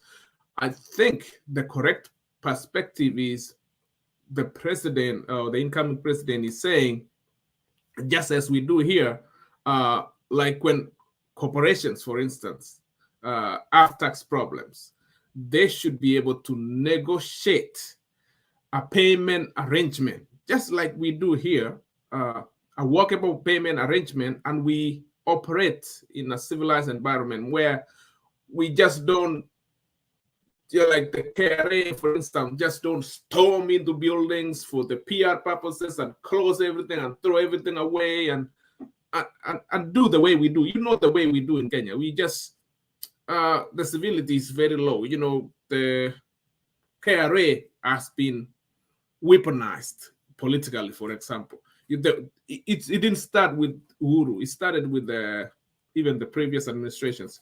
Like, if you are in the wrong side of the traffic politically, we can throw anything at you. We can always find a legal way to harass you. Most people will always have some tax arrears. And when you step outside the traffic, we slam the door on you. We just publicly humiliate you. So I think it's good to have everybody pay taxes.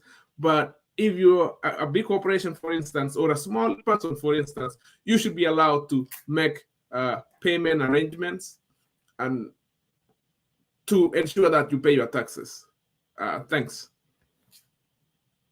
Okay, Cheraisi, let me just say this. I know this issue about paying taxes came from the Kereche industry saga, and I want to make it clear to you here that the national government, the Kenya Revenue Authority, had some kind of arrangement with the owner of Kereche Industries, but she failed to honor that agreement. She failed.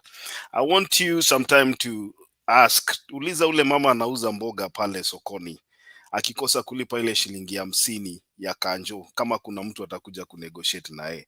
So what we are saying here is, if we have to have a country that has standards, then it means that even if you are a big corporation and you don't pay taxes, the government has to come for you. Whether you come into some form of agreement where you pay in installments, or whether the government has to get taxes, because the services the government is providing for you are sponsored by the taxes that you pay. So let us not go into the political alienation of individuals and say, oh, huyu ni kwa sababu yuko pande yetu ndio serikali inamkujia. No, if you are supposed to pay your taxes, then pay your fair share of taxes. Kama tu yule mama ambaye analipa pesa pale sokoni ndiye aweze kutandika mboga zake pale na kuuza, if she doesn't pay, Kanjo will come for her. It is as simple as that, regardless of yeye ni wa UDA ama yeye ni wa Jubilee ama yeye ni wa ODM. So that is what we are saying. And if the deputy president cannot enforce that, then we are also going back to where the Jubilee government was in terms of enforcing tax payment by big corporations. Douglas. Okay. Thank you, Mekiadi. Thank you, all the panelists. It's a pleasure to be here. I think the only person who got the memo today was Eric. Is it Eric? The gentleman up there with the Tommy Hilfiger shirt. I think he's the only one who got the memo. Today we were wearing Tommy Hilfiger only as the tops. But anyway, that was David Erika. But moving forward, one thing I would like to say is tax whatever, you cannot stop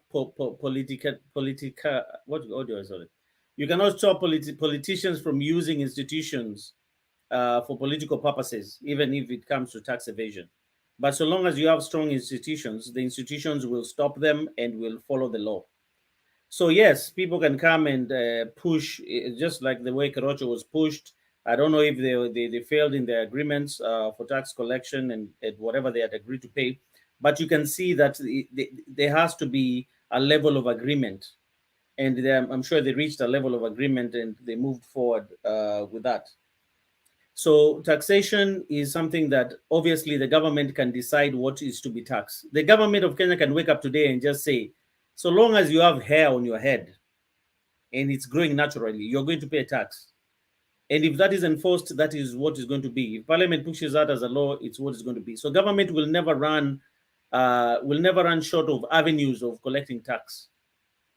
The biggest thing is that institutions have to be there to actually also correct the government that this is not supposed to be done, because the mama mboga will be treated very harshly if she fails to pay that 50 bob per day to sell her mboga. and be thrown in a Kanjo pickup truck or that Hilux and be taken to City Hall, be jailed down there for a while before her case is heard, and she will have to pay bond. And she cannot pay bond even from the money that she has in her pocket. She has to call somebody else to come and pay bond. That is the system that we live in. Even if you have 100,000 in your pocket, you cannot pay bond in a police station. You have to call someone from outside to come and pay bond. That is how Kenya operates. So you find like the poor are treated more harshly than the rich, because Keroche, they have come back to another agreement. And probably she's realized, okay, for me to actually play this game safer, I need to get political office, because that is how Kenya operates. When I'm in politics, probably these people will approach me much softer because I'll have some political backing behind me in terms of voters and what we can go to the public and talk about, as compared to when she was a private individual running her own business. That is as far as taxes is concerned. But all in all, taxes will have to be paid, whether you like it or not. If you're working in a country, that's how government operates. The government operates on taxes. That's just common sense for those who don't understand. When it comes to, I wanted to clarify something, Makiadi. When it came to when people say that government spends a lot of money in recurring expenses, that is true. But I wanted to actually emphasize what is recurring expenses, because sometimes people think recurring expenses is just salaries. No, recurring expenses is just not salaries. And when you're talking about government spending on recurring expenses, we're talking about, one, they're spending on salaries. This is salaries for all public officials. You're talking about your MPs to whatever, civil servants and everything. That is a lot of money. We are talking about salary. We are talking about also the paying for office spaces. Government also rents out buildings for whoever, whatever it's doing for operation. We are talking about those office expenses. We are talking about vehicle expenses, buying vehicles, maintaining vehicles, and insuring vehicles. It is a business in government. There are people who fight for these tenders to insure these vehicles. You go now and try to see who is insuring the vehicles of the armed forces of Kenya. You'll be surprised. You cannot go there. You have to be somebody who's somebody to be able to get that tender to insure. And some of us know who insures those kind of vehicles. We're looking at maintenance of office buildings of government. Government buildings get dilapidated every now and then, and they have to be revamped. They have to be maintained, because if buildings run for 10 years or 2 years, there are the things that happen that buildings have to be maintained. And also, as we know, even with county governments, they are still building buildings and houses for governors and deputy governors. Those are government expenditures. We are looking at structural maintenance. Not only do you build buildings, but you also maintain it. You're looking at service expenses. Service expenses, I'm talking about not only the people who are employed to work in this building, but also there are people who come to maintain these buildings. There are people who come to fieka nyasi, people who come to wash the parking lot, veranda, nini. There's so much things that comes to this. Then let's not forget about the most infamous things called chai, mandazi, na mkate. In government offices, that is a constant. You never go to a government office and they fail to provide chai, mandazi, and mkate, maybe breakfast and in the evening. That is a multi-billion business, and there are people involved in that. And especially when you go to the CS office and go to some of the higher offices, there are people who provide flowers for government offices, fresh flowers. I don't know if Kenyans are aware of this, unless you've never visited some of these offices of these high individuals in government. Flowers are supplied. Who supplies these flowers? There are people who have tenders to supply flowers to all government offices. Kenyans don't know about that. They became billionaires and they're still billionaires doing that. And we are talking about liabilities also. Government gets involved in negligence and they have to be taken to court and pay liabilities for the wrongs that they do, be it the police, be it civil servants, be it whatever. This is part of recurring expenses because this keeps on ongoing in government. That is part of recurring. And then you have bills, normal bills, light bills, you have internet bills.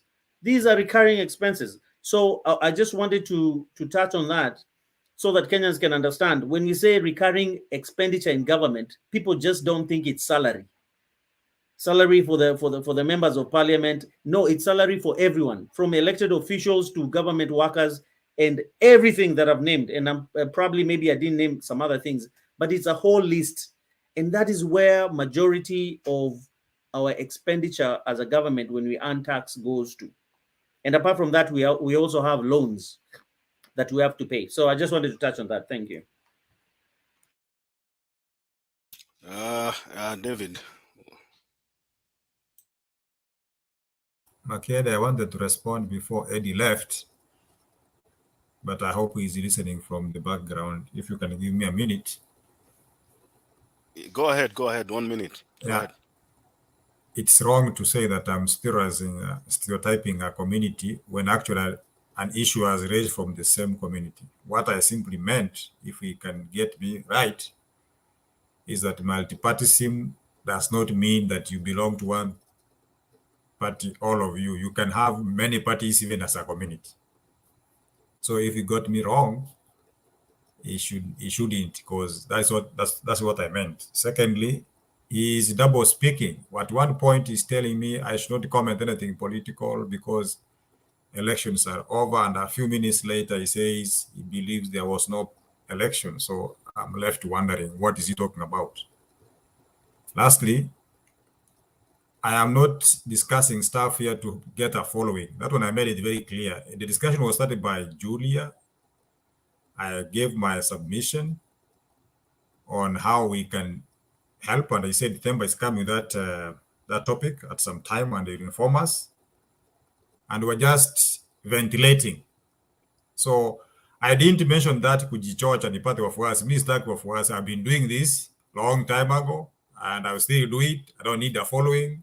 So let him not be a bit kind of fighting personality, kind of struggling with an ego. No, we are simply saying what we have done, and if Themba comes to that topic of diaspora aspect, we'll be there. Tutapeana mchango wetu na sisi learn from others because we are ready to do that, not because of the following or the love. Lastly, I want to say thank you for the time you have given me. I have to rush and pick my daughter from work. I wish you well in the panel. Let's meet tomorrow, guys. Aya, safi sana, tukutane kesho majaliwa ya Mwenyezi Mungu. Let's move to Disha.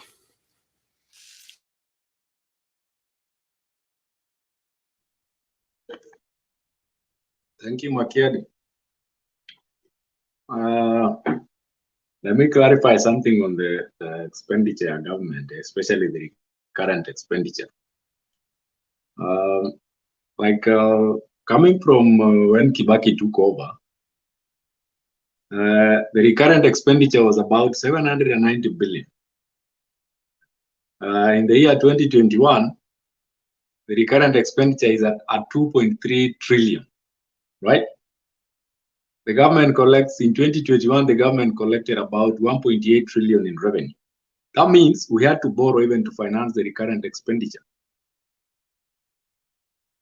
So we are really, ni kama uwezi nunua chakula kwako, unaenda kukopa mpaka ya kununua chakula. Hata si ya kuinvest. So the whole projects zenye tumekuwa kiran kwa government, especially roads and whatever, hiyo imekuwa borrowed money. And remember, hiyo borrowed money ina attract interest. And as we speak at the moment, most of those loans that the principal haije kick in, tunalipa interest. Principal ikianza ku kick in, ndio tutaanza kuimba sasa mzuri. Kuna sectors kama I think inaitwa aje security, not security, inaitwa aje hii ya jeshi. Defense. Yeah, defense bana, unajua Kenya hatujaienda vita for like 60 years, lakini hiyo sekta inapatiwa kwa pesa. Na in fact hata siku moja tukasema tu tuchapwe, hata hakuna kitu tumefanya. Technology ya wao tunatumiaga planes zingine sijui inaitwangwa Wi-Fi. Ile unaonanga kwa sherehe zinasema ukiona hapo ndege ya kisasa ya kimajeshi, hakunanga kitu hapo, ni ndege zilidonetiwa na Israel zenye zilitupwa huko kwa yard. Na ukiangalia hiyo sekta inafandiwangwa pesa, a lot of money. In fact defense inapataka pesa mingi kuliko agriculture. So I think there should be reorganization ya hizo sectors in terms of ama defense wakipatiwa pesa kama hiyo, wacha wafanye kazi kama NYS vile walikuwa wanafanya kitambo. because unapatia sector zingine. Agriculture is one of the sectors in underfundiwa, I think almost the last. When you talk about the expenditures kwa hizi vile Douglas amesema, kuna vitu wenye serikali, I think it's high time the government should operate like corporate sectors. Unapata vile unasikia, unapata ka treasurer hapo, ka manager hapo, ako na msichana wa kupika chai, ako na typist. In this technology ya era, kuna mtu bado ako na typist. Ako na mpaka gardener kwake, analipiwa mpaka dog allowance, sijui nini. Yani anapatiwa vitu mingi zenye hapa US nani atakupatia hata manager, nani atakupatia hata mtu wa kupikia chai? Nani atakupatia hata kwa ofisi yako unajipanguzia, unamaliza story yako. Hadi unaandikiwa mpaka driver, wewe jilete kazi vile unataka. So the government needs to cut around all those unnecessary costs na kununua vitu almost 10 times the prices. Because hata hizo vile Douglas umesema kama insurance, unajua hata serikali GK vehicles hazinaga insurance. They are not insured. Ukigongwa na gari ya GK, hiyo ni vile itajua tu vile itasettle hiyo particular case, lakini GK hazikuagi insured. So there are so many things zenye the incoming government inafaa isianze kuangalia tu cartels. Cartels haikuji kwa sababu gani? Cartels inaanzanga kwa wale wako kwa serikali wenyewe juu. Kama wewe ndio unapatiana tenders na unataka kickback hapo, ukionyesha watu kwamba hakuna kitu kama hiyo, watu wataenda kwenda straight. Thank you. I don't know, Disha, kama umewahi sikia a company called Amaco Insurance. Amaco belongs to RUTO. Do you know what business it has been doing with the government? Tulikuwa tunasikianga insurance, but I'm talking about GK vehicles. GK vehicles. Unajua government I run GK vehicles peke yake. Lakini GK vehicles hainaga insurance.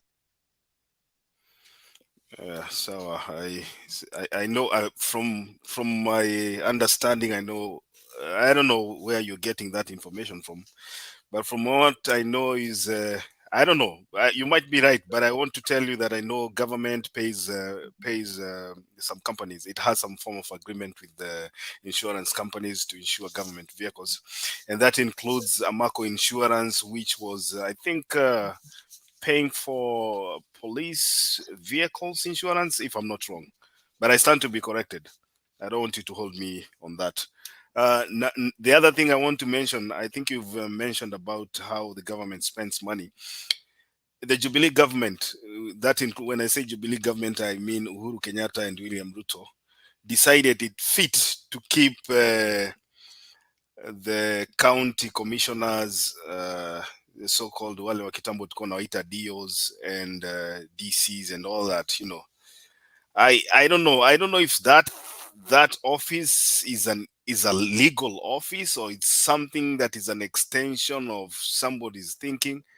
That's number one. Number two, why are we still having the CAS positions? Of what benefit does the CAS bring to the government of Kenya?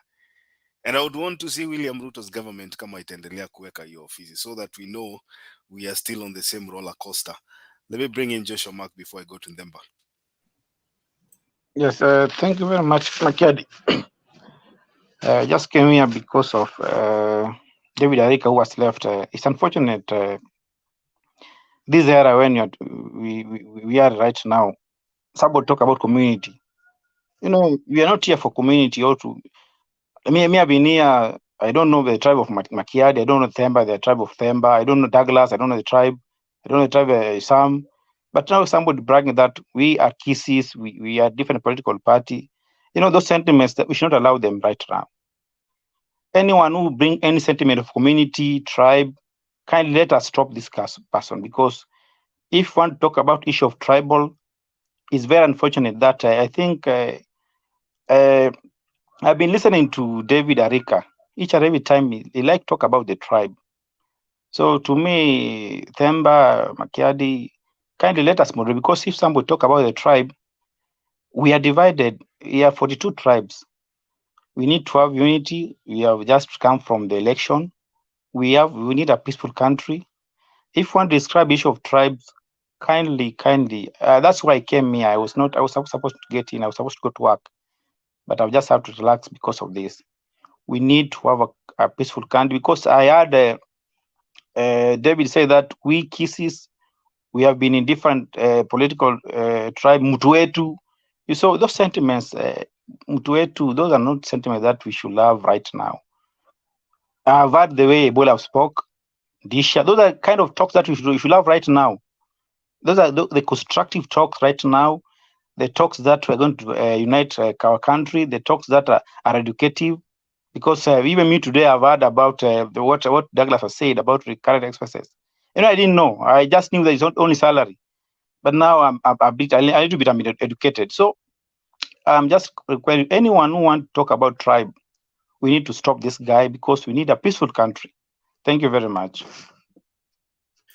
Okay, Safi Joshua and Demba.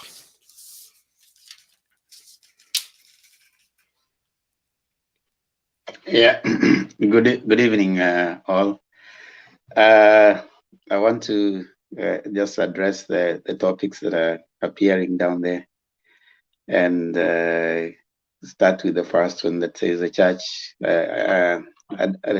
asking Azimio to play the role of opposition. I think the church need not remind Azimio of its role. Azimio knows what it's supposed to do. The church, when it was supposed to stand out for what was right, it didn't.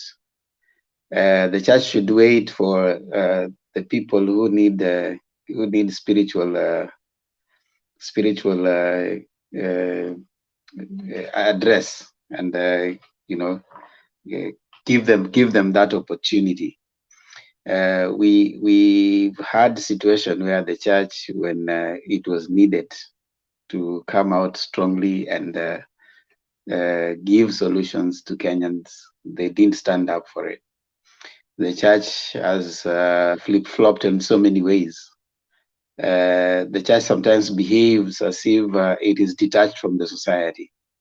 And so when you come and you're trying to urge, once you're trying to tell one political side to play its role, I think in my view, I find it hypocritical.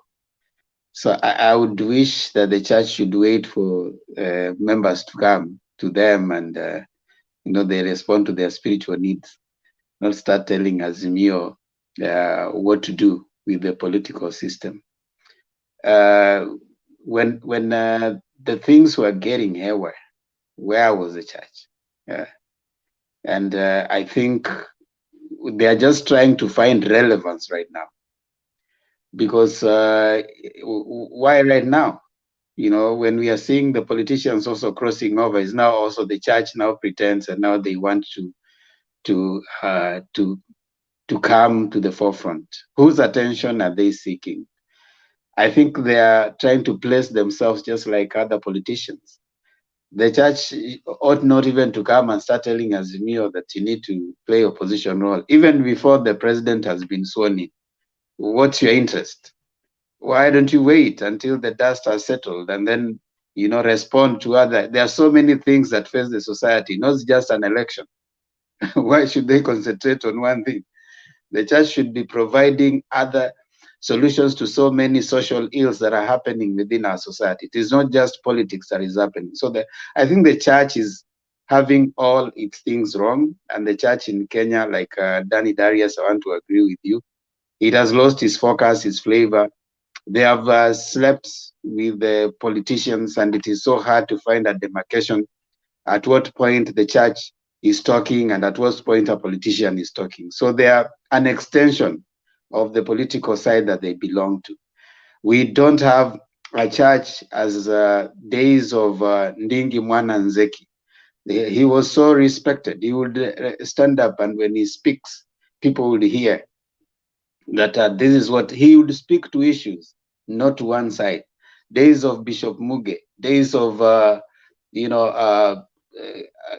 Archbishop Okul and others. There are some church members, men of God, John Jewett, those people who knew when they stood, they spoke for the issues, not for any side of political divide. So personally, I find the church so hypocritical. I wish they could just keep quiet, do what they're supposed to do, wait for church members to come, respond to their spiritual needs. Get out of business of politics. Stop taking sides. If you want to please your paymasters, you can still wait. The deputy president has indicated that even when they come in fact, the church should not be worried. The deputy president-elect, the wife is a pastor. And our president-elect, the wife has also prayed for water at some point, and that water has turned from bitter to good. So they have good friends in these two gentlemen because their wives are people who can pray and can go to Kesha. So they shouldn't be worried.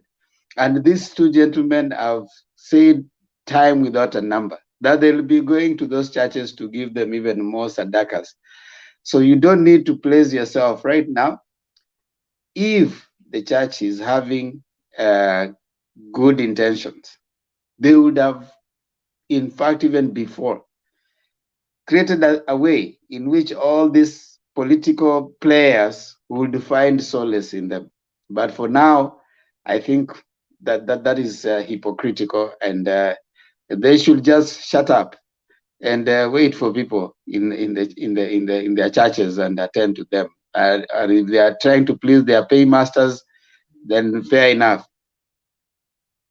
The issue of cartels, that is the most outrageous statement that I've ever had. When you know, the regime's over, when they come in, they displace those people who have been cartels in that particular regime. So this is just a ploy. This is what they call propaganda or public show. When you come in and start telling us, tell those cartels that I'm coming. We all know that part of the thing that has been said prominently by Uhuru Muigai Kenyatta in most of his rants, he has said that the deputy was one of the people who are fleecing the public. That is the presidency. And that is part of the reason they actually parted ways. We don't know the other nitty-gritties about that. So this, when someone who has thrived in cartelism saying that I'm going to clear cartels, there's nothing can be further from the truth. He's actually saying that I'm coming to remove the cartels who have been there and bring in my cartels. Now, look at it this way. When the deputy president went and chose Echesa was found trying to get into some gun drama in the deputy president's office. That was cartels, brokering issues of guns and stuff like that. And many other things that have been found going on, where the deputy president, who is now the president-elect, says that, you know, he wasn't aware. And these are his cronies. How many of those people, when the maize scandal came up, that was during Raila, when Raila was a prime minister, and he sent him away. One of the people that was mentioned prominently in that particular scandal is Ababu Namwamba. Ababu Namwamba is now his crony and buddy. These are the same people who are coming in as cartels. When NYS scandal came out, Anne Waiguru came out and said that part of the people who did businesses with the government NYS was Murkomen and Duale. And then they came and they gun blazing. So those are cartels. What they are saying, what he's saying is coming to remove the cartels that have been there and bringing his own cartels. And for me, I know, of course, that is a political statement. It's not a statement that is going to add any value. He's going to come in, introduce new cartels. Every regime comes with its own cartels. So this one is coming with new cartels. So they're coming to remove the cartels. Of course, Uhuru's regime had its own cartels. There were people, probably the businessmen, who are trying to make business with the government. And some of them, you know, have gained hugely, and they were positioning themselves probably around Baba and hoping that Baba will come in so that they continue with their cartelism. So the deputy president saying that he's going to to give us to remove the cartels or cartels. No, it's replacement. It's just replacing one cartel with another, and he knows it. He knows how he's going to. Actually, right now they are going to feel good. That is at the top. So nobody else is going to make a decision. He's the one making decision of what is going to go where. So I don't think that is a statement that is factual. He just needs to go do the job. We don't need to keep warning us. You know, I wonder why they say that a tiger does not announce its tigritude; it pounces. So that means that is Wallace Oinka. That means that if you become the president, you don't need to come every time you're telling us, "Oh, I'm coming, I'm coming, I'm coming." Stop selling fear. You go do your job. I mean, you asked for the job, you got the job. Of course, it is contested. We some of us do not believe you got it in the right way, but you have it. So go do the job that you struggle to get. Don't start going everywhere, you know, threatening everybody. Oh, I'm going to come for you. I'm going to come for you. That is Magufuli. Magufuli came with that kind of thing. But by the time he was moving, there are some things he was not able to touch. Because that's how it is. You come in and down the line, there are things that you're not able to touch. Nyerere, when he came up with the Ujamaa and stuff, his own people, there are some of them who are still very happy with the capitalism. He wanted the communism, wanted them to forget about issues of their shambas and move to Ujamaa. They refused. That's part of the reason why part of the Ujamaa failed, though it achieved other things. Now, very quickly to KBC coverage. I don't know what's the controversy. I don't know why the imagination they're creating is that there's this huge, so many people who are going to be interested in watching the inauguration. It's just a hype. But I kind of appreciate and agree with the idea that, you know, the national broadcaster needs a lot of support. Working for KBC as a media house has not been a very interesting thing. You know, the private media houses have taken over, and some of the people working with KBC is funded by the government. It has equipment that are top notch. There's a lot of resources that go to KBC. But because of the competition that goes on by the private media houses, I think KBC has struggled, especially in the usage of what is being funded by the taxpayer. So I think it's a good trajectory if they're going to be supporting the national broadcaster, so that we can have people looking forward. Long time, people will look forward to working with KBC. And when you are growing up, it was just VOK, KBC. So if that is going to be sustained and, rebrand it and make it, more professional, and also make the Kenyans rely on it for important information, though it can also be used for propaganda by the government. We hope that it will be resuscitated and do what it's supposed to do. I think that's all I need to say for now. And I listen. Black is saying, tell us about Arati. Yeah, I don't really subscribe to that kind of populism. Going public, putting, like there was one Simba Arati was asking someone, how much do you get per month? Some of that I really don't think is necessary. Do the job, create systems, let people see the results of work. The threats that you keep dealing, I don't think, how is it sustainable? 2, 3, 5 years now down the line, will you still be calling people to threaten them? We'll expect that too. So I think he needs to go back and create those systems, and let's see the results. That's what I can say. Back to you, Makiadi. Okay, let me give it to Mzalendo. He's been quiet for a while. Yeah. Thank you, Themba, for the good analysis. I think the rejoinder on KBC is straight on point. KBC has really suffered a lot under the previous regimes, and you realize that K24 was owned by Uru, the other media house is owned by the Mois, and it's between NTV and Citizen. But media should be independent, and media should not be biased. Citizen, at one point, I saw it as a very biased media house, and it was not good. As a viewer, I think I want to see the other side of the story. So towards this election, Citizen was really, really biased, and the CEO actually showed us, that me, I'm leaning on this side. News Yote will go in this particular direction. On the issue of the church itself, I think, is a cartel. The church in Kenya has failed, and you can see how many people the church has impoverished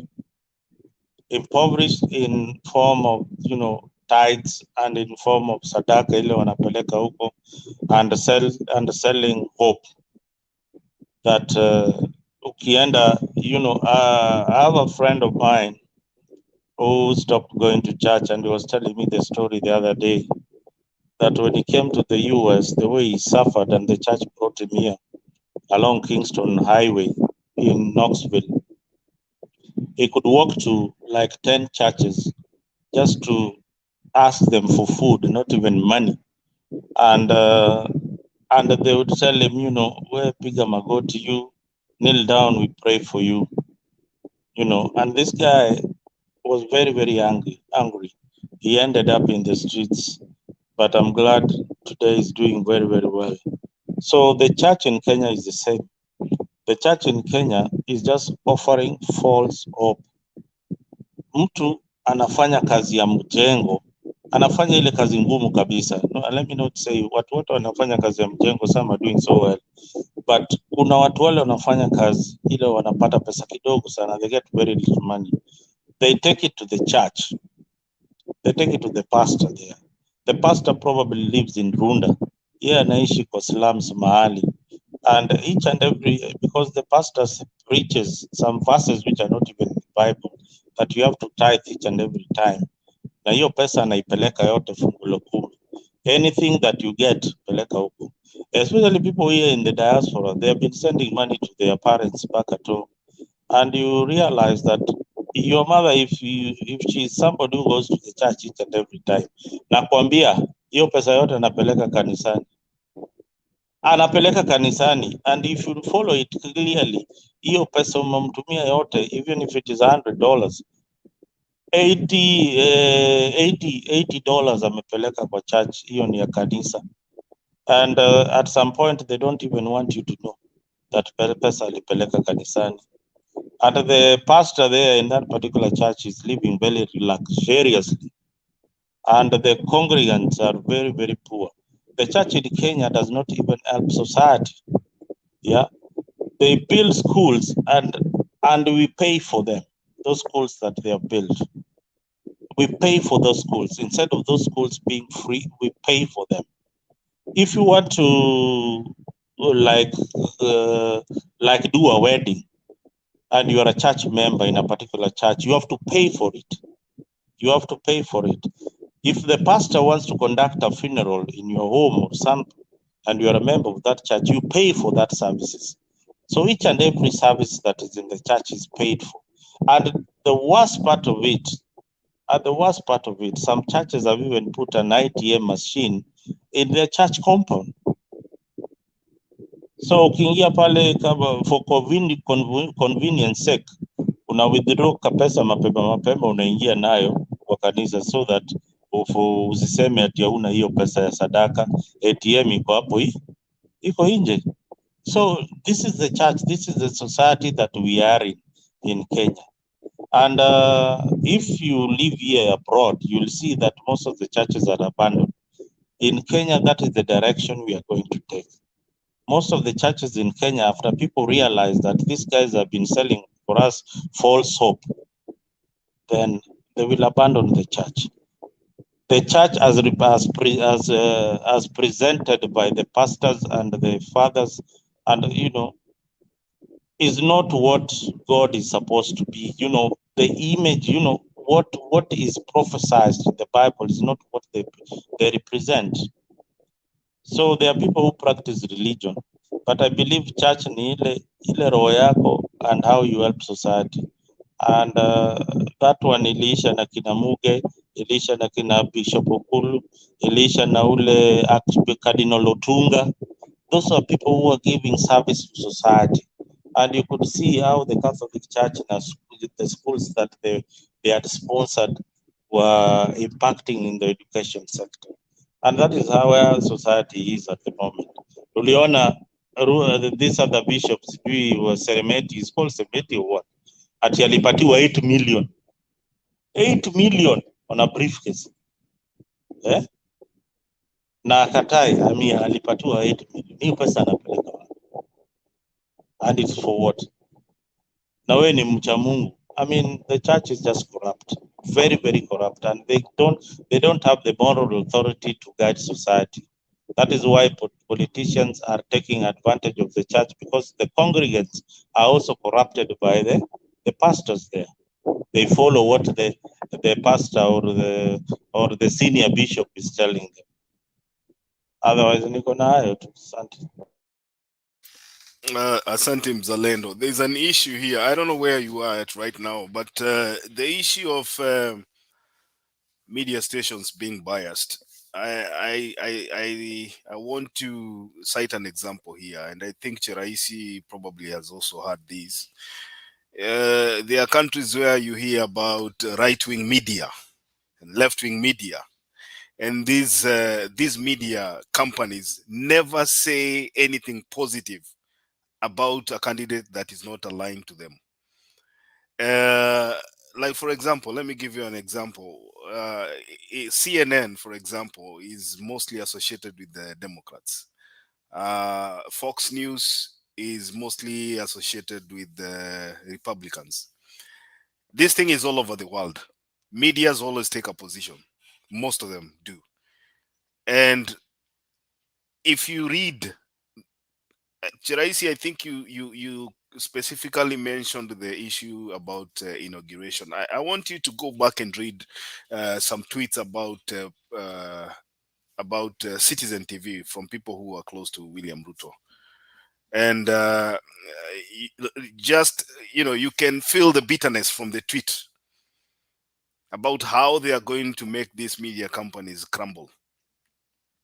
And simply because somebody took a different position from what the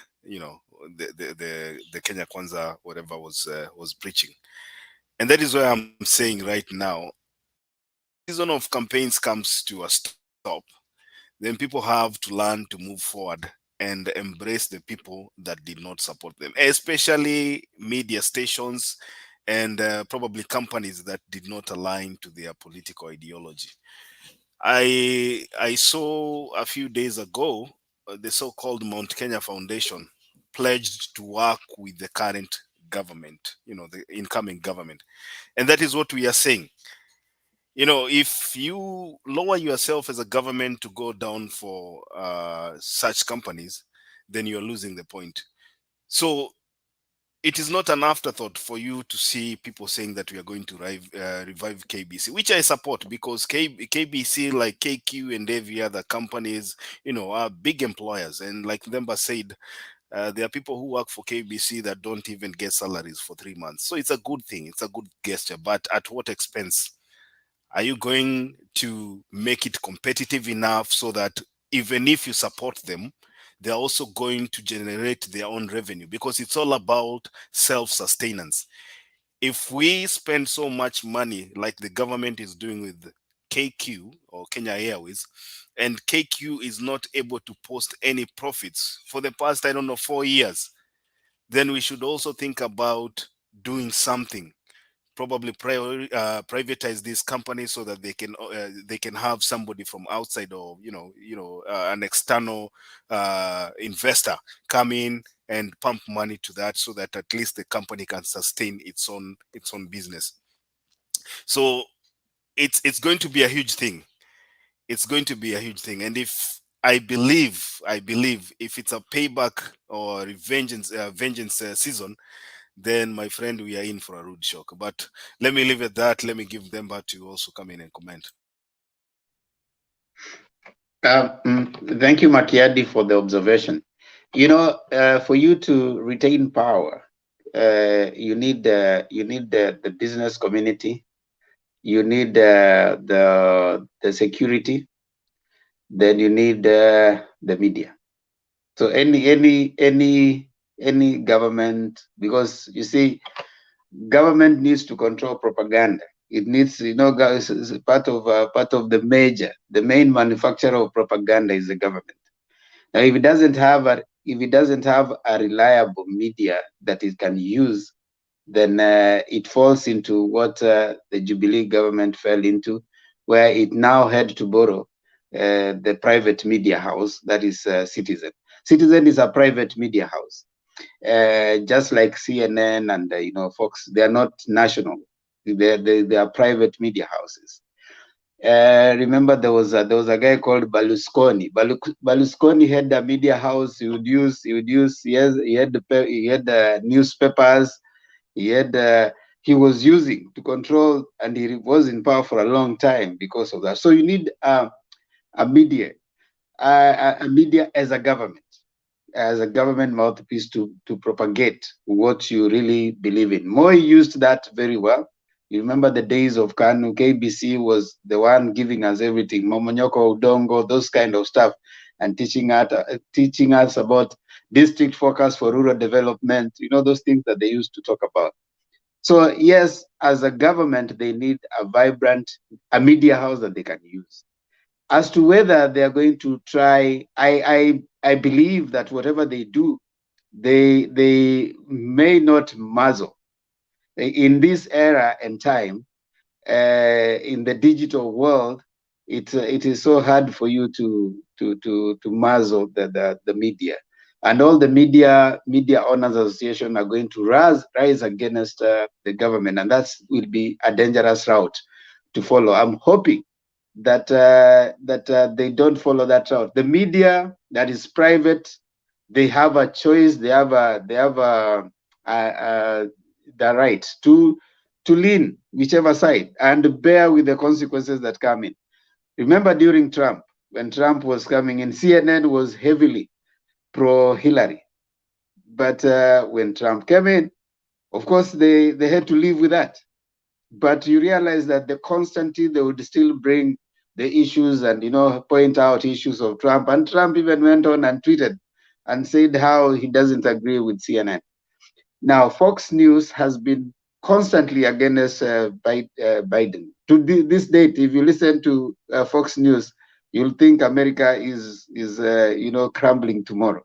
So that is something that we have to live with. Maybe like other places. I know his friend in Uganda had to cut off, you know, the internet for a few days. But a free media is one of the components that you need in a country. So for the deputy president, I was trying to respond to Zalendo's case about issues of media. Citizen TV, Citizen Radio, those are private media houses. They are totally, you know, as much as they will be professional, but they are not bound by that. They can actually decide to lean on one side in what was informing the owners' principle at that time. Now, on the Mount Kenya Foundation, Richard Makiadi, Mount Kenya Foundation, if you know, like what you're seeing, the cartels that the deputy president is talking about, Mount Kenya Foundation sustained Kibaki. They were the businessmen behind Kibaki's regime. Then when Kibaki was going out, they were passed over to Uhuru. Now Uhuru did not bother much creating a power, you know, whatever around him. So RUTO, you know, kind of found his way down the line. Now these are businessmen. They were trying to play their business deals around Raila. so that they can still continue gaining from the presidency or the regime that was going to come via Raila. So now that this regime has not come to power, they are businessmen. There are some of them on equity, some of them they are just businessmen. So what happens to them? They want to place themselves to the other place where business is going to come to them. And that's why that's expected. They will just go where the business is. And where is business? Business is with the government. If you make business with the government, you are sorted. Government does its business in the billions and trillions.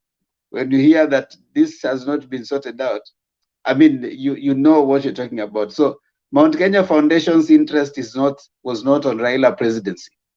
Mount Kenya Foundation's interest was in their protecting their business interests. Now, when someone has not gotten to power, because they say use money to get power and use power to protect your money.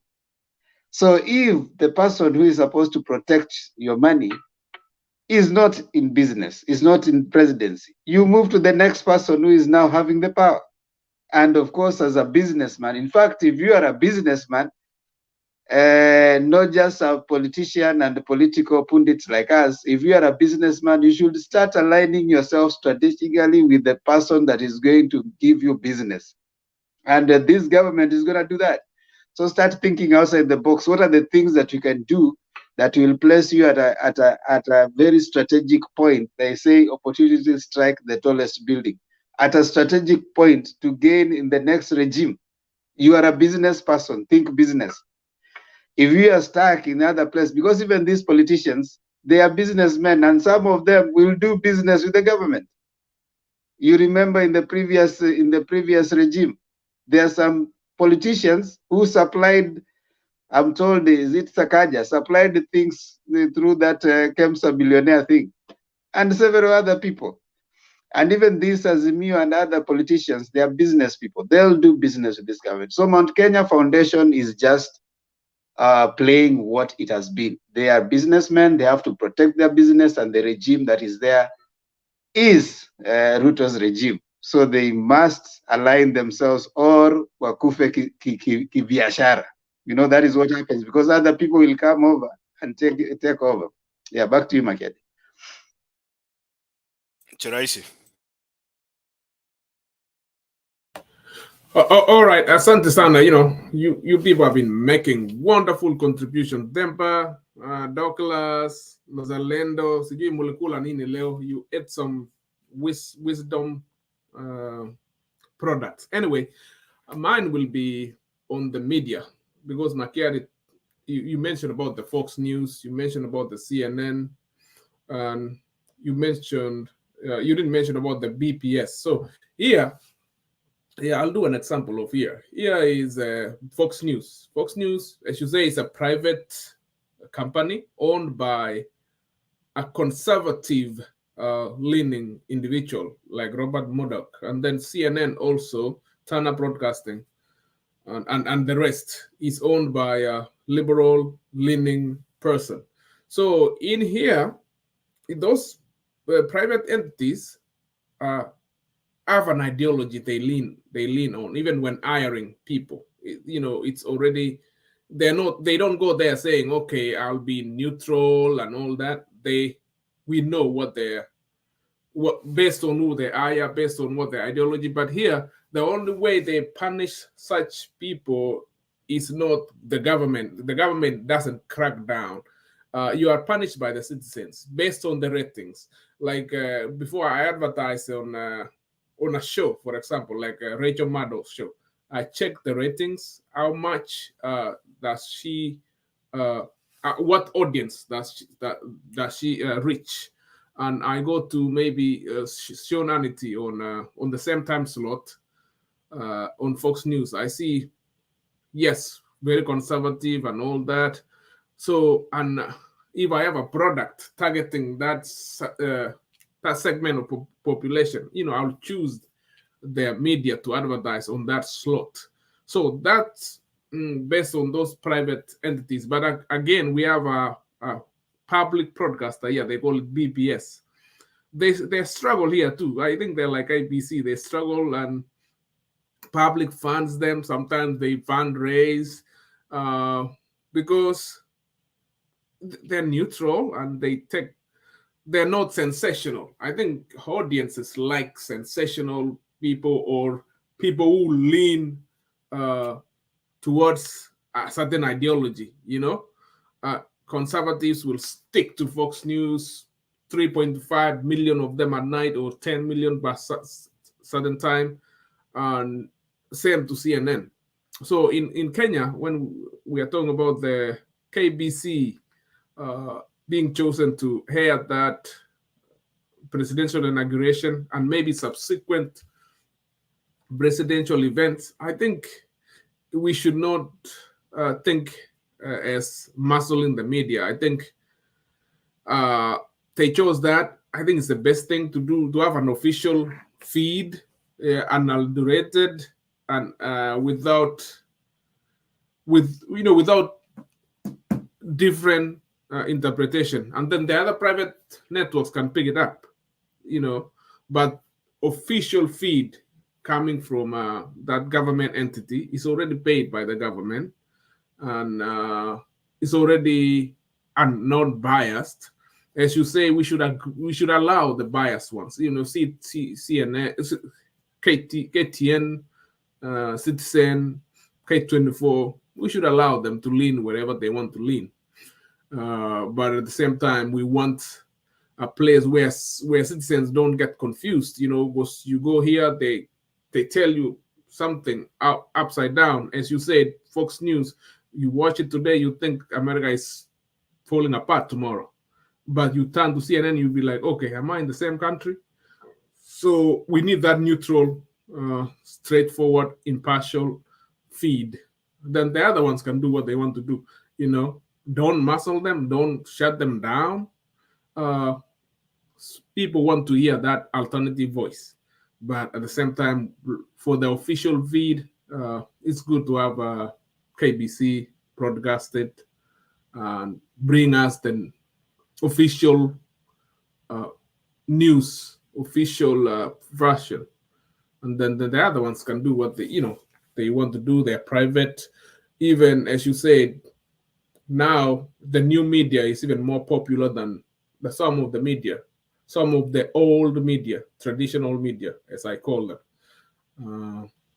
That's my point. I don't think we should interpret it as muzzling the media or stopping the media. If you see those Twitter handles by specific individuals, we should not interpret them to mean it's an official communication from the government. No, I don't think so.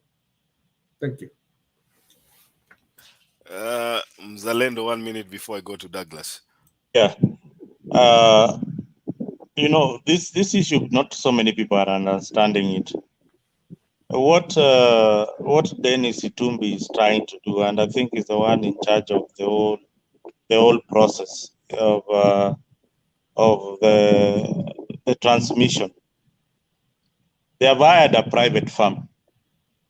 They have hired a private firm to cover the inauguration and give the signal to different media houses for free. It's not going to be charged. Let's get it right. Let us not confuse our viewers. The signal coming from Kasarani, I think it is free. The private media house, since Dennis Utumbi wants things to be sensational and the coverage to be what he wants, he doesn't trust the local media, especially Kina Citizen, Kina NTV, even KBC. I don't think that they will be in charge of the cameras and all that. That one will be done by a private firm because they want to do something memorable for them. They want to outshine any inauguration that has ever happened in Kenya. I think this one is going to be the best. That is the intention. That is the intention of the presidential inauguration team. They want to make it so sensational that you'll remember that RUTO ameapishwa leo. Unaelewa? So they couldn't trust any other media house to do that. that particular job.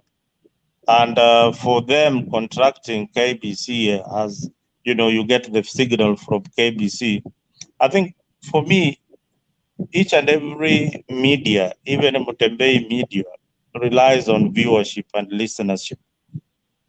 So anybody, any client who wants to advertise on this particular day knows pretty well that there'll be 8 million plus viewers on that particular day. So if you float in your product on that particular day, whether it is in radio or it is in TV, you'll have the viewership and your product will sell on that particular day. So it's a plus. It is a plus for a struggling broadcaster. Most national broadcasters worldwide are always struggling. BBC is always struggling financially. KBC is always struggling. Any Tanzania broadcasting station is also struggling. So these state broadcasters are always struggling financially. So if they get some leeway to make some money, and they know that, you know, being in government always advertises. The parastatals do a lot of advertisement. So many government activities do a lot of advertisement on radio and on TV. This will be a plus. This will be running away from the normal norm that, you know, that private sectors can also compete with government. I think government should always give priority to government institutions to support them financially. I think that's my take on that. Thank you. Yeah, let me go to Douglas, but I just want to make a comment here. I think Mzalendo, you're missing the point. The point here is not whether KBC will sell or will give a signal to the other media stations. The thing is, this is not the first time. By the way, let me tell you, this is not the first time that the government has contracted a private entity to disperse the signal to other media stations. This is not the after 2013, 2017, it still happened. I don't know what is the hype right now about the RUTO inauguration. So this is not the first time. Check your facts. Number two, the reason why I mentioned the issue of going back to try and hit back, clap back at the media station is because I've been reading what's being posted on the social media. And one of the tweet that I was reading right now here, I won't mention the name of the author, says that, will you join me in refusing to watch or listen to anything owned by SK Masharia from now on? I want you to see if we can launch a movement. So this is not just basically about reviving the KBC. I have no issue with the KBC being revived, but then does it mean that for KBC to be revived, you have to kill the other private broadcasts that have thrived in re-strategizing their business model so that they can be competitive enough with the other with the other media stations? KBC has to up their game. KBC has to up their game, and if they cannot do that, then the government will continue sinking money into a media broadcast that does not perform. Douglas. I'd like to support what you're talking about, Makiadi. You have to understand that we live in a modern environment, in a modern world where, broadcasting has to be given an opportunity to whoever who is available to broadcast. And the more you invite media houses, the more your message goes out, not only to Kenyans, but also the international community. So whoever wants to come and broadcast the inauguration, please just show your credentials, get approved and get cleared and come and broadcast. But the thing about having a station or a certain entity selling a footage to other media houses, there are two ways to this. One, it's normally for control of content. If you really want to push a certain propaganda and you want things to be in a particular way, that could be one way to go. Yeah. The second way could be, this is something that is going to be watched, just like the Super Bowl. Let's try to make money out of the advertisements, because we'll be the ones who'll be broadcasting. If anybody wants to advertise in between there, while speakers are changing, or before the president comes in, or after the army has done the first show off, we will be making the money because people want to broadcast with us. So there are two sides to this thing. But the slippery slope comes in when it is so lucrative that this will be the model for the next 5 years. That is when the problem happens, because now it will reach a point whereby the private media does not want to buy rights to showcase some of the things that you're doing. And they might get situations where now they're being frustrated. They cannot come and actually shoot events where the president is, because there are people who tell them you don't have the rights here and you need to leave, but we'll provide footage for you. You know, guys never knew Moi's government, but people don't know what Moi's government was. Where the stations used to start, Mtukufu Rais Daniel Arap Moi alifanya hii. The second news, Mtukufu Rais Daniel Arap Moi. After kutoka hapa alienda hapa. The third news, Mtukufu Rais Daniel Arap Moi alifanya hivi. As in, you'd get like 4 news items. The number 1, 2, 3, 4, 5. Mtukufu Rais Daniel Arap Moi in the media. This is not where we want to go. And I hope if this is what they're trying to do just for the inauguration, for the sake of quality control and making sure the event is broadcasted in a certain way, because it will be like a movie. Do you know how movie production is done? Because they will have producers there. How do we make this to look like a movie?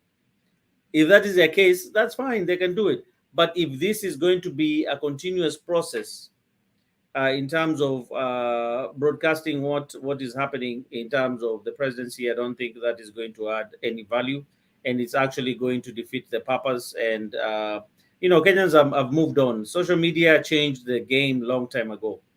Trust me, you cannot pull those stands and pull them forever. You can only pull them once. If you're trying to control that and not allowing other media in whatever is going on in the country, or public forums or meetings or everything, it will come out. Because even now, even right now, we know in social media, there are events whereby people sign NDAs.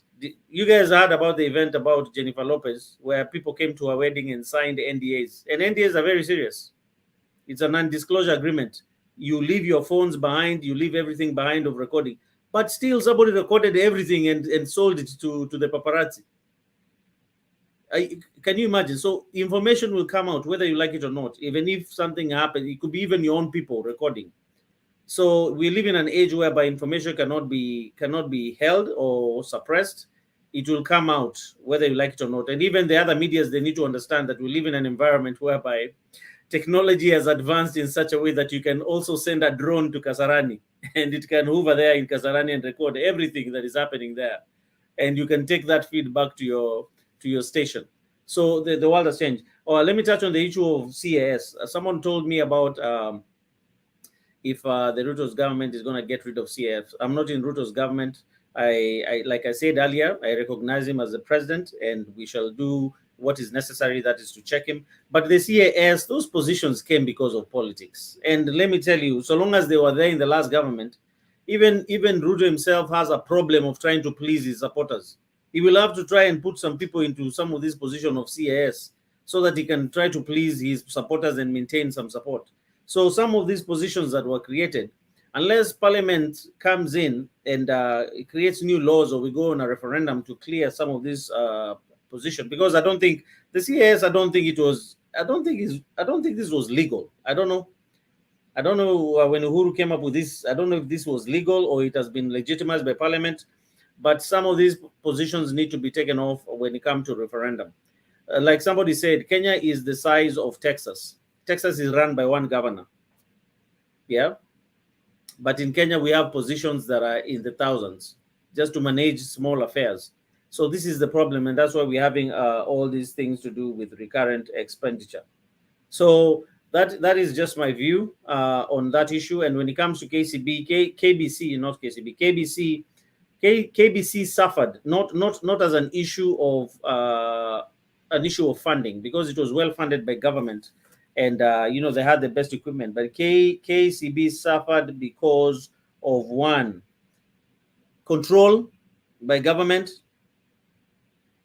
nepotism, which brings in forward the hiring of poor talent. Just because you're my cousin and my whatever, we shall hire you and become a news anchor, even if you're not good as a news anchor and you don't know how to ask questions and you don't know how to research and come up with broadcasting content. We shall still hire you and put you there. And also corruption, because government is throwing in money, people are procuring things and eating money. That is a problem with KBC, and that's why KBC has always been struggling. If that is going to change, I don't know how it's going to change. Most of the things that are funded by government, especially in Kenya, they are a fail, big fail. They're always avenues for swindling and nepotism and corruption. Unless the leadership changes, and if, let's see, that's what I said, we have to check the government. If the leadership changes and we see KBC actually being objective and doing the right thing, then we can have a different opinion. But if 100 days or 1 year we see the same thing, then we shall be checking them and telling them, look, we told you this, and look what is happening. This is what you chose, and this is what is happening. But if it's progressing forward, anything that is a progression to benefit Kenyans, that is what I will stick with. If anything comes in to benefit Kenyans and is really benefiting the majority of Kenyans and actually helping out, I'm supporting. Depending on the leadership, it doesn't matter the leadership. But if it's anything to oppress Kenyans and actually take them back and deny them their rights, I will continue opposing, and I will not stand by any government that does that. Thank you. Yeah, and then but before you come in, I also want you to comment on my friend Eli sent me sometime an article by the Communication Authority of Kenya, CEO, I believe. What's his name? This guy that worked for IEBC. I can't remember his name. The CEO, the former CEO of IEBC. Chiloba. Yeah, Chiloba. There was an article that raised concern about what is going to happen to this live streaming media station, the small live streaming media station like in Motembe and all that, And that's why I'm saying I am a bit concerned, because when we see tendency that shift the focus towards trying to regulate the media, then I get a bit concerned, because the article said that the CA, I think it's called CS, Communication Authority ya Kenya, is trying to review how they can control the small media streaming companies. And so when I connect that and I link that to what is going to happen probably in the next few days, I get a bit worried. But let me just say that is just, it might be just me, and probably I shouldn't be jumping the gun. Demba karibu. Yeah, thank you. That's a good. Let me start from there. Motembe is not within the government, whatever. So they cannot control the live streaming on YouTube unless the government shuts internet in Kenya. This cannot.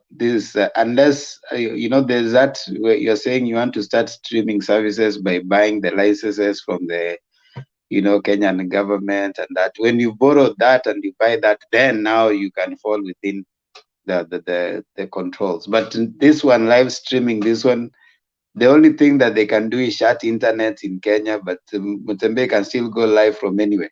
You can go live from Ghana, you can go live from wherever that you are.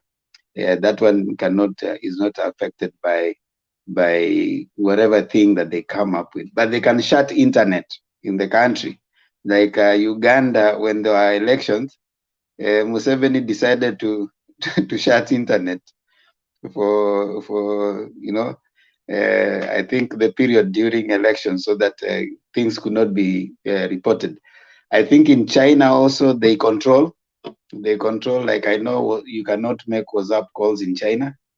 They have a certain I think, what was that? There's another one that they use when you're calling certain countries. So yes, it's possible that he can control the streaming, the TV, but not this one.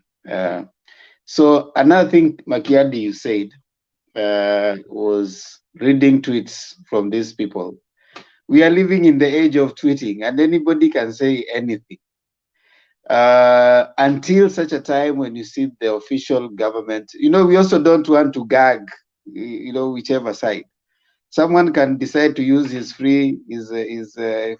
By the way, there comes a time you need to stop following certain people. You know that this person, definitely, if I listen to Sudi, what I'll hear. If I listen to so and so, what I'll hear. If I listen to so and so, what I'll hear. They have their whatever use their personal handles, and they're using. If someone says that say for example, it's you, Makiadi, you are on Facebook, or you're on Twitter, and you are saying, can we decide to not watch Citizen? You are addressing people, some of them who live in 100 miles, I don't know where. They live in which country? The other day we were looking here, people living in Australia, people living in wherever. Does it matter if they even say that day they are not going to watch Citizen TV? It doesn't matter. So I think what we need to appreciate, the idea of looking at these people, and they kind of take your mind to the extent that now you're just constantly worried about everything that they post. It will take you away from looking at solutions. Is it good to have free media? Yes, it's good. It's not wrong also for those people to run their personal handles. They post wherever they want. They just wake up and Trump used to do that. And his other people, other son-in-law, I think Kushner, they will always tweet things all over, left, right, and center. So there's nothing, unless it goes against community standards of Twitter, I don't think there's anything wrong with that. Now, government policies have to follow the official channel, gazettement, if it decides to go through parliament, stuff like that. And if they choose now to do that, then now we can raise a concern. Private media houses. Now that one goes to Douglas Ebole. Douglas, KBC as a media station has the best equipment. It has professionalism, by the way, because all those people are trained through KIMC, Kenya Institute of Mass Communication. The best media training institute probably in East Africa is KIMC. It has the best equipment. So if you hear someone has gone to KBC, the previous KBC, the KBC that was, those people used to be gotten straight from KIMC. The best studio engineers, the best whatever, they would come from there. Now, what came on later is what killed KBC. Now, these others were more about money. They were, when we started hiring anybody, a comedian, you come because you're a comedian, then you're hired, you go to the media, you become a broadcaster. Later, they stopped looking at papers. They stopped looking at media training. They started looking at where the popularity is. So if Ebole has gone to KIMC, he has started broadcasting, and maybe one of them TV broadcasting, you're a broadcaster. And then Cheraisi is a popular comedian. Now Cheraisi has 1,000 or 1,000,000 followers. Between you and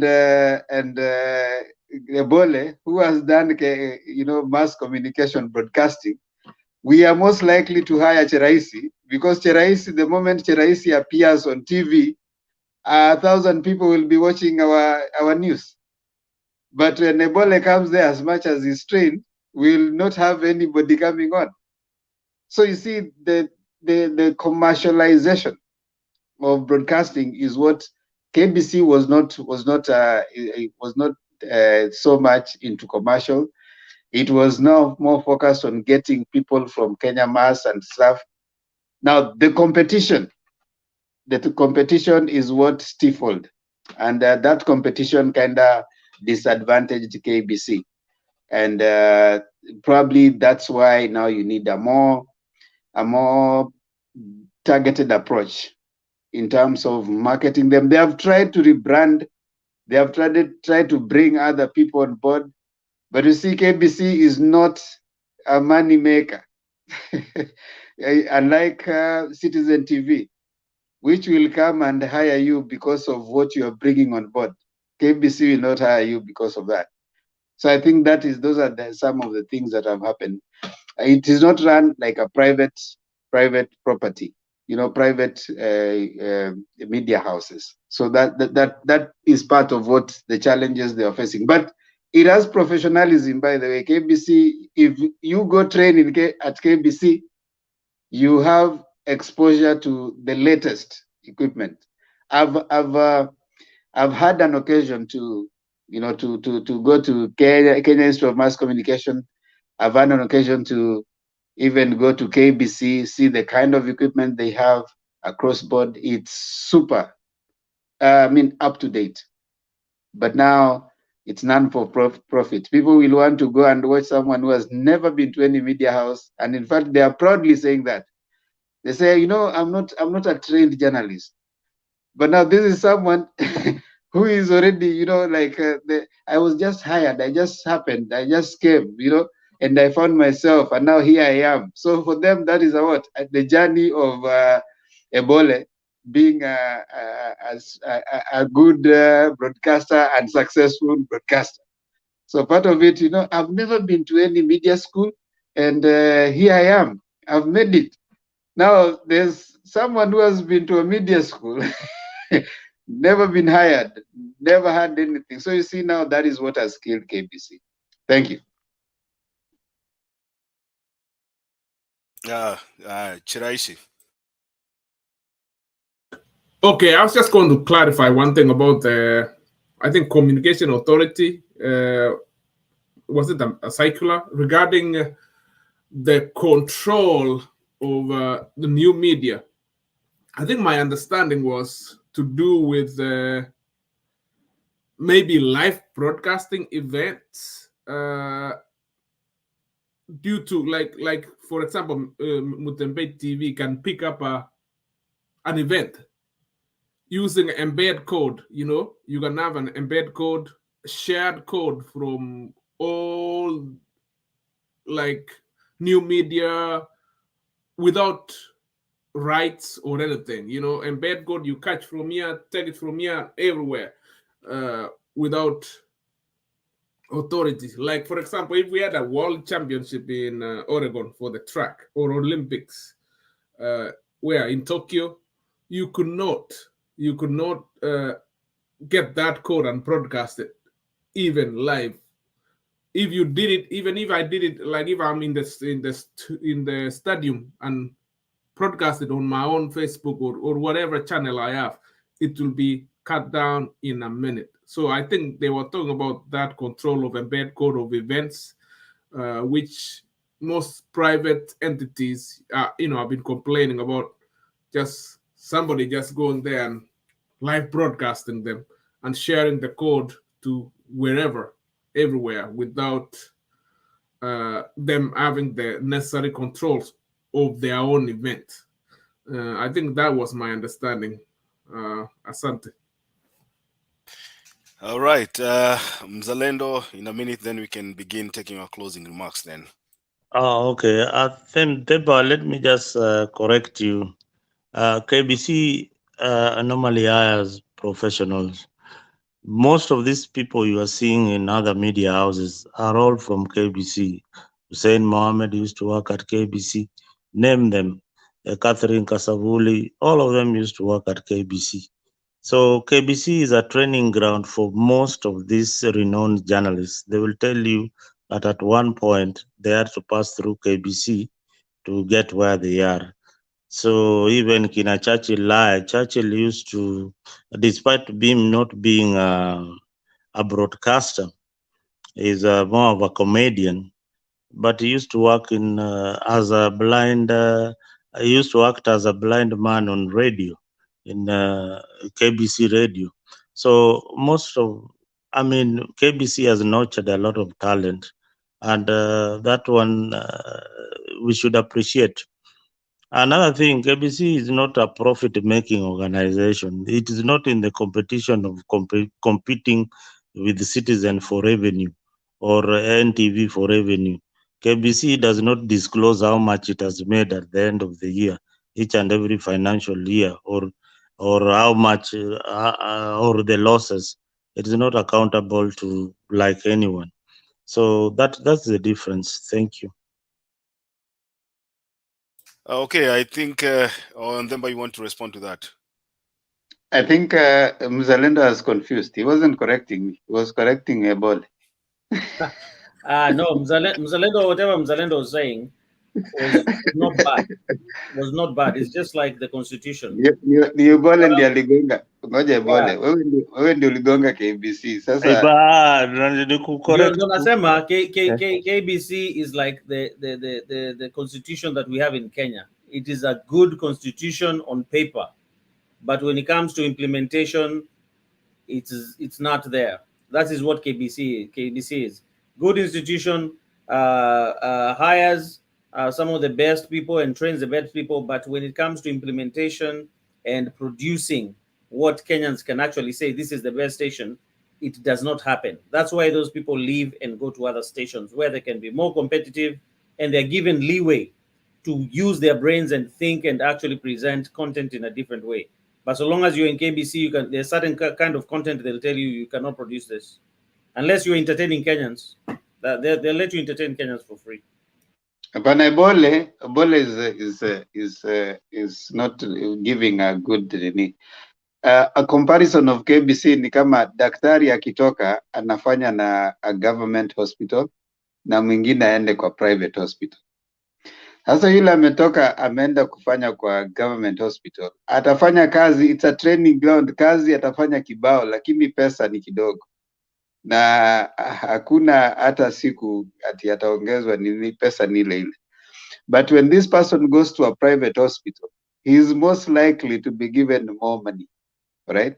So that is how KBC works. It has good training, but pesa ni ile ya gava, ile pesa si nyingi.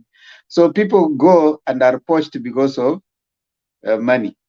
Sasa ako na training na sasa nakuja naambia we kuja, tunajua uko na training, we are offering you this much, which is not offered at KBC. So that is what happens.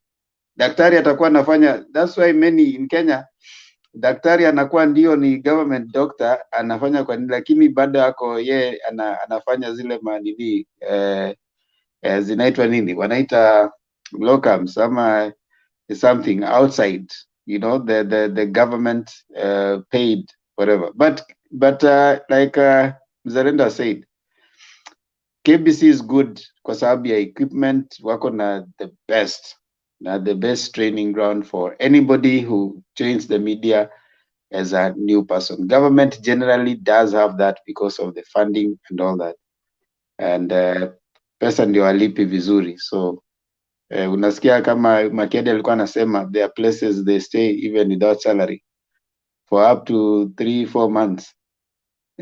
Akina mama Kayai walikuwa nasema they will stay for a long time kabla hawajapewa kakitu, lakini wanaenda hapo kila siku, you know, wanaenda kunini vitimbi na vioja mahakamani na kuna nini wanafanya, they continue entertaining, but pesa hawapewi.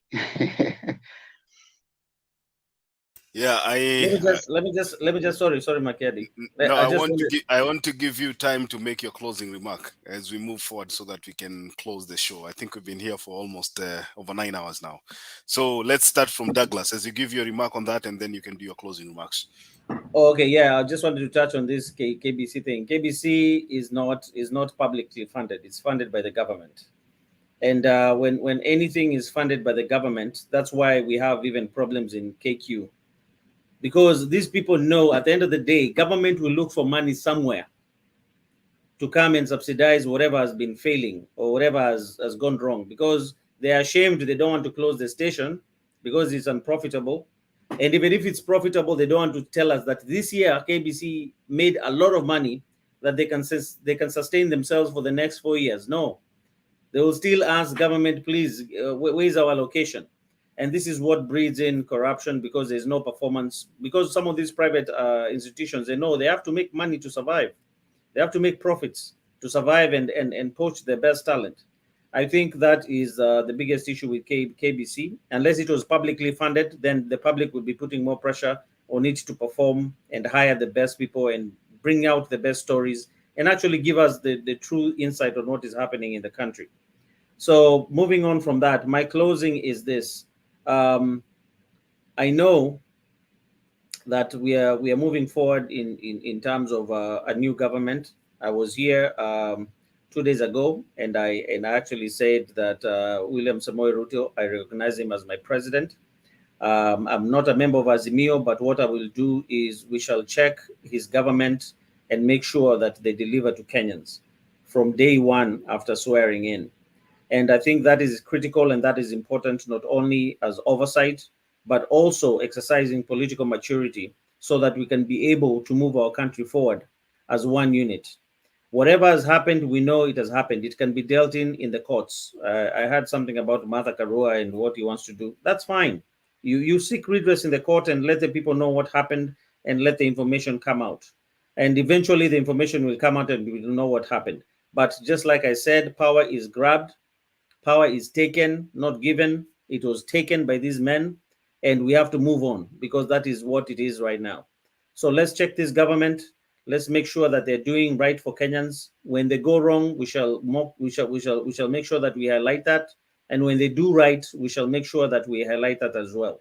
But at the end of the day, the future belongs to the youth. If the youth don't come together right now to grab power in 2027, you'll be here crying the most again and again, and even after 4 years, you'll still be here crying the most. So it's a matter of the youth coming together and organize and mobilizing to make sure that they identify themselves and those people who can lead, because we have to grab this power. These old men are not going to leave this power until they die. So we should exercise grabbing power by having better strategies to make sure that our country moves forward and we can have a vision that benefits all Kenyans. Thank you. Maridadi Chiraisi. I'm also joining everybody else to say that, yeah, it's time. Yeah, we embrace the new government, and then I'll say we give them time, but they have plans, and things don't just happen out of the blue, because I've seen people say, okay, 100 days, 100 days, 2 days, 3 days. There's nothing like 3 days. There's nothing like 100 days miracle in a government where problems have been built. They have been created for the last several years. So there's no miracle. What I'll say is focus on reducing wasteful spending, which is a lot. That will save a lot of money for other meaningful uses. Focus on cutting down on debt, deni za wenyewe. When we, it's just like a family. Government is like a family. If you're using a lot of your revenue, paying loans and all that, it cuts down on the revenue, on the money you want to use for basic things for your family. So cut down on that, and cut down or stop corruption completely. And then corruption, when I say corruption, it starts from the person down up, all the way up. I think corruption has been made into a culture in our society. When you want to get a job, you believe that you have to bribe somebody. If a police stops you, you believe, even before they ask, you already have something in your mkono kupeana. And even in the bank, ukienda bank, when you see a line, you want to cut a line because you know somebody mwenye yako kwa window, unapita unasema hello, unanijua. So you pass everybody. So we need to work on our culture of corruption, because it's a culture, and we'll go a long way. Asanteni sana. Chiraisi, just in a minute, I want you to respond to the propaganda that has been going on in social media today, that the two Supreme Court judges had tendered their resignation. In a minute, just briefly. That's not true. There's no official communication to that, and there's no official communication to even an intent. So far, I've researched it. It's fake news as of now. All right, thank you. Mzalendo karibu.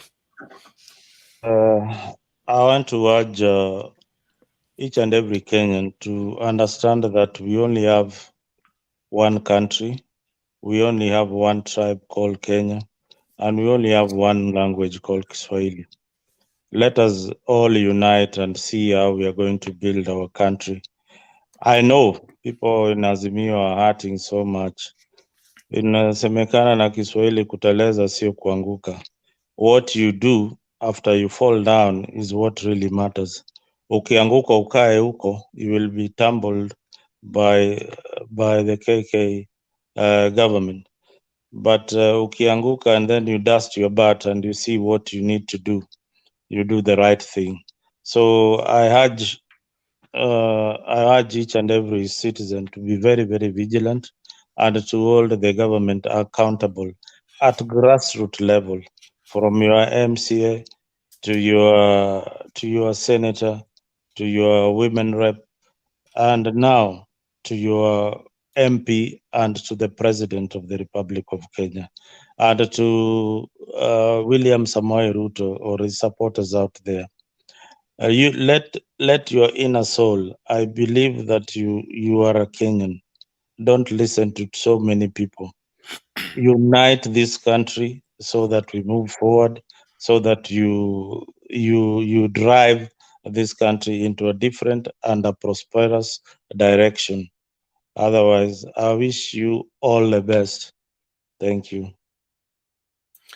Let me do my closing remarks before I give it to Nthemba to, finish everything for today. I just want to say that I know right now we have two people who are probably going to be ruling for the next 5 years, if I believe the government will stand, of which I expect them to make it stand. We are prepared for anything. That's what I can say. I think from the initial signs, people should be prepared for anything, any eventuality. But what I can urge Kenyans is we should not allow anybody to return us to the Moi era. We will not allow anybody to threaten our democracy. We should not allow anybody to curtail our freedom of the media. We cannot allow a country whereby a government threatens private farms just because they do not subscribe to their ideology. And I think Kenya is past that. So moving forward, let us be vigilant because if we let this country be ruled the way it is going to be ruled, from the threats that I'm hearing from all over the place, where even junior civil servants are being threatened to resign, then we'll have released our country to the fate of a few individuals.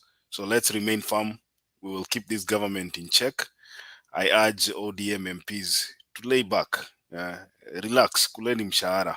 Let wananchi keep this government in check because you do not have the numbers. You have been isolated. They have called you ODM MPs. And so stay back. Wananchi watafanya kazi yao.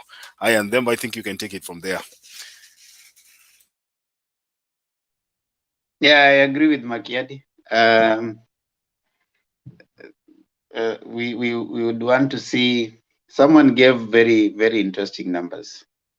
According to IBC, 7.1 million people voted for UDA, Kenya Kwanza. 6.9 people voted for Raila. 8 million people did not vote. That comes to 6.1 plus 7. That comes 14 million plus 8. Is it 14?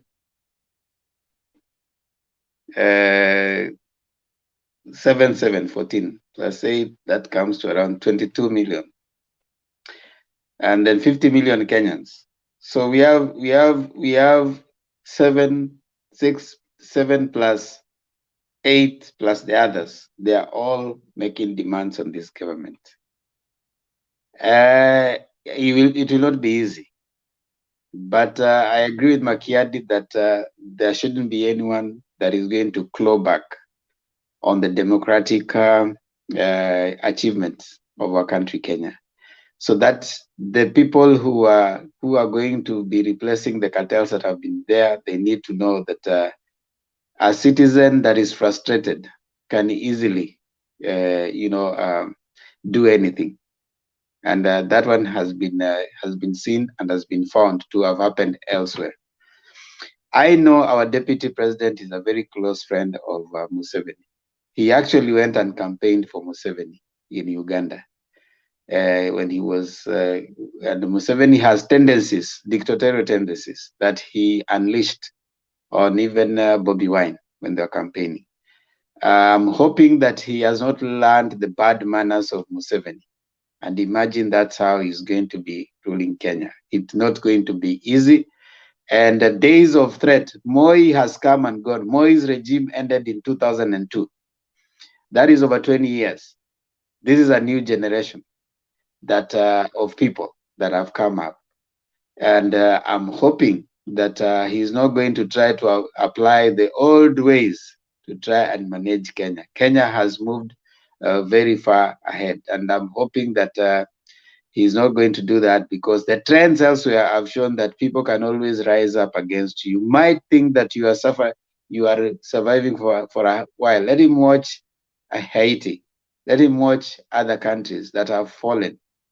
To the people might be quiet for a while, but a time comes and they wake up. So I'm hoping that he'll find a necessary advice that will tell him that clawback on democracy is not an option.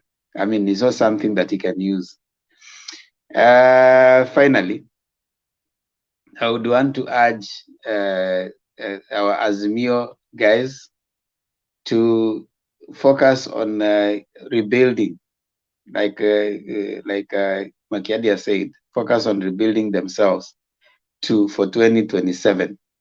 And that should have started. If it hasn't started, you have known that if at anything you don't raise the issue at the polling station, then that's it. So that means that in the next election, whatever may, we would rather have those votes not counted and sent from the polling station, because that's what the judges have told us. They first of all told us the process in 2017, and now they have come and they said it's just about the tally, whatever it is, whether you cook those things, whatever it is that you cook, as long as you have the numbers, that's it. So they'll have a new problem in 2027. And let me just give a glimpse of what the judges have done. Essentially right now, what the judges have told Kenyans, that in the event that thing you don't agree with it at the polling station, you will ban that polling station, and that thing will not be announced. That is what the judges have done.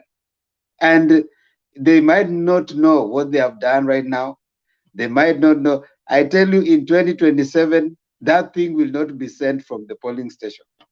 There will be nothing like, oh, you will go to court. Hakuna. Because that's what the judge have said.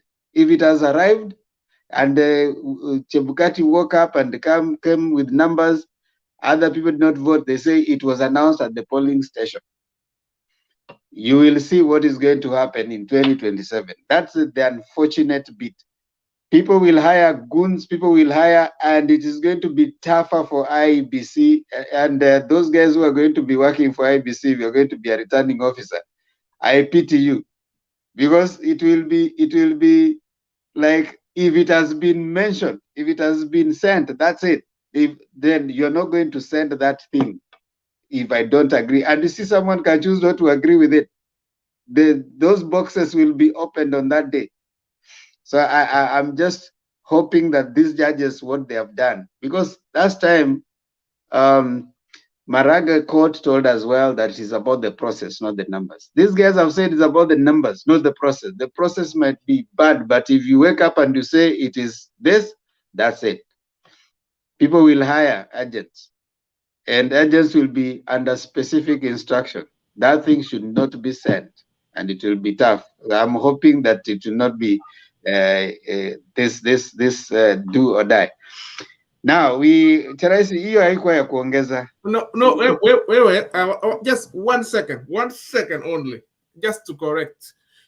You know, the point here on the polling station is was to address the cooking at Kasaran, whatever, like Bomas or KICC or whatever. What they say is Kura kwa polling station is final. They didn't say agents must agree at the polling station. You can agree to disagree. You can refuse to sign, but kama hesabu ni kumi kwa polling station, no cooking That's at the Bomas. That's what I'm saying, Cheraisi. Cheraisi, what I'm saying is this. You are right. I mean, we are saying the same thing. Si umesema sasa kura kwa polling station ni final. I tell you in 2027, hizo vitu hazitatoka kwa polling station. Unaona sasa kama saizi zilikuwa zinatoka kwa polling station. The reason why, for example, in the report by the registrar, they said that there's an arrow who said that they used Form 34 Book 2. When they were asked for Book 1, they said that iliharibika. But when they were asked to show where it was, they could not explain. I want to tell you that the effect of what the judges have said is going to be felt in the 2027 in that election, because this is what they'll say. If this thing is going to be sent, and once it's sent, it's final. We are not sending this one. If it is supposed to be in Book 1, let it be in Book 1. If it is supposed to be, I mean, there will be no monkey business, and there will be nothing like, oh, Sijus Natuma happy. That is what I'm just telling you. The reason I was correcting you is that what are you correcting? There will be no Temba, we were closing the show, Bana. Where's Cheraisi? We are closing. There will be no mtu anasema situmi yangu kwa polling station, because nobody knows how much you are leading or you are not leading. So you cannot say, okay, everybody will want to send their result from the polling station. Otherwise, you are disadvantaged. You are right. You are right. You are very right. Everybody wants to get into parliament very, very fast and start eating. So nani anakwambia ati they have campaigned with a lot of money at they spoil it the last day at Watumi. Nani? Hiyo haiwezi fanyika Kenya bwana. No, what I'm saying is this. I don't know if you guys are understanding me. The returning officer will have it rough sending any results. That's what I'm saying. Because everybody will be refusing. You cannot send that. You cannot send, I mean, kuna kura zangu hazijahesabiwa vizuri. So these things, unajua saizi, according to the previous one, is you can send and then you go contest it. Right now, zitakuwa zina contestiwa hapo. Itakuwa immediate justice. You know what I mean? It's happening now. It's contested now. It's happening now. Yeah. It's happening now. No, I think Cheraisi, you're not getting what Temba is saying. Temba is saying when the Supreme Court decided that the numbers are more important than the process, what it means at the polling station is that when they send that thing, it's final. You know, some people agreed like, okay, you're sending, but at least we have recourse in court, because they will say the process is wrong and we might have a recourse. But once you say it is final, it is the numbers that matter. Before you send that as a returning officer, you should be prepared for the worst experience of your life, because people will not allow you to send that thing because they know it's final. So it is seriously crucial. I don't know if you're seeing this, Ama, you're not seeing it, but I don't want to add any further. Let's close this talk. Let me close the last Sita Rudia. It's okay. Watch here. Sita Rudia. Okay, you're right. You're right. Let's see. This, like, the reason you saw like everybody sending Form 34A from the polling station is nobody knew or nobody has an idea whether your national candidate is winning or losing, and whatever issues your polling station is always contested. It's not new. It's always contested. But sending it over. You're missing the point. It's not about it's not only about the president. It's also about the local elected officials. So once that information goes out, it has gone out. Even if someone rigged in the local election and the information has gone out, there's nothing you can do about it. That is what the ruling of the Supreme Court is sort of like giving a precedent. That is what is talking about. It's not only about the president. It's also about. It's not new. It's always contested at the polling station. It's not new. It's not new. Okay, fine. Okay, Chiraisi. Wacha tumalize. Tulikuwa tunafunga show. I don't know. Then, but let me clarify this for Chiraisi so that we can finish in it's just 1 minute.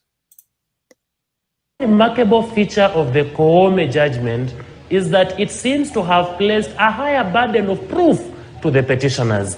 Ordinarily, election petitions are not criminal matters where the petitioner is called upon to prove beyond reasonable doubt. He is supposed to prove their case on preponderance of evidence, slightly above the balance of probabilities, but way below beyond reasonable doubt.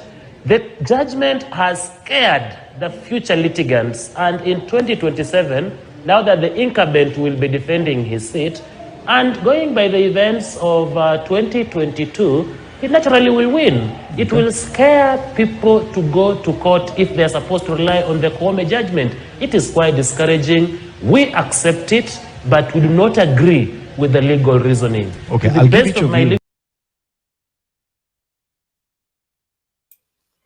I think that's what Ndemba was trying to say. No, you see, Chiraisi will not understand. Wacha your story here. Thank you so much, everyone. And kama kawaida, hapa huwa tunamaliza kipindi cha lala salama na salamu. So wacha tusalimie watu hapo chini dakika. We have like 10 minutes so that we don't prolong it a lot. Ndio tulale tujiandae kwa siku ya kesho. So kama unataka kusalimiwa kama kawaida, na jina lako kutajwa hapa juu, tafadhali. Chiraisi, we tayari we uko na kazi. Wale ambao hawana kazi, watu wa Azimio, tafadhali pigeni blue. Watu wa yellow hao wako na kazi tayari. Chiraisi ndio cartel number 1 pale Kenya Kwanza. So watu wa Azimio, tafadhali pigeni blue hapo chini. Sawa. Jina kubwa hapo tumekuona, na unasema uko wapi? Tafadhali piga blue na useme uko upande gani. Sema uko wapi so that tunakutaja jina na tuna na mtu anajiita opaque. Hiyo kitu ilikuwa opaque. Yeah. Opaque tumekuona, sema uko upande gani, tutakusalimia. Idris Koki from Kisumu, Europe. Asante sana. Sema majina na unapiga blue. Tafadhali piga blue. Watu wa Kenya Kwanza yellow, tafadhalini. Zaidi ungekuwa umeenda umepima suti, umeanza kuvaa, umechukua VIP ticket. Kama bado uko hapa, inaonyesha wewe hauna ticket na hauna kadi ya kuingia kwa hiyo Kasarani. Tafadhali wewe toka hapa. Toa jam. Peleka jam pale Kasarani. Uende uka nini. Watu wa Azimio, tafadhali piga blue. Ngaona Mr. Henry, asante sana. Miriam M, Ebole, tayarisha gitaa. Ebole, leo naona uko peke yako. Weka gitaa tayari. Friday huko peke yako. Beki Abonyo nakuona. Opeka anasema yuko sio kimao. Azimio ndani kabisa. Asante. Shida M, shida Benbrook, Texas. Benbrook, Texas. Asante sana Shida M. Weka jina, weka sehemu yako. Say your code number. Say your code so that we can know where you were at. Unatuzungumzia ukiwa wapi. Code yenu ni gani, Rishi Makiadi? Yangu hapa inakuwa 901. Yangu ni plus 254. Plus 254. Ebole ndio huyo ametokezea na gitaa. Nani Beatrice Ayuma anasema anatazama kutoka Doha, Qatar Airways Housing. Good morning my family. Asante sana. Nani mwingine? Danny Darius. Aha. Corpus Christi hapa Texas. Danny Darius, inafaa tupatane tukunywe uji. Danny Darius, Father Danny Darius. Labda utaniwekea maombi kidogo kwa kichwa. Danny Darius, tafadhali. Chiraisi uko code gani wewe? Umemute mic. Mimi niko hapa 31907, otherwise 762, otherwise Ni gani sasa? Yeye ni gani bana? Wewe ni mtu wa North Carolina eh? No, hii ni Atlanta. Okay. Outskirts. City kubwa. Asante sana. Mnakaribishwa Atlanta bwana. Mnakaa huko mbali. Atlanta, Georgia. Welcome to America. Georgia ni mahali hatari sana huko. Very dangerous place. Mzalendo naye yuko pande gani bwana? Mimi niko Virginia, VA, the land of lovers, Hapa ndio watu wa mapenzi wanakuaga. Nitoka Virginia for lovers. Lakini our police wenu, anytime I pass Virginia, our police wenu are not lovers bwana. They take it to Bana, hapa bana lazima ulipe ushuru bana. Unakuja ukispeed unapatiwa ticket bana, hapa si Kenya. A policeman is not your friend. Kwani Chiraisi wewe ni mtu wa kuspeed You don't keep the limits. Just drive within the limits. Unakimbia unaenda wapi? Asla. Asla wanakimbia mbio sana bwana. Take the state limits, my friend. Kuna state limits bwana. Ukikuja huku kwanza kuna mali ingine unafuata tu polepole tu wewe bwana. Huku Texas the city limits kwanza ndio mbaya. Yaani unatoka kwa city moja, the limit unaona wako wazuri. Kuingia kwa hiyo city nyingine ticket. Hapa ukikuja ujue highway ni 65 miles per hour. So ukitoka mahali highway ni 80 miles per hour ama 100 uko kwa shida. Texas unaweza piga 75 comfortably. Hapa ni 65. Hapa tunagonga 80 bado unazama. Hapo unagonga 80 na uko sawa, but hapa ni 65. Balkis Mohamed Dako Mombasa kwa Simba Sharif. Asante. John Dinda Masaku, asante sana pale wanasema Masaku People's Park. Asante sana. Sara B Adhiambo, hapo ni wapi? ATX ni wapi Makiati?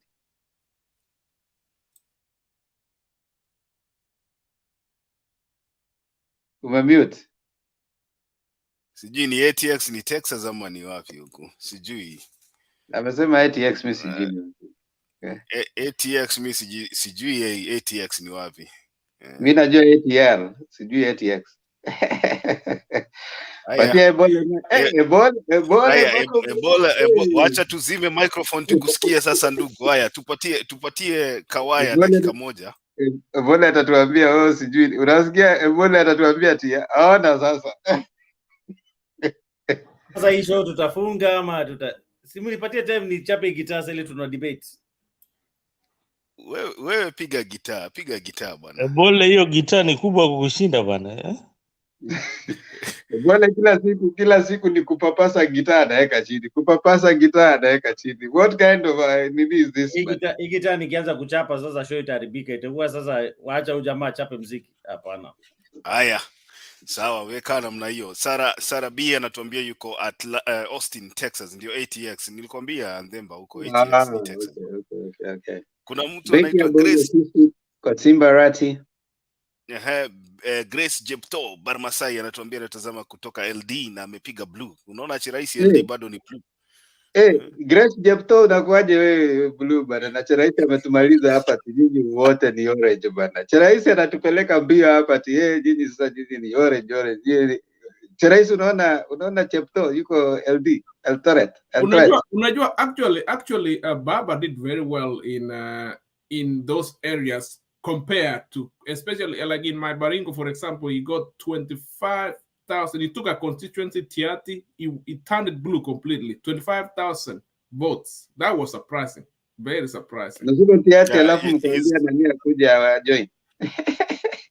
Hizo ni zile kura ambazo IBC litangazwa, hatujui kama ni za ukweli ama ni za uongo. Labda alipitisha hizo, lakini sawa tu. Kuna mtu anaitwa Nelly Hamuye anasema anatutazama kutoka Canada. Ali Samson anatutazama kutoka Taita Taveta. Ambia Cheraisi asome hiyo jina Nelly ya pili usikie.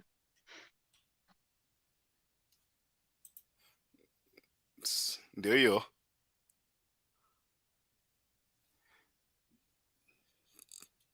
Unmute.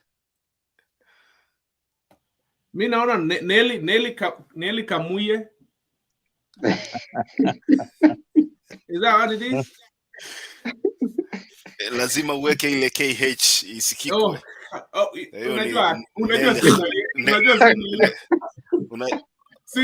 Unasema Nelly unasema Nelly Hamuye. Nelly Hamuye. Anatoka Western. Ndio hiyo. Western. Kawaida hiyo. Anasema yuko Canada. Alafu kuna mtu anaitwa hapa Arab Korir anasema watching from Alberta, Canada. Amechapa yellow. Ni mtu wa UDA damu. Ali Samson amesema yuko Taita Taveta.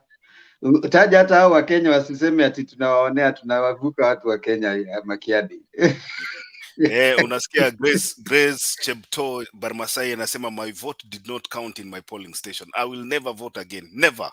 Huyo ni yule yuko Eldoret. Alafu unatuambia mhesabu kura. Don't lose hope.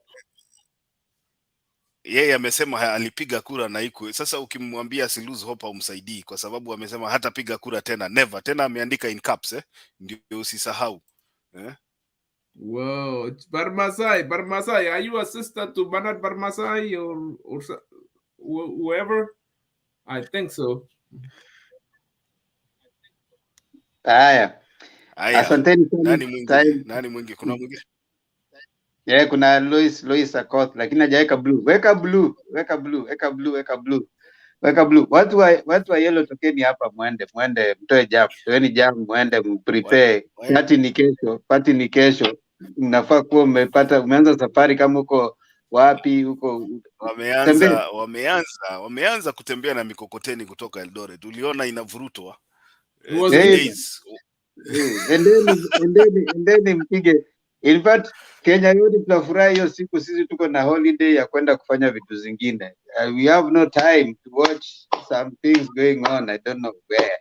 In fact, we'll rather watch the Queen akienda kuzikwa hata kama alitucolonize.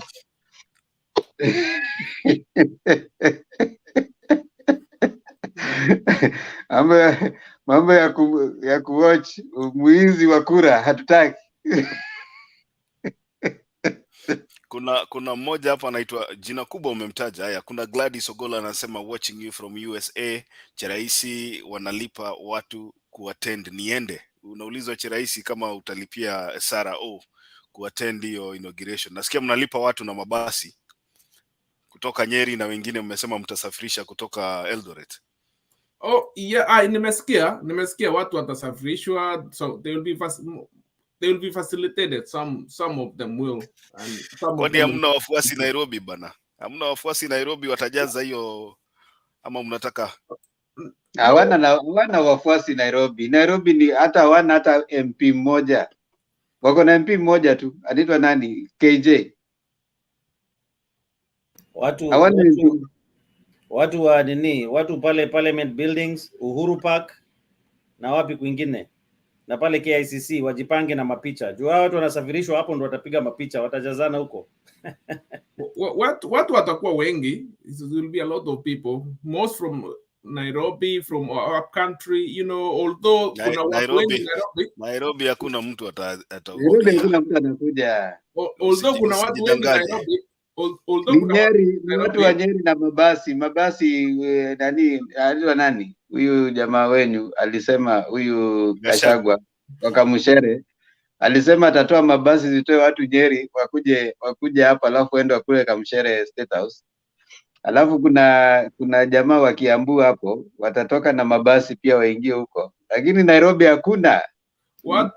Ndio tunaomba cha rais, tunaomba watu wa make sure schedule ya basi wanajua vizuri, juu wakichelewa waachwe Nairobi Wakiachwa nayo wataumia. Tutakuwa hapa, ngoja Cheraisi utakuja baada ya kuapisha, utakuja hapa usikie vile watu watawachwa na basi, ngoja utaona. Nitakuwa. Wewe mnasahau gavana wa Nairobi ni Sakaja ama ni wa Sakaja ni wa party gani? UDA. Umesahau ni vipi Sakaja, lakini hiyo tutakuja ongea siku moja. Wacha kwanza tumalize kuapisha Tuesday, watu waachwe na gari, ndio tutakuja kuongea hii. Ndio ujue hizi kura zilitoka wapi. There will be not enough space in Kasarani. Everybody wants to come all the way from Northeastern, all the way from Trans Nzoia, all the way from Turkana, all the way from Nyeri, all the way from Meru. Watu wengi wanakuja. Haya. Sawa basi Ndemba. Naona kuna mtu anasema nani mwingine hapa? Lois kuna mtu anasema hapa, Gladys Ogola anasema this is my station. Temba juzi ulinijamisha. Usikasirike, usiweke siasa kwa moyo. Usikasirike na mimi Cool down. Tumeachana na mambo ya election na nina campaign. Sasa tuko kwa tunaenda kwa the next part, sisi tuko kwa on a fast mode, tunaingia sasa kwa nini. So hapa campaign ilikuwa tulikuwa tunachapa cha rais kabisa.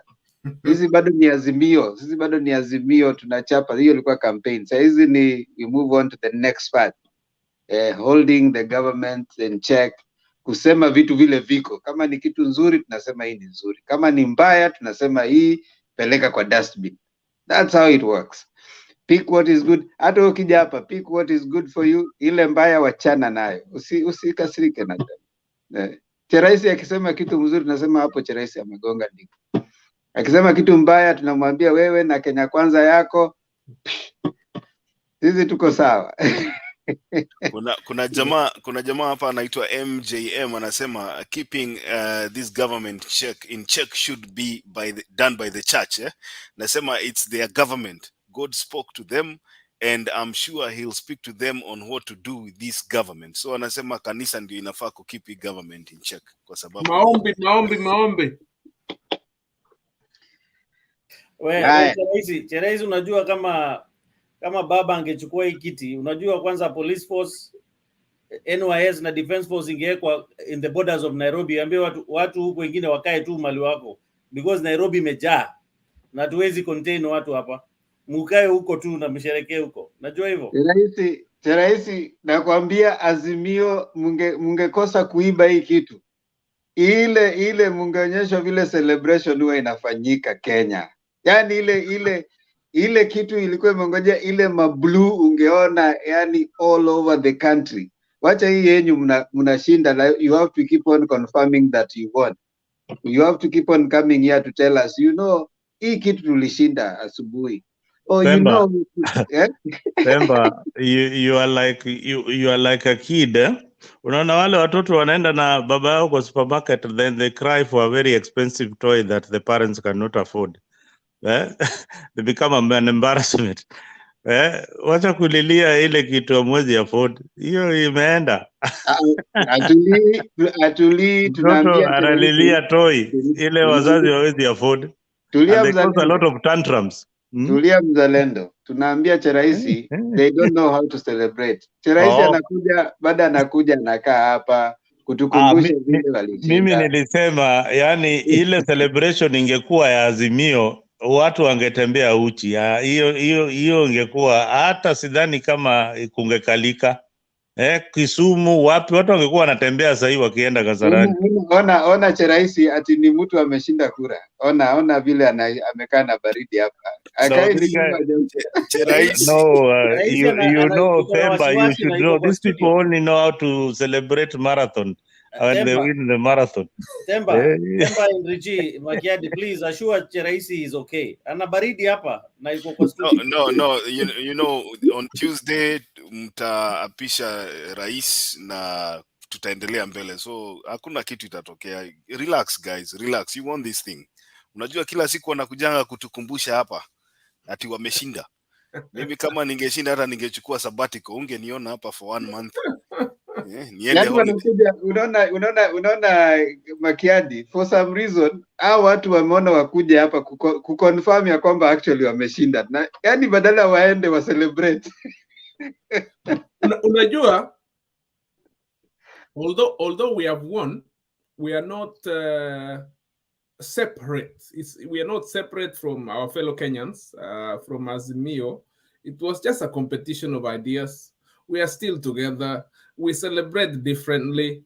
You know, I agree. Mzalendo alisema wengine wangeenda uchi na nini. Sisi hatufanyi hivyo. We don't do that. We are moderate. We celebrate in humility. Hapana, Cheraisi, wacha humility. You cannot be humble where there is none. Sema hivi, ushaiona mtu ambaye ni maskini akasema, you know, I'm a humble man. Ni tajiri ndio wanga wanasema unajua mimi ni humble. Nyinyi hamjui hii kitu si yenyu, lakini mko nayo. Sasa haujui uicheze namna gani. Unaona? Sasa Cheraisi ana uongo sana hapa. Cheraisi, unajua hizi kura zikihesabiwa Bomas huko unakula chakula na ulikuwa kwa choo kila saa. Not really. Honestly, sitaki kusema uongo. I'm always open to the possibility that the other person can win it, and if they win, what's our next plan? And in Supreme Court, for instance, we are already ready. If it's nullified or confirmed, the next act tumepanga. Hii ni kujipanga. Ngoja Cheraisi, nitakuletea video hapa ya huyu mama anaitwa Alice Wahome akiwa Murang'a akisema kwa lugha yake ya kwamba hii maneno ya Supreme Court tushamalizana nayo, hakuna kitu itatokea before the Supreme Court ruling. I'll bring you the video, and I know you've seen it. I know you've seen it, and hata ukiangalia vile these guys were talking huko nje, they were not even worried about the Supreme Court. I was not. Yeah, not you. I'm not talking about you. You know, not you. I'm talking about these other guys. They were not worried about the Supreme Court simply because they knew what they had done. But that is a story for another day. Hatutafungua hiyo debate sahi. Na hata Gachagua alisema, unajua huyu mzee akitandawili ametusumbua tu hapa kidogo hapa kwa Supreme Court, lakini hii kitu itaisha, alafu tuendelee. Mwanze kunitisha vitu kuanzia tarehe 14. They knew what was happening. But anyway, wacha tuseme hivi, Kenya kwanza ndio tunasema mtoe jama hapa. Asanteni sana watu wa nini, watu wa Kenya kwanza, endeni bwana. Kama uko hapa, wacha nimwambie, kama uko hapa wewe ni wa Kenya kwanza. Hauja join sako, hauja join sako, kama ni ya motorbike ama ni mama mboga, tafadhali toka hapa, enda join sako leo.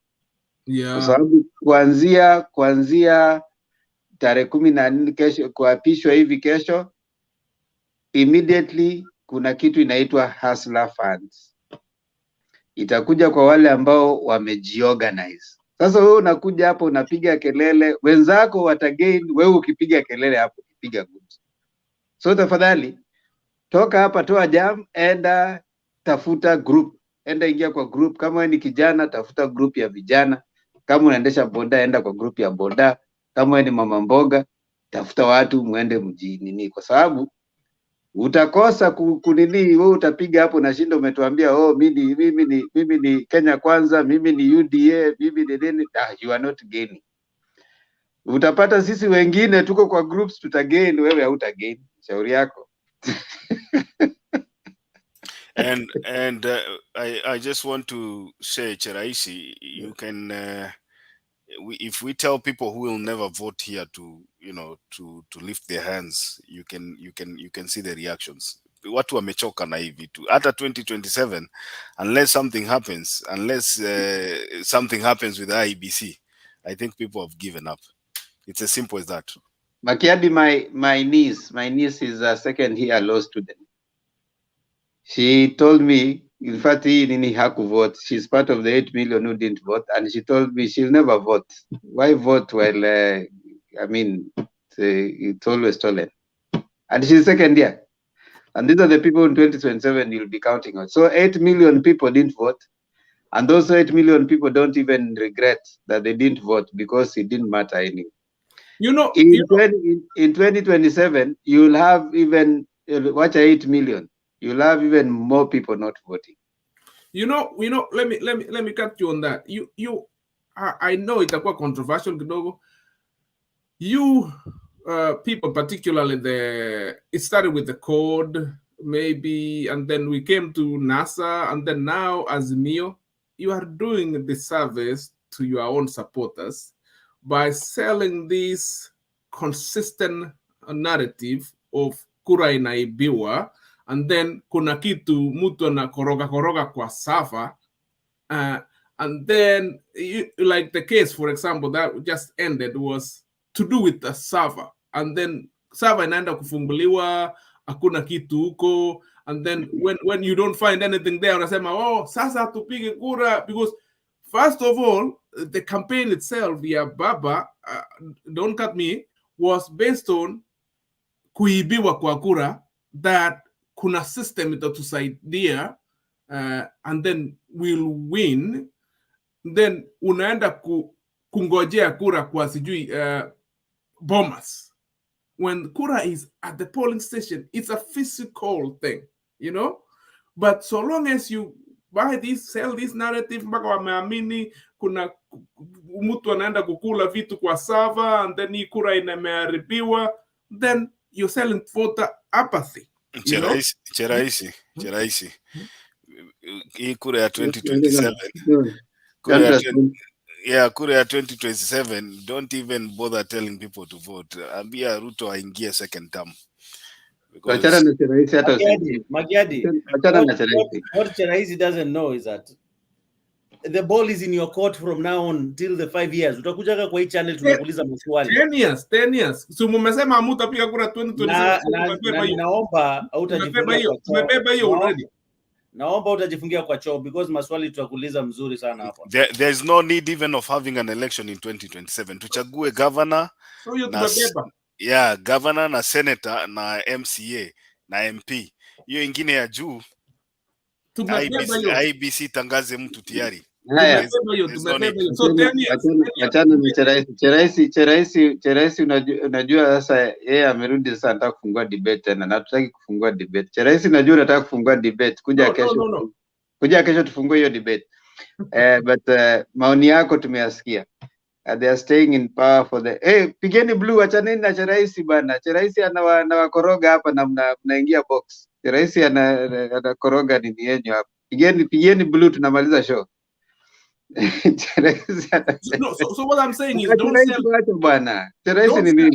don't sell voter apathy, and then kura ikifanyika tena 2027. Cheraisi, wacha, tumesema hiyo debate tuache. Sisi wote tuko, hiyo ni maoni yako na sisi pia tuko na maoni yetu. Sasa tuachie tu hapo. Si wewe umeshasema hivyo, na hao wote pia wako na maoni yao. So usipopiga kura, hiyo ni maoni yako Cheraisi. Hata Ebola yako na maoni yake, hata Makiadi, hata mimi. Pigeni blue hapo, tumalize show. Tunamaliza show.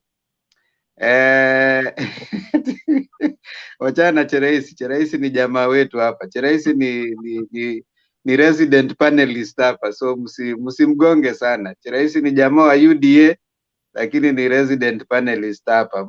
Msione yeye si mbaya, si ati ana msitusi mtu. You can actually make your argument without necessarily insulting anyone. You can make a very clean argument without insulting anybody. Please try to do that. If someone says something you don't like, do not insult. Just raise your argument. Don't raise your insults. Cheraisi is a good man. He just loves the people who stole the election. That's all. But he's a good man. Cheraisi is opaque. Haya, Cheraisi aache attitude. Wachana na Cheraisi, pigeni blue tutamaliza show. Pigeni, unaona hata Cheraisi amevaa blue. Asante, Kenya is opaque. Jagali wala si Cheraisi. Haya. Okay, thanks. Now that tuko na watu 229 tunataka kumalizia hapo, na jana tuliimba wimbo wa East Africa, leo tuimbe wimbo wa Kenya, si ndio Makiadi? Ama tuimbe wa Afrika. Kuna wimbo wa Afrika inaitwa Kosisikeleli Afrika. Shasikia hiyo? Wacha Makiadi atupatie ngoma moja zile zake kabla tufunge. Hapana, wewe kama umekataa kucheza gitaa hakuna kitu tutakupatia wewe. Kila siku umetutisha na gitaa hapa. Na wewe Douglas wewe. Kila siku bwana unainua gitaa unaonyesha watu na unazima. Hii yako ni Dagi ni mapepe tu. Ile pesa kutoka hapa, siwezi chapa hii kitu bure.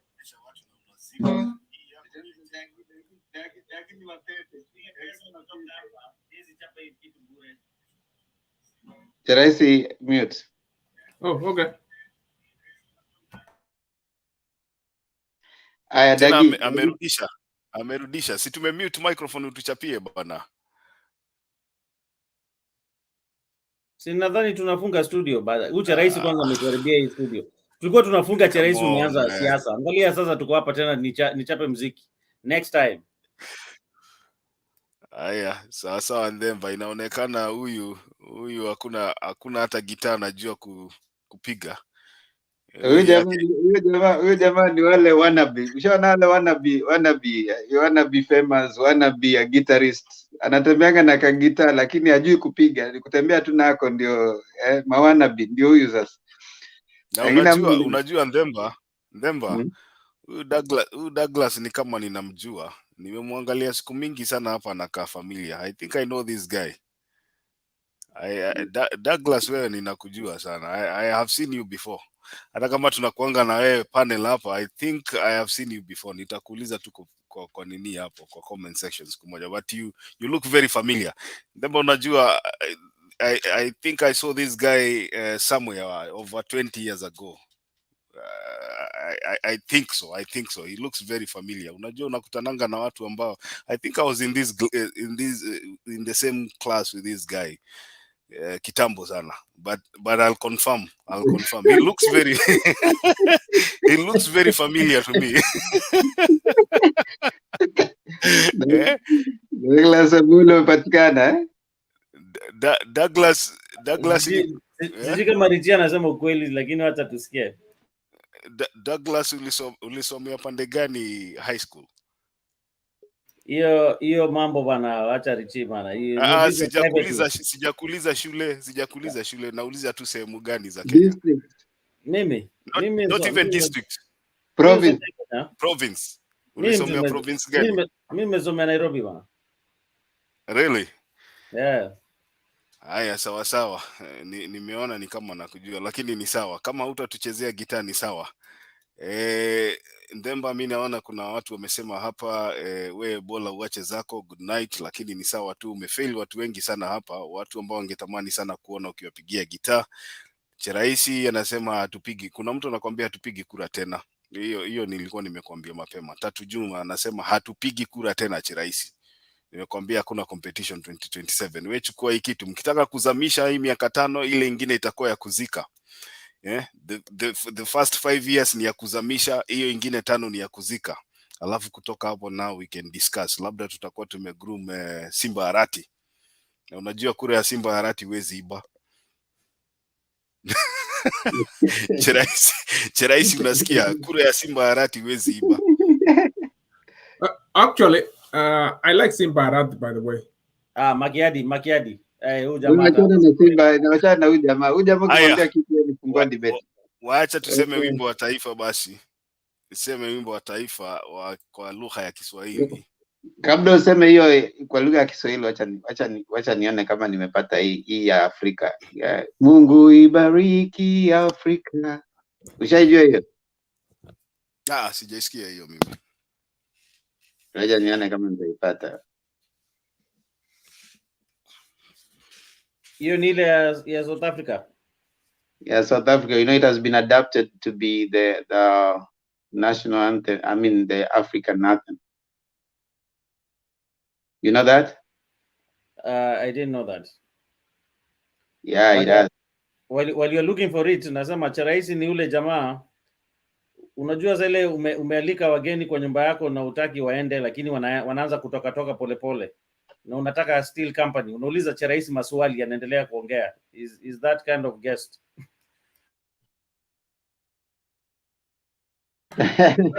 Karibu Douglas, Karibu. We have had a good time here. It was the last 3 months, the last 4 months. It's been heated debates. Kina Makiadi, Temba, Bernard, Julia, na watu wote. It's been great. Wakenya moving forward. Haya, nimeipata lakini nitaimba stanza moja tu. Nkosi sikelela Afrika malupakanyesu pondolwayo Izrai mitandazo yetu kosi sikelela tina lusapolwayo Morena boloka setalbasa Yesu ofedisa ditwale maswenye ohose boluke o se boluke sitabasa Yesu sitabasa Afrika. Tosha. Haya, leta hiyo yake. Haya, sawa sawa. Wimbo wa Kiswahili, wimbo wa taifa wa Kenya kwa Kiswahili nitaukariri, unasema kwamba Mungu nguvu yetu, ilete baraka kwetu, haki iwe ngao na mlinzi, na tukae na undugu, amani na uhuru, raha tupate na ustawi. Mkeni ndugu zetu, tufanye sote bidii, nasi tujitoe kwa nguvu, nchi yetu ya Kenya tunayoipenda, tuwe tayari kuilinda na tujenge taifa letu. Ndio wajibu wetu. Kenya istahili heshima, tuungane mikono pamoja kazini, kila siku tuwe na shukrani. Haya, asanteni sana kwa wale ambao mmekuja, tumeshawasalimia. God bless you, see you again tomorrow. Sisi zoeni hizi sura hapa, zoea Douglas Ebole, zoea Makiadi, zoea Temba, lakini usizoee Cheraisi, yeye anakuja mara moja na ni jamaa kesho yuko busy, ameenda Kasarani. Kwa hivyo usimzoee sana, si jamaa wa hapa, yeye ako na kazi tayari. Sisi ndio tunatafuta kazi pale nje, kazi ya opposition.